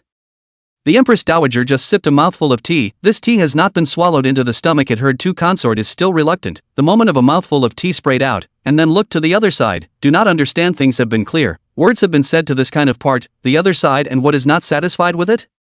No, Empress Dowager, you've misunderstood. I'm not saying that I'm still going to oppose Jin Yang's marriage to Qin Yan. As soon as she saw that the Empress Dowager reacted so greatly, the Dowager consort also understood that her words had caused the other party to have a misunderstanding, and immediately said to the other party, indicating that things were not the way she thought they were. And what do you mean by that? Why not yet? Empress Dowager, you put down the teacup, puzzled to look at the other party, asked, unknown to each other in the end, what the meaning? If my virtuous son-in-law is really that powerful, how can he be just a mere duke now? And this duke was only obtained because of the late emperor's will. This can't be done. The imperial concubine opened her mouth and said that she did not mean that she was against Qin Yan and Jin Yan's affair. What she said was that she felt that Qin Yan's status today was low, although at the moment, Qin Yan had already been appointed as a duke of state, or a duke of state that could be hereditary for 3 generations. The problem was that all of this had originated from the previous emperor's decree. If Qin Yan is just an incompetent person, then the duke of the country is also enough to match Qin Yan. But according to the current Qin Yan's ability, if only have a title that is too much to Qin Yan, but also too much to Jin Yan, therefore, the consort would say no. What the hell are you doing? The Empress Dowager was a bit baffled, looking at the Dowager consort in front of her who thought of one thing or another, and was also somewhat unable to do anything about her, not understanding what exactly she intended to do. Seal the official. My virtuous son-in-law, since so capable, of course, is to be awarded a 1.5 position is right. So also good to serve the court is not. Finally, the imperial concubine said her intention. She wanted Qin Yan to mix a position, so that it is appropriate. The title is just a status symbol, although Qin Yan is the Duke of Jin, but it is only the Duke of Jin. In fact, there is no real power, and there is no right to speak in the court. If you want to truly gain the recognition and respect of others, you still have to have an official position in place. The imperial concubine thought about how she had misunderstood Qin Yan before, so she had to make amends to Qin Yan, and that's why she thought about how to get Qin Yan an official position. Why son-in-law? The Empress Dowager cried and laughed, a moment ago, but also on the Qin Yan to kill to death. Think Qin Yan is a little yellow hair abducted his daughter. This a twinkling of an eye of kung fu, it should be called, are called on the virtuous son-in-law. The ability to see the wind and make the helm of this concubine, but really let the Empress Dowager eye opening, only the concubine such a heartless character to be able to live so free and transparent. Empress Dowager, you say, my virtuous son-in-law is so capable. What kind of official position must he ask for in order to be suitable? However, the current concubine simply did not pay attention to the Empress Dowager, but to talk to herself, already there to calculate to Qin Yan to ask for what official position is appropriate. You're still elected, do you want to give Qin Yan a Shangshu order? The Empress Dowager was speechless, looking at too much consort still really there to ponder over this matter. She could not help but feel that too much consort thought a little too much. This is when the official is not an easy thing. The Great Phoenix selection of officials is still mainly rely on the imperial examinations. Although there are also officials who are selected by shade, hereditary and recommendation, most of those official positions are some idle positions. Like Qin Yan, who did not properly participate in the imperial examinations, even if he had the identity of the Duke of State, then he could not become a great official. May I? Hearing the Empress Dowager's words, the eyes of the imperial concubine lit up and immediately, she looked at the Empress Dowager and asked. You really want to? The Empress Dowager looked at the consort's appearance, the whole a collapse of 2 words. She actually really think directly let Qin Yan do on the Shangshu order. That is the position of the head of the 100 officials. How can it be Qin Yan's turn to do Shangshu order? I knew it, really can't. The left and right servants will be fine, still worthy of my virtuous son-in-law's identity. Seeing this, the imperial concubine glanced at her mouth and muttered to the Empress Dowager, clearly understanding that the Shangshu order was definitely out of the question. Hey! The Empress Dowager let out a long sigh, looking at the appearance of the consort is really a bit concerned about the eyes of the mentally retarded children. Left and right servant, that is second only to the official position of the minister of the book. The minister of the book is equivalent to a prime minister, and the left and right servant is the meaning of the left and right vice phase. This two consort must be how big mind. Think Qin Yan will be able to come up to have this honor when the left and right servant? First of all, regardless of Qin Yan is some talent is good, but literary attainments also does not mean that Qin Yan has the talent to rule the country. So for this matter, the Empress Dowager is very much more sensible. He was just about to reprimand the imperial concubine for a few sentences, then a sudden movement came from outside. His Majesty too. The Empress arrives at. Accompanied by a burst of eunuchs singing, a line of people from the outside entered into the Ci Ning Hall. It was Xiao Yuanwu and his Empress came. See the Emperor later. The eyes of the Dowager consort instantly bright, which just thought to seek an official position for their virtuous son-in-law, did not expect the key figure actually came. Instantly, the Dowager Empress heart happy, thinking must seize this opportunity to their good virtuous son-in-law to seek a beautiful job, as yesterday's misunderstanding to make amends for the wrong. My son pays his respects to mother. I pay my respects to mother. The cool king's dowager princess is indeed here. The cool king's dowager consort. Your Majesty, Your Majesty. Xiao Yuanwu and the Empress entered into the Ci Ning Hall to first pay respects to the Empress Dowager, and then the gazes to look at the consort Dowager. Consort as an elder in accordance with the rules of the Great Phoenix is not to the Emperor and Empress kneeling salute. The two sides only need to see the salute can be, so the Emperor and Empress two people and the consort is each other's see a salute. What brings His Majesty here? Seeing the Emperor and Empress come to her Ci Ning Hall at this point, the Empress Dowager was quite surprised to see the two of them. Generally speaking, if there was nothing important, the Emperor would only come to the Empress Dowager in the evening to ask for peace, while the Empress would do it twice in the morning and evening. Mother, my son heard that the cool king's Dowager consort returned to Shangjing yesterday and came to you early this morning, so he and the Empress have come to meet the Dowager consort. After all, the Dowager consort has not returned to the capital for several years since she left for Lianzhou. Xiao Yuanwu smiled and replied, for this late emperor's favorite concubine, Xiao Yuanwu's impression is of course still very deep. The concubine used to be very kind in the palace, the only hobby is to eat. The princes are quite like this somewhat naive concubine, so many years have not seen. Xiao Yuanwu was really some remembrance. After all, the concubine is also regarded as his mother's elders. Yes, Taifei, haven't been back to the capital for many years. Are you still well in Lianzhou? Have you ever gotten used to it? The Empress also smiled gently as she looked at the Dowager consort and asked, acting friendly. Whoa. But unexpectedly, this Emperor and Queen just finished saying this, the daffodil will wow a cry, that the speed of change is comparable to turning over the book. Chapter 111, The Imperial Concubine's Acting Skills, Fishing for the Emperor and Empress to Cross Her Mouth. This. What's wrong with the Dowager Princess? Why? Consort this cry, the Xiao Yuanwu hole will not, do not know this cool king consort what is the situation, how their own wants the other party to cry so sad Yes Taffy, is something wrong? If there really is something, His Majesty is here, you are His Majesty's elder, and His Majesty will surely decide for you. The Empress saw the situation is also rushed to pacify said, do not know this fat too much consort lady is to engage in what moth, how to say cry on the cry. I was hearing that the Emperor and the Empress were so concerned about me, and when I thought of a poem made by my virtuous son-in-law yesterday, I couldn't help but associate it with many more, which is why I couldn't help but feel a touch of sadness within me, and that's why I couldn't help but shedding tears The imperial concubine sniffed and cried as she said mournfully, with a look of great sadness. Why son-in-law? The Empress and Queen froze, hearing the word virtuous son-in-law mentioned in the mouth of the Dowager consort. They were a bit stunned for a while. Yes, Qin Yan? But very quickly, the two thought of who this so-called virtuous son-in-law was. This imperial concubine was Xiao Xiao's biological mother, a matter that the Emperor and Empress naturally knew about. As a matter of fact, they came this time, not because they said that they missed the Liang Wang Daifei so they learned that she was here and came, the real purpose of the two of them to come, in fact, in order to find out from the Daifei her exes Xiao Xiaochua and Qin Yan's views on the marriage. Xiao Xiao and Qin Yan's marriage as Xiao Xiao's own master of the arrangement, did not tell his mother in Liangzhou, Liang Wang Daifei. Since the death of the late emperor has been living in Liangzhou never returned to the capital, suddenly back to the duo guessed that most likely because of this matter. This emperor and queen understand that their daughter Xiao Wanyu for Qin Yan still have ideas. If you want Xiao Wenyu to reunite with Qin Yan, the first thing to do is to get rid of Xiao Xiao. Using force is obviously impossible, the only way is to let Xiao Chua take the initiative to withdraw the marriage. In that case, then undoubtedly the Taifei in front of her might be away. Because of this, they wanted to find out what the dowager consort thought about Qin Yan. If the dowager consort is dissatisfied with Qin Yan, then Xiao Yuanwu will have to help his daughter think of a way to see if she can use the old lady to stop the marriage.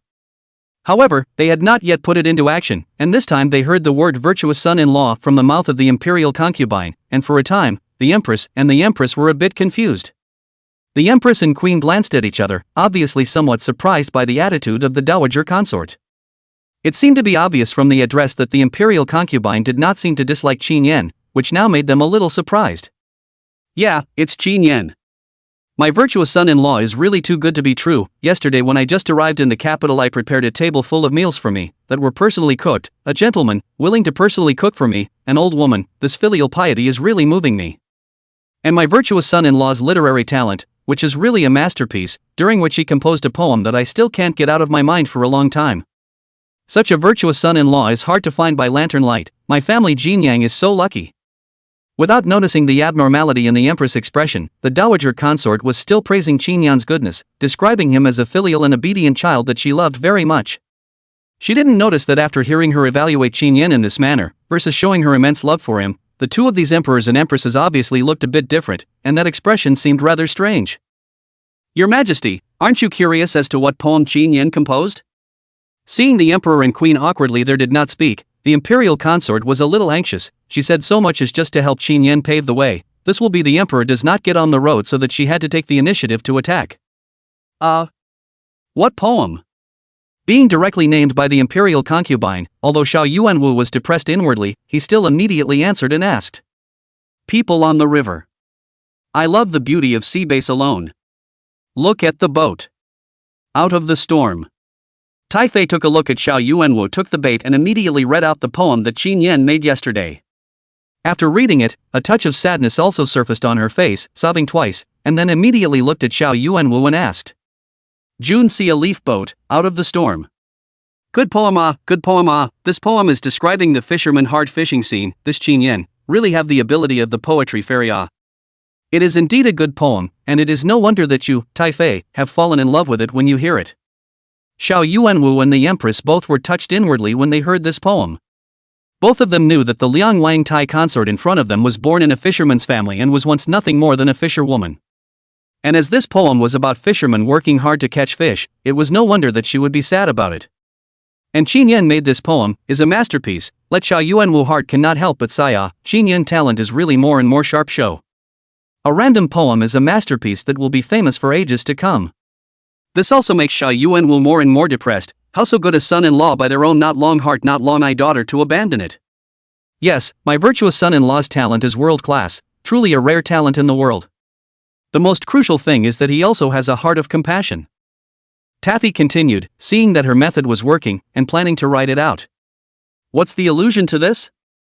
The empress subconsciously asked, and just after she asked, she regretted a little, because Xiao Yuanwu and the empress had already vaguely felt that this not very smart Taifei seemed to have become a little smarter today, and it seemed as if she was not simply saying that much just for the sake of expressing her feelings, but she had a purpose. Sure enough, just after the empress finished speaking, the dowager consort immediately spoke out her own argument with Qin Yan yesterday about the gentleman being far away from the kitchen. It's all my fault for not being a good reader. I actually completely misunderstood the meaning of the phrase a gentleman is far away from the kitchen. Fortunately, I have a virtuous and talented son-in-law who answered my questions and let me know that this phrase actually means that a gentleman should be benevolent and righteous and be able to help the whole world. The dowager princess said with an exclamation, a very educated look. I didn't expect Qin Yan to have such a bosom. Yes, nowadays too many people have misunderstood some of the words of the ancestors, and how many people are still able to keep the original heart unchanged. Qin Yan has such a bosom, it's rare and precious. Xiao Yuanwu, who had heard everything, couldn't help but sigh and say. Right, Your Majesty, there aren't many young talents as talented and virtuous as my virtuous son-in-law in this world anymore. Such a great talent is now empty. Isn't this what the people always say? A man with talent is not recognized, a hero has no use for his talents, so Your Majesty, as the Emperor of the Great Phoenix, and a bright ruler comparable to the late Emperor, you shouldn't let such an aspiring man be buried, right? Chapter 112, Seeking an Official. being relied on by the old lady. Oh no, this old lady was coming at me from the start. This is her intention to seek a position for Qin Yan. How could she be so kind to Qin Yan? Xiao Yuanwu can be the emperor, of course. The IQ is online. Liang Wang Daifei said this as soon as the exit. He already knew what this old lady means. This is clearly want to let himself to Qin Yan to seal a half a position. Nowadays, Qin Yan's identity is the Duke of Jin, and after marrying the Princess of Jinyang, he will be extra horse harnessed by the side of a team of harnessed by the side of a team. However, whether it is the Duke of Jin or extra horse harnessed by the side of a team, it is not a real power, but just the status of the title. Obviously the old lady in front of me is not satisfied with letting her son-in-law only have a title but not an official position. This party just acted with herself for a while. The purpose is to give her good son-in-law to seek an official position. The Empress Dowager was also a little surprised to see this scene. This move of the imperial consort can be described as a good temptation. From the beginning to Xiao Yuanwu set, actually really put Xiao Yuanwu into the loop. She had always felt that the dowager consort in front of her was a simple and foolish person, but now it seemed that she wasn't as stupid as she had imagined, or perhaps she had actually understood everything all along, but was just as wise as she was stupid? But no matter how, she is now under this kind of operation. Xiao Yuanwu was afraid it is very difficult to refuse. After all, the words have been said to this. If you do not agree, this does not appear to Xiao Yuanwu stupefied, but also will be offended by this line of consort. Obviously this is not cost-effective. Ahem. Xiao Yuanwu reacted, but it was already too late. Looking at this moment, eagerly looking at his wife, Xiao Yuanwu understand that today if you do not give Qin Yan a post, I am afraid it is very difficult to get out of the old lady in front of. Once he thought of this, Xiao Yuanwu was a little chagrined. Nothing to run here for, really looking for trouble for himself. But after carefully pondering it that way, Xiao Yuanwu suddenly relieved himself again. Because he thought of Qin Yan's ability and talent. Have to admit, Qin Yan is indeed a great talent. Leaving aside his current status, if the current Qin Yan is just an ordinary person has this kind of talent, then he is also willing to income for the court's efforts. Thinking this way, Xiao Yuanwu wasn't so twisted. Taifei, don't worry, Qin Yan is indeed talented. If such a person is to join the court as an official, will be able to share the worries of the court. Since Taifei brought up this matter, I will naturally be happy to do so. Xiao Yuanwu revealed a smile and said with the imperial concubine, clearly this was a promise. Truly, sire, and what office do you intend to give my virtuous son-in-law? I think, the left and right servant is good. My son-in-law is rich in knowledge and talent. It is a good seedling to be, as I will be able to share his majesty's worries. Consort look at Xiao Yuanwu promised, immediately broke into tears, and then rushed with Xiao Yuanwu said. And nonchalantly proposed to let Qin Yan do the left and right servant. How to mix a vice prime minister when? Cough cough cough. A cough, Xiao Yuanwu almost choked to death by his own saliva. He truly did not think that the old lady in front of the lion's mouth so can say, open his mouth to let himself seal Qin Yan for the left and right servant. This is not a joke. The status of the left and right servant is second only to the minister, is the real vice phase of the position, the serious court officials. This feudal official can be different from the feudal title. Don't look at Qin Yan's seal. Jin Guodong seems to be nothing against. That's because the title is no real power, is a status symbol of the actual use of the intervene in the court of things at all. But this official is different. This official can be involved in the court. The appointment of any official will affect the dynamics of the court, not to mention that today's left and right servants have been someone. Xiao Yuanwu is not likely to be for no reason for a Qin Yan and arbitrarily deposed to replace. Even if these two positions are empty, he would not dare to directly appoint Qin Yan for the left and right servants. Qin Yan, his talent is not false, but talent does not mean that will rule the country. He did not dare to let Qin Yan come up to a high position to have the ability to sway the country's decision-making. Your Majesty, are you all right? The Empress looked at Xiao Yuanwu, who was choking, rushed to help him stroke his back. At the moment her face was also a burst of tears and laughter to look at the dowager consort. Heart, this old lady is not intentional. Is it really stupid or pretending to be stupid? It's okay, it's okay. Taifei, this left and right servants now have officials in office. I cannot easily replace the mobilization. Xiao Yuanwu smoothed out his anger and had to continue to speak with the dowager consort in front of him, indicating that the right and left servants were definitely not working. In that case, then the Chinese minister, the minister of the 6 ministries, the general of the 16 guards, and the secretary of the Imperial Standing Committee will also be fine. Which one does your Majesty think my son-in-law is suitable for? The consort sniffed, nodded, but did not say more, but continued, reported a large series of official positions, but also as if these official positions are barely able to match their own virtuous son-in-law. Why don't you just give the throne to your family's virtuous son-in-law? Xiao Yuanwu really speechless, listening to the old lady in front of the eyes. Like in the city level selection of goods in general will be a group of court officials to report out, but also it will be like, at the moment he is really someone to be angry, but also regret their own decision to come here. But after all, the dowager consort in front of him was his elder, so of course he didn't dare to get really angry. Forcibly squeezing out a smile to look at the imperial concubine, Xiao Yuanwu patiently said, "Imperial concubine, all of these official positions are held by people, no vacancies. I'm afraid it's not possible to allow Qin Yan to take up the position."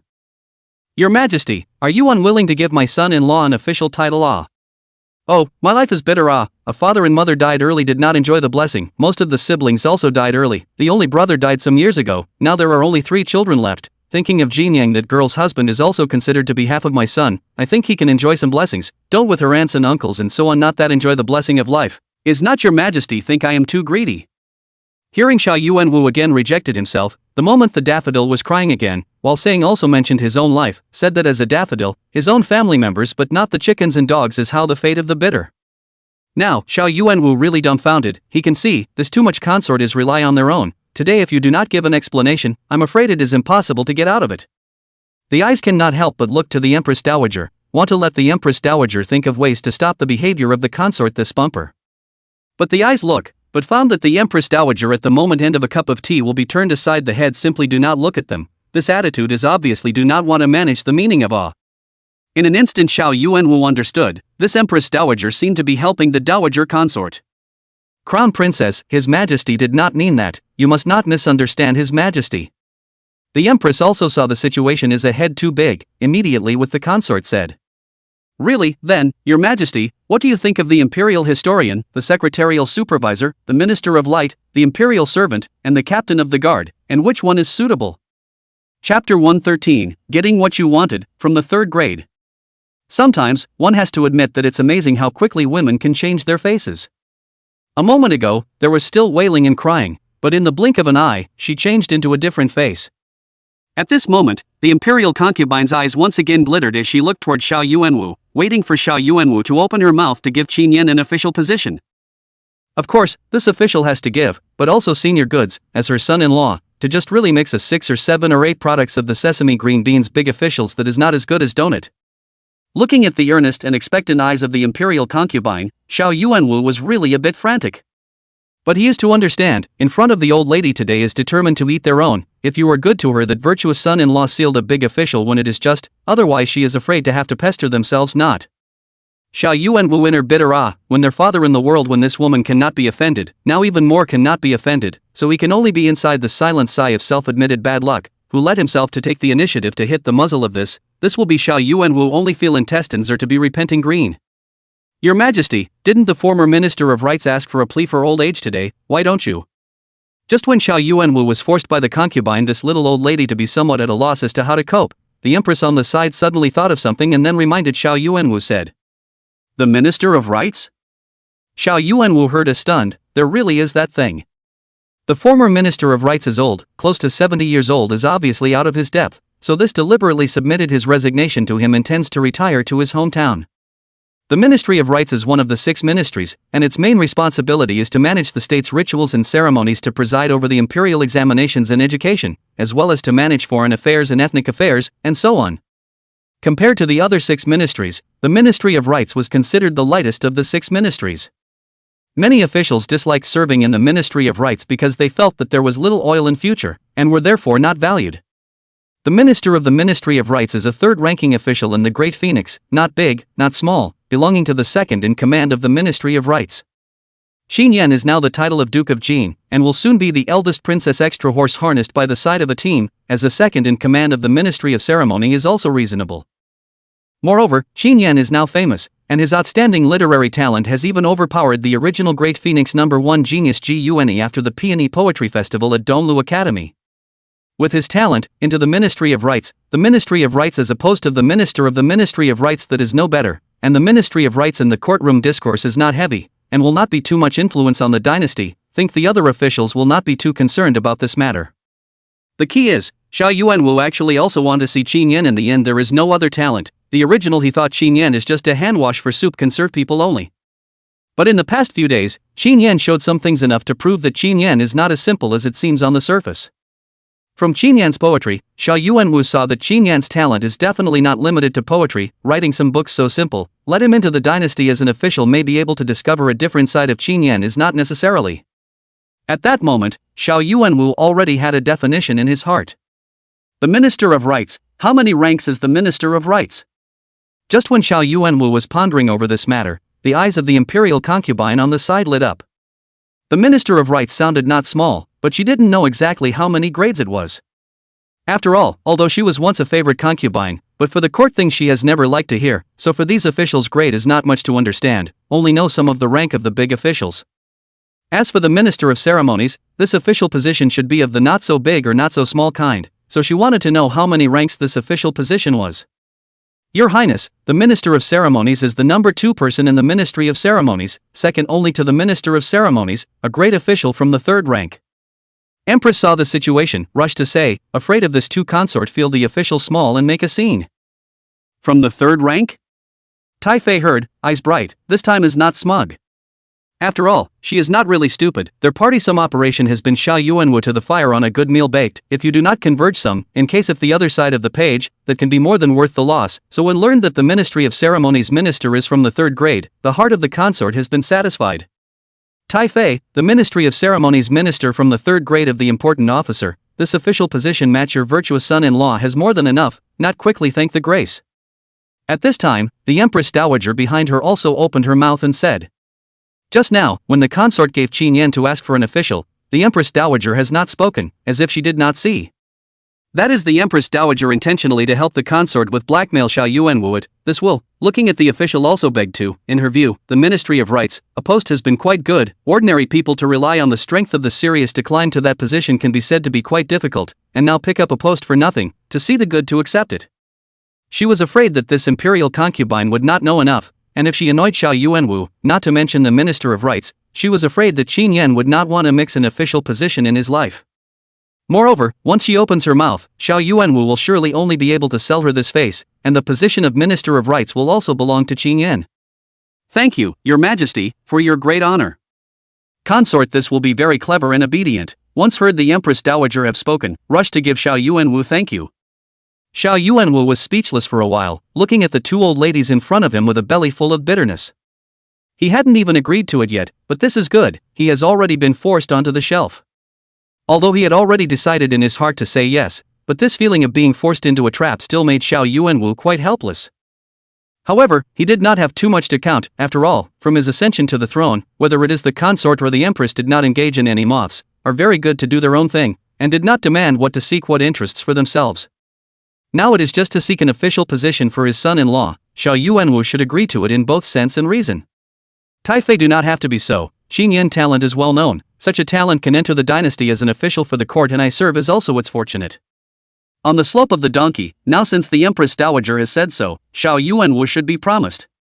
Your Majesty, when will you give your decree then, or maybe today? Tai Fei's eyes looked to Xiao Yuanwu, then with Xiao Yuanwu said, already cannot wait to put this good news into practice. In fact, she is also in order to not want to be embarrassed. After all, yesterday's demonic thing is still vivid in the eyes. At the moment, she is a little embarrassed to return to the house. If she can go back with the decree of sealing the official, then her bottom line is naturally also enough. Your Highness has returned and, moreover, brought with her eunuch Shui, the eunuch of His Majesty's side who delivers the decrees. What, the eunuch of orders? Chapter 114, a different person, is this still the same imperial concubine? Rapunzel House, Qin Yan and Xiao Xiaochua today stayed in the house did not go out. For their own mother consort early in the morning into the palace this matter, Xiao Xiao was not too on the heart. Because she understood that her mother consort had mostly approached the Empress Dowager, who was on the same side as her, she felt self-conscious that nothing would go wrong. But when she heard that her mother consort had come back, and had not come back alone, but had brought Shui Qingzhen, the eunuch who had passed on the decree beside Xiao Yuanwu, her face instantly changed, becoming a little less pleasant to look at. Eunuch Shui, how could he follow the imperial consort back? He is His Majesty's imperial eunuch for the transmission of the decree. He inevitably came to convey the decree, could it be? Qin Yan's face this moment also some not very good look, for Shui Qingzhen he is aware of, generally he appeared on behalf of Xiao Yuanwu's decree too, and now followed by the princess together back, cannot help but let a person associated with the princess is not really beg to what decree not? No, royal brother wouldn't do that, there must be something else going on here. No matter what happens, husband, I won't leave you. If it's really a last resort, then I'd rather give up this position of the princess to be an ordinary couple with you. Xiao Xiaochua also understood what Qin Yan was trying to convey, but immediately shook his head thinking that there was something fishy about this matter. She understood Xiao Yuanwu. She had begged for a marriage with Qin Yan using the late emperor's holy decree. It wasn't something that her own mother consort, a Liang Wang Daifei, could sway, and besides, she didn't believe that the Empress Dowager would agree to this matter, so she was afraid that there was something else going on here. But then again, even if everyone wanted to stop her from being with Qin Yan, so what? If Xue Qingyan's intention today was really to announce the dissolution of her marriage to Qin Yan, then she didn't care. The big deal was to give up her status as a princess of the royal family, and she would still want to be with Qin Yan. Mother! Qin Yan looked at Xiaochua's determined eyes, his heart warmed, and reached out to hold Xiaochua's hand. Okay, husband and wife, let's get out there and see what's going on. Aha! Egu, my virtuous son-in-law, my good virtuous son-in-law, you've finally come out. Look what good things mother-in-law has begged for you. When Xiao Xiao and Qin Yan see the consort and a group of eunuchs to pass the decree are waiting in front of the Rapunzel house. At this moment, the Grand Princess house is already gathered in front of a large group of people. There are people in the princess house, there are also people in the palace, while there are many people watching the surrounding. When see Xiaochu and Qin Yan from the house out of the moment, the cool king consort face immediately surfaced a smile, and then went forward to the Qin Yan said with a big smile, but also nonchalantly a hand will be Qin Yan from the hands of Xiaochu dragged to his side. Mouth also said to Qin Yan constantly, the attitude tone seems very kind. Wise son-in-law. When they heard these two words spewing out from the mouth of the Liang Wang Taifei, Xiaochu and Qin Yan were completely dumbfounded, looking at the Liang Wang Taifei in front of them with unbelief. How could they not believe that the two words virtuous son-in-law were spoken from the mouth of the Liang Wang Taifei in front of them? They looked at the imperial concubine in dismay, not knowing what was going on. How could this imperial concubine go to the palace and come back to address Qin Yan as a virtuous son-in-law? Mother consort, what exactly do you want? Let me tell you, I will not separate from Qin Yan, nor will I agree to cancel the marriage. You die of this heart. Xiao Xiao feels that there must be a demon in everything, but also thought that this is another kind of tactic and routine of the imperial concubine. At the same time, the face of the condensation said to his own mother consort, said that no matter what trick she played, he and Qin Yan will never be separated. Good daughter, what are you talking about? How could I let you be separated from my virtuous son-in-law, such a good son-in-law? There's no place to find him with a lantern. If you're willing to give up, I'm still not willing to give up. Look, my son-in-law, Long can be really handsome, simply like the heaven down the banishment like, the key character noble not to mention, first-class literary talent, then that what Ji Yuan can be too much stronger. Hearing this from Xiao Xiao, the princess rolled her eyes and stretched out her chubby hand to pinch Qin Yan's face. Yesterday, I was angry that Qin Yan is good-looking and handsome. This misunderstanding is lifted. The Wang Fei look at Qin Yan, that is, the mother-in-law to see the son-in-law more and more happy. How to look at Qin Yan at the moment, how to feel smooth eyes. Along with a string of complimentary remarks were also said without hesitation. The heart does not jump and blush of praise said. This scene, once again, Qin Yan and Xiao Chua looked silly. At this moment, the two stupidly looked at and yesterday as if a person in general, the attitude of a 180-degree turn, they are greatly shocked, cannot believe that this is true, and even suspected that in front of the eyes of the princess was scared of what compulsion is not? Otherwise, the great change in attitude of this imperial concubine is too scary, right? This is completely a different person now. Mother consort, are you telling the truth? Xiao Chua will be convinced, still a little apprehensive inwardly looking at his own mother, even though he knows it well, but still a little shocked and surprised. What really false? I this virtuous son-in-law so good, I have what good to pick, virtuous son-in-law, yesterday his mother consort did not do well, let you aggravated, mother consort to apologize to you, you do not want to be angry with mother consort me ah. The imperial concubine glanced at Xiao Chua speechlessly, then changed into a kind smile to look at Qin Yan and said to him. Fearing that yesterday's image of herself as a demon had left the other party with a bad impression, this time she hurriedly explained. No, it's okay, the queen doesn't have to.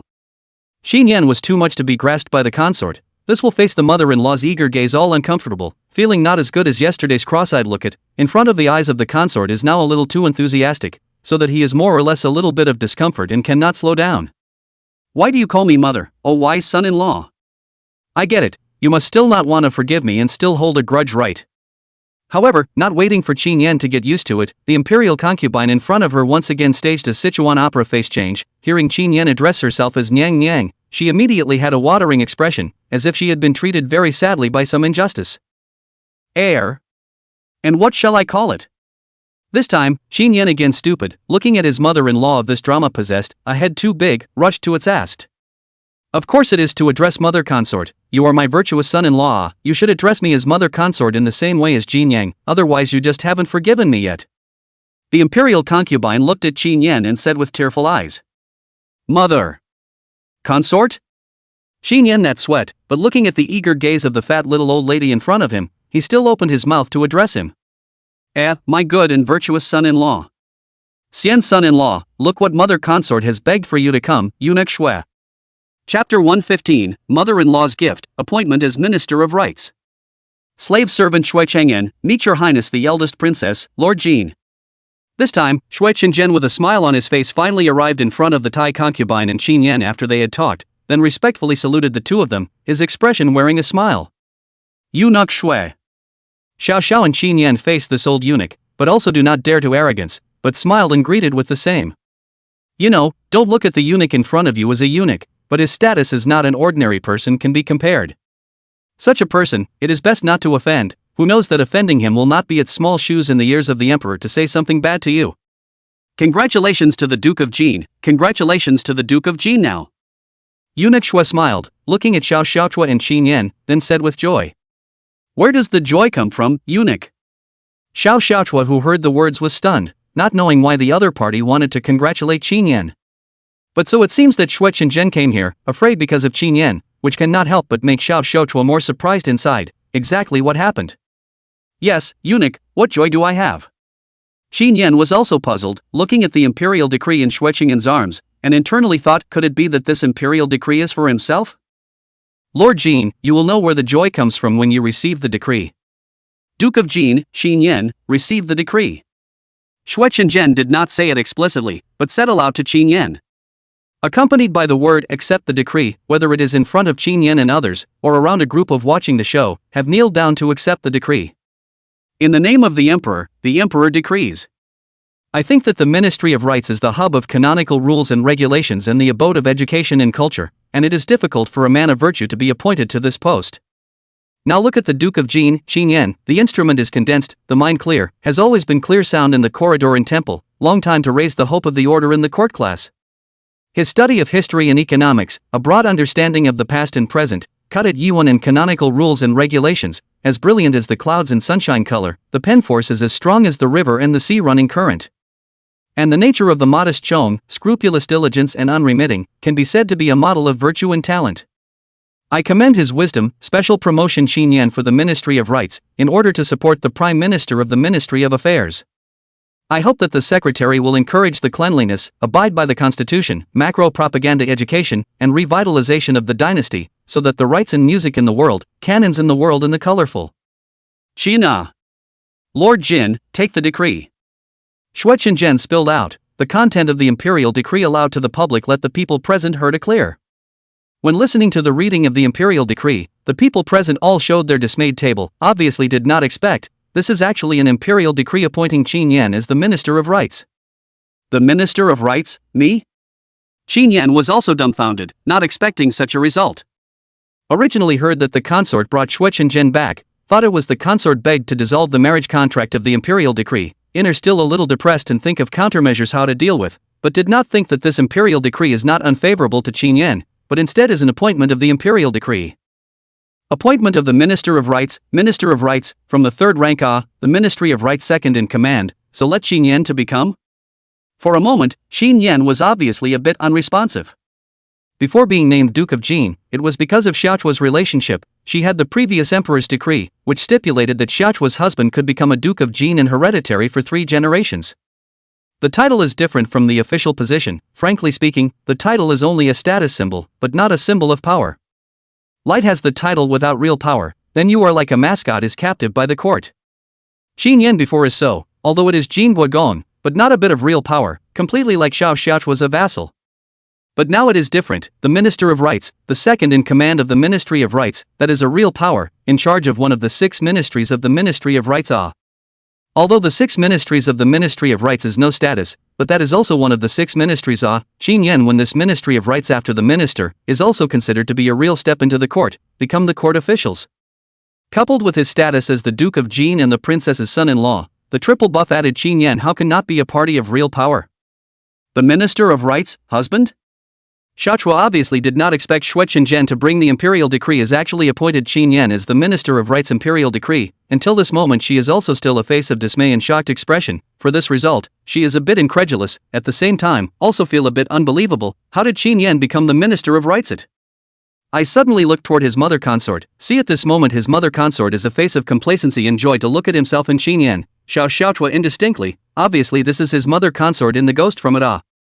When she thought of her mother's consort's current address to Qin Yan, coupled with the fact that Qin Yan had been appointed as the Minister of Ceremonies, she would finally believe that her mother's consort had truly accepted Qin Yan. Joy in his heart, Xiaochua how did not expect his mother consort went to the palace for Qin Yan's attitude change will actually be so big. The Empress Dowager is worthy of being the only person in the harem who can suppress the Empress Mother. This has only just entered the palace not a moment before the mother consort was persuaded by the Empress Dowager. If I had known this, why would I have to worry so much and let the Empress Dowager step in early not just fine? Xiao understood that his mother's attitude change is mostly due to the reason of the Empress Dowager. At this moment for the Empress Dowager heart more and more grateful, this is not the birth mother but better than the birth mother of the Empress Dowager. Xiaochua too good, Xiaochua heart is very grateful. Minister of Rights, the Duke of Jin has actually been appointed by His Majesty as the Minister of Rights. That's an official from the third rank, the second in command of the Ministry of Rights, second only to the existence of the Minister of Rights. To be in a high position at such a young age, or to be a Duke of a dynasty, this Duke of Jin will be remarkable in the future. This Jin Wugong's life is too good, who is better than Emma, first is Changning Princess and then is the eldest princess of Jinyang, this one after another good thing all by him accounted for, when it is really angry and hateful. Also can't say that Jin Wugong is originally great talent. He is the Mr. Chow who wrote The Red Mansion. The literary talent is able to compare Ji Yuan-yi to the person who also disliked the dean of the Donglu Academy. This kind of ability to enter the dynasty as an official is not a strange thing. Yes, striking iron needs its own hardness. This Duke of Jin is able to have such luck itself is also part of the strength. The surrounding people have discussed, for Qin Yan that is sighing. Obviously, Qin Yan really is an interpretation of what is called the little man's comeback. From 3 years ago was almost sent to the border to fill the army, to now transformed into the dynasty's duke of the country, but also served as a third-grade officer, this luck and strength that are coexisting. My lord, thank you for your majesty's great favor. Qin Yan until this moment, only then slowed down, got up and received the imperial decree, only at this moment inwardly still a little confused.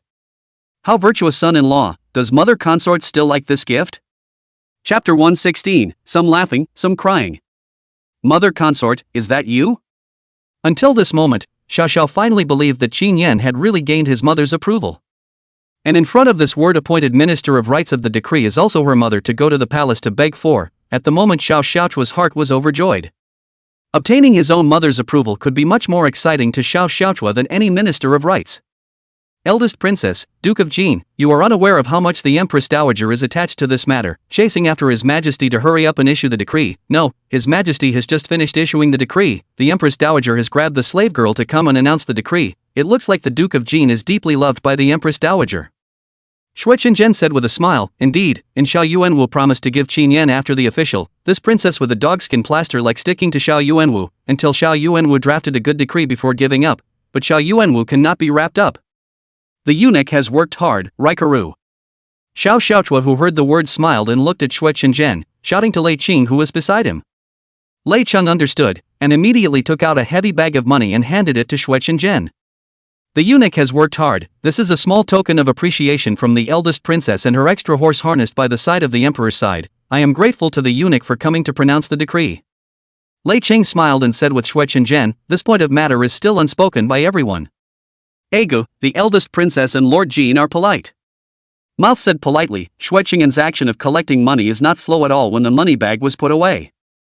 Eunuch thanks, this is a little bit of mourning family's small intention, eunuch don't see the outside Tai Fei this will also be letting people send up a money bag, the same heavy, a look inside is not old silver too. What does your highness mean by this first princess? They are what they give, mourners are mourners, it's not the same, so hard to let the eunuch run, this is nothing. Don't look at the imperial concubine seems like a child's temperament, but she is after all also a person who has lived in the palace for decades, the piece of human feelings but she is not stupid, for Xue Qingzhen such as the emperor's side of the heart of the emperor, the better the relationship with him naturally in the future to obtain the benefits of the more. Ego, your highness, truly you have insulted the slave girl, then the slave girl will not be courteous, thank you, your highness the imperial concubine. Xue Qingjian received 2 happy money at a time, this will be the inner beauty of the heart not to mention how happy. Duke of Jin, His Majesty also asked the old slave to give you a word of advice, saying that Duke of Jin is now in an important position, and that tomorrow is the great court meeting that takes place once a month, so please remember to attend the court. The great pilgrimage, the pilgrimage. Xing Yan's heart stirred as he heard the words. There were 3 types of great Phoenix dynasty assemblies, namely the great assemblies, the small assemblies and the day assemblies. Day dynasty, as its name implies, is a daily meeting of the court that needs to be attended. Day dynasty, which only officials of the 4th rank and above are generally eligible to attend, is a daily meeting of the emperor and important ministers to deal with court affairs on a daily basis. The small dynasty is held once a month on the 15th day of the month, at which time all officials of all sizes in the capital city of the 7th grade and above are required to attend. The grand court is held once a month on the 1st day of every month. The great dynastic meeting was even more grand. Not only the officials of the 7th rank and above in the capital city had to attend, even the unofficial dignitaries with titles also needed to attend. Therefore, the Grand Court can be said to be the biggest court meeting of the month, and it just so happens that tomorrow is the 1st day of the month, which means that it is the day of the Grand Court. Originally Qin Yan, regardless of whether or not he had been appointed as the Minister of Rights, in fact, with his Jin Guogong's title nowadays also needs to participate in the Great Dynasty, but now he not only has the title of Jin Guogong, but also has the official position of the Minister of Rights, so that's what the need to participate in the Great Dynasty. Thank you, eunuch, I'll make a note of that. Qin Yan nodded and expressed his gratitude to Xue Qingjian. Your Excellency is welcome, then the slave girl will return to the palace first to resume her duties.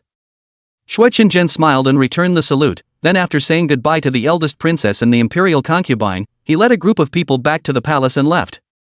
Sage son-in-law, it's so hard for you to hide this from me.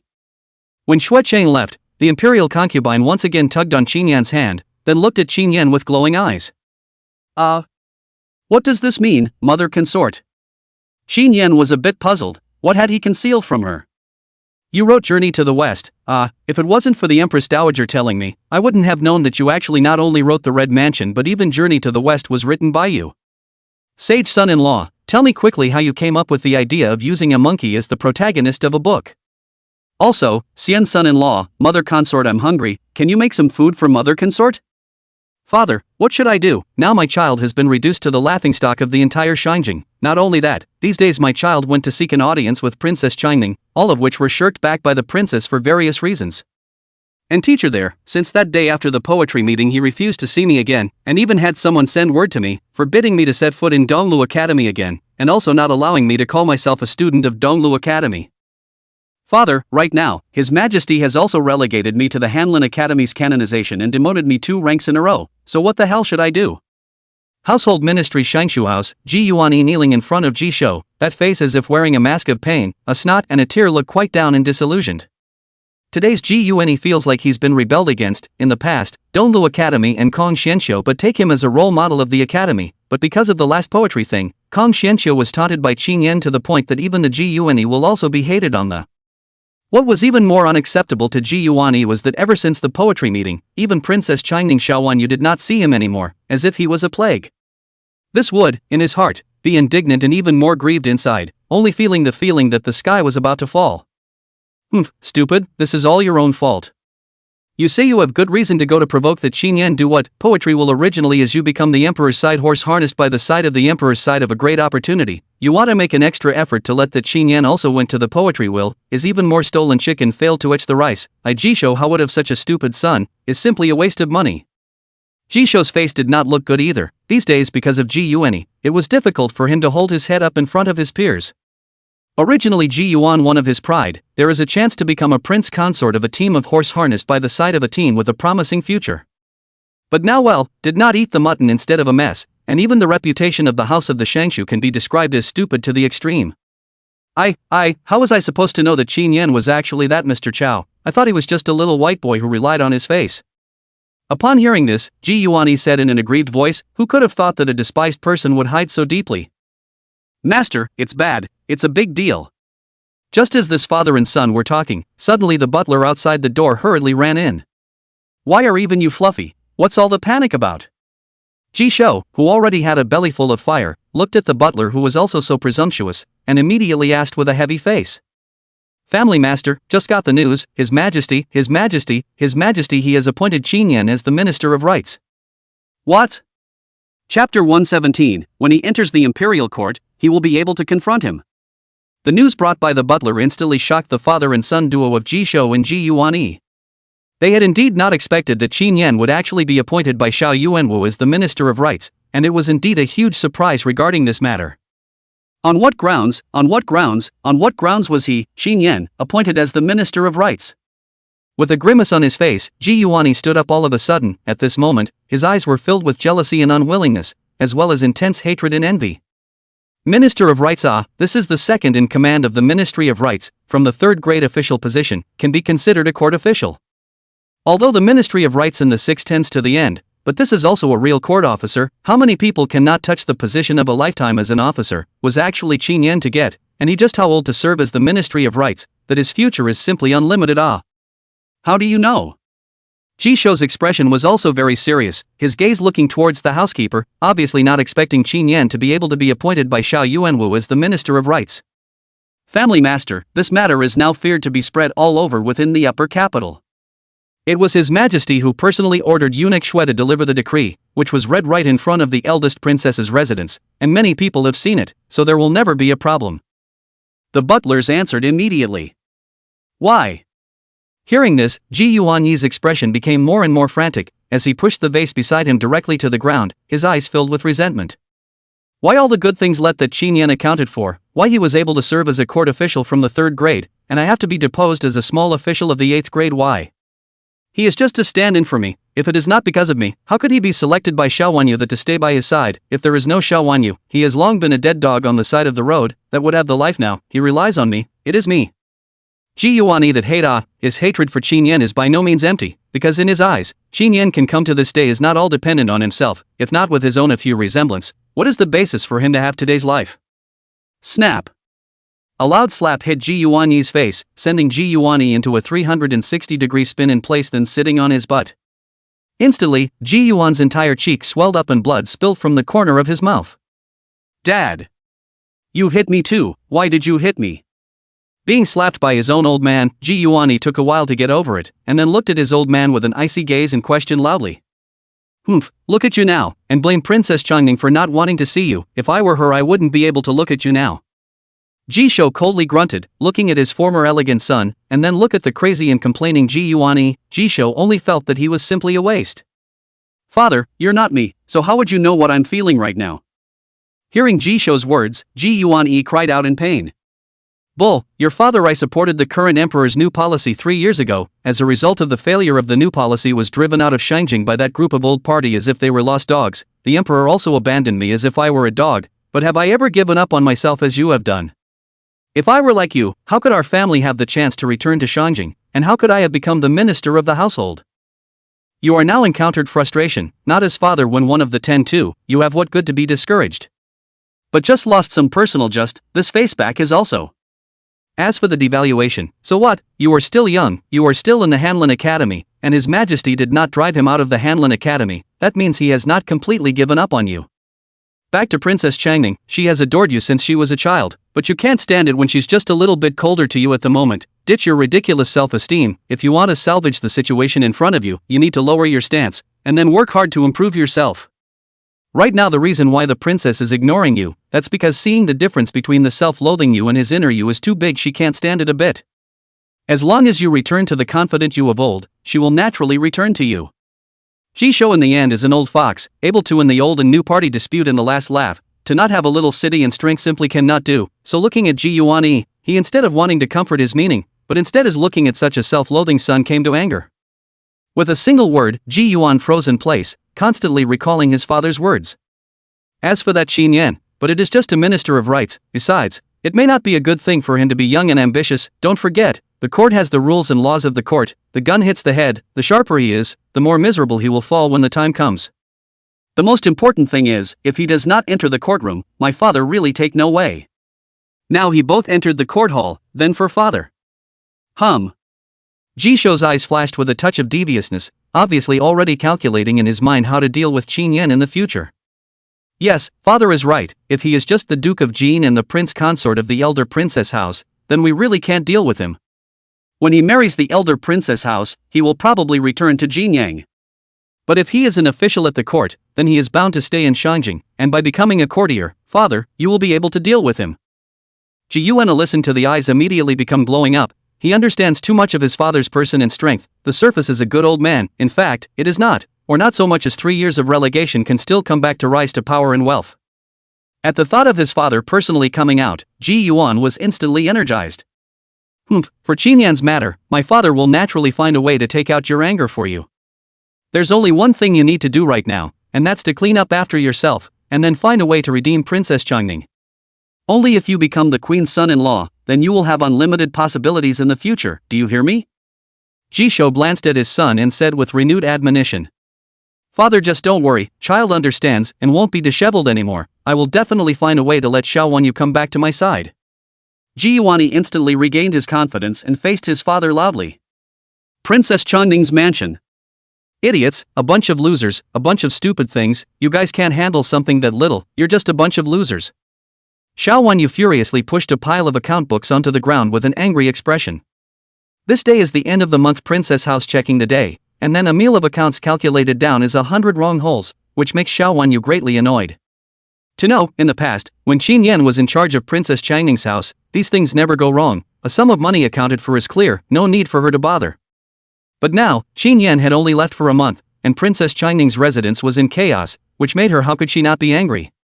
Chapter 118, Your Highness's scheme, it's a bit clumsy Looking at the angry Xiao Wanyu, the princess house, a group of people but none of them dared to squeak, all have lowered their heads do not dare to look at Xiao Wanyu. Because they knew that ever since Qin Yan had left the princess residence, the entire princess residence had been in complete disarray. Everything that was originally in order had now become very chaotic, and Xiao Wanyu was very dissatisfied with all sorts of matters. As small as the food and drink from the kitchen, as large as the various accounts of the princess's residence, there was not a single place that Xiao Wanyu was satisfied with.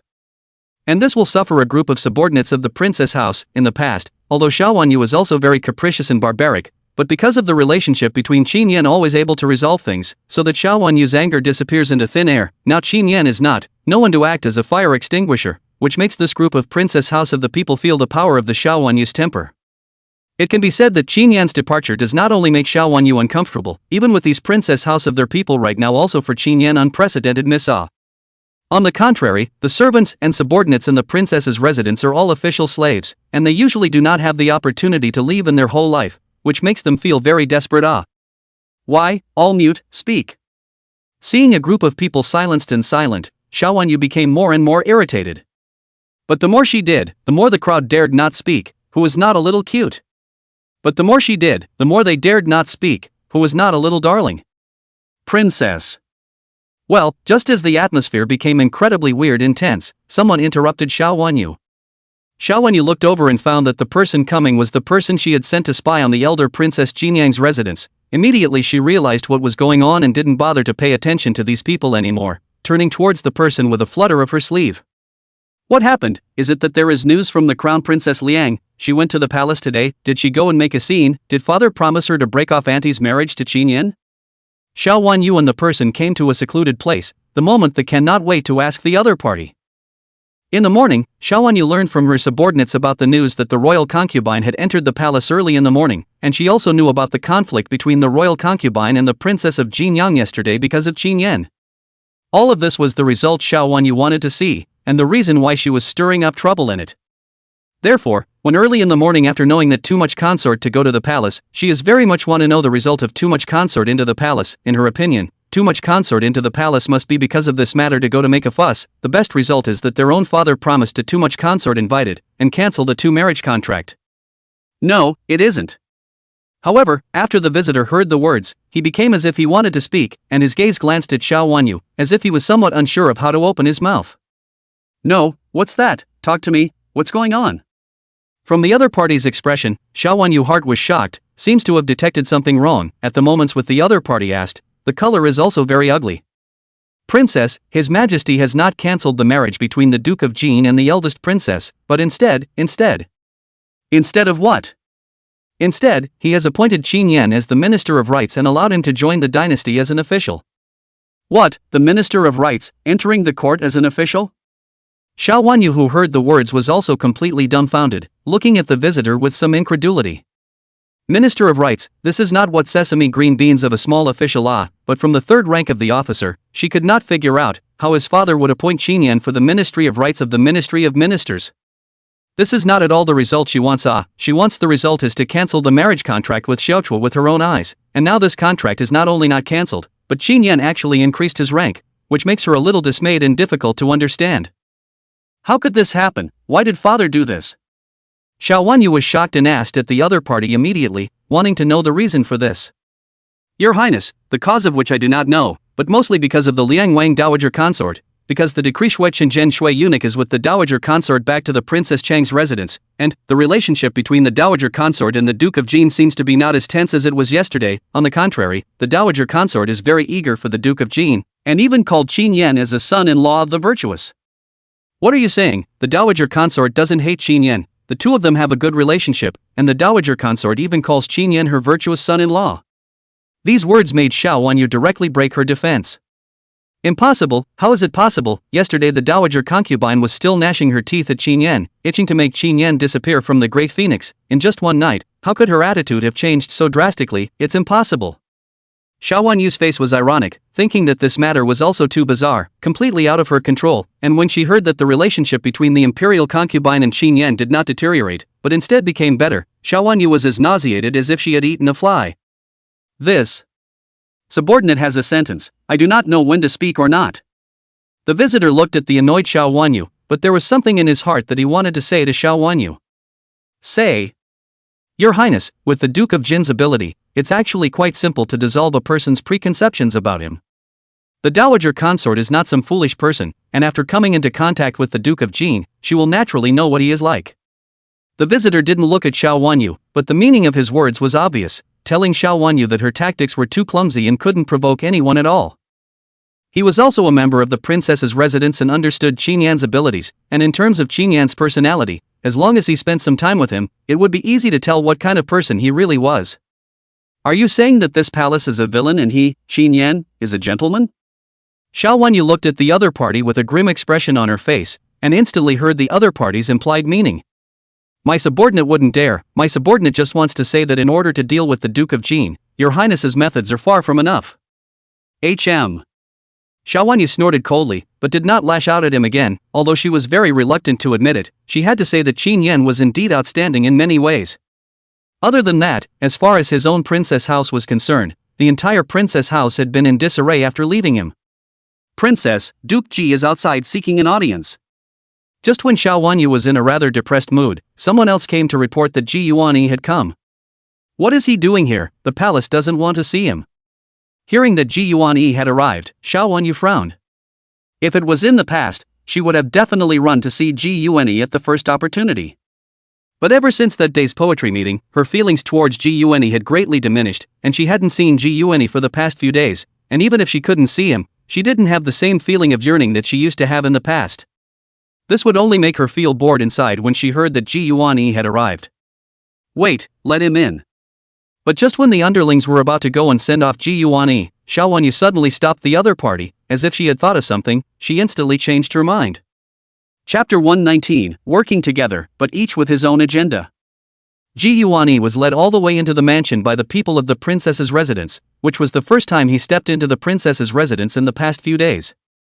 Thinking back to the past, he into this Changning princess house is simply as simple as strolling in their own backyard garden, do not need to be brought, do not need to be summoned, to come on someone to let him in. But since that day after the poetry meeting, Xiao Wanyu has avoided him. More than that, she did not allow him to go in and out of Princess Changning's residence at will, and now he is once again able to come to the door, but can only be as careful and respectful as an ordinary person who comes to visit. My humble servant, Ji Geniki, pays his respects to Princess Changning. The moment he saw Xiao Wanyu, Ji Yuanyi immediately saluted. He listened to his father's advice. No, now for Xiao Wanyu cannot be anxious, also cannot be like the old days, that kind of casual. After all, the poetry fair that time he lost too much people, in Xiao Wanyu's heart must also be a big discount. If you want to restore Xiao Wanyu words, now cannot leave a bad impression in Xiao Wanyu here. Therefore, he displayed a very respectful and polite and courteous attitude in order not to make Xiao Wanyu further dislike him. Brother Geniki, there's no need for that, you've lost a lot of weight after not seeing you for a few days. You won't blame me if I haven't seen you in the past few days, Geniki brother, mainly because too many things have happened in the past few days, I'm so disorganized that I don't know how to face you, Geniki brother. Xiao Wanyu looked at Ji Yuanyi and saw that although he was more or less the same as in the past, he was only a little bit worse in color. But for some reason, Xiao Wanyu no longer had that kind of infatuation feeling from him. On the contrary, Xiao Wanyu looked at the Ji Yuanyi in front of her, always feel in her diaphragm, there is a kind of instinctive want to keep some distance from him. Princess needn't mind, I understand everything, it's the incompetence of the humble minister that has caused your highness to join me in disgrace. Ji Yuanyi heard the words, his heart moved, feeling that Xiao Wanyu still had herself inside. These words were obviously concerned about himself, making him feel that he still had a play with Xiao Wanyu. At that moment, Ji Yuanyi showed more and more enough atmosphere and looked at Xiao Wanyu and said, "It's great that Brother Geniki can understand me. Brother Geniki, I just received a piece of news. Did you know that Qin Yan he has been appointed by his father as the Minister of Rights?" Seeing that Ji Yuan is still the same as in the past, Xiao Wanyu immediately put down her heart, and then she immediately changed the topic and brought it to Qin Yan's body. The princess knows about this too? Upon hearing this, Ji Yuanyi was stunned, but he did not think that Xiao Wanyu also already knew about this matter. He actually came here in order to tell Xiao Wanyu about this matter, and incidentally wanted to repair his relationship with Xiao Wanyu. You know? Xiao Wanyu was obviously stunned as well, not realizing that Ji Yuanyi actually knew about it as well. I have just learned of this matter, and originally came here to tell you, princess, not realizing that princess already knew about it. Ji Yuan nodded his head once and returned. Brother Geniki, what should we do then? That Qin Yan was originally just a dog that I kept by my side. Now he not only has my aunt as a backer, but also because of the late emperor's will was awarded the state duke. Now is even appointed by the father emperor for the Ministry of Rights minister. He is so solid in the sky, the flame is more and more arrogant. If you do not clamp down, I am afraid that in the future you and I in front of him is not worth mentioning, he will be more and more arrogant. Geniki-san, you have to do something, or we won't be able to live in Shangjing. The reason why Xiao Wanyu agreed to meet Ji Yuanyi was actually to use Ji Yuanyi to see if the other party had any way to deal with Qin Yan and make him break off the engagement with Xiao Xiao.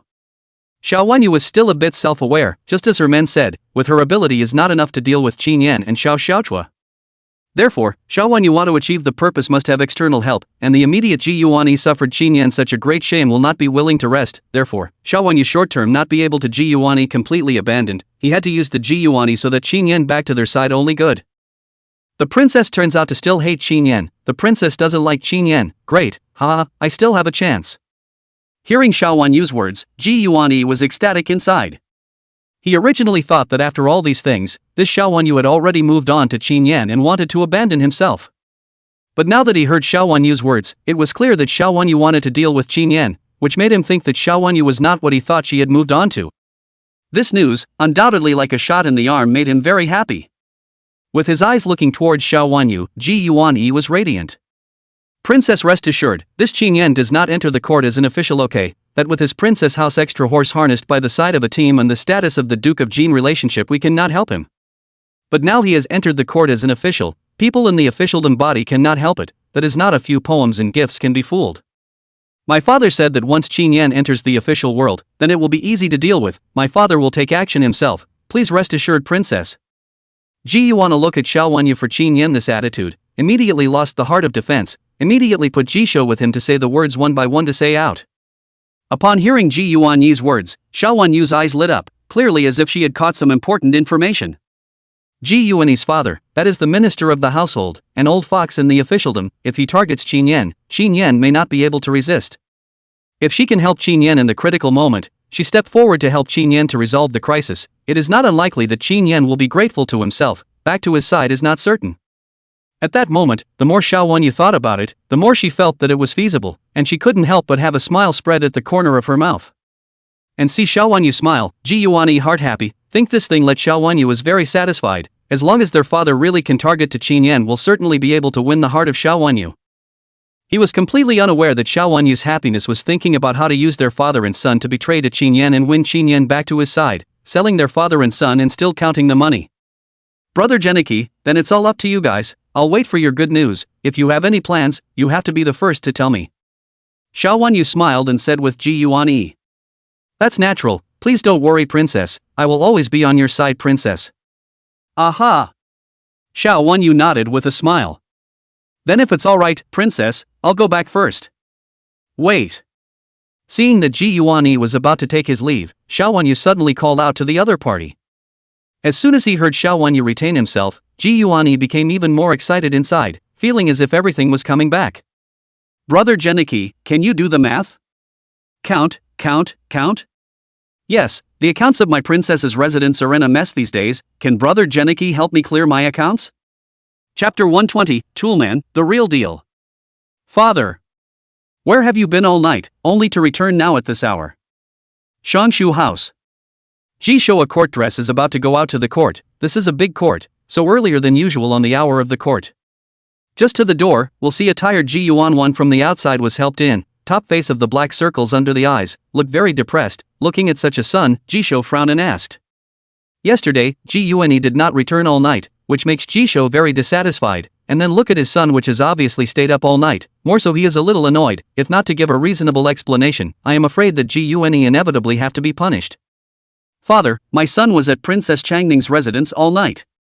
Hearing his own father's words, Ji Yuanyi almost cried out as he looked at his own father in front of him with a sobbing voice. Wow, have you and the princess abandoned their former enmity, and she actually kept you for the night? Once he heard this, Jisho asked with a flash of his eyes. No, the princess left me in the princess residence to calculate the accounts for her all night, son all night to calculate the accounts for her princess residence within the complicated accounts, calculate the sun dizziness sleepless all night, until the day dawned to finish calculating back.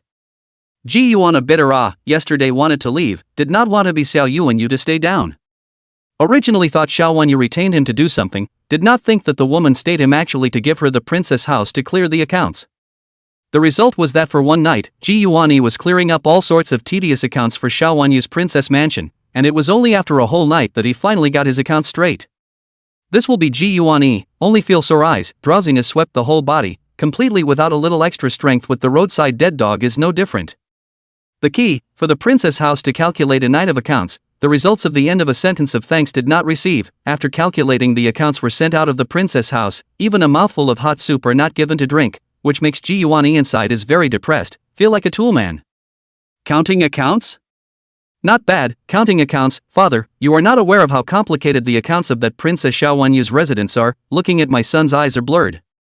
Ji Yuan said with a big pour of bitterness. This is a good thing, since Princess Changning is willing to give you the accounts of the princess's residence to go through and clear, this means that she trusts you otherwise how could this kind of private accounts allow you, an outsider, to go through them, it seems that Princess Changning still has a heart for you. However, when he heard his son's words, Jisho revealed a smile and said, I don't think there is any problem. Like the accounts of this kind of thing, general outsiders certainly will not give people Xiao Wenyu willing to give the accounts to Ji Yuanyi over the clearing, shows that is for Ji Yuanyi still trust. Yeah, why didn't I think of that? As expected, Jisho's words were exported, Ji Yuan's two eyes glowed in an instant feeling that this was a very reasonable statement, if Xiao Wenyu did not trust herself, how could she give him the accounts to count?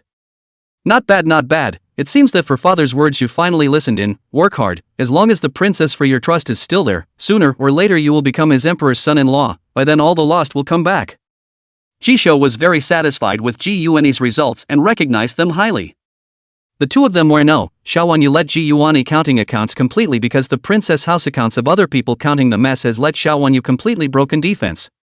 Ji Yuanyi is at least a great talent, so Xiao Wenyu let him help clear the accounts, but Xiao Wenyu will be Ji Yuanyi as a tool person only, is not what the so-called trust. Well, you go and rest, today is the great court, it's time for father to go to court.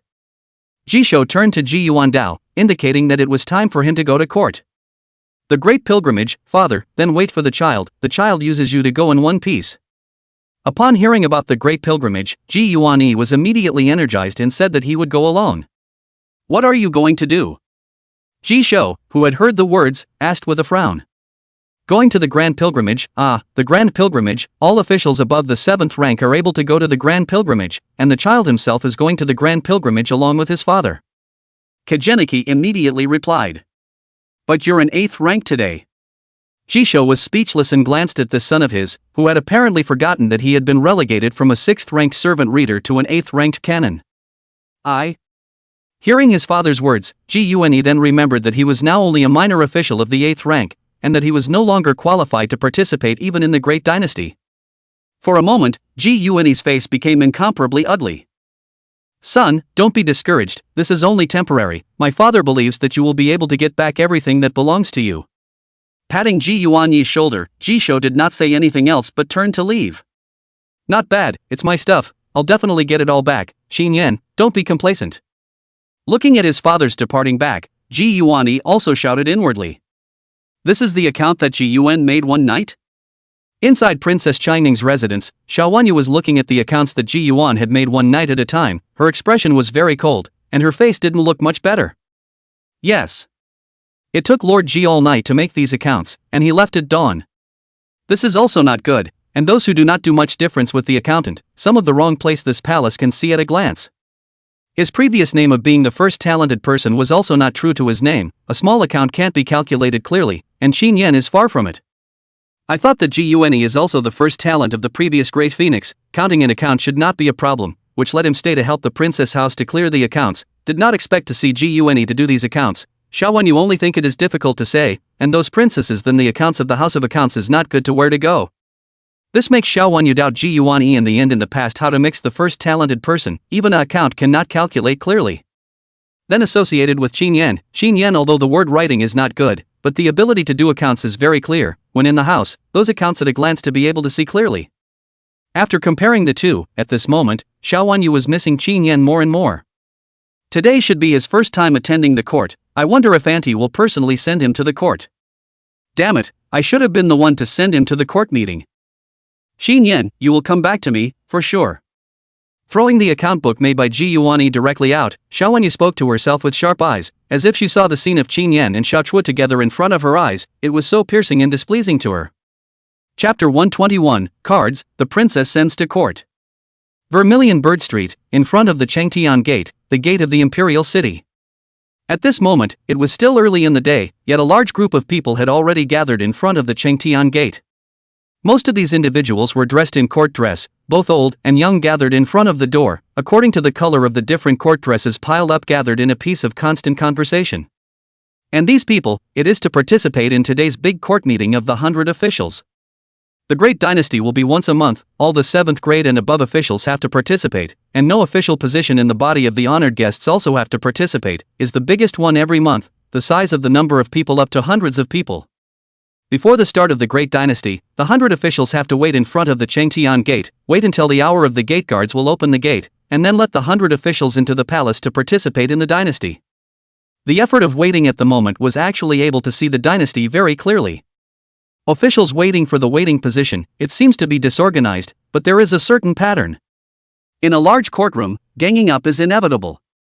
Officials will choose to stand according to their own camps are different. These camps are many, some are divided according to their political views, some are divided according to the civil and military. In short, it looks like a messy scene, in fact, but there is a great deal to say. Just as the 100 officials gathered, a luxurious carriage slowly appeared on the road. The carriage was still some distance away from the palace gates, yet a silver bell rang out first. Upon hearing this pleasant and peculiar bell, the gazes of the 100 officials subconsciously looked towards the source of the sound. Soon enough, everyone noticed the carriage, as it was clearly very different from the usual carriages. "That's the 6-colt Linglong car, that's the seat of the eldest princess of Jinyang, a gift from the late emperor to the eldest princess." How did the eldest princess's carriage appear here? Although the eldest princess has an honorable status, women are not allowed to interfere in politics. Even as the eldest princess, she has no right to go to court. Although the princess cannot go to court, but the princess's son-in-law can. Our dynasty does not have the rule that extra horse harnessed by the side of a team cannot serve as an official. Extra horse harnessed by the side of a team can also be involved in government, and the princess's extra horse harnessed by the side of a team, do not forget that yesterday, but has just been appointed by His Majesty personally to the Ministry of Rights, the Minister of the Ministry of Rights. His Minister of Rights, Duke Qinyan of Jin? When seeing that strange carriage, many people recognized the origin of this carriage at a glance. Because this carriage is very different from the carriages in the Central Plains, the shape is strange and dexterous, and there is also a strange ringing sound when the carriage is traveling. That is the 6-colt Linglong car that the western regions imported to the Great Phoenix in the beginning. This car was given to Xiao Xiao as a gift by the late emperor, so this car also became the representative of Xiao Xiao. Seeing this car also means the appearance of Xiao Chua. Just today is the day of the great dynasty. Even if the status of the princess, again noble after all as a woman, cannot go to the court to participate in the government, so people do not think that the car inside is Xiao Xiao himself, and mention Xiao Xiao. Soon everyone associated with a person, that is, Xiao Xiao's extra horse harnessed by the side of a team, and the recent reputation of the Duke of Jin Qin Yan. And Qin Yan was appointed to the Ministry of Rights minister of this matter. Yesterday is also spreading. Most of the officials in the capital obviously have learned about this matter. Seeing this 6-colt Linglong card today, everyone subconsciously thought, this is likely to be Qin Yan came. Because regardless of whether Qin Yan is the identity of the Duke of Jin or the identity of the Minister of Ceremony, today should come to participate in this great dynasty. In an instant, everyone's gazes almost subconsciously all looked towards this 6-colt Linglong car. The 6-horse Linglong car slowly arrived in front of the Chengtian gate and slowly stopped when it was still some distance away. Very quickly, the door of the 6-colt Linglong car opened, and then a splash of purple color took the lead. This is Jin Buogong Qin Yan. Hiss, what a handsome son. Hee, if you don't have a bit of poise, how can you make both Princess Changning and the eldest princess fall in love with you? This Duke of Jin is good tactics. It can't be said that way, just based on Jin Buogong's own talent, that's also considered to be the best. Qin Yan is wearing a purple court dress today. The court dress of Great Phoenix is divided into 4 colors. The official dress of officials of the 3rd rank and above the 3rd rank are purple, while officials of the 5th rank and above the 5th rank are wearing red official dresses, those of the 7th rank and above the 7th rank are wearing green official dresses, and those of the 9th rank and above the 9th rank are wearing green official dresses. Qin Yan's identity today is the Duke of Jin. His 1st grade county duke's identity, even if there is no official position in the body, is also purple court dress, and his Ministry of Ceremonies minister's official position from the 3rd grade is also a purple official dress. To your at the moment's Qin Yan's court dress is a purple color. This is the first time with his own eyes to wear a court dress, not to mention, he put on a court dress after the appearance is really a bit of momentum. At the moment the waist is wearing a jade belt is wearing a court dress, with an official hat, holding a guard plate looks quite a young prime minister's posture. Plus most of those officials wearing purple robes are some little old men who are older. Now that there is such a young one running out of the purple pile, it really sets off Qin Yan at once. Qin Yan out of the carriage, the eyes look to the front of the Chengtian gate, is also a shock. At this moment, Chengtian gate has gathered hundreds of people, a huge piece of all wearing purple and red and green, 3-color court dress is particularly conspicuous. And without exception, the gazes of these guys were all looking at him at the moment, and being stared at by so many people, Qin Yan was also really a bit uncomfortable. However, Qin Yan did not pay too much attention to these people and turned to get off the carriage. After getting off the carriage he did not walk towards those officials but instead his eyes looked inside the carriage. Very quickly, a figure came out from within the carriage, and when this person came out, everyone's pupils couldn't help but shrink. It's the Rapunzel. I didn't realize that eldest Princess Qin Yang was also here. She is sending Qin Yan to the court? What is this Qin Yan's magic that makes the eldest princess so infatuated with her that she sends him to court early in the morning? The crowd was stunned. Originally thought that the 6-colts Linglong car only Qin Yan one person that can let Xiao Xiao use 6-colts Linglong car to send Qin Yan to the court has been very reflective of the status of Qin Yan. Unexpectedly even Xiao Chua also in the carriage. Xiao Chua is a country's eldest princess, actually personally from Qin Yan on the court. This is indeed beyond the crowd's expectations. Let a person is very shocked. Qin Yan reached out his hand and carried Xiao Chua down from the carriage. Getting out of the car, Xiao Chua's eyes looked at Qin Yan, finishing her court dress for her. The two of them behaved in a close manner. Looking at the crowd could not help but feel a burst of envy inside. To be able to get the favor of the princess of Jin Yang, this Qin Yan's ancestral tomb is not only smoke, simply with the general awe. And when they saw that Xiao Xiao had actually come as well, several silhouettes were the first to head towards Qin Yan and Xiao Xiao. Nephew Xiao Huan greets Aunt Jinyang and the Duke of Jin. Nephew Xiao Jing pays his respects to Auntie Jinyang and to Uncle. Chapter 122, The Battle for the Throne has always been like this. Appearing in front of Qin Yan and Xiao Chua were 2 men wearing python robes. These 2 people Qin Yan also recognized, because these 2 were the 2 sons of the current emperor Xiao Yuanwu, that is, Qin Yan's former great-uncle, Xiao Huanyu's 2 half-brothers. King Xiao Huan of Wei is the eldest son of Xiao Yuanwu, whose age is actually older than both Qin Yan and Xiao Chua, and is already nearly 30 years old. The other one was King Xiao Jing of Zhao, who was the 3rd son of Xiao Yuanwu, and his age was similarly 25 or 26 years older than both Qin Yan and Xiao Chua. Xiao Yuanwu had a total of 5 sons, 3 of whom had been knighted as adults, namely Xiao Hong, the king of Wei, and Xiao Jing, the king of Zhao. The remaining adult was the 2nd son, called Xiao Yu, who was named king of Chu. The king of Chu was weak and sickly from a young age, so he spent many years recuperating at home and rarely showed his face, and therefore did not participate in court politics on weekdays. The Great Phoenix is not a dynasty of firstborn son inheritance system. The Great Phoenix is used as a secret system of reserves. The emperor will not be directly his heir to the public, but will choose to secretly establish the reserves. And this secret crown is not set in stone, will be accompanied by the imperial sons of the political performance and moral character at any time to change. That is to say, the throne of Great Phoenix was taken from the virtuous instead of the first, encouraging the imperial sons to be their better selves to compete for the throne. As long as the old emperor didn't have the breath of a gulp, then it was possible for anyone to ascend the throne. There is a benefit under this system, that is, the emperor elected less incompetent generation, after all, or after layers of assessment before being set up as the crown prince. If the prince is a mediocrity, certainly cannot climb on the throne. Of course, there are advantages and disadvantages, because there is no clear establishment of the crown prince. Therefore, it will lead to mutual rivalry among the imperial princes, which will inevitably affect the relationship between brothers, and at the same time, the ministers do not know who the future emperor will be, so they will also support different imperial princes, thus leading to the emergence of the party dispute. Let's take the two in front of us as an example. Wei King Xiao Han was the champion of the military general faction. The Great Phoenix military general group all supported Wei King to be the next emperor, because Wei King Xiao Han practiced martial arts since childhood and his mother's family was from the general family, so he gained the support of the military general faction. The opposite of the Wei King Xiao Huan was the Zhao King Xiao Jing, who was the main supporter of the civil ministers, for the simple reason that the military generals supported Xiao Huan, and in order to ensure the interests of the civil ministers group, they naturally had to support a prince to be the emperor, and the only one left was the Zhao King Xiao Jing, who was the weak and sickly and uncompetitive king of Chu, Xiaoyu. These two in the past in Qin Yan and Xiao Xiao will not have too many interactions. After all, even as a princess Xiao Xiao, for the dynastic situation in fact, not much influence, who is the emperor is not a princess she can say. But now also appeared some changes. Qin Yan was appointed to the Ministry of Rights, and he is still Xiao Chua's quasi-extra horse harnessed by the side of a team, but also the identity of a Duke of Jin, now pulling together their husband and wife. For the crown prince of the fight is obviously a certain benefit.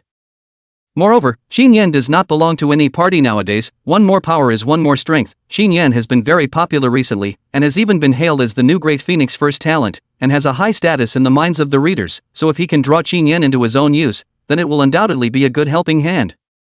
This was also why when they saw Qin Yan and Xiao Chua appear, Xiao Huan and Xiao Jing would be the first to come up to greet them.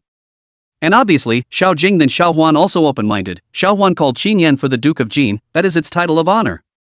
And Xiao Jing directly called Qin Yan for aunt, once brother-in-law into aunt. The other party is no care off the mouth. This boldness is obviously much higher than Xiao Huan. Your Highness, King of Wei, Your Highness, King of Zhao. Xiao Chua as the eldest princess, is the aunt of the two of them, so receive the two of them to see the salute is also affordable. However, Qin Yan cannot, although he is Xiao Chua's prospective emperor's son-in-law, at the same time as the Duke of Jin is also the Minister of Ceremonies, but the face of the two imperial highnesses, Qin Yan still need to see the salute, and at the same time return the two of them a salute. Auntie, you are Auntie Jin Young's son-in-law, we will still be a family being latecomers, there is no need to be so polite. When King Xiaojing of Zhao saw Qin Yan, he smiled slightly, a kind expression appearing on his face. Obviously, as the civilian management group embraced Xiaojing, for pulling together Qin Yan imperative, after all, Qin Yan's official position is the Ministry of Rights, which is the official position of the civilian group, so for Qin Yan he seems more polite. Third brother, in the past, I didn't see such politeness to the Duke of Jin, nowadays it's a mouthful of an aunt's name that's quite smooth. Seeing Xiaojing's expression of flattery, Xiao Huan coldly hummed at yin and yang. Qin Yan had once been their brother-in-law, but at that time, they had not even looked at Qin Yan with a single square eye, and did not take him seriously at all. Now, seeing Xiao Jing calling out to his aunt in one breath, Xiao Huan naturally knew that he was intentionally trying to get close to Qin Yan, so of course he could not possibly do as he wished. Big brother, what is your words? In the past is not that we are not willing to get close, but auntie rarely show up to move around. Now at new into the court, in the future we are the same dynasty for the official, of course, to be more close to some of the good, and in front of aunt's face to call aunt father what is not possible, but big brother you mouth a Jin Guogong seems so identity, is not aunt as their own people. Xiao Jing naturally is not vegetarian, see his elder brother Yin Yang himself, he immediately counterattacked and said, not because the other party is his elder brother and some modesty. Lao San Yu. Seeing Xiao Jing so disrespectful and saying that he didn't treat Qin Yan as one of his own in front of Xiao Chua, this instantly made him a bit unsettled and angrily looked at King Zhao. Alright, stop it, in front of the Changtian gate, in front of the 100 officials, what are you two arguing about here? Xiao Chua speechless, looking at his two great nephews in front of the 100 officials on the face of the quarrel up quite helpless. Shanik of course understands why they are so. To know this scene, in fact he did when the princess has seen, when their own older brothers for the throne is also no less than each other to calculate, you I guile very much. For these, Xiao Xiao was very unhappy and disgusted. She understands the intentions of the two, but Xiao Xiao is not willing to let Qin Yan involved in the struggle for the crown prince. She only need to live with Qin Yan in a peace of ordinary life. The throne of the fight, no matter who help, will have a huge risk. To help any party to win certainly good, loss that is no good end. It is best to two do not help each other, although it will not gain benefits, but at least to preserve all the existing. Xiao Xiao was still quite satisfied with her life with Qin Yan at the moment, so she was not willing to get involved in this matter.